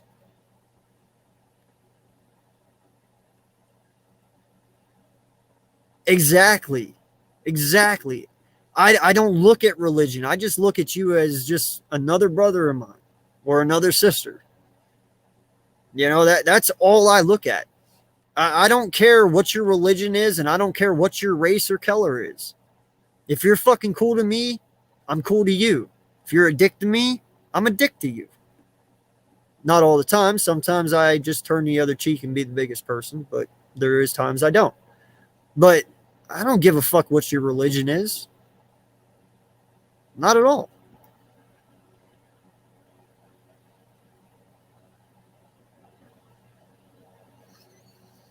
Yeah. If you read the Old and New Testament, you will know, my brother. Well, I'm not going to. So you might as well just tell me, Wells. Not the whole fucking Bible, obviously. Just what your point is.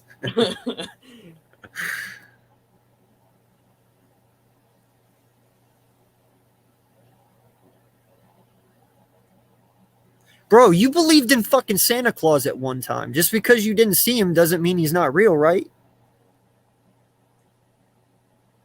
Believing isn't seeing. Seeing's believing. Am I wrong? No, you're right. I only believe what I can see. I don't believe what I can't.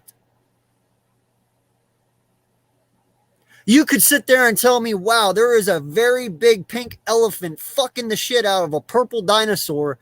I ain't believing it until I see it. Was that a little far? I'm sorry. No, it was fine. But that's what I'm saying. Like, I knew Barney was real because I fucking seen him. You know what I mean? I'm just saying, man. Like, I'm not.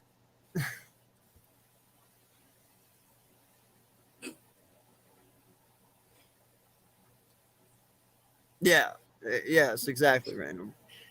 Y'all focusing on evil. As long as you're a good person, good things will come to you. I'm not focusing on evil.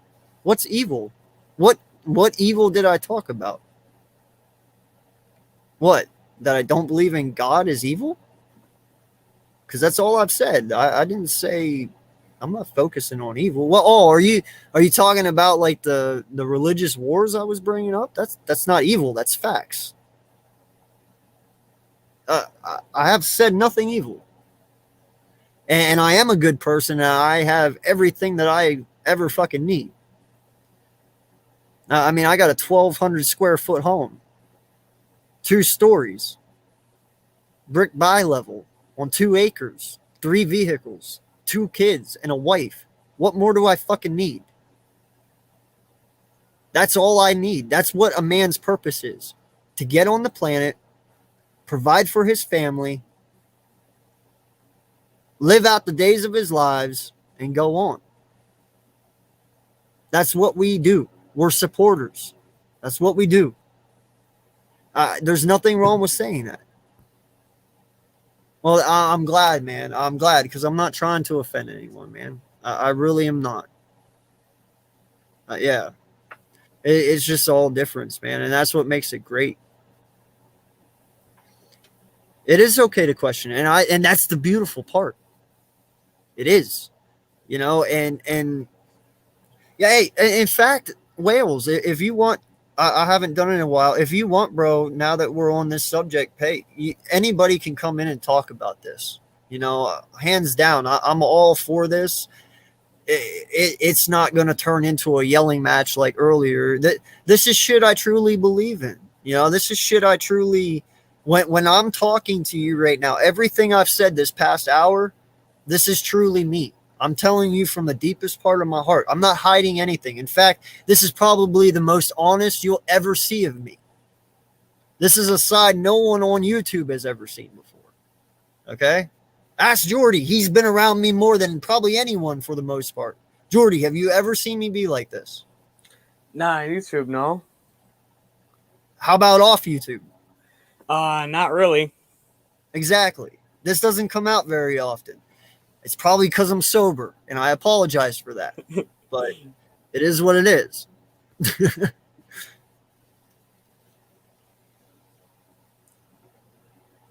Yeah, Fizzle Dizzle. What's good, brother?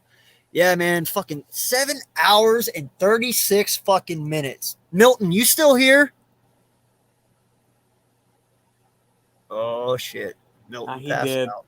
He passed out. I'll leave him in now. He's muted. All right.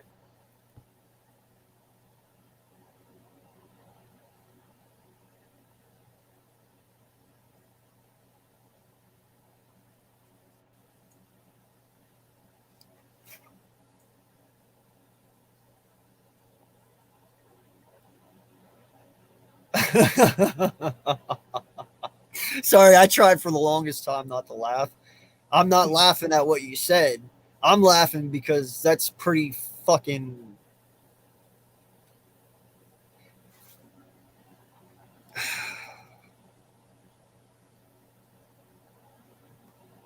You want to take this one first, Jordy?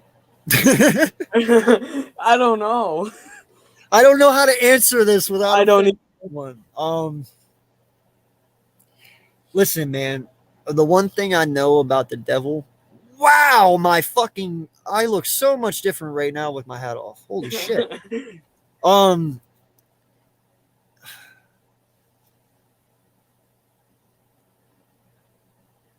devil is a trickster, right? I mean, in every... Excuse me. In every demonic movie, or even in Supernatural, I don't know if any of you guys watched that, but in everything that has to do with like the devil or demons, they're tricksters, right? It's possible. That's just how that's probably the easiest way I can put that. Without trying to offend anyone.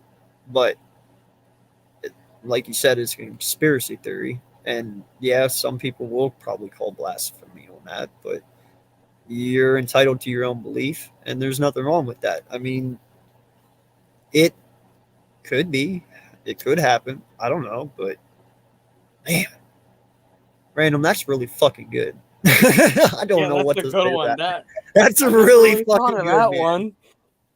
I damn. I'm gonna sleep. I for wish like I 2 had hours. an answer for that. I really fucking wish I did. I'll sleep for 2 hours, come back to that, and go, "Oh yeah, that was still a great thought." Dude, God damn it, man. Oh shit, I just said God damn it. I'm sorry. Fuck Random.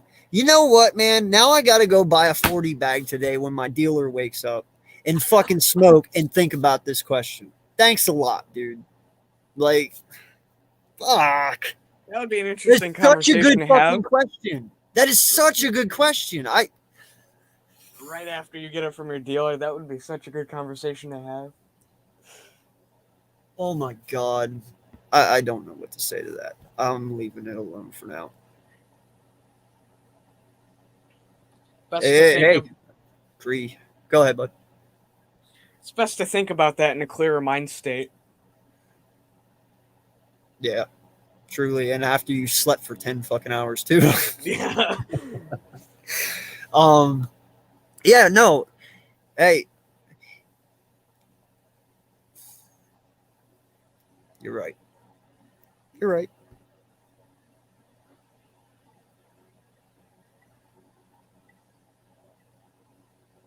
Well, Random, that's the thing that really pisses me off about religion, man, is hold on. If these people would stop and truly think about it, the Muslims, the Christians, the Catholics, they all believe in the same God. It's just in a different image. You know what I mean? Like the Buddha. He's fucking God. He's just a fat, bald Buddha in a diaper God. You know what I'm saying? He's still he's Jesus Christ to them. No lie. You know, there's people out there that, like the Muslims, I'm not sure because I'm not a big religious guy, like I said, but whatever their guy looks like, he's Jesus Christ just in their form of religion. The same goes for the Christians and the Catholics and the Protestants. They're all different forms, but they all are the same thing. You're literally praying to the same person just in a different form. Yeah. And that's the thing I don't get. Like, you guys, like Catholics and Protestants, and they get in fights and they argue about it. It's like, you guys believe in the same fucking God. Just because he looks different does not mean anything. I get the words are different. I get, some of the verses are different, and it might be all different, but in the end, you believe in fucking God. What's it matter what he looks like? And that's the part I don't like about religion.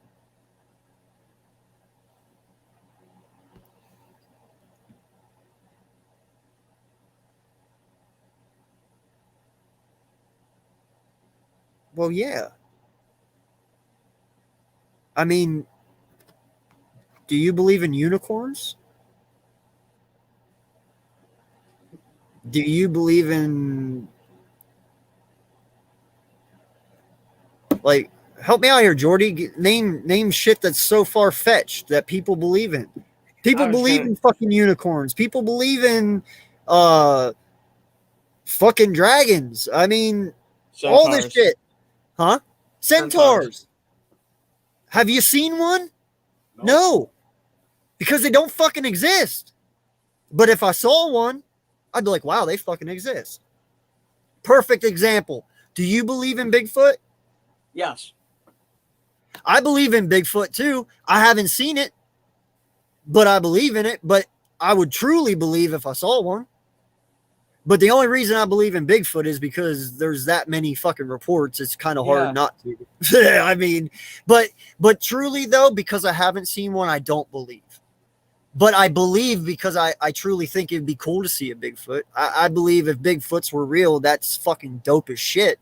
But honestly, I don't believe in Bigfoots because I've never seen one. I don't believe in unicorns because I've never seen one. You know, there's nothing wrong with that. If I saw God tomorrow, I'd be like, all right, he's real. We're cool. I'll go to church. Let's go. I mean, Jordy, would you not do that? I would do the same thing. Because I'd be like, oh, fuck, my bad, dude. I wasted 33 years of my life not believing you. Hey, I saw you now. You're real. You my dog. I'm going to church. You know? Is what it is. There's nothing wrong with that.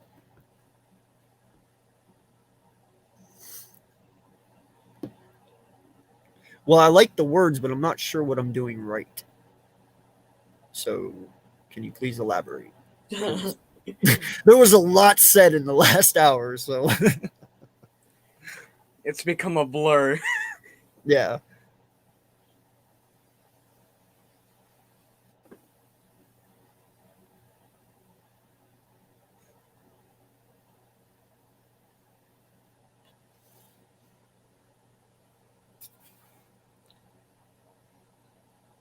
Man, Random, I need to make a fucking conspiracy channel, bro.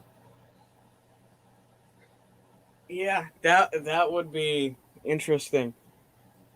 The stuff we could just field up together would be crazy. All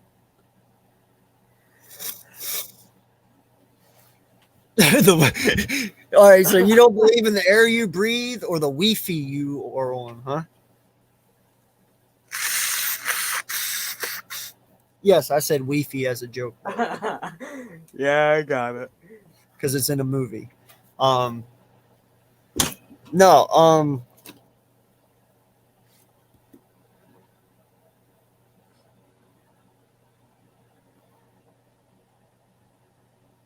That's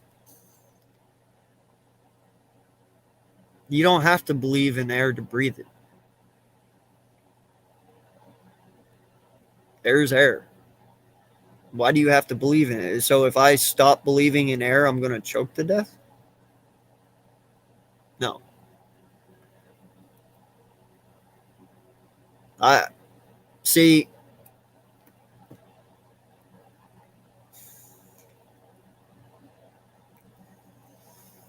There's a difference between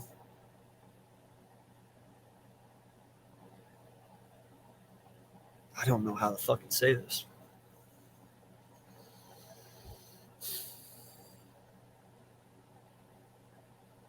We'll come back to that one. I was gonna say that might be something we have to come back to. Oh, bro, all you do is just click on the link, man, and it brings you right in. It's no problem. You don't even have to show your face, dude. No lie. You just click on the link, it brings it right up, and it shows it, and you can hit turn off the camera and just enter studio, and I'll bring you right on, dude. It's that simple. You don't need anything else. It's like 2 clicks and you're done.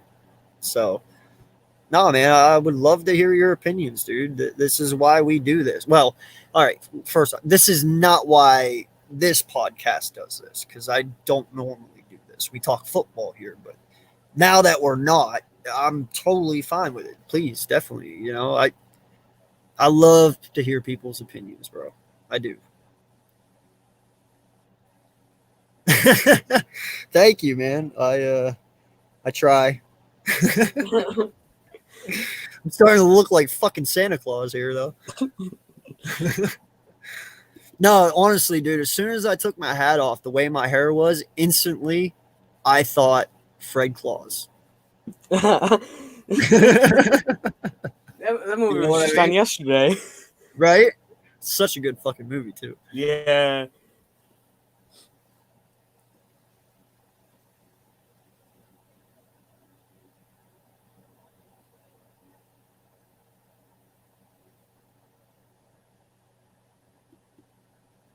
and y'all are really good, like really good. I like the conversations, and by the way, respect to Random and Wales, man. One, you got an Eagle fan and a Giant fan talking religion, and they're being civil. Like, thank you for everyone keeping it respectful. I am trying my damnedest to do it myself. But hey, this is what makes this community great. Well, even if you're a Giants fan, we know how to respect one another. And you know that's kind of what's wrong with life right now anyway. Is somewhere, somehow down the line, people forgot what it's like to respect one another. And I don't know why that is. So thank you. I appreciate you both and everyone. Like, dude, I've had political debates. I've had religious debates that have went south in 5 fucking minutes. We've been doing it for an hour and everyone's been civil. Thank you. I appreciate it. And in fact, because everyone is being civil, it even makes me want to do it more. I never do it because I don't know how everyone's going to react. But as long as everyone can show me that they can handle it, we'll do it. I have no problem with it. You know, none at all. Because, dude, I can talk this subject for fucking days. No lie. Dude, Slay's going to wake up here very soon and come back on and be like, wow, y'all are still alive. Wait, let's see if he's snoring. Let's see if he's snoring. No. Hold on. No, he went quiet. Hold on. Oh, no, he's snoring. No, he's snoring. Okay. Yeah, he's snoring. Don't worry, we'll clip that and send it to him tomorrow. Yo. Yeah, Random. That dude, I'm surprised I haven't thought of that one yet, to be honest. So props to you, sir. Like that was a start.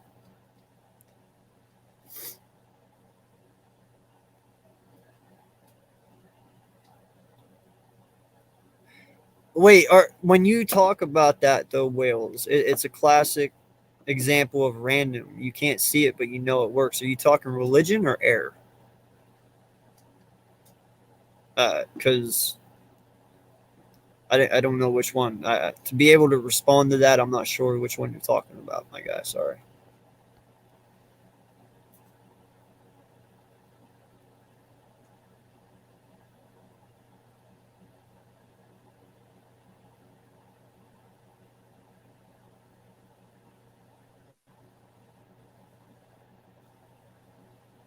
Well, yeah, or you wouldn't fucking be typing right now, my guy. Like, not trying to be funny or at all, but if you were dead, you wouldn't be here. Just facts. I can't see radio waves, but I think we can all agree that it exists. It's a little different, not a real good example. Wait, I'm trying to figure out if he's...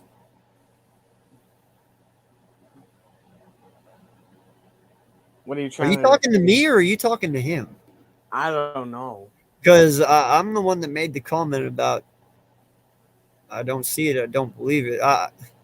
Listen, not sure who you're talking to on that one, but you're right. That's not a really good example because we all know radio waves exist. I mean,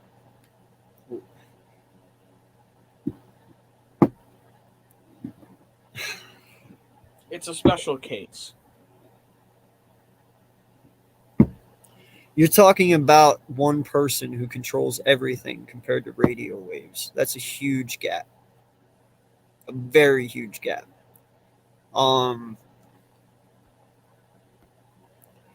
What do you mean? Unicorns, come on. What are you talking about? Whales? That's not...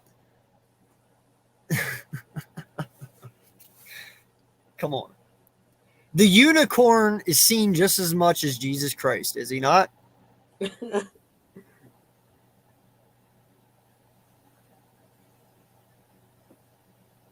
Or not Jesus Christ, actually. That's wrong. God. We'll put God in that example. Unicorns are just as rare as God, right? You never see them because they don't because unicorns don't exist. Not saying God doesn't, but unicorns don't. But that's my point. People believe in unicorns. No lie, they do. They fucking exist, truly. They believe in to God that they're fucking out there somewhere. Wales is calling BS on this too. Huh? He's calling BS on this one. Why? I don't know. What do you mean? You're bringing up the combo? No, he just replied BS to what we were just saying, I think.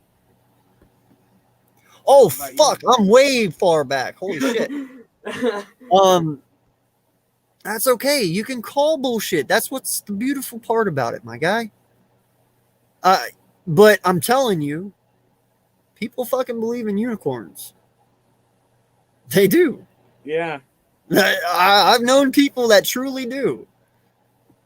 I mean, what about the Bigfoot thing, that was far-fetched, but that was just another example. I mean, there's people out there that truly believe that he's real, but have you ever seen one?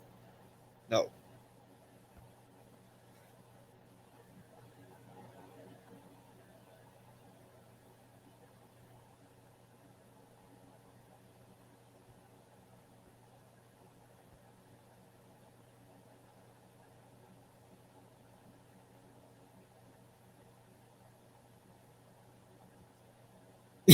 Yeah, like I don't know, man.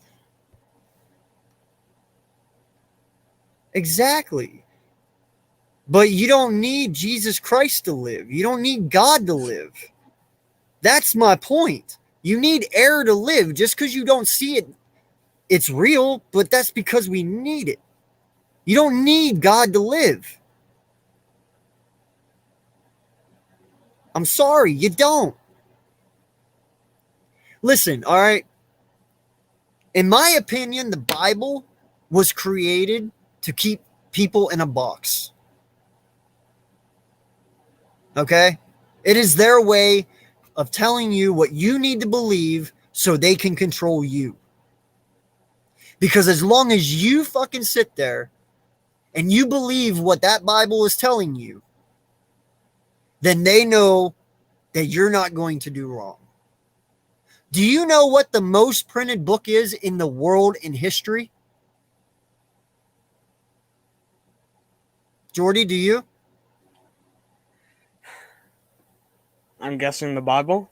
Yes. The Bible is the book that has been written more than any other book in the world. That has been rewritten over and over and over. Okay? It's the one that's the most reprinted. You can find versions of the Bible in so many fucking things. They come out with a New Testament all the fucking time, right? Yeah. Why are you changing the word of God? Why are you adding on to it? If there is one Bible that was created a long time ago and it was created by this powerful man in his word, why are you changing it? You don't change something like that. You don't. I mean, it's supposed to be a symbol of your belief, right? So why are you changing it? Doesn't make sense to me.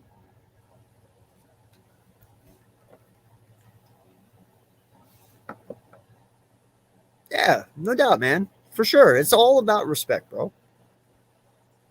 Yeah, Slay's out like a light. He is a good dude, though. You know, Slay says some questionable Eagle stuff, but he's a good dude. And some questionable basketball takes. That's totally for sure.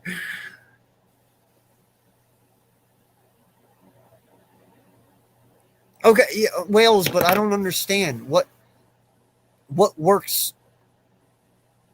I get it. The example of not seeing radio waves makes it work, but what's God do for you that makes you work? That makes it work? I mean, do you not give money to the collection plate? You know? Are you not the one that works your ass off? Are you not the one that does everything? It's a belief, but you can't sit there and help and tell me that I'm leaving this alone. I'm leaving this alone. No, that's the thing. No one knows. No one. No one. But that's also, like Wales said earlier, that's the beauty of it. No one knows. Humans were put on this earth for free thinking, to be your own person. He can believe in God. I don't have to. Jordy can believe in the Rubbermaid Man, for Christ's sake. I don't have to. But that's his belief. That's what he can do because he is him. All I'm saying is that there's nothing wrong with believing, just like there's nothing wrong with not believing. Because the best thing to do is to question it. Because you don't know. Oh, this is Jordy Fighter, man. Definitely sub him up. Great individual. He's one of my really, really good friends. Jordy, let him know where he can find your channel real fast, my guy. You know, I think, is it just Jordy Fighter? Yeah, it's just Jordy Fighter. Okay. Yeah, just type in Jordy Fighter in the thing, and I believe his logo is the one that's up here. So. Yeah, I got to get a new one. I haven't gotten around to it yet. Oh man, I've been streaming so long, Facebook kicked me off. Fuck. Oh well, I'm still on YouTube. Yeah, you're still going. fucking Facebook's like, fuck this guy. 7, 8 fucking hours. Get out of here.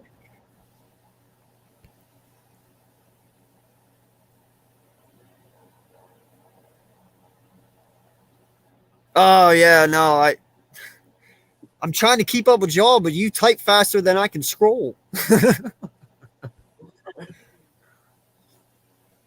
I forget what the bullshit was about, so I'm gonna skip it. So do I.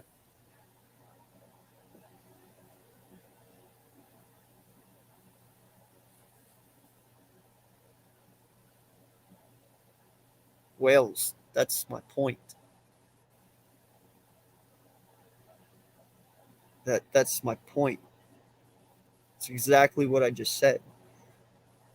Tell me someone who's seen a unicorn. No one. Tell me someone who's seen God. No one. If you tell me you've seen God, I might have to check you into a mental hospital because no one's seen him. No one does see him. He's God. Okay? No, you only think you know what God looks like because it's what the Bible tells you he looks like. Man in a white robe with a white beard and white hair, right? But you don't know if it's a woman, a man. Could be a black man, could be an Asian, could be a white dude, could be a purple dude, could be a blue dude. You never fucking know. I've never seen him, so I wouldn't know. No one's seen him. No one fucking knows. But you're believing a book that tells you what he looks like, even though that book doesn't even know what he looks like. So, I'm sorry, man.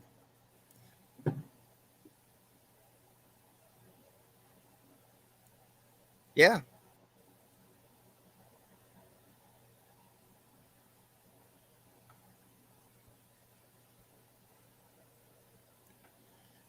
Exactly, dude. And that's why I say I live my day one day at a time. I don't look at my past and I don't look at my future. I live my day 1 minute at a time. Every minute to me counts because I don't know if I'll see tomorrow. People ask me, why do you smoke? Why do you drink Mountain Dew? Why do you do this? Why do you do that? Why not? I have one life. And frankly, this life is too stressful. That's why I smoke. Because I can't stand stupid people. That's why I smoke. Because if I was sober and I heard all these stupid things coming through my ears, I'd literally fucking freak out. And I'm not talking about religion on this note. I'm talking about just day-to-day shit, you know. I would flip out. So smoking cigarettes and smoking marijuana keeps me calm. It keeps me in my zen, you know. I drink Mountain Dew because I like it. Well, it can create diabetes. Well, I'll deal with that when that time comes. You only get one life, dude. I'm not going to live it being bored. I'm going to live it to the fullest. And I know cigarettes are bad for me. I understand that. I don't care. I like doing it. It was something when I was a kid, it was a way to be social. You know? It was... I wouldn't say my life was rough, but I didn't have a good relationship with my parents growing up. So cigarettes were a way that I could get out of the house and smoke to relieve stress that I wanted to yell at my parents for. If you never smoked a cigarette, then you obviously don't know what I mean. But for those of you that smoke, you know exactly what I mean. When you're stressed and your hands are doing this and you go out and smoke a cigarette, 2 minutes later, you're like this. So that's what I'm saying. Yeah, it's not good for me, but it helps me. You know, it's really weird because I'm one of those people, I believe all drugs should be legal. Everything. Who am I to sit here and tell you who and what you can put in your body? If you want to fucking trip out on PCP, hey, do it. You're not affecting me any body-wise. You're not hurting me. As long as you're not hurting anybody, hey. You want to trip out on some acid? Go ahead. Who am I to tell you what you can and can't do?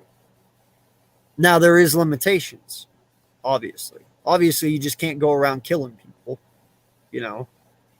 But I'm talking drug-wise. You know, you want to do heroin? Well, guess what? Good luck, but you ain't getting my sympathy. You know? Who are any of us to say that this should be illegal and that should be illegal?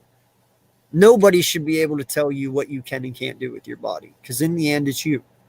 So if you want to go out and shoot up 20 lines of fucking cocaine, go ahead, man. I don't care. I'm not going to be there with you. But if that's your choice, do it. You want to throw 2 needles of heroin in your blood veins, go ahead and do it. Who am I to say otherwise? You know, it's not like me telling you, don't do it is going to make you not do it. You're going to fucking do it. So who am I to tell anyone what they can and can't do? And who am I to judge anyone for what they do? Because you know what? In the end, I'm me. And I do what I want to do. You know, I actually come from a crack mother. I was left on a fucking doorstep of a church in the rain when I was like 2 weeks old by my real mom. I was found the next morning soaking wet. They took me in. They took me to the hospital, checked me out, made sure I was okay. And then they put me in a foster home. And then guess what? My foster parents adopted me. And then they stopped having adopted children. And it was just me and my brother, my stepbrother. Okay? I'm a child of crack. I've never touched it. And I won't. But if you want to, go for it. You know what I'm saying? I know I really truly fell behind the comments again, probably. So let me catch back up. Hey. Well, I appreciate that, man. You know, you can see I'm when I'm talking, man. I'm not being mean about it. You know, I'm just talking. So please don't. I'm glad you don't. You're not offended by it, and I'm glad we all can have this civil conversation. Because I'll tell you what, there is a lot of people that truly I could sit here and say that are family or relatives of mine that I could have this conversation with, and it does not go this smooth. And I know you know what I'm talking about, Jordy. Yeah. Like, they don't usually go this smooth, so I appreciate it, dude.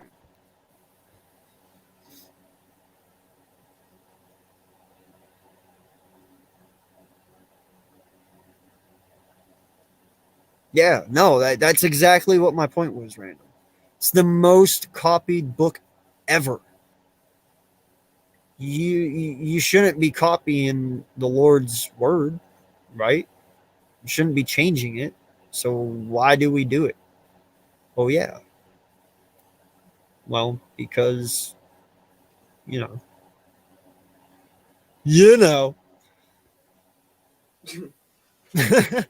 He wants to know about Brian Kelly. You want to hit that one real quick? So Brian Kelly departed for almost $10 million on average a year to go to LSU to go mentally crazy, apparently, because now he's putting on an accent, and well, basically any staff, players, or anybody that he's tried to get to come over has thrown him the bird, because no staff has left, and his defensive coordinator got promoted. His two keys were his strength and conditioning coach and his defensive coordinator. They both stayed. They were the first two to stay, and he's going to go back to 4-8. And now he's going mentally crazy down in Louisiana. Have fun with it. Not our problem anymore.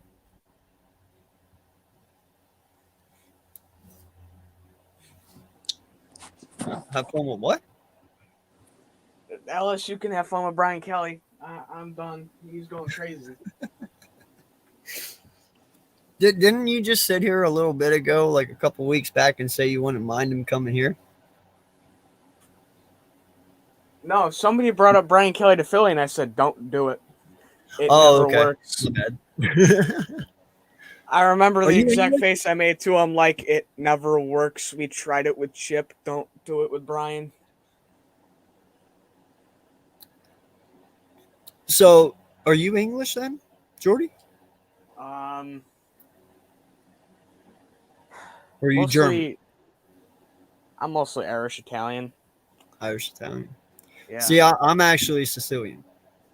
I know I don't look it because I have a huge fucking spotlight in my face right now, but I'm tan as shit, dude. Really, I am. Ask my wife. She gets mad all the time because she can tan outside all day and never look as good as me. I'm just naturally tan, so she hates it.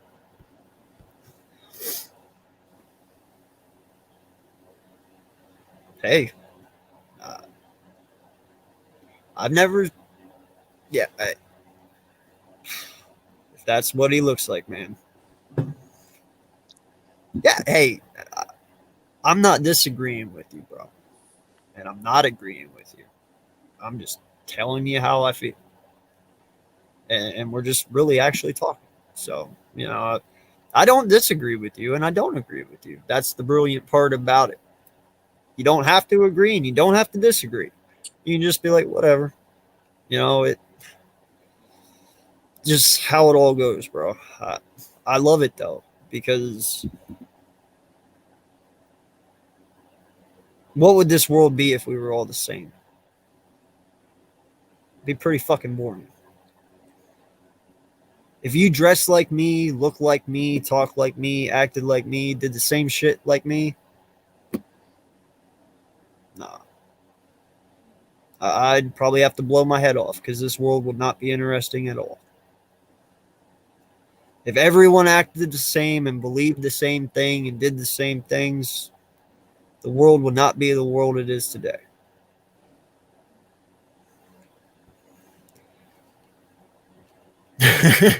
You're fucking right, I do.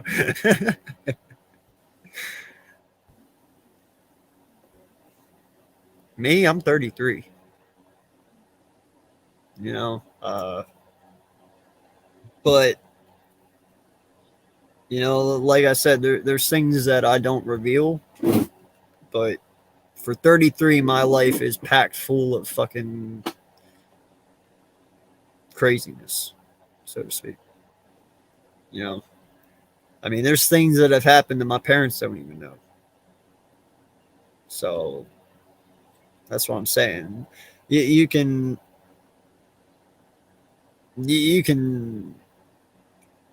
put it however you want, but age doesn't matter when it comes to experience, I don't believe. You can have a lot of experience at 20 years old because of a tragic life. You can have a lot of experience at 33 because of things you've done wrong in your life and you've learned from your mistakes. You can, hell, you can never make a mistake up to 60. You know, it just all depends on the person and where he comes from and his background, you know. Wait, so Wales, how old are you, man? Because you said 35, which means you're older than me, but how much older? No, I'm not worried about diabetes, my guy. When it's my time to go, it's my time to go. I'm never drinking Diet Mountain Dew, man. That's a sin. Diet Mountain Dew tastes like shit. Okay, I'm not gonna lie. I second that. Like you catch me drinking Diet Mountain Dew, you've made history. Because it never will happen. I will take diabetes before I take Diet Mountain Dew. I'm just being 100% honest with you. I drink 2 6-packs of Mountain Dew a day, and I've done that since I was 12. And I don't have it yet, so I know it's coming. But trust me, I'm okay with it. See, that's what's the beauty of it, man. Is I'm not scared to die. I'm really not. You know, I've actually been given a pretty fucking good life for what I was born into. You snoring. That's so cool. That's so cool, bro. You know, I sat here the other day. I was like, man, I'm 33. I can't stay up anymore. Dude, I'm beating all these young bucks. So I'm good. I've achieved something. What was I talking about now? Diet Mountain Dew. Oh, no. My point was I'm not scared to die. You know, in my opinion, people who are scared to die, I'm going to just mute them because that's a little loud now.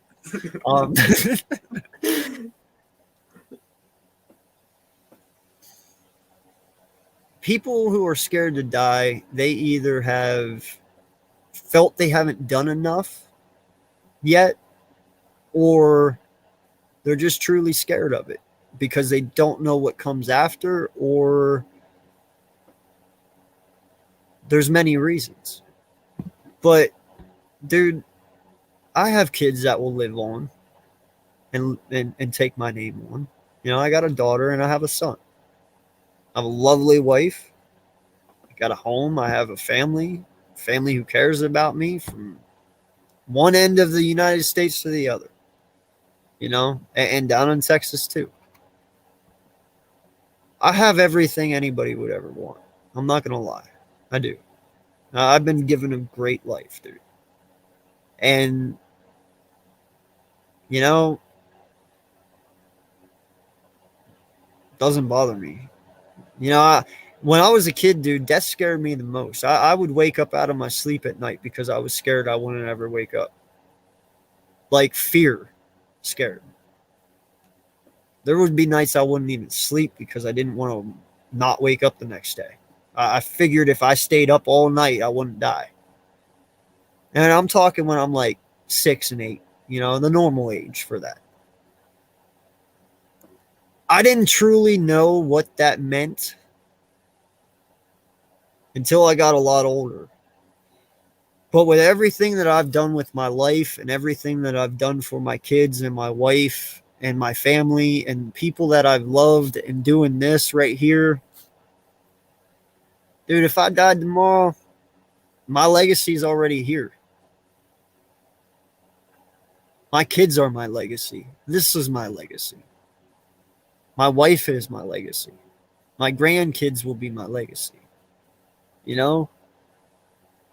When you have kids, you realize there's nothing more to be scared of. There isn't. So, I mean, that's just how I look at it, at least. You know, death's the funny thing.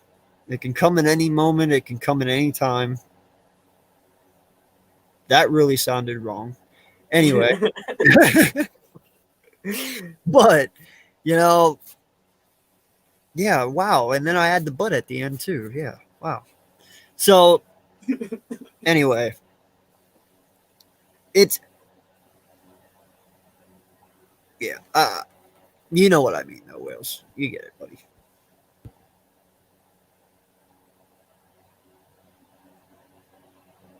Yo, okay, first off, I haven't stopped smoking. I quit drinking when I was 24 because I saw what drinking did to me. And marijuana, I'm like the fucking Pope when it comes to marijuana. I mean, that's my religion, hands down. I smoke all the fucking time. From the moment I wake up, I'm stoned till the moment I go to sleep. If I could get stoned while I sleep, I'd fucking do that too. And if I ever figure it out, I'll let you all know.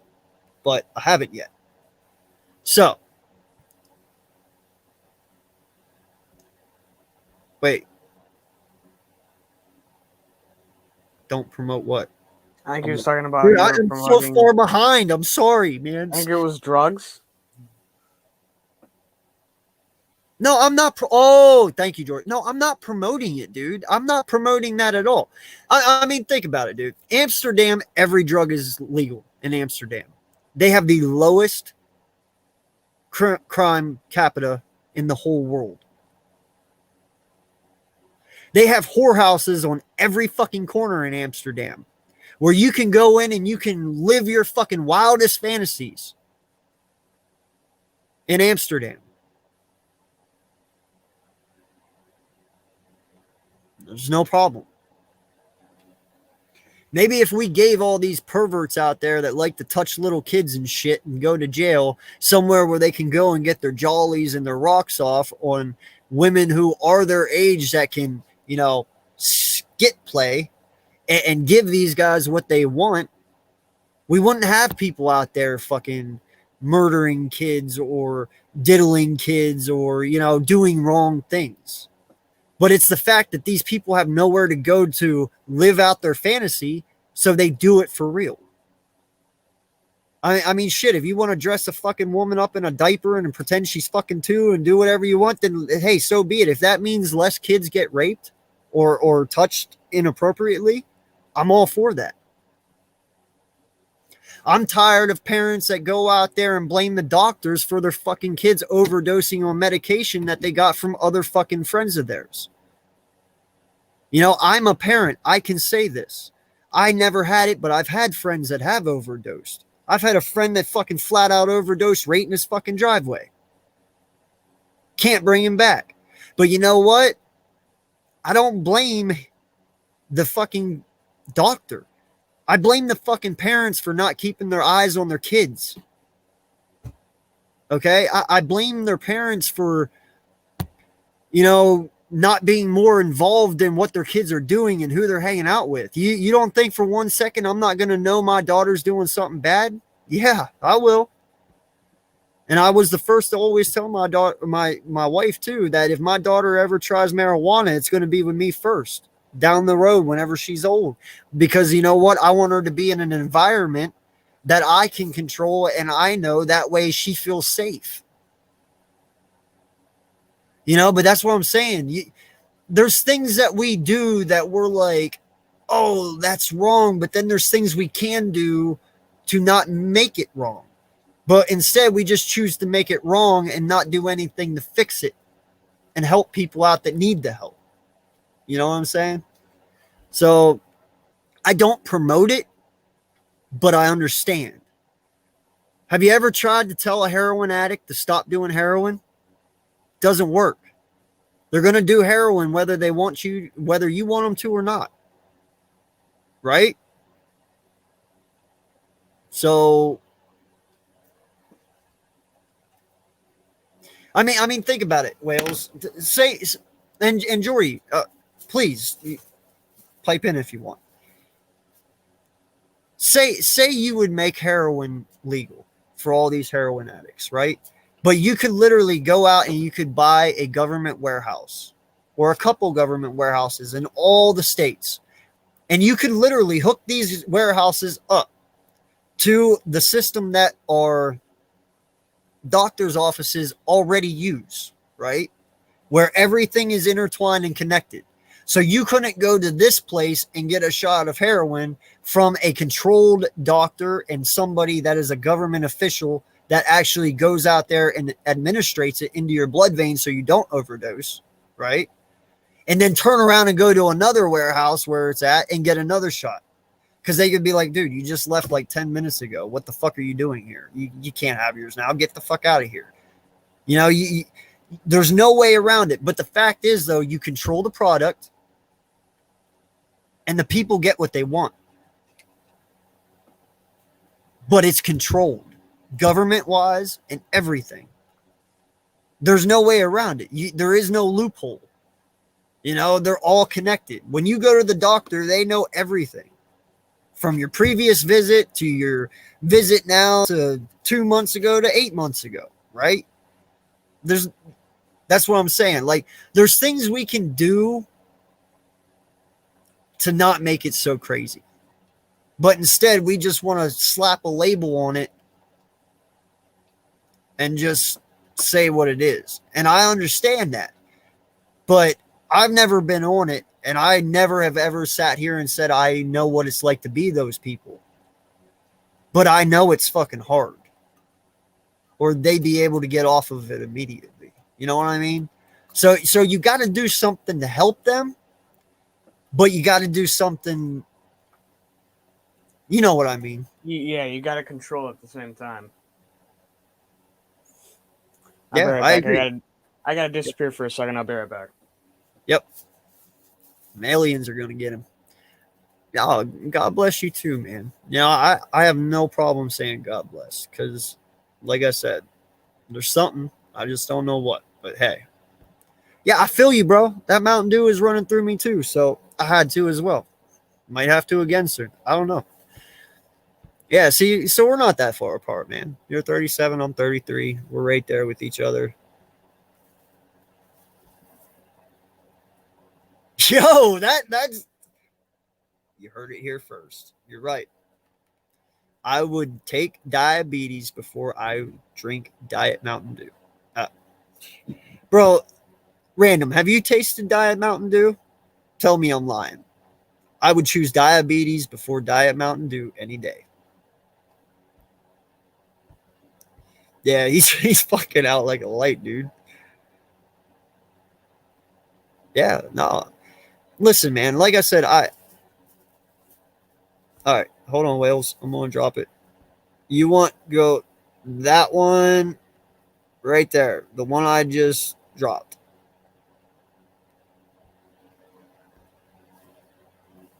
Oh, for sure, bro. For sure. Let me give you a story about weed real fast. My grandmother was 86 when she died. She had MS damn near her whole life. She was confined to a wheelchair. She could not walk. Probably 6 months before she died, they started giving her medical marijuana pills. This woman was never able to move any of her toes for like 30 fucking years. 2 weeks after they started administering marijuana pills to her in the old folks' home that she lived in, she was actually able to start wiggling her toes again. After they started administering what's good, my guy? To her in the old folks' home she lived in. Oh, she was actually able to start wiggling. Can you pause your YouTube real fast, bud? It started in Minnesota. Yo, what's good, my guy? In the old folks' home she lived in. Oh, she was actually able to start wiggling. Can you pause your YouTube real fast, bud? It started in Minnesota. Yo, what's good, my guy? Yeah, leave StreamYard up by itself, but pause YouTube. I You just there? came back to multiple voices and got confused. Your YouTube real fast. I'm trying to help Wales figure this out. Yeah, leave StreamYard up by itself, but pause YouTube. I'm trying to help Wales. Yeah, leave StreamYard up by itself, but pause YouTube. I'm trying to help.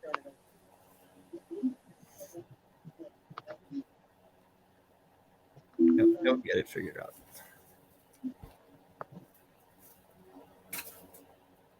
Don't get it.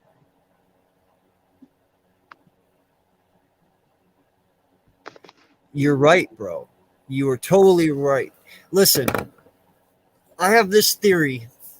You're right, bro. You are totally right. Listen, I have this theory. That's really fucking with me, Wells. That's really messing with me bad, dude. I have this theory. That's really fucking with me, Wells. I can't hear you anyway, dude. Can you talk? Yo. Yo. Oh shit, you can hear me? Yeah, I got you. You there? Hey, what's up, broskies? What's up, brothers? Oh, what's How's good, it man? going, man? Not much, bro. Yeah, real quick. I'll finish this one. But no. Yeah. So my whole thing is with humans, at least. If you tell a human, oh, hey, Whale. Yeah. Hey, pause your YouTube, bro. All right. Got you. Because there's an echo.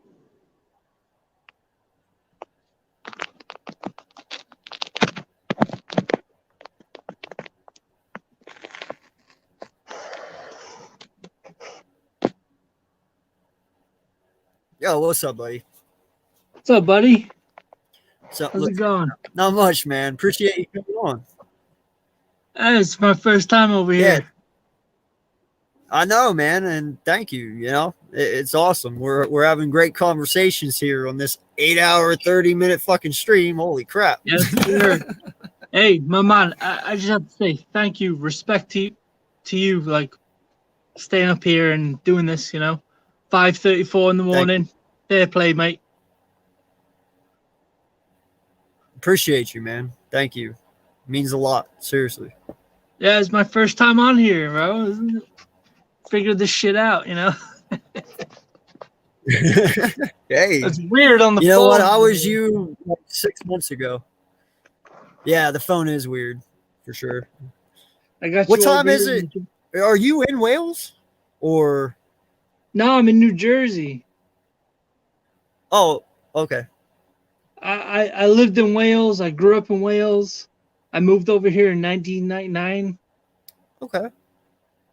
Yeah. What's it like over there? It's very different from America. It's very different. I grew up in a small town. Like, not even a town, it was a village in Wales. And I moved over here in 99. Oh, shit, now I can see myself over here. Okay. Yeah. Sorry, it's all new to me. No, you're good, buddy. It's all good. But yeah, I grew up in Wales, moved over here when I was 15. I went right into high school. And then, I met a bunch of Giant fans and became a Giant fan. All right. Hey, there's nothing wrong with that, bro. Nothing at all. Like I said, I might hate the team, but I respect the person as the person. So, well, fair play, mate. I respect you too, man. Like, you know, I seen you on Joel's streams and Pat's streams, and I respect you too, man. Like, you know, you're a level-headed man, and I appreciate Thank that. you. Well, I appreciate it too, man. Definitely. And thank you for coming on, man. Definitely stop by and jump on more often when we do this, you know. Well, you make valid points. You're good at it. This is the first time I've actually figured this shit out and like jumped on the link and like got in here. So, Oh, you know Joel and them are gonna be all my giant buddies might be upset, you know. Yeah, I was just saying Joel's gonna be fucking pissed, but guess what? I'm breaking him the news in the morning, so I get to be the first one. I'll be like, yo, I did something y'all Giant fans never could do. Well, they were joking with you, weren't they, about being a Giants fan? Oh no, I'm not a Giant fan. I'm an Eagle fan. But what it is I made a bet. I can't back out. I know you're an Eagles fan. Like I know. Yeah. Weren't they joking about with you about like there was a bet or something about saying, oh, you're gonna be a Giants fan by next season? Yeah. Something. See, I was raised by my grandparents for a lot of the time, you know, because my grandparents meant the world to me growing up. And that my grandfather, he was in World War II. You know, he was a very important man in my life. And the one thing that he instilled in me is a man's word is everything. You know? Yep. Absolutely. You only have your word to live by as a man. If you go back on your word, you're not a man. Absolutely, my brother. Yes. You know? And I live by that. You got two things. You got your word and your balls, and that's it. Yep. And I live by that motto, you know. And I made a bet that I have to sleep in, and I made a bet that if the Giants sweep us, that I have to be a Giants fan for 1 year. Now that doesn't mean I'm going to stop rooting for my Eagles. By no means. I'll just be another Coach Dante, where I like my Eagles and the Giants, but that's only for 1 year, and then I'm out. Like I can come back to just being me. But yeah, no, I ain't losing that fucking bet though. So you ain't gonna be seeing me in Giant shit. 1 year is a long time though, my brother. 1 year is a long time. Yeah, if that happens, I might have to start drinking. Yeah, mate. Here's one for you. Thank you. Oh, Coors Light too. Nice choice. Yeah, no, I get a lot of shit from being a British person. Oh, you drink Coors Light? I thought you drink all that good beer that's over there. Nah, bro. Coors Light is where is that? Right? Yeah. But on this one here, I gotta say, Random, I get it. All right. I've always had a belief that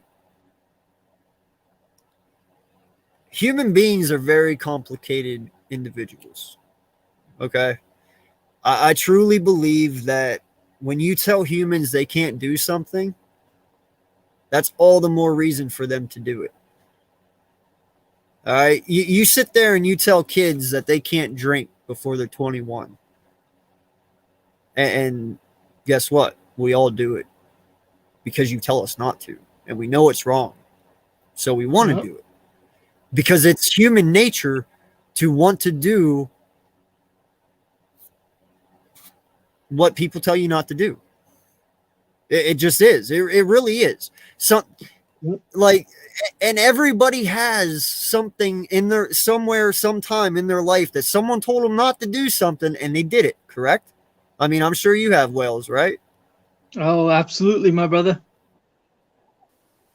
And so have you, Jordy, right? Yeah. It's human nature to go against it. Because you're human. You don't want to be told not to do something. You want to be able to do whatever you want to do. So when you sit there and you tell people they can't do these hard drugs, what's that make them automatically want to do, especially if they're already hooked on it? To do it. Because they want to try it. They will go out there and explore it. Yeah. And not just that, but dude, it's legal or it's illegal by the government. the most powerful people on the planet. And man, if I can go out and do heroin, I'm a badass. You know what I'm saying? Like I'm literally defying the government by doing it. You want to go out and do that though. Exactly. So what happens if you literally legalize everything? Drugs don't become that fun anymore, does it? Because you're not breaking any rules. You're not being the guy on the edge. You know what I mean? Look at Portugal. Look at the country of Portugal. They legalized all drugs and everything's cool, you know? And yeah. Look at Holland. Amsterdam. Like, my wife is from Holland, and you know, obviously I'm from Wales, she's from Holland. You know, we keep a good watch on the countries of what's going on there over in Europe. Holland, like if you declare yourself as a drug addict in Holland, you can go to legal clinics. They'll give you clean needles and clean heroin to shoot up. Exactly.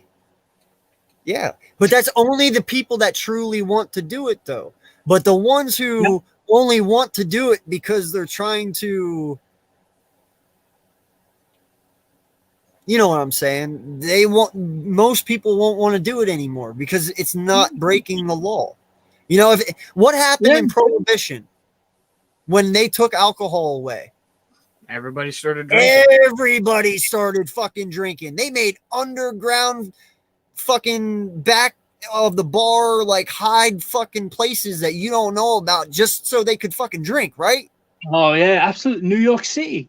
They used to have phone booths. You go into a restaurant, there was a little wall where there was a phone booth. But do you remember those days back where you didn't have a cell phone, you actually go into a phone to call somebody? Back then, you go into a phone booth and you walk into a different room and you do all the fucking bullshit that they used to do. Yeah. Yeah. And that's all because you said they couldn't drink.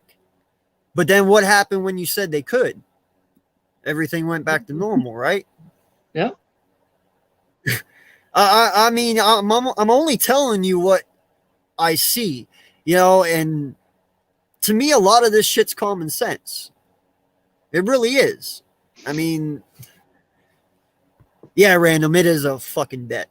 It's a bet I never should have made. But what happens if I win? The guy I bet has to become an Eagle fan for a year. So, but guess what? They already won one, so he's automatically out. I'm the only one in danger at this point. So that sucks. If we would have won first, this would be a whole different story, bro. Hey, my brother, what's your name? Josh. Typical Josh, white I'm boy Aaron. name. Nice to meet you, brother. Nice. My brother's name's Aaron. That's crazy. What Nice a to meet you, coinky-dink. man. I'm You too, man. a lot of Giants fans and my boy Lou. I like Lou. Lou loves his boxing and his MMA. I'm a big MMA, as you can see over here. Big MMA and boxing fan. They're gonna be upset with me for coming on your your stream. There's. Hey, you just gave me the best ammunition anyone could ever give me, bro. Oh my goodness! Please don't, mate. Please don't. No. I'm not gonna toss you under the bus. I promise, I won't. But trust me, when they do find out, it's all fair game after that. Yo, I like this fucking guy, don't you, Jordy? He's cool as shit. I have to do this. Oh, come on, random. Oh, okay. So, who's your favorite MMA fighter then? Are you talking current or past? All time. All time. Anderson Silva, my man over here. Yo, my dog, pound it. Yes, Anderson Silva for the win. Hell yes. I was also a big Chuck Liddell guy. I really like Chuck Liddell as well. Oh yeah, Chuck was really good. Yeah, when he came back up. Yeah. When he fought Pete Ortiz. Oh, Yep. yeah. Yep. Mm-hmm. Yep. No, I feel you, dude. That's awesome. I really who's got your box? into the whole MMA though when it was just so random. Like I tuned in to Spike TV one night. Do you remember Spike TV? Yep. I tuned into Spike TV when it was the Ultimate Fighter, the UK versus the US, and I thought, what is this? I'm like, oh, British versus American, like fighting. I'm like, all right, okay. I can have this. And then the first UFC I actually watched and paid for was UFC 100. Yes, I remember that. Yep. Yeah, that was a good one. That was. And the first UFC I actually went to was UFC 111 in New Jersey. Oh, I'm you in actually Jersey. got to go to one, bro? I never Oh, got yeah. to actually go to one. I've I'll show you all the ones I've been to. All right. I'm in here. Whoa. Joe, that's dope. I've been to all these. Got a poster from everyone I've been to. How many is that?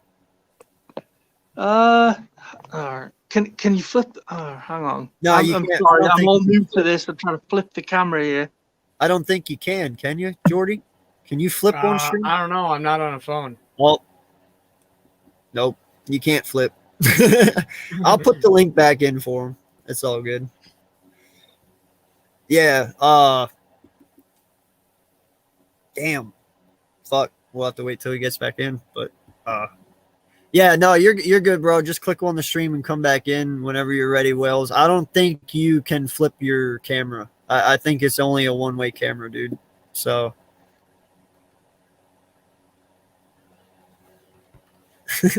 he did. He flipped the fuck out. Yeah. That's pretty good, dude. Oh my god. I don't even know how the fuck I talked for 8 hours, dude. Oh fuck, my son's crying. Fuck me, dude. What time is it? 5:48. Oh fuck. Okay. Well, yeah, I'm pretty sure you can't flip your camera, dude. I was trying to tell you that. Sorry. No, you're good. You're good. No biggie. Can you hear me? Yeah. What's that? Can you hear me? Yep. Yeah. You're good. You're Alright, good. Yeah, I've been to a bunch of UFCs, man. Like always in Jersey. The first one I went to was UFC 111. George St. Pierre versus Dan Hardy. Nice. Frank Mir versus Shane Carwin. It was a hell of a fucking good fight. Hell of a good fight. And then I've been to Lyoto Machida versus Luke Rockhold. Anthony Johnson versus Ryan Bader. Jim Miller versus Nate Diaz. Nice, dude. Yeah, that's I actually some live in the same town as Jim Miller. Oh, okay. You know, that's what's funny. My last name's Miller. No relation. Yeah, no relation. Fair play. God, Jesus Christ. I just told my real name online or on YouTube. Holy shit. Yeah, don't give up that information. Probably shouldn't have done that. That's a fucking mistake I'm going to learn from later. You're good. Hey, You're who knows good. how many people actually watched the whole thing? Yeah, who's up at 10 to fucking 6 in the morning watching it? So Yeah, people I'm pretty watch sure if they tomorrow, rewatch it, you're not going to watch 9 hours of fucking content. I mean, if you do, hey, and you get to this point of this live after I've already stopped, you're a fucking beast. That's all I got to say. Legend. Legend, yes. I don't, dude, has anyone even ever done a 9-hour long stream? I think Bad Dog has done a 24-hour stream. Okay.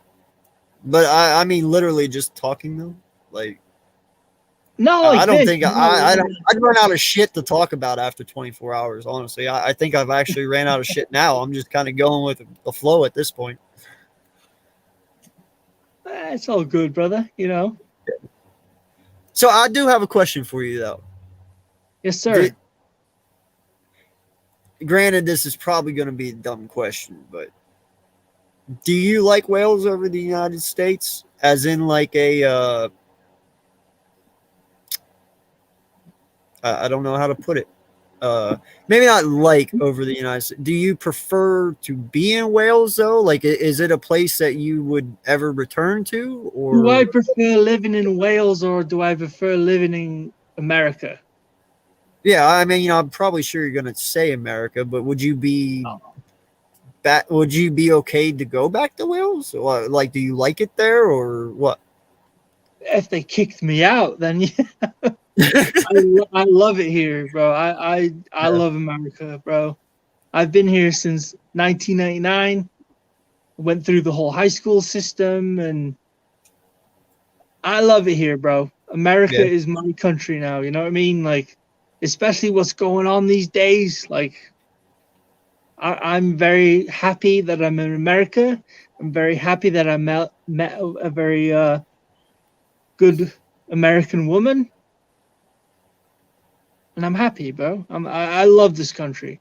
I'm an American now. You know, like I'll always represent Wales. You know, I'll always have good stuff to say about Wales, but I'm an American now. And one of the biggest reasons of that is because we're allowed to bear arms over here. The British, they get scared when you talk about guns. So, honestly, I've never been there, and I won't lie, I've never actually just Googled Wales and looked at pictures. Okay, what's it like over there? Like, I know you said it's small in a village, but I mean, well, it depends where you go. Like if you fly, like if you take a flight from, I'm sorry, what state you like? Where are you from again? I'm actually in Pennsylvania. I'm right next to you. Pennsylvania, yeah. Yep. In Philly. I'm an hour outside of Philly. Okay, yeah. So if you took an airplane flight to the United Kingdom, you're either going to Manchester or London. Mm-hmm.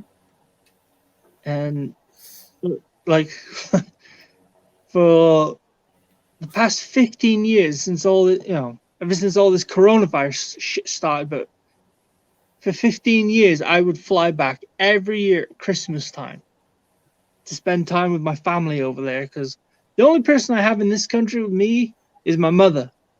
You know. Okay. I never had a father. My father was a scumbag.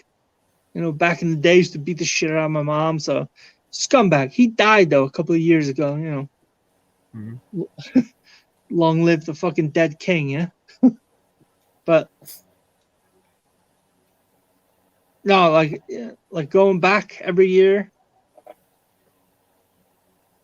Like it depends where you go in the UK. Like if you go, like it all depends. Like you go to Manchester or you go to London. It all depends where you going, what you're going over there for, you know. And what I mean, you want scenery wise, though, like, what's it like? I mean, is it like here? Like scenery? Yeah. Scenery. Oh, you want to go to Wales, mate? It's beautiful. It's just all country. You know, it's just like you're driving all country, it's mountains. You know, you think you're in the Lord of the Rings when you're over there. That's what I love, man, because that's my ultimate favorite trilogy right there. That and Harry Potter. I'm a huge Lord of the Rings guy. I won't lie. Rings, you want to go to Wales, mate. Go to North Wales. That's awesome, dude. Yeah, if it looks anything like the Lord of the Rings, then I'm all for it. Because, dude, no lie, I'm one of those guys. I kind of like to be by myself. You know, I live out in the country where I live. No one's around. Like I said, I got 2 acres. And my neighbors, I mean, they're far enough away. Like I'm one of those guys. I can hunt and I can fish. You know, I know how to cook my own food. I could literally go out in the middle of nowhere in Alaska and survive the rest of my life because I know how to do it. I know how to skin deer. I know how to skin fish, you know, and all that shit. So it's not a big deal to me. I can survive. But, dude, that's like my ultimate dream. Now, obviously, it's not to go to Wales and live there out in the wilderness, but I've always wanted to go to Colorado, man, you know, and go live in the mountains. in up in the Colorado. altitude. Yep. Yeah, Wales. See, that's the thing about America. Like I'm all for camping and stuff, and like going out and camping in the wilderness. But over here in America, man, like you got some fucking dangerous bastards out in the wilderness. You know, snakes, fucking wildebeests, bears. You know, in Wales, the worst thing you have to worry about is a fucking fox. A fox? A fox. That's awesome. That's actually pretty sweet. Yeah, you don't have to worry about nothing about over there. Like when you go camping, no dangers, no fucking bears or venomous snakes or any of that bullshit. Yeah.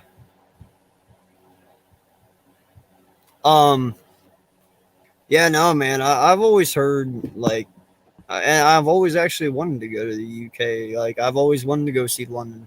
You know, I think it's cool to do that. And to experience that. I need 1 second though. I got to go grab my son a bottle. He's in there crying. Jordy, you guys just talk up for a second. I'll be right back. Give me like 2 minutes. All right. Respect, no doubt. Geordie, how are you, my brother? I'm okay. It's been a long night. How about you? I'm pretty good, man. I'm pretty good. So, are you familiar with like British terms? Like, do you know what a Geordie is in the UK? I'm a little bit, but not really. If you're a Geordie in the UK, you're from like the northern part, up by Newcastle and basically pretty much Newcastle. You follow soccer much? Not really. A little bit here and there. So the English Premier League, they have a professional team called Newcastle, and they're from that region up there in the north, and they call them Geordies because they have this like particular accent that they have. It's actually kind of interesting. Yeah, it's mad. Like, if you look at like the British, look at like the island of fucking Britain, from the south all the way up to the north, there's so many different fucking accents between like you go up, you know? Yeah. Even here in America, you know, it's like you got Jersey accents, you know, Jersey Italians, hey, as a Vangul, you know? You got the New York, you got the Southerns, you know, you got the West Coast, you got the middle, the country people. Yeah, but there's a lot of diversity in accents. Yeah. It's mad. Yeah, it's crazy. The way you like the way somebody speaks to you, how different levels there are throughout the country. It's mad. Yeah. Where are you from, my brother, Geordie? I'm from New York area. Okay, cool. What part of New York? I'm up in the central New York, around like the Syracuse area. It's. Oh, so you're upstate New York. Okay. Yeah. Nice. Are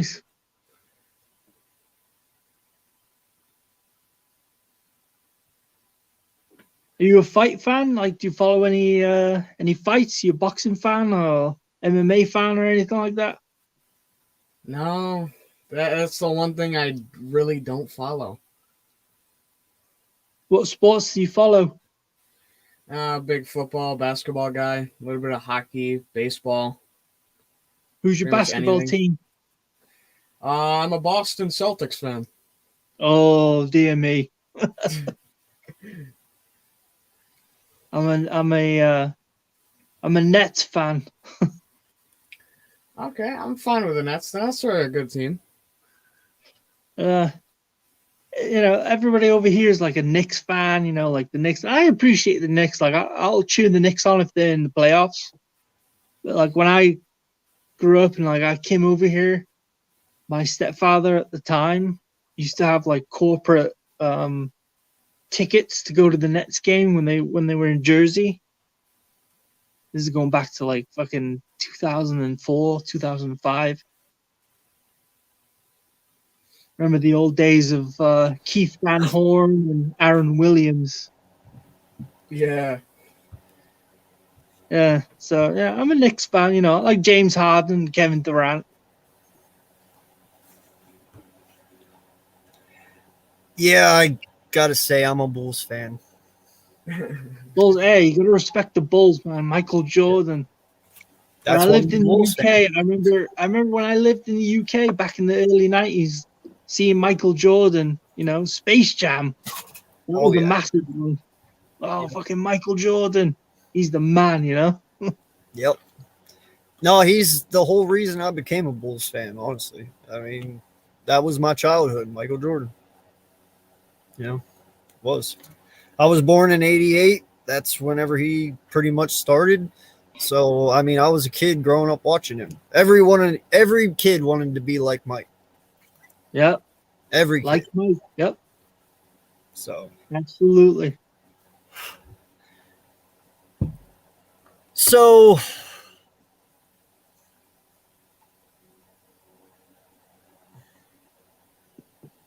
Man, I really did run out of shit to say.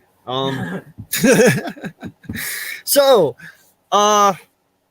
UFOs. When was the last time you saw a UFO? Oh, okay. We can talk about this. Honestly,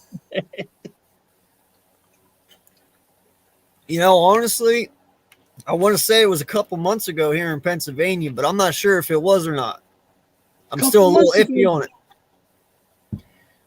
But, no, it's actually really funny because the one that I know that was in Alaska. And it's really fucking weird, man. When we were sitting there, me and my wife, we were outside smoking. And we see this thing coming over the house, and it was just going around, dude. Like, just doing things planes can't do, like I said. Mm-hmm. And we were outside just kind of bullshitting about it, just joking, We didn't really know, but we had an idea. I said, fuck those aliens, man. I was like, no lie, dude. I started talking so much shit. The lights in my house went off. All of them. Like my power did not work. And I'm saying this with a straight face. I'm not lying. Like my power, I was outside, porch light on, the kitchen light was on, the bedroom light was on, and even the living room light was on. All my fucking power went out at one time instantly. And it stayed off for about like a minute and a half and came back on. My neighbor's lights were on, so I knew it wasn't my power. You sure it wasn't just like a raccoon like chewing on the wires outside? I hope so. I fucking hope so. Because if not, they were like, we're going to fuck with this guy because he's talking mad shit right now. Like, I won't lie. It did freak me out a little bit. Hey, mate, I've seen 2 UFOs in my lifetime. Yep. And both have been over here in America. The first time was when I was coming back, like, I forget what fucking year it was, but I was coming back from the UK to America, and we were over, like, the top half of Canada, like, near Halifax, and, like, coming down in to the country. And I saw this fucking thing, like, I look, it's like the window seat, and I was, the window, and looking out the window. I saw this fucking thing, like, just go. Yo, there's your boy. You better get out of here. You better get out of here, bro. Your boy. It's Prince. What the fuck is that? And I was like, oh, it's a train. It was a train traveling, across the ground. Then I sat back and I thought about it. I was like, there ain't no fucking train, bro. Trains don't travel that fast. And all this bullshit that came out, with the United States government releasing the footage of these UFOs, they call it the TikTok. Yeah. Tic Tac. I'm sorry, the Tic Tac. The TikTok. UFO. Yeah.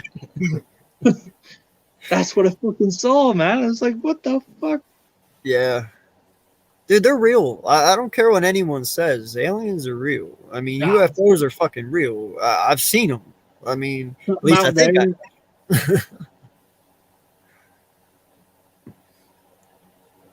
Definitely something out there. Yeah. Yo, what's good, Prince? Appreciate you stopping in for this morning view.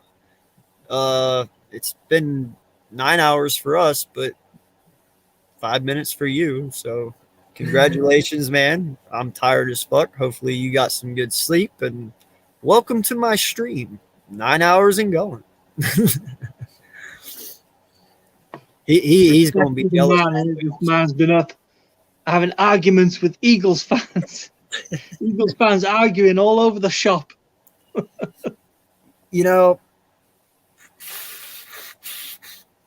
I say that though, but that is one cool thing about us Eagle fans, man, is we ride together and we die together. You know, we might sit up here and, and that goes for you guys too. I mean, I've been in your Giant streams. I see what you guys talk about, and you guys get into it too, like we do. And you guys come out the other side like we do too. So, but as an Eagle fan talking though, that is one thing I gotta say is, we might have arguments, bro, but at the end of the day, when the stream shuts off, we're all brothers. Oh, absolutely, my man. Absolutely. Like I saw you. What was it, like 2 or 3 nights ago? I saw you on Pat's stream or Joel's stream or Logan's stream. I forget which one it was, but I saw you, and like, you know what I mean. I was like, this guy's a solid dude. He's got a level-headed mind, and he's not fucking. Oh, Eagles this, Eagles that, Eagles this, Eagles that. Giants suck, Giants suck. I was like, he's a good dude, man. I gotta follow this guy. You're the kind of dude I'd have a beer with, I totally understand and agree, bro. No lie, man. Like I said, I spent a lot of times with my grandparents. I've been to every fucking campground on the East Coast. Growing up, that's what we did as a family. I have a big family. I have 9 uncles and aunts. No lie. And all of us, I had so many uncles, bro. They could make a softball team, and they played together. That's great. Like, I'm not playing. My my grandmother was 5'0", like 120 pounds, and she had 9 kids. Wow. Yeah. So, and she just died 2 years ago. She meant the world to me. She was truly everything to me. It was not a way that I wish that she would have went because of the circumstances, but it was right before Corona, so it wasn't that. But hey, you know what though, mate? Honestly, at least you got to like be by her, and like I mean, I don't know the circumstances, but yeah, at least you got to like be with her, because with this coronavirus shit, if it kicked in when. If she went when this shit kicked in, you wouldn't be by her. So yeah, I don't even think Corona would have kept me from that woman. Like, that's something. Like, I won't lie, bro. And I don't even care if my parents see this shit, and I hope they respect me for saying it, honestly. But my grandparents meant more to me than what my own parents do. And I would hope people feel that way about their grandparents, because you only have 2 sets of them. Now, unfortunately, mine was kind of in the situation that you said you grew up with. My dad's dad was a dick. He was like you said, he was not around. He abandoned my dad and his 5 brothers whenever my dad was like 5 or 6. You know, he just left, never heard from him again. So I only ever had one grandmother, well, one grandparent on my dad's side, but I had 2 on my mom's. And like I said, my grandmother on my dad's side, she had MS my whole life and well before me. So she was never able to walk. So we didn't do that many things with her because back then it was really hard to get wheelchair people around. No lie. It was. You know, they don't have the special handicap vans that they have now. And if they did, they were way more expensive back then. You know, we're talking early 90s and shit like that. Oh, yeah. And it was a lot harder to get access to that back then. Exactly. So she wasn't able to do a lot. But, dude, I have family videos with my mom's grandparents, you know, my grandma and Pat. Like, all over. We traveled all over, you know, like I said. And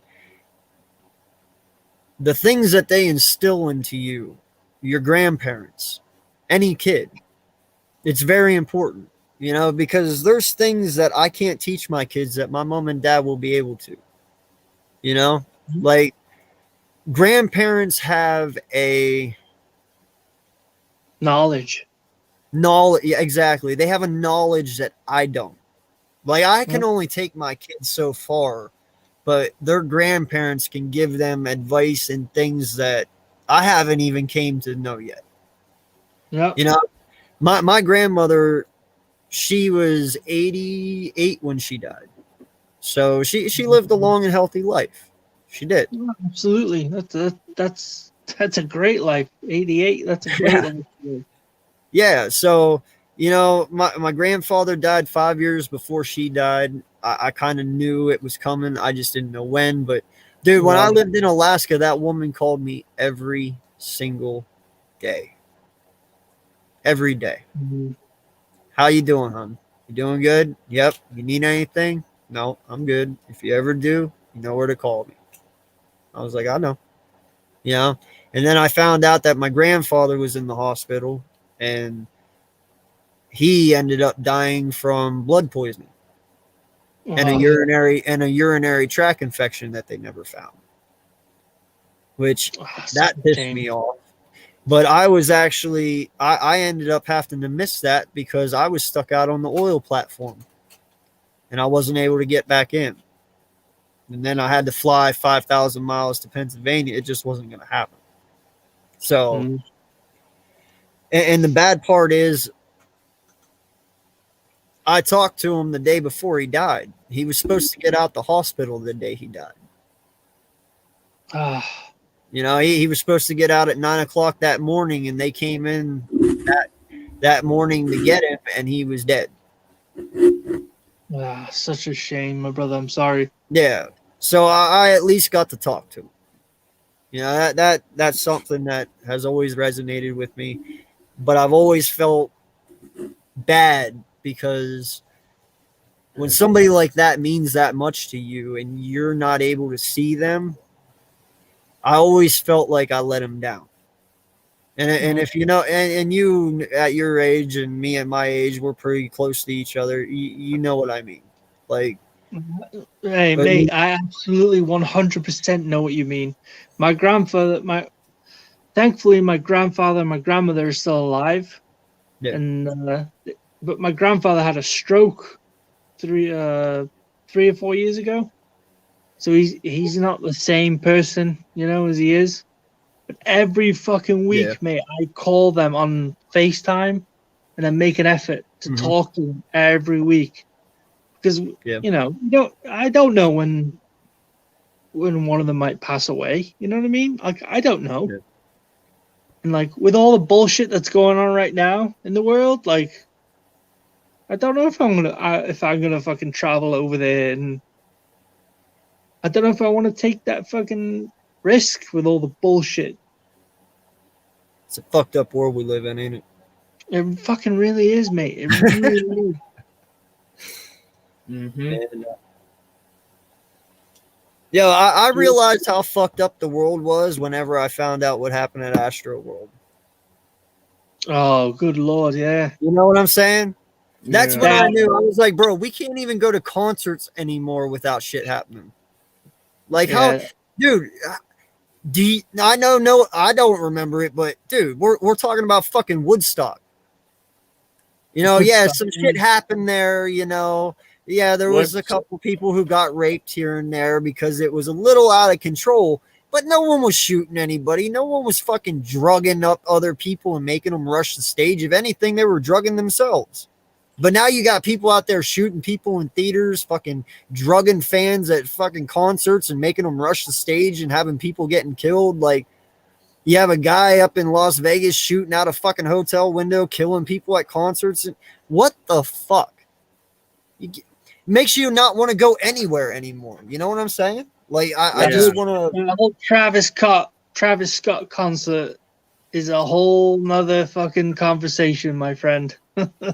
Right? That was basically a fucking satanic ritual. Woodstock 99 was bad, but in a good way. That and since I'm near the area of where they held Woodstock 99, because that was on Griffiths Air Force Base, which is closed. It's like a little over for me. Mm-hmm. The way they did it, they set it up so something would happen. They had concessions there and everything. They raised prices on the last day. It was hard to get stuff. People were on a tarmac, and it's hot. It's hot. There's a bunch of people all in the same area. It's in the middle of New York. Something's going to happen. Yeah. And what could go wrong did go wrong. Yep. But I do know from accounts that you couldn't, at least they wouldn't let people venture too far from the concert, because if you went to a certain area near a hangar, you would get turned back by a squad of soldiers. Because they had, I don't think they were active duty. I think they might have been reserve. I don't know. I don't know exactly from the stories, but they had a squad on standby because there may or may not have been something in the hangar still. Great idea. Really? But, yeah, that's a whole nother story for a whole nother time, because if I go down that road, I'm not coming back. I'm already 9 hours in, bro. How worse can it get? So I got 2 hours yet to waste until my kids are upstairs. Please enlighten me. The sun's coming up over here. I don't know about you guys, but I got time. Yeah, great. So do I. Yep. But so they used to use Griffiths Air Force Base. It was a main center of operation. Well, not main center, but they had a lot of flights in and out constantly. I know someone who was on it at some point, and they were former military, so they would be on there occasionally. And you'd have the planes fly over all the time. It was like anything you could really think of at the time that was flying was there at some point. And it was in the ideal spot because you're in New York, you got ideal weather for putting in Air Force Base, yada, yada, yada, blah, blah, blah. Military stuff, like the tactics of putting it there. So when they held it, the first 2 days were fine. You had people like Rage Against the Machine show up. Oh, that would have been awesome to see, by the way. I think Chevelle my was God. there. And there was a couple other bands. Green Day was there.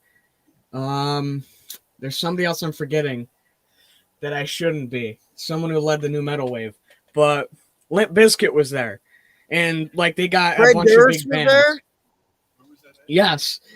No wonder that shit went crazy, bro. They had gotten a bunch of big bands and stuck them together. I don't know who was on the day 3 rotation, but the concert was going fine up to the point where it started to get towards night. And now the day before, I know someone who was there with some friends. They had gotten hammered like everybody else there. Because, selling beer at mainly a rock concert will do that. Bro, That that's the and only start a reason mosh you go pit. to those concerts. Yeah, that and start a mosh pit, depending on who's playing. But right. So they got drunk. They wandered off. Now the layout of it is I don't know exactly where all the concerts were set up. I haven't looked over a map of it in a while, but I'm pretty sure they were on the main runway where they still do touch and goes to this day. And so I think they had a couple different setup. You had vendors, of course. I brought in a lot of business that weekend. And so they had gotten drunk. I mean, a lot of people also brought their own beer, but whatever. And they kind of wandered off. Now you've got hangars. It's a former Air Force base. There's going to be a lot of hangars. But the rumor is that there was maybe some bombers in those hangars, and they ventured off. And now they're drunk, but they heard just a voice go, "Stop where you are." And then they got lit up with some lasers from, I don't know what it exactly was, but I think it You mean was red some- lasers? I know Yeah, exactly like- what red lasers Yes, mean. red lasers. I know exactly And- what they mean. So they stopped, and they're like, "Stop what you're doing, turn around." Now, they hadn't gone super far from the concert, and they just looked around, and they're like, "Us? You're talking to us?" And they told him, "Stop what you're doing, don't step any closer." Guy pops out, all gillied up, and he's like, you got to turn. He basically goes, "You got to turn around," and he made him turn around. He made him leave. He just stood there and watched him leave, and then disappeared. I'm like, okay, so they had they had military on there. I mean, they still have military on there right now, but that's because of testing sites. Mm-hmm. They had military on there. They've still got hangars, which nobody knows what's in there. And there's still an active laboratory that's bringing in tons of money right now. And I forget, there's something big out of there. I want to say it's a northeastern defense sector, something like that. Okay. Somebody working out of there too. But the lab's a big money bringer. So they also have they now have warheads, not warheads, but they now also have active missile silos there too. Nice. Great area. Very interesting. That's where they clone people, you know that in that lab. I can roll up to where they stop you in front of the missile silos. Can't go any further, but yeah, I know where they stop you. And there's half of the base is woods, which, yeah, it's not a fun place to get lost in. The woods are never a fun place to get lost in. Yeah, unless you know the woods, of course.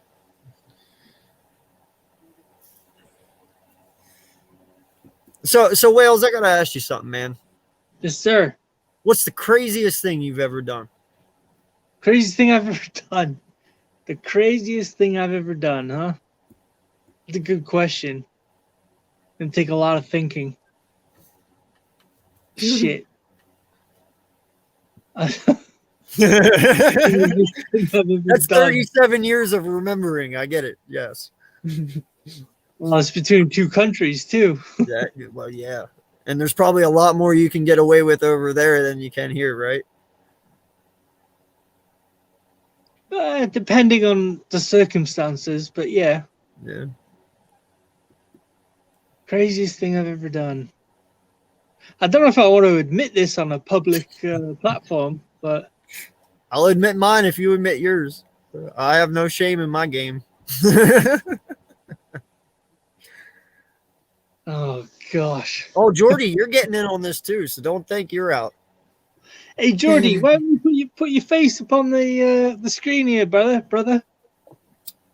Am I seeing a little listen, looks like the fucking British Airways logo up there. Listen, man, I'm going to tell you this. This is what's beautiful. I'm the first one to see you, right? I'm the only one to see him. You're one of two, remember? Wait, who's the second one? Because Foothills was in there with you. Oh, he was in there. Yeah, but not the first time.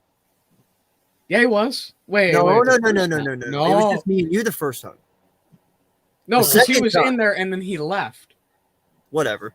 I was still the first. And, Yeah. and it was because of me you showed yourself. So shh. I'm just thinking about all the fucking shit I'm getting from all my Giants buddies. Oh, you went on a fucking Eagle stream for this, huh? You went on Eagle stream. You went and talked Hey, to hey, you know what? Just tell him, hey, he's a potential Giant fan next year. So I'm just feeling him out. There Hey, you go. hey, though, fair play though. I saw them all like doing that to you. What was it, last night or 2 nights before? And Which they were one? trying to like egg you on. Oh, you're gonna be a Giants Oh fan. yeah. That was Tuesday night. Yeah, Tuesday. You know, honestly, fair play. Like, don't encourage anybody to not root for what they want to root for. You know what I mean? Like, he's an Yeah. Eagles fan. Let him be an Eagles fan. That's fine. I'm not trying to convert him. It's all good. No, there's He's no Eagles fan. conversion. It's just a He's bet. cool though. You know, he's cool. Like, No, there's no conversion. It was just a bet. And like I said, I'm a man of my word, and I'll stand by it. But that don't mean I'm gonna like it. But my brother, see, I like you, my man. I like you. Don't take that bet. Because the Giants. Too late. I already took it. The Giants may actually fucking beat you guys again. Like, no lie, bro. This bet was set before the season even started. Before week 1. Yeah, we So had, like, there's no going back from that. We're already in week 12. It's too late. There was We'll about play 8 them different bets that separately. got made that day. Yeah. There was a lot of bets that got made that day. A lot. I still haven't made any bets, and I wanted to. I'm a gambling man. Don't make any bets, mate. 'Cause you live to regret them. Yeah. All right. Well, I'll go with mine first. All right. Just to make you feel more comfortable, because I'm not going to just leave you high and dry. I will say mine, but I'll say mine first. Now this one I definitely should not be admitting, but I think I'm safe because it's been long enough. So I ended up stealing a fucking security car from Target one time. Ended up crashing it into a tree and leaving it in a cornfield. I crashed it intentionally too. And do you want to know why? Because my best friend was the guy that was a security guard, and he's like, I fucking hate my job. Please crash my car so I don't have to go to work tomorrow. He's like, bro, and honestly, it wasn't stealing. He left the keys in the car for me. So that's not stealing, if you ask me. Like, the keys were in there. It was begging to be stolen. Like, And it's also not stealing if you don't get caught, right? exactly. But I'm caught now. But I don't think they can do anything now. It's been over 15 years, so Statute of limitations, mate. You're good. yeah. And you know what? If they sit here and try to bring this back on me, I just plead the fifth. That's not me. That's my twin brother. He's talking shit. It's statute of limitations. They can't fucking do anything to you after 7 Yeah. years. So you're good. Yeah. So that's my craziest thing I've ever done. How about you? Don't leave me hanging. Don't leave me hanging. Is it my go? Is it my go or Jordy's go? Jordy, you go first. He's the new guy. You go first. Honestly, I don't know. There's nothing I've really pulled off that I can say is really that. That is true. incredible. You are 17 still, right? 16. Hey, give me a Yeah. month. Okay, I'll be there. okay. Give me a month. Yeah. Oh, shit, we got some youngins on here, huh? Wait, no fucking way to me, random? Like, yeah, no, that way. I was young, dumb, and full of cum. I was 16. You know, yo, you ain't gotta leave. What? All right, peace out, bro. No, I'm not crazy. I was just young. I was 16, 17, I think, at the time. Hey, Like, no fear in the world. You know what I mean? Like, when you're 16, you have no care. You don't feel like you're indestructible. You feel indestructible. Like nothing can touch you. So, hey, it was a dumb fucking thing that I did, but you know, it's crazy as fuck. That's why I said it's the most craziest shit I've ever done. At least I'm man enough to admit my failures. Yes, sir. All right, if I'm going to admit anything on a public platform here, this is going back years, so statute of limitation is gone, so I'm good. This was going back fucking years, man. It was like when remember when the iPhone first came out? Yes. Yes. And so it was that year when the iPhone first came out. I went back to the UK, and you know, I was having a good night. And then I used to stay with my great grandmother, who lived to 103 years old, by the way. So I was going back from my grandparents' house to my great grandmother's house, and met these fellas in the alleyway going through. They said, "Hey, you got a fag, mate? You got a fag?" yeah, I got one, yeah. Do you want an American one or a British one? Oh, I'll take an American one, yeah. It was Parliament Light at the time. Parliament Light, bro. You're good, bro. Oh, yeah. So then me and these two guys were hanging out and, you know, chatting, you know, what's it, you know. And then this drunk, because in Wales, there's a lot of farmers, right? There's a lot of farmers. And what typically happens is, like, the farmers, they'll come down from the farms on the weekend and they'll drink in the towns and they'll just get absolutely sloshed drunk to where they can't fucking, they pass out on the streets. So this is what happened. Oh, good Lord. So this one fella ended up passing out on the street in this alley. And one of these fellas I was with said, all right, I'm going to go rob him. All right, you go rob him. We'll get what we get. So he went, dude, passed the fuck out right in the middle of the street. Oh, passed out.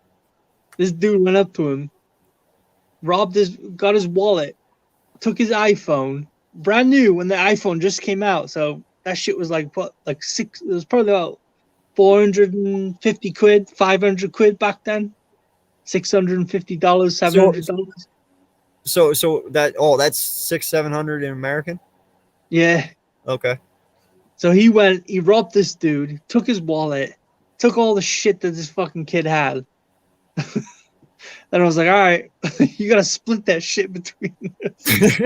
I came up with the idea, you gotta split that. So I got fucking $10 out of it.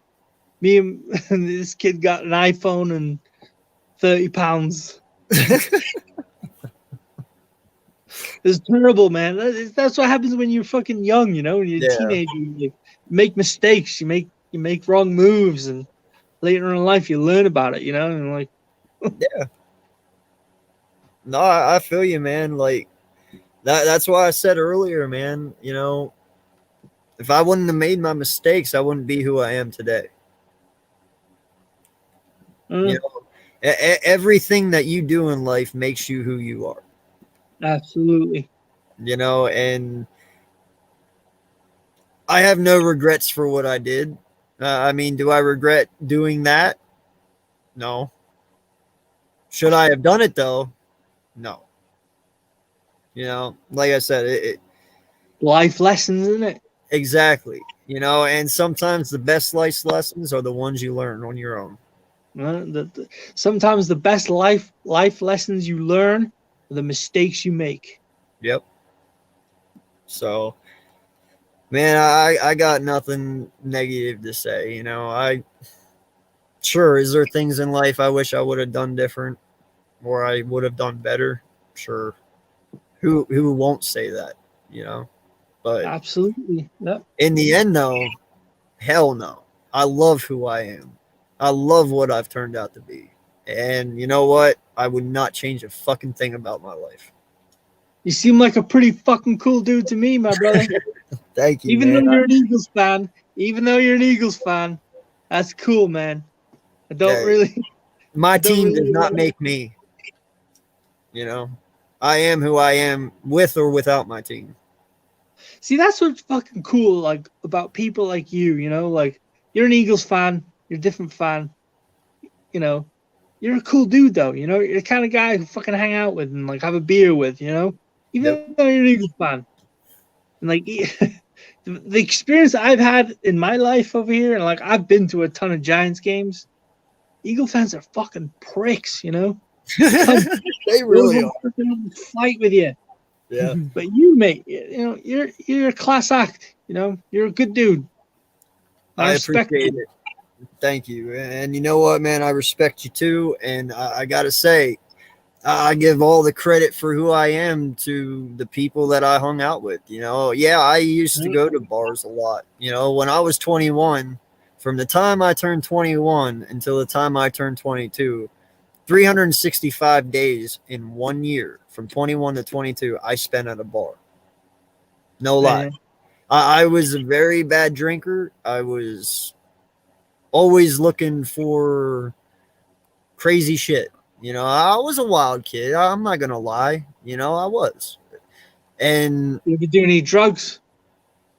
Oh, I did them and I sold them. Mm-hmm. Yeah. Say like you here, my brother. Yeah. And you know, I gotta say, man, like I really truly stepped back after I turned 22 and I reassessed myself. You know, when I drank though, that's what's different. I didn't go to bars to go with young people my age. I actually went to like, you remember the TV show Cheers? Back in the day? The one with the I remember it, but I never used to watch it. My wife used to watch it, but yeah, I know I didn't used to watch it.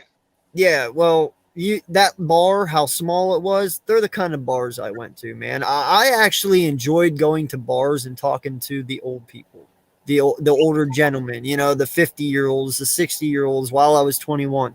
Because here's the thing, I figured out at a young age, when you go to bars with people your own age, that's when you get in a lot of fucking trouble. Yep, yeah. But when you go to the bar with older men who are in their 40s and 50s who just want to play pool and just relax and smoke cigarettes and enjoy and talk about life. Yep. That's what I was about. You know, I wanted to go to the bars, get drunk and hear their war stories, hear their growing up stories, you know. Do you know how much you can learn from an older person? Oh, I love hanging out with the older community.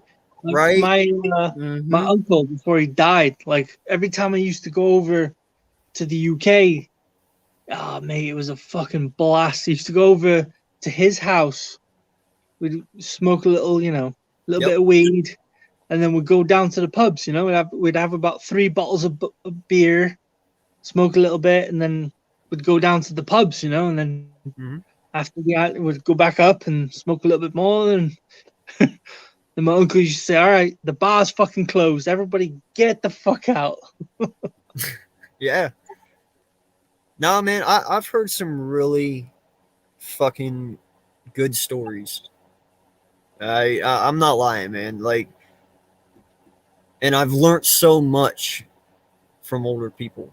You know, like I said, my grandparents have a lot to do with that, but it's also the people that I've come to know and hang out with at that time too. Like there was a guy, Chet, I used to hang out with. And Chet, if you ever see this, hey man, miss you a lot. Don't know where you're at, but hope you're doing good.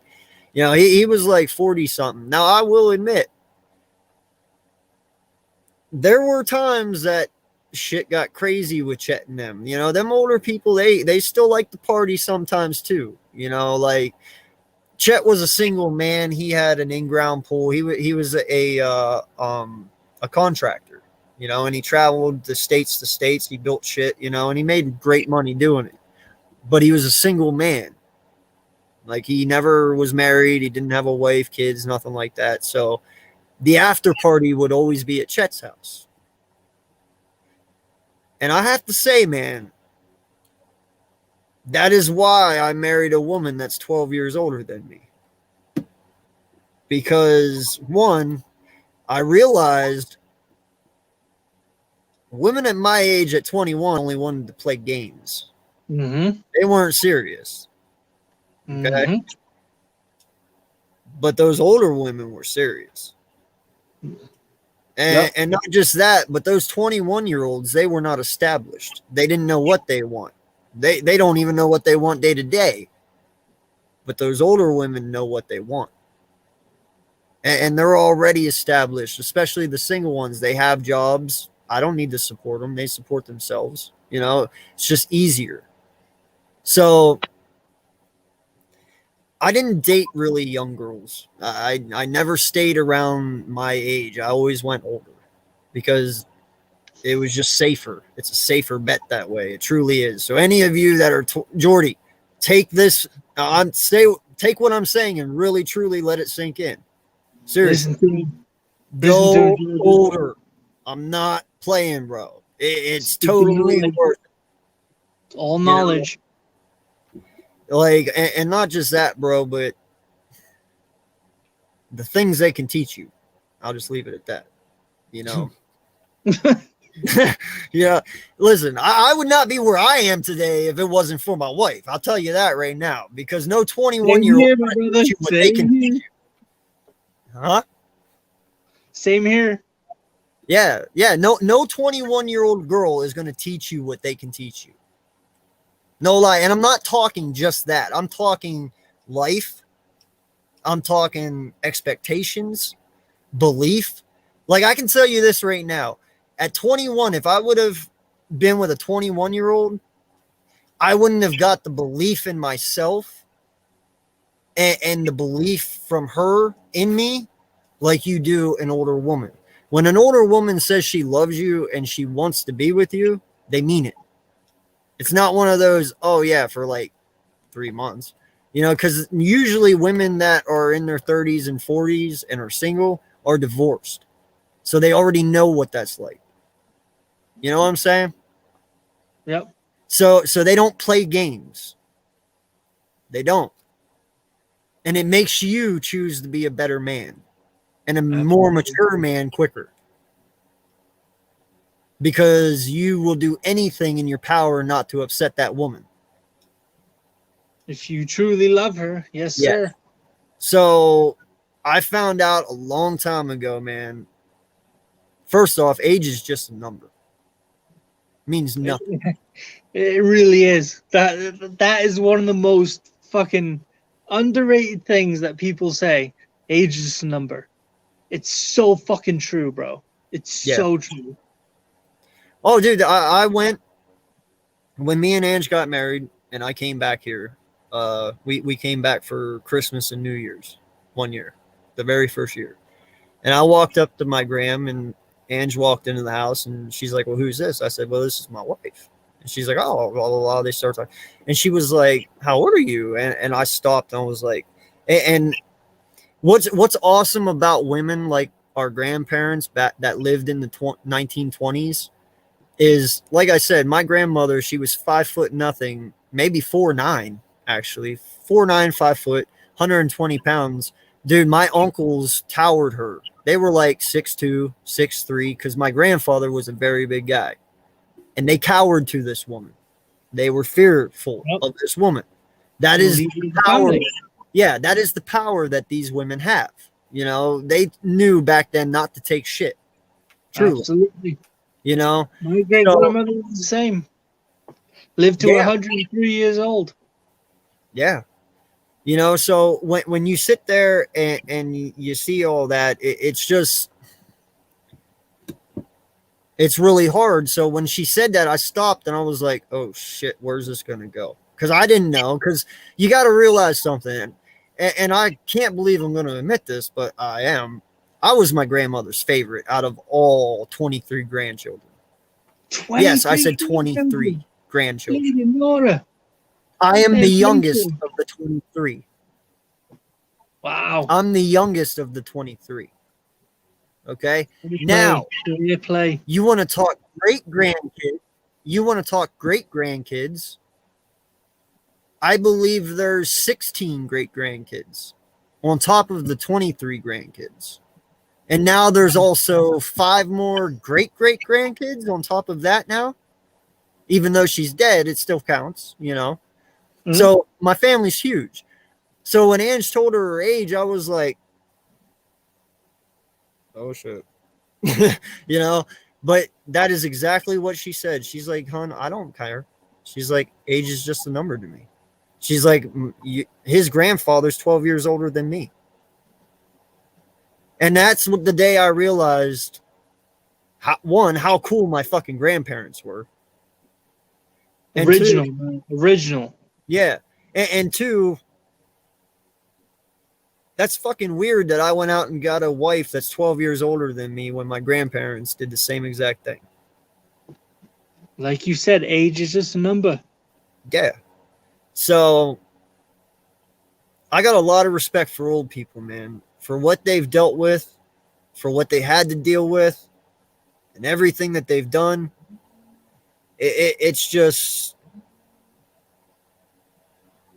yeah, you can't put it into words, you know? It's knowledge that's taken from the past that can be brought to the present.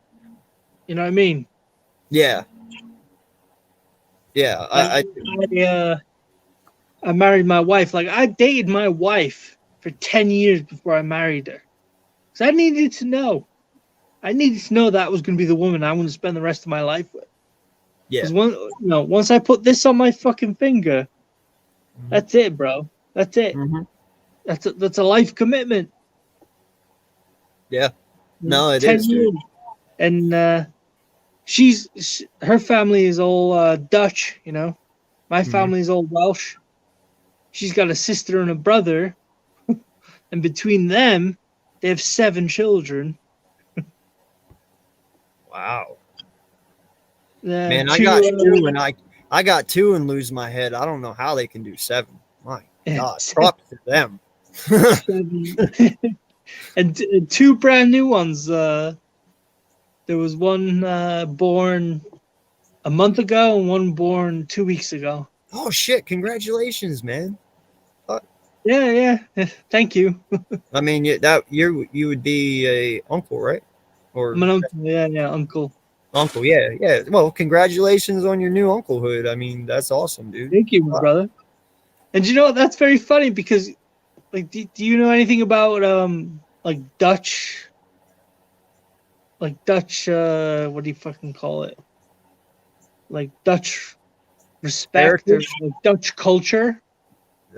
Not much, man. Like I said, I'm Italian. You're Italian, aye. Yeah, I'm actually Sicilian. Let's put it that way. Sicilian. My best friend's Sicilian. See, we were meant to be friends, bro. There you go.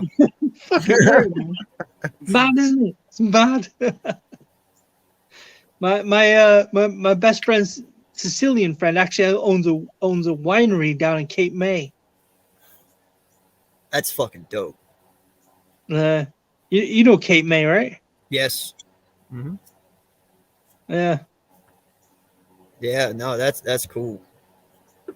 Yeah, if you ever go down to Cape May, visit my boy Turdo Vineyards. Okay, yeah, definitely. Tell him Aaron sent you, and he'll hook you up, bro. He'll give you some free samples and. Sweet. We'll hook you up.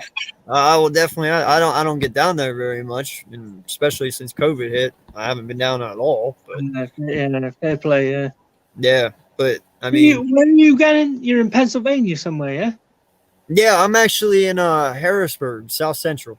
Harrisburg, all right. You can fucking do yeah, it. It's I live right on the outskirts of Harrisburg. It's a town right next to it. It's called Carlisle. It's actually has the biggest car shows on the East Coast. That's what we're known for here in Carlisle. We have every car show known to man. We have, the import show, Chrysler, Chevy, all truck nationals, kit cars, Mustangs, Ford, all Ford nationals, Corvette show. We have the biggest car shows on the East Coast here. All right, see, you're not that far from Jersey. No. I can make it to Philly in an hour and a half, but that all depends on how fast I drive. Right down 76, right? Right down the turnpike. Yep. That's good, man. That's good, man. Yeah, definitely. Whenever I come that way again, man, I'll hit you up and we'll definitely go have a beer and shit. Hell yeah. Hey, my brother, if you're ever up in North Jersey, you hit me up, bro. You can come stay with me. My wife and I, we got a nice house here, an extra bedroom. If you're up here, bro, hit me up, bro. We'll have a good time. Oh yeah, I'm always down to have a good time, man. You know, like I said, you only get one life to live, bro. So I live it to the fullest. Absolutely. So how did you and your wife meet? So back in 2012, I used to work for Honda. I'm a mechanic. Oh, that's awesome. And we used to work on Route 23, and there was a Chili's like up the highway on Route 23. So all us guys used to go for lunch, and then Fridays used to be a big thing. We'd go up there and we'd have some beers, eat and stuff. I met my wife there. She substituted in one night as a bartender, or whatever the fuck you call it. And I was like, oh, she's hot, bro. Oh, she's hot. There was a guy, one of the other mechanics was dating one of the girls that was a worker there behind the bar. Yeah. And I said to her, I was like, who's that chick? Oh, she's hot. I like her. And that's how we got in. And then she eventually, it kind of like, what do you call it? It kind of like, there was no talk for like a couple of months. And then I went on Facebook. I was watching Back to the Future, all the movies. And she commented on something I said on Facebook, and that's where it kicked off. Hey, you want to get a beer? You want to go to Outback? That's awesome. Kicked That off is. from the... Yeah, well, you worked for Honda, so you obviously know who Bobby Rahal is then, right? Bobby Rahal? Yeah, the guy that owns, well, he owns the Hondas here in Pennsylvania. Bobby Rahal Honda. Like, that's who. You might not. It might not be Bobby Rahal down there. What is your Honda place called down there? Well, this is going back fucking 12 years ago. I don't work for them anymore. I've been through many different jobs since then. Yeah. But yeah, no, I never heard of Bobby Rahal. Oh, okay. Well, I was going to say, if it was a Bobby Rahal, I dated his daughter. But really? Yeah, no, the guy that owns all the Honda places in Pennsylvania. Yeah. No, I was 16, man. She used to go. I'm big in the roller skating. I've always roller skated from the time I was probably like 2 or 3 years old. That was my dad's pastime. That's what he loved to do as a kid and as an adult. And then I just fell in love with it later on in life, as well, especially, and anyway, she used to come out the Midway skating rink here in Carlisle, and yeah, we ended up dating, and yeah, so that's awesome. But yeah. Anyway, I'm not gonna go any further because my wife watches it. Well, I don't think she'll hit the 9-hour mark, but still, yeah. Yeah. Hey, how's your baby doing, man? Check on the baby. How's he doing? He's doing good. He's doing good. Okay. My daughter, she was born here. I'll give you a little quick thing. My story on how I met my wife is actually really, really weird. Okay, I won't lie. Jordy laughs every time I say it because it's probably the most unique thing ever. Jordy's still here? Yeah, Huh? I'm alive. Oh yeah, Jordy hangs until the end, bro. He's quiet though. He's very quiet, but he listens. Nice. Do you video game at all? Like Xbox or PlayStation? Yeah, I got an Xbox. I'm a big. I only usually play sports games like UFC and FIFA and Fight Night. You're gonna have to give me your gamer tag, bro. I got an Xbox too. We'll hook up. Money Glass Grip. What is it? Money Glass Grip. I Okay. made it. It's That's like easy this to remember. It's like this fucking YouTube account here, like Wales to New Jersey. I made this shit back in 2003. Same with my Twitter. Made this shit back in 2003, and I started jumping on here like 2 years ago. Yeah. Well, I used to be very big into PlayStation back in the day, and I played SOCOM a lot. You know, it was a very big game for back whenever it was out. I met my wife on PlayStation. No way. Yeah, we were. She was actually my clan leader of the clan in SOCOM, and that's how I met her. And she lived in Alaska at the time. I lived in Pennsylvania at the time, and we used our webcams for the first year to talk back and forth through PlayStation. That's And really then- cool. Bro. That's really cool. Yeah, and then after a year, I flew up there and met her, and the rest is history. So Wow. Yeah. That's a fucking story right there, mate. That's a story. That's there's cool. a lot more detail into it, but we'll get into that another day. A lot more That's really detail. cool. Though. That's really cool. Yeah. No, See, there's you not see, many people I know that certain- can say that.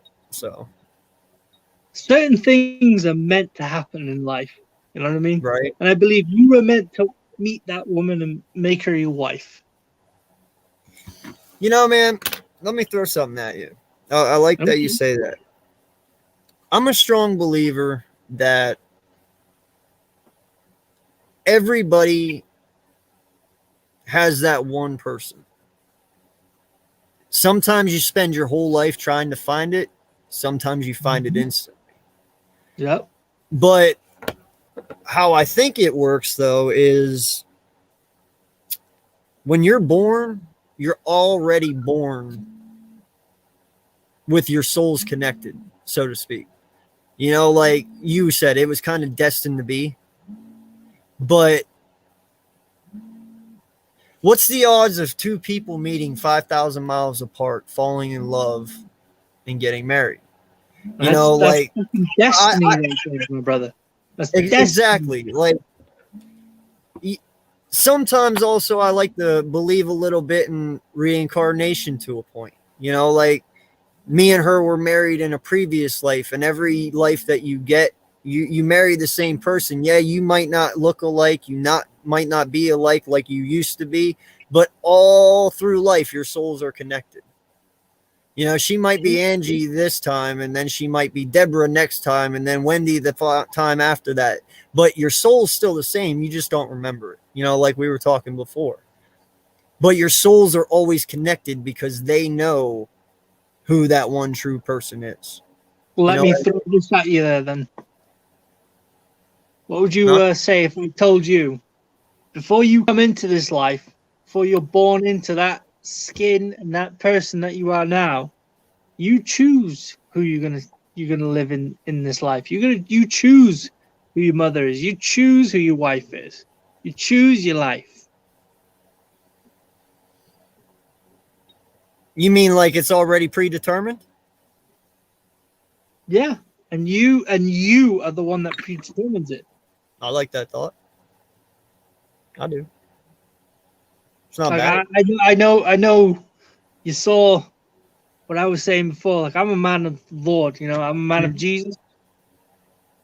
It's Yep. And I appreciate. You know, I respect everybody else's opinion on everything. Same here. Certain things are meant to be. Yeah. And it's just funny how they all work, man. You know, It like really is. when shit like that happens, you just can't say that that's random. Yeah. Because you got to look at it in the way I'm looking at it is how many people play PlayStation? Millions. Oh yeah. Millions upon millions. Mm-hmm. So what's the odds that I one would say person PlayStation is more popular than Xbox. at that time? Probably so, yes. Definitely. And it might still be today. I'm not sure. I haven't looked at the stats of that. I might have to do that. But probably is with the old PlayStation 5. Yeah. So, but what's the odds out of millions and millions of people, and a lot of them are girls too, that's just that only one? You know what I'm saying? What's the odds of that? That's like I'm not doing the math on that right now, but the odds are very fucking slim. You know what I mean? Huh? It's extremely. It's like winning the lottery. Yeah, exactly. It's very slim. Yeah. But didn't I tell you something that was meant to be? Right? It was meant to be. In this life that you live, was meant to be. Oh yeah. Oh yeah. I believe everything happens for a reason. I don't believe anything is random. I don't believe anything is how can I put this? Fate. Do you believe in fate? Yes. I also believe in karma. Yeah, I believe in it too. You know? But everything is pre-tailored for you. I guess that's the easiest way I could put it. Like, you know what you want to be, and you know the man that you want to be. So I believe when you're born with half a soul. Okay. Now follow me down the rabbit hole here real quick. Okay. The reason you're born with half a soul is because your loved one and your true loved one holds your other half. That way, when you two meet and you get married, your souls become one.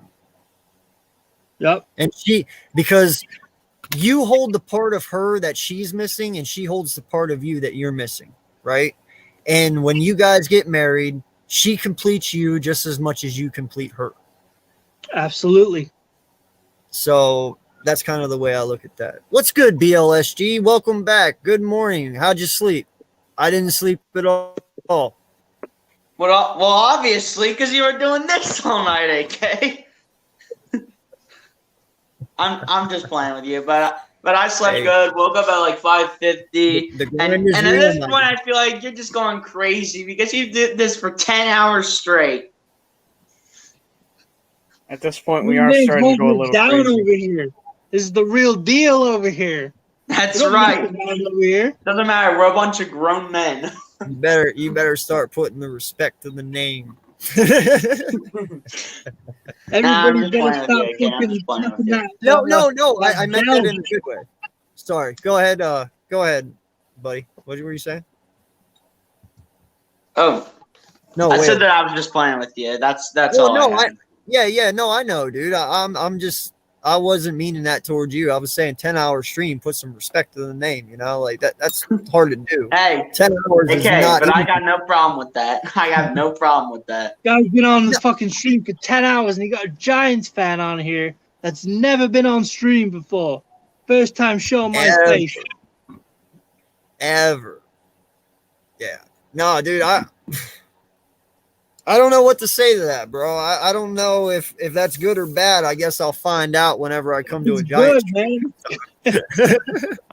Just don't use it against me. I meant from a Giant fan perspective, but look, mate. Honestly, like you guys, when we play you, I want to destroy you, but every other time, it is what it is, bro. I want you to lose, but it is what it is. I got Miles Sanders on my fantasy team, so you honestly need him to go off. You'll need him to go off.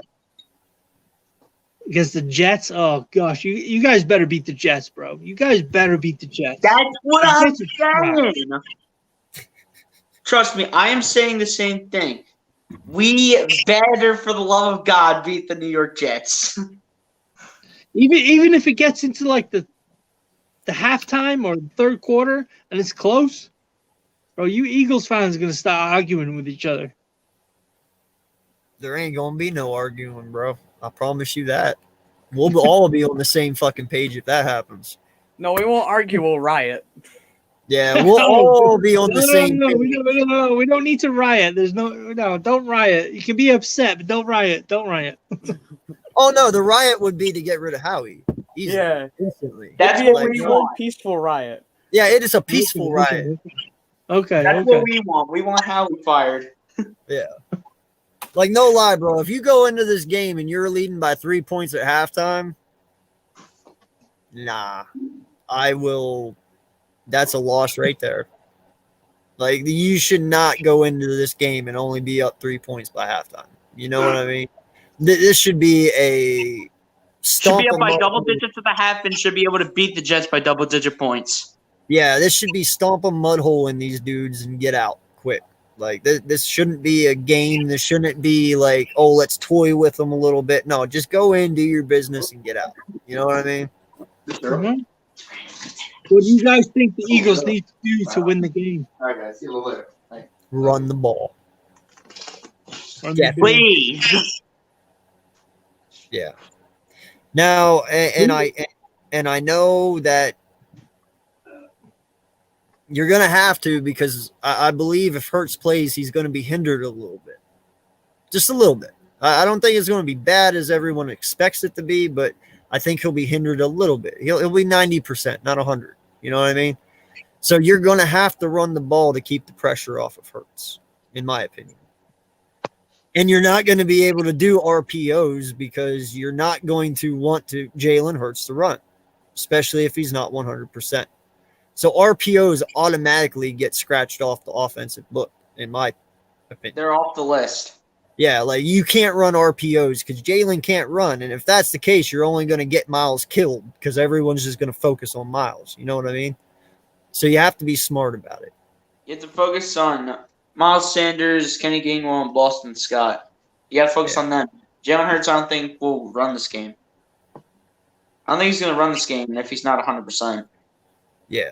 Now, I mean, if he does, it's only because they like zero blitz his ass and he's running for his life. Other than that, he's not moving. I don't think so. Yeah, he honestly might stand in the pocket and throw a lot, so you honestly might see a big passing game out of Jalen Hurts.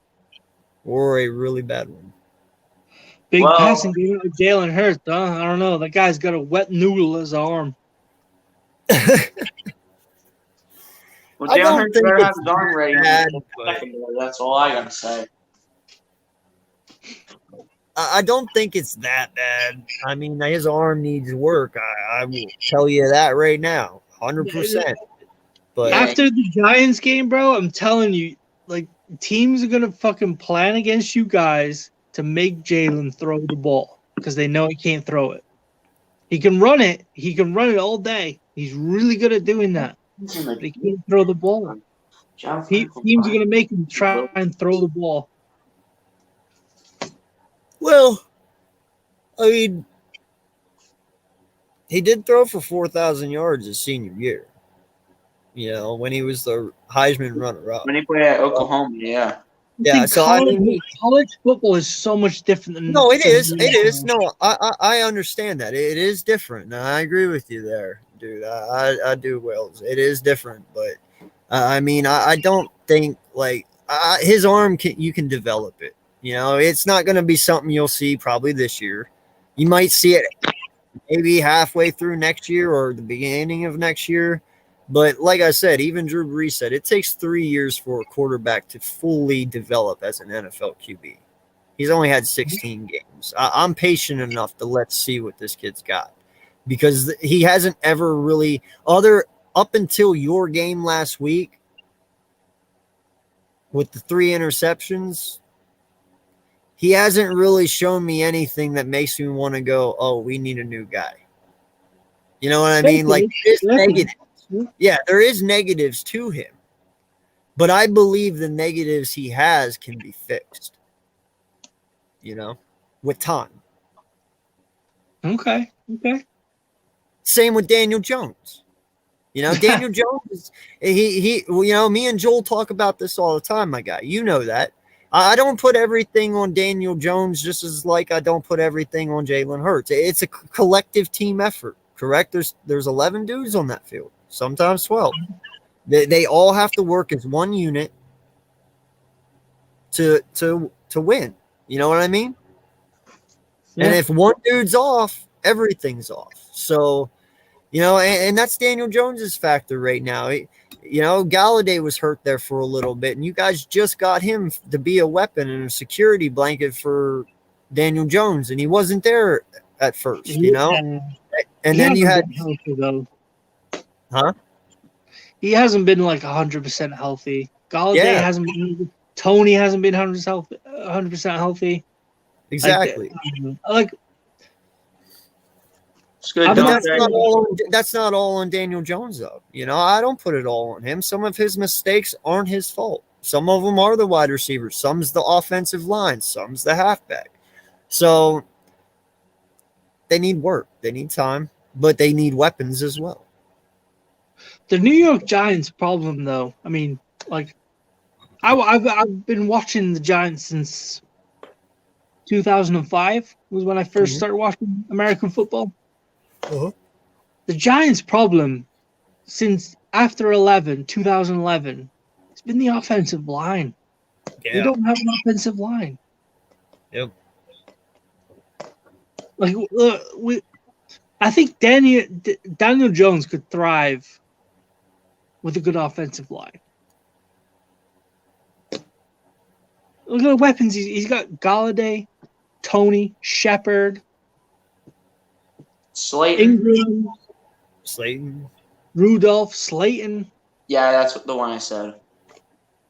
John Ross, y'all have him. John Ross, yeah. But is what it is. I mean, he's a bencher. He's a receiver off the bench, so he'll come in if he needs to. You never know what you'll get out of John Ross. John Ross he's done well for us so far. Fair play to him. Like, he's done pretty good. I don't think they've used him enough. Like, I'm no American football expert, but I don't know. I think the Giants need a fucking O-line, just like Dallas did back in what was it, like the early user running game last year when they fixed their O-line. It was like 3 years in a row they drafted O-line. Yep. That was with Tyrone Smith and all them. Yeah. Yeah. That is definitely your weak point, man. I won't lie. We've talked about it over there on the Giant stream and their community. You know, your offensive line is definitely your spot you need to fix. You know, this coming off season. But my whole thing, and my question to Joel, and I'll even ask you: does Daniel Jones have that time though? If you get rid of Gettleman, bro, look, if I'm the GM, I'm giving Daniel Jones first 2 picks in the draft O-line. I'm giving him a fucking solid line to play in front of him and show us that you're the quarterback of the future. Show us. Give you a good line. You got weapons. You got a good defense. Show us you're the guy. Yeah. I'm giving him 1 year. I'm giving him 1 more year. After that, if you can't show it after that, then take him out. I'm jumping off the bus. That's my question, though. Do you think because Gettleman's stepping down this year that he has time with a new GM coming in? Do you think a new GM is going to want to sit here and give him a year, or do you think they're going to just want to go their own way and start fresh? I mean, that. Honestly, I think like John Mara is going to tell him, like, look, give this kid 1 more year. Okay. Like whatever GM that comes in there, he's going to tell him, look, give him 1 year. Like 1 year, like 1 year, and then you can do whatever you want with this team. Give this kid 1 more year. Give him an O-line, and give him 1 more year. Yeah. Listen, I don't think that. No, I'm just going to go off of what I hear analysts saying. And when I mean analysts, I mean professionals, not like people like us that just do this, They say that he is good, but they question if he's great. Now, granted, it's like you said, there's a lot of things that come to that, offensive line, healthiness, all that. But some of them just don't see him as being that leap that you guys need to get the rest of the way. Now, that could be proven different, like you said, if you get a good offensive line and you get the weapons that he needs, but that's also where we talk patience again, like we always preach, and even Joel preaches. Are the Giants going to be patient enough to do that? We want our team to be with Hurts. You want your team to be with Daniel, but that doesn't mean that's what they're going to get. You never know. You never know with these executives at the high level making these decisions. Anything can fucking happen. Right. Their egos are really ridiculous, bro. Yeah. Yep. Man. Hey, my man over here. What's your name? Are you talking to me? Yep. Yes, sir. BOSG. No. Your name. No, I want to keep that private, bro. Don't. Okay, I respect that. That's good. I will say that to every person who asks that, bro. I do not want to give that name away. I want to keep that private. Okay, I can respect that. It's all good. Respect. Yeah, I tell that to a lot of people. A lot of people ask what my name stands for, and then they just say I want to keep it private.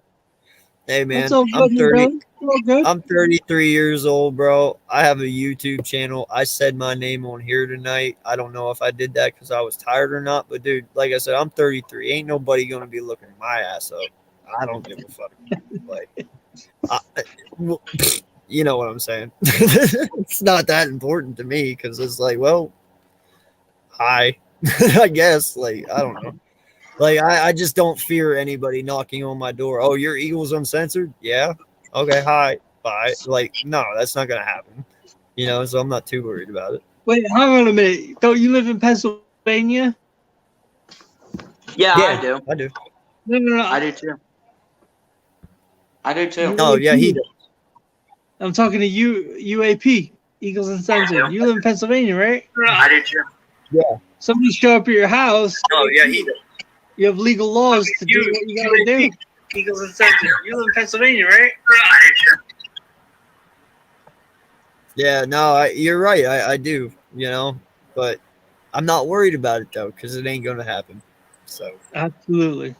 There's an echo on somebody's. No, that was me. I had the tab open. What's up, Coach? Welcome back, my guy. What's up, What's going on, Dante? What's up? Oh my God! You know what I just fucking remembered? What? I got to stream with Mitch at 10 a.m. Fuck me. It's 5 in the morning over here. It's 5 in the morning. AK. What did I just do tonight? Fuck. Nah, you might well pull it off, AK. You might well just go and pull that mud out. Bring out the coffee. You might well just go and pull it out. Get some coffee to wake you up, AK. Let's go. Jordy, where were you on that one, my guy? Hey, I did the same thing you did and forgot. Hey, and coffee we trust. At this point, I might as well just text Mitch and have him come over here. Yeah.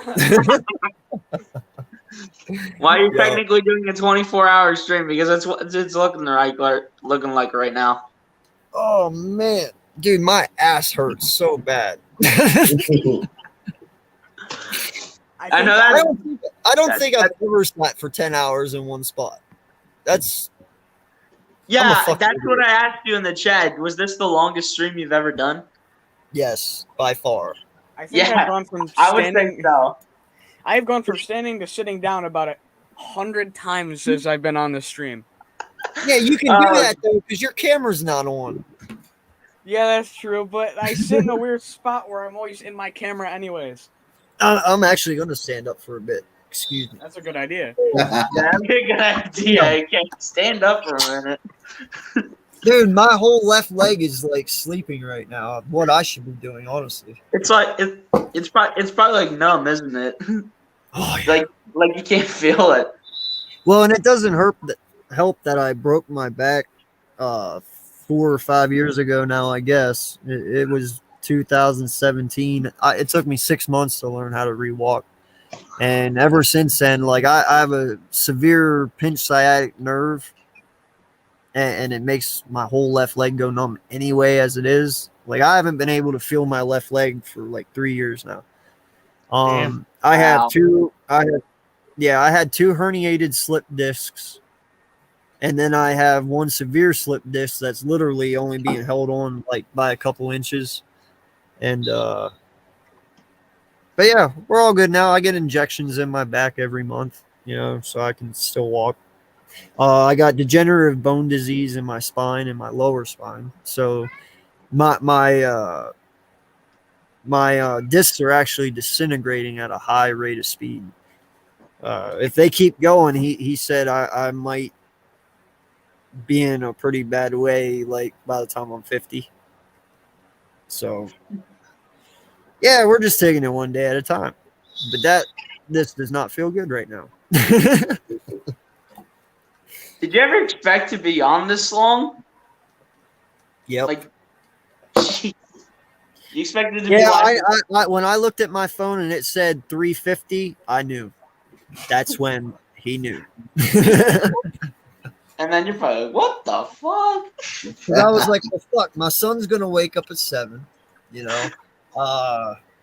It's already 4 o'clock. I'm not going to go and screw myself over and go to sleep for 3 hours and then wake up and be a zombie the rest of the day. So I was like, fuck it. I'll just slam some damn monster. I'll slam some monster mocha loca and fucking be balls of the wall high as a kite off coffee for a while. And then you got the morning show with Mitch. I got the college morning show in 3 hours. And that's a 3 hour show. Though, bro. Huh? You slept though. Yeah, I slept. No. 2 hours. 2 hours. Yeah, but you slept. I slept 2 hours. That's Coach really, like, yeah, mama didn't raise no dummy. Of course I slept. I slept like 2 hours. That's the longest I be sleeping. I really don't go to bed at night, man. I just be getting up. I just be up writing notes and stuff for my network and stuff, and just figuring out things, man. Bro, I wish I could sleep 2 hours. I used to be able to, but not anymore. Man, no lie, bro. When I go to sleep now, I'm like out for 10 fucking hours. I won't lie. AKA how long this stream is right now, also known as. It's about 10. Exactly. 10 No, hours. when I worked overnight, dude, I literally got home at 7:30 in the morning. I fell asleep by 8 o'clock and I slept till 8 that night. Never woke up. That's how long I can sleep. Like, dude, when I pass out, I go in a coma. I'm one of those guys. Like, you could sit and bang drums right next to my head and I won't hear it. I'm one of those guys, Like, if somebody broke into my house, hey, free shit, because I'll never hear you. Just don't murder me in my fucking sleep. That's all I ask. That's funny. Yeah. I can't believe this, man. 10 hours and 10 and a half hours. Jesus. I literally never expected you to go on for this long. Yeah, I didn't either. What's up, Walsh? UAP, are you outside broadcasting? I'm in my garage, so I don't wake the family up. Yeah. It kind of looks like you're outside. Oh, no, it's actually fucking sunny outside now. That's how long I've been awake. It's just dark in my garage. It's cloudy over here where I live. Yeah, it's weird. I look. There's no sun out whatsoever. It's just cloudy out. That's exactly what it looks right outside my window, bro. You're seeing exactly what I'm seeing, but in here it's dark. Hey, who the Giants quarterback Sunday? Is it Mike Glennon? Yeah, Mike Glennon. I forgot he was in the NFL. Daniel Jones rolled out. I forgot that dude was Yeah, in the baby. NFL. I forgot he was in the NFL. I'm not gonna What do even you mean? lie to you. I'm staying awake. Yeah. Do you guys remember when they had what's his name? John Caliendo? Yeah, I thought you When Glennon played the Raiders. he did Now, he did I the remember, little I remember comedy him when he sketch. got that. He goes, I he remember wants him a when he got neck. that big contract from the Chicago Bears.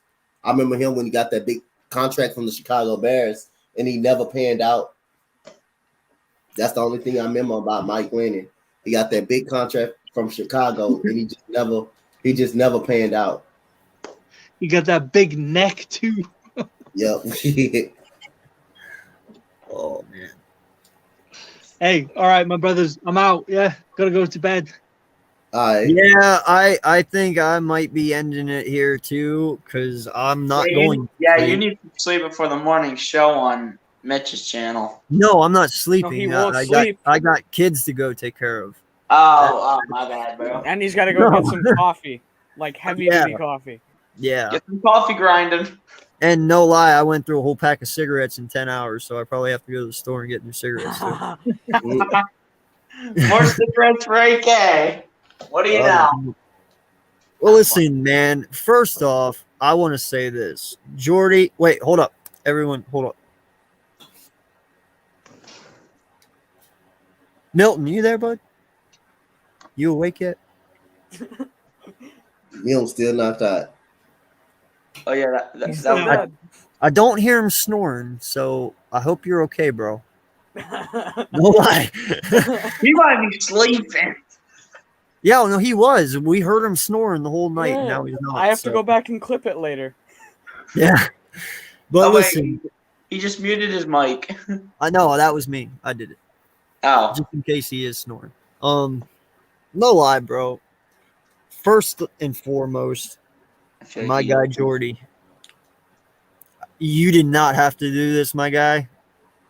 Staying up with me 10 hours.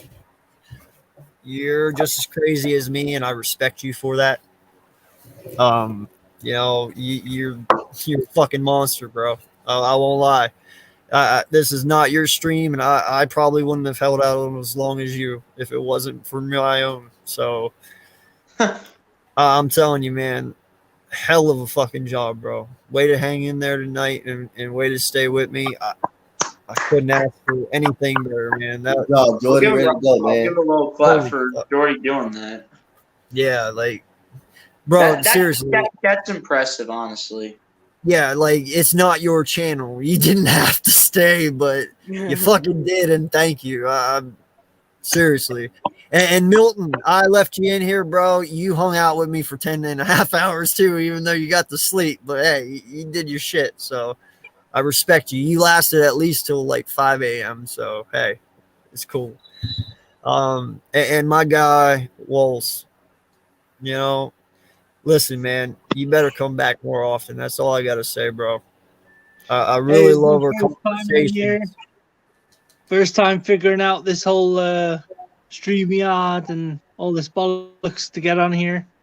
Yeah. Please, my Giants fans, don't hate me for coming on an Eagle stream first. We're not hating. I was just figuring out, having a couple of fucking brewskis, like. Yep. Just a couple bros hanging out. And hey, listen, if it was probably any other Eagle content creator stream, they'd be pissed. But because it's me, they probably won't be. So you're safe. You're the man, bro. You're the man. Yeah, but hey, I love the conversations, All right, hey, man. my brother, thank you so much for having me on here tonight. Thank you. Thank you for having me on here. It was a pleasure to get to know all this and how to do all this. And I thank you, sir. I will be back at some point in the near future. And it was a great conversation, my brother. Hey, yes, sir. I'll see you in the future, lads. Yeah. Yep. Sounds good, man. Thank you. Appreciate everything. Some UFC tomorrow, lads. Yeah, some good fucking fights tomorrow, lads. Yeah, yes, definitely. Yep. And I appreciate the conversations, man. Thank you.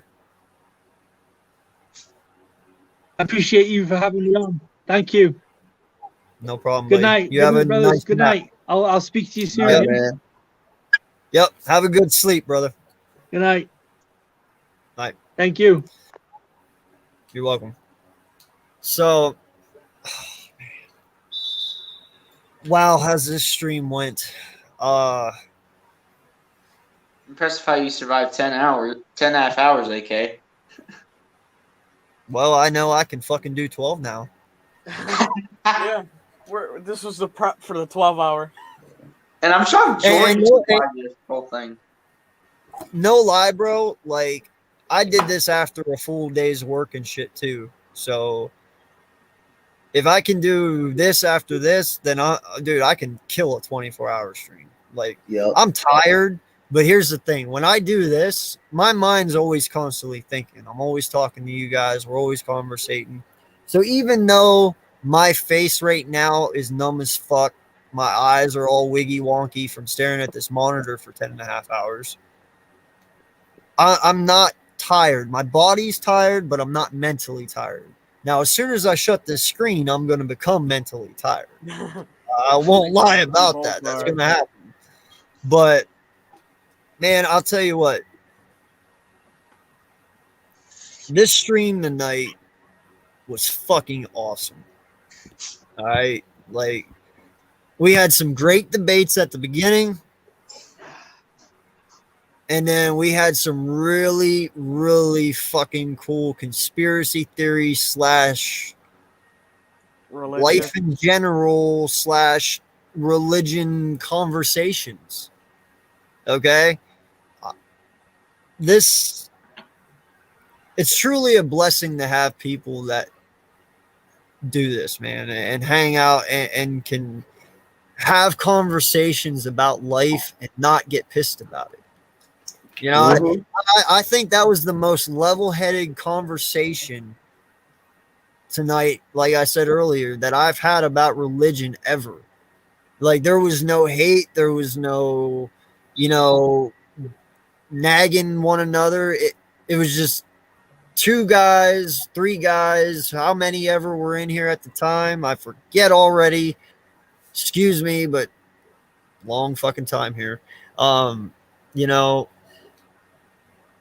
It was just great, man. It really shows the community that we have built here.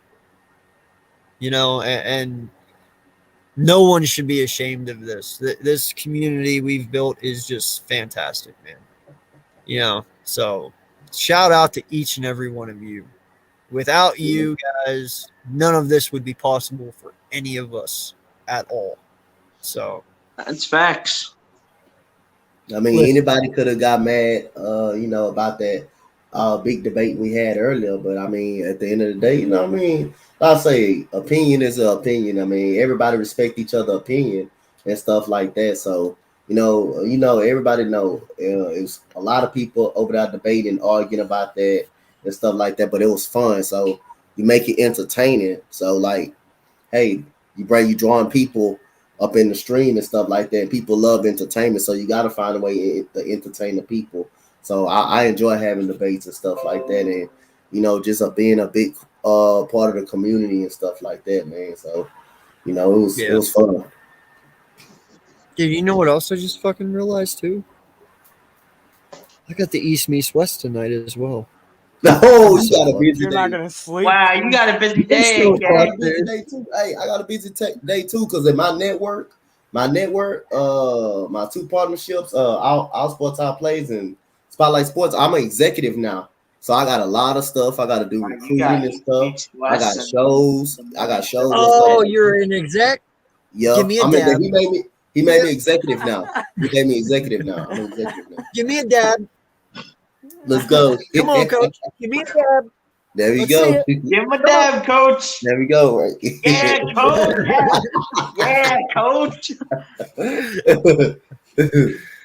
Yo, I love each and every one of you guys, man. You guys truly make this fucking fun. And no lie, I appreciate everyone coming in the chat tonight. We've been on here 10 hours, 32 minutes, and 32 seconds. Oh my god. Thank you, everyone, for the love, support, and go ahead, shout yourselves out real quick. Y'all know me, man. I'm Coach Dante. Well, y'all can call me Executive Dante for the Spotlight Sports Network and the All Sports All Plays Network. My two partnerships. Y'all can find me at Coach Dante 31 on Coach Dante on YouTube, Coach 31, Dante 31 on Instagram, Coach 31, Dante 31 on Twitter. I'm all over the place. I'm part of the Eagles community. I'm a diehard Houston Texan fan, but so we both struggling right now, but hey, we'll get it together in the late future. So it's fun being with these guys, man. These guys welcome me with open arms, and I say, remember what it was like yesterday. AK is like was my second ever guest, and ever since then, we've been all together. Jordy, BLSG, J Mel, we've been all together, man, collabing and stuff, collabing constantly with each other. So that's what we do. We stick by each other's side, and we all just a family, man. What do we say every morning? Good morning, fam. Good morning, fam. All our DMs, bro. Good morning, fam. That's the thing, man. I don't think people who don't do this, who just watch our streams, we're thankful for it. But I don't think they realize how actually close and connected we are. Not just as content creators, but as friends. I've gained brothers through this shit. People I would go to their aid in any minute at any time if they needed me. So I can't say anything more about that. But go ahead, BLSG.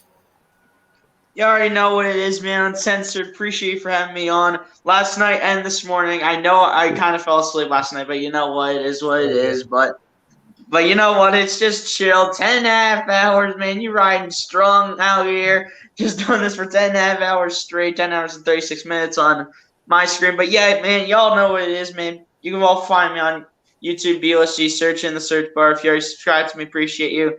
Follow me on Twitter, BLSG20. Give your boy a follow over there. If you're already following me, I appreciate you as well. But yeah, man, even though you're doing 10.5 hours of streaming AK, you're riding strong. You're doing what you can in order to succeed. And this will definitely get those watch hours up. And hopefully our Eagles will get a dub tomorrow. And as always, man, it's fly, Eagles fly. Jordy, my partner in crime.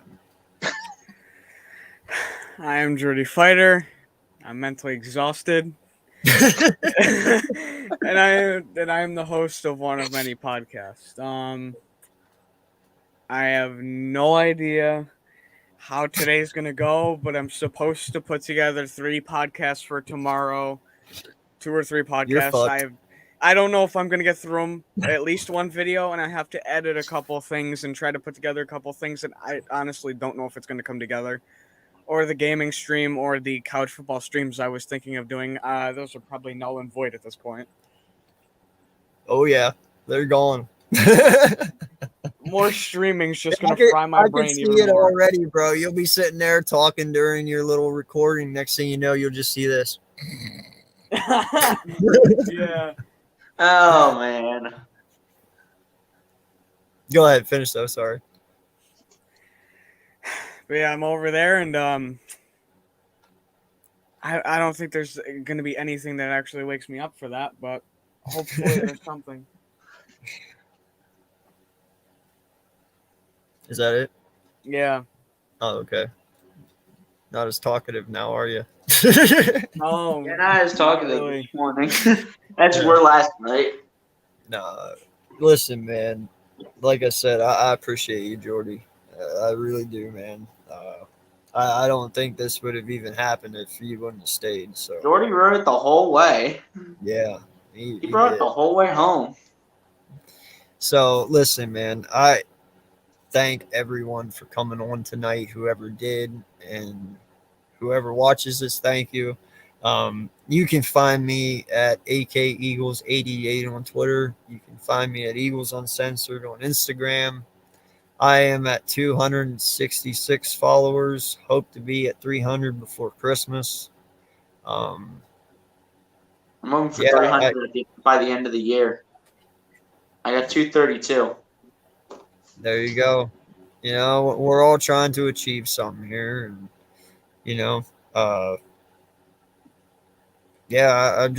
trying to drop the content as it may come, you know, and tonight ended up being a crazy night.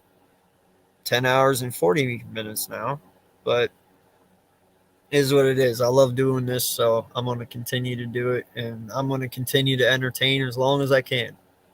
So I appreciate everyone. I can't say it enough. So I am AK Eagles of the Eagles Uncensored podcast. I may fuss and cuss, but you can count on me and my content like the fucking city bus.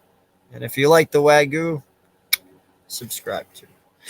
Sorry, I'm not saying that with energy because I literally have none left. But until next time, you guys know who it is and you know where to come to get the content. Right here. And if you like to laugh, come too, because, well, we like to think we're funny. But, so yeah, appreciate everyone. This has been another successful episode. And until next time, fly, Eagles, fly. Peace.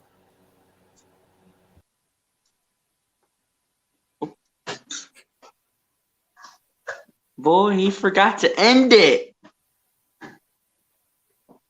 He forgot to end it. You see, I'm so fucking tired. Yeah, I was about to say, I was about you to forgot shoot to you end a the Twitter stream. message and go, you know you left, right? I know. Trust me. I fucking figured it out as soon as I did it. As soon as you left, as soon as you left, you were probably like, "Oh shoot, I forgot to end the stream." I knew exactly what the fuck I did as soon as I did it. Man. Anyway, fly Eagles fly. We're out. Peace. Right button this time.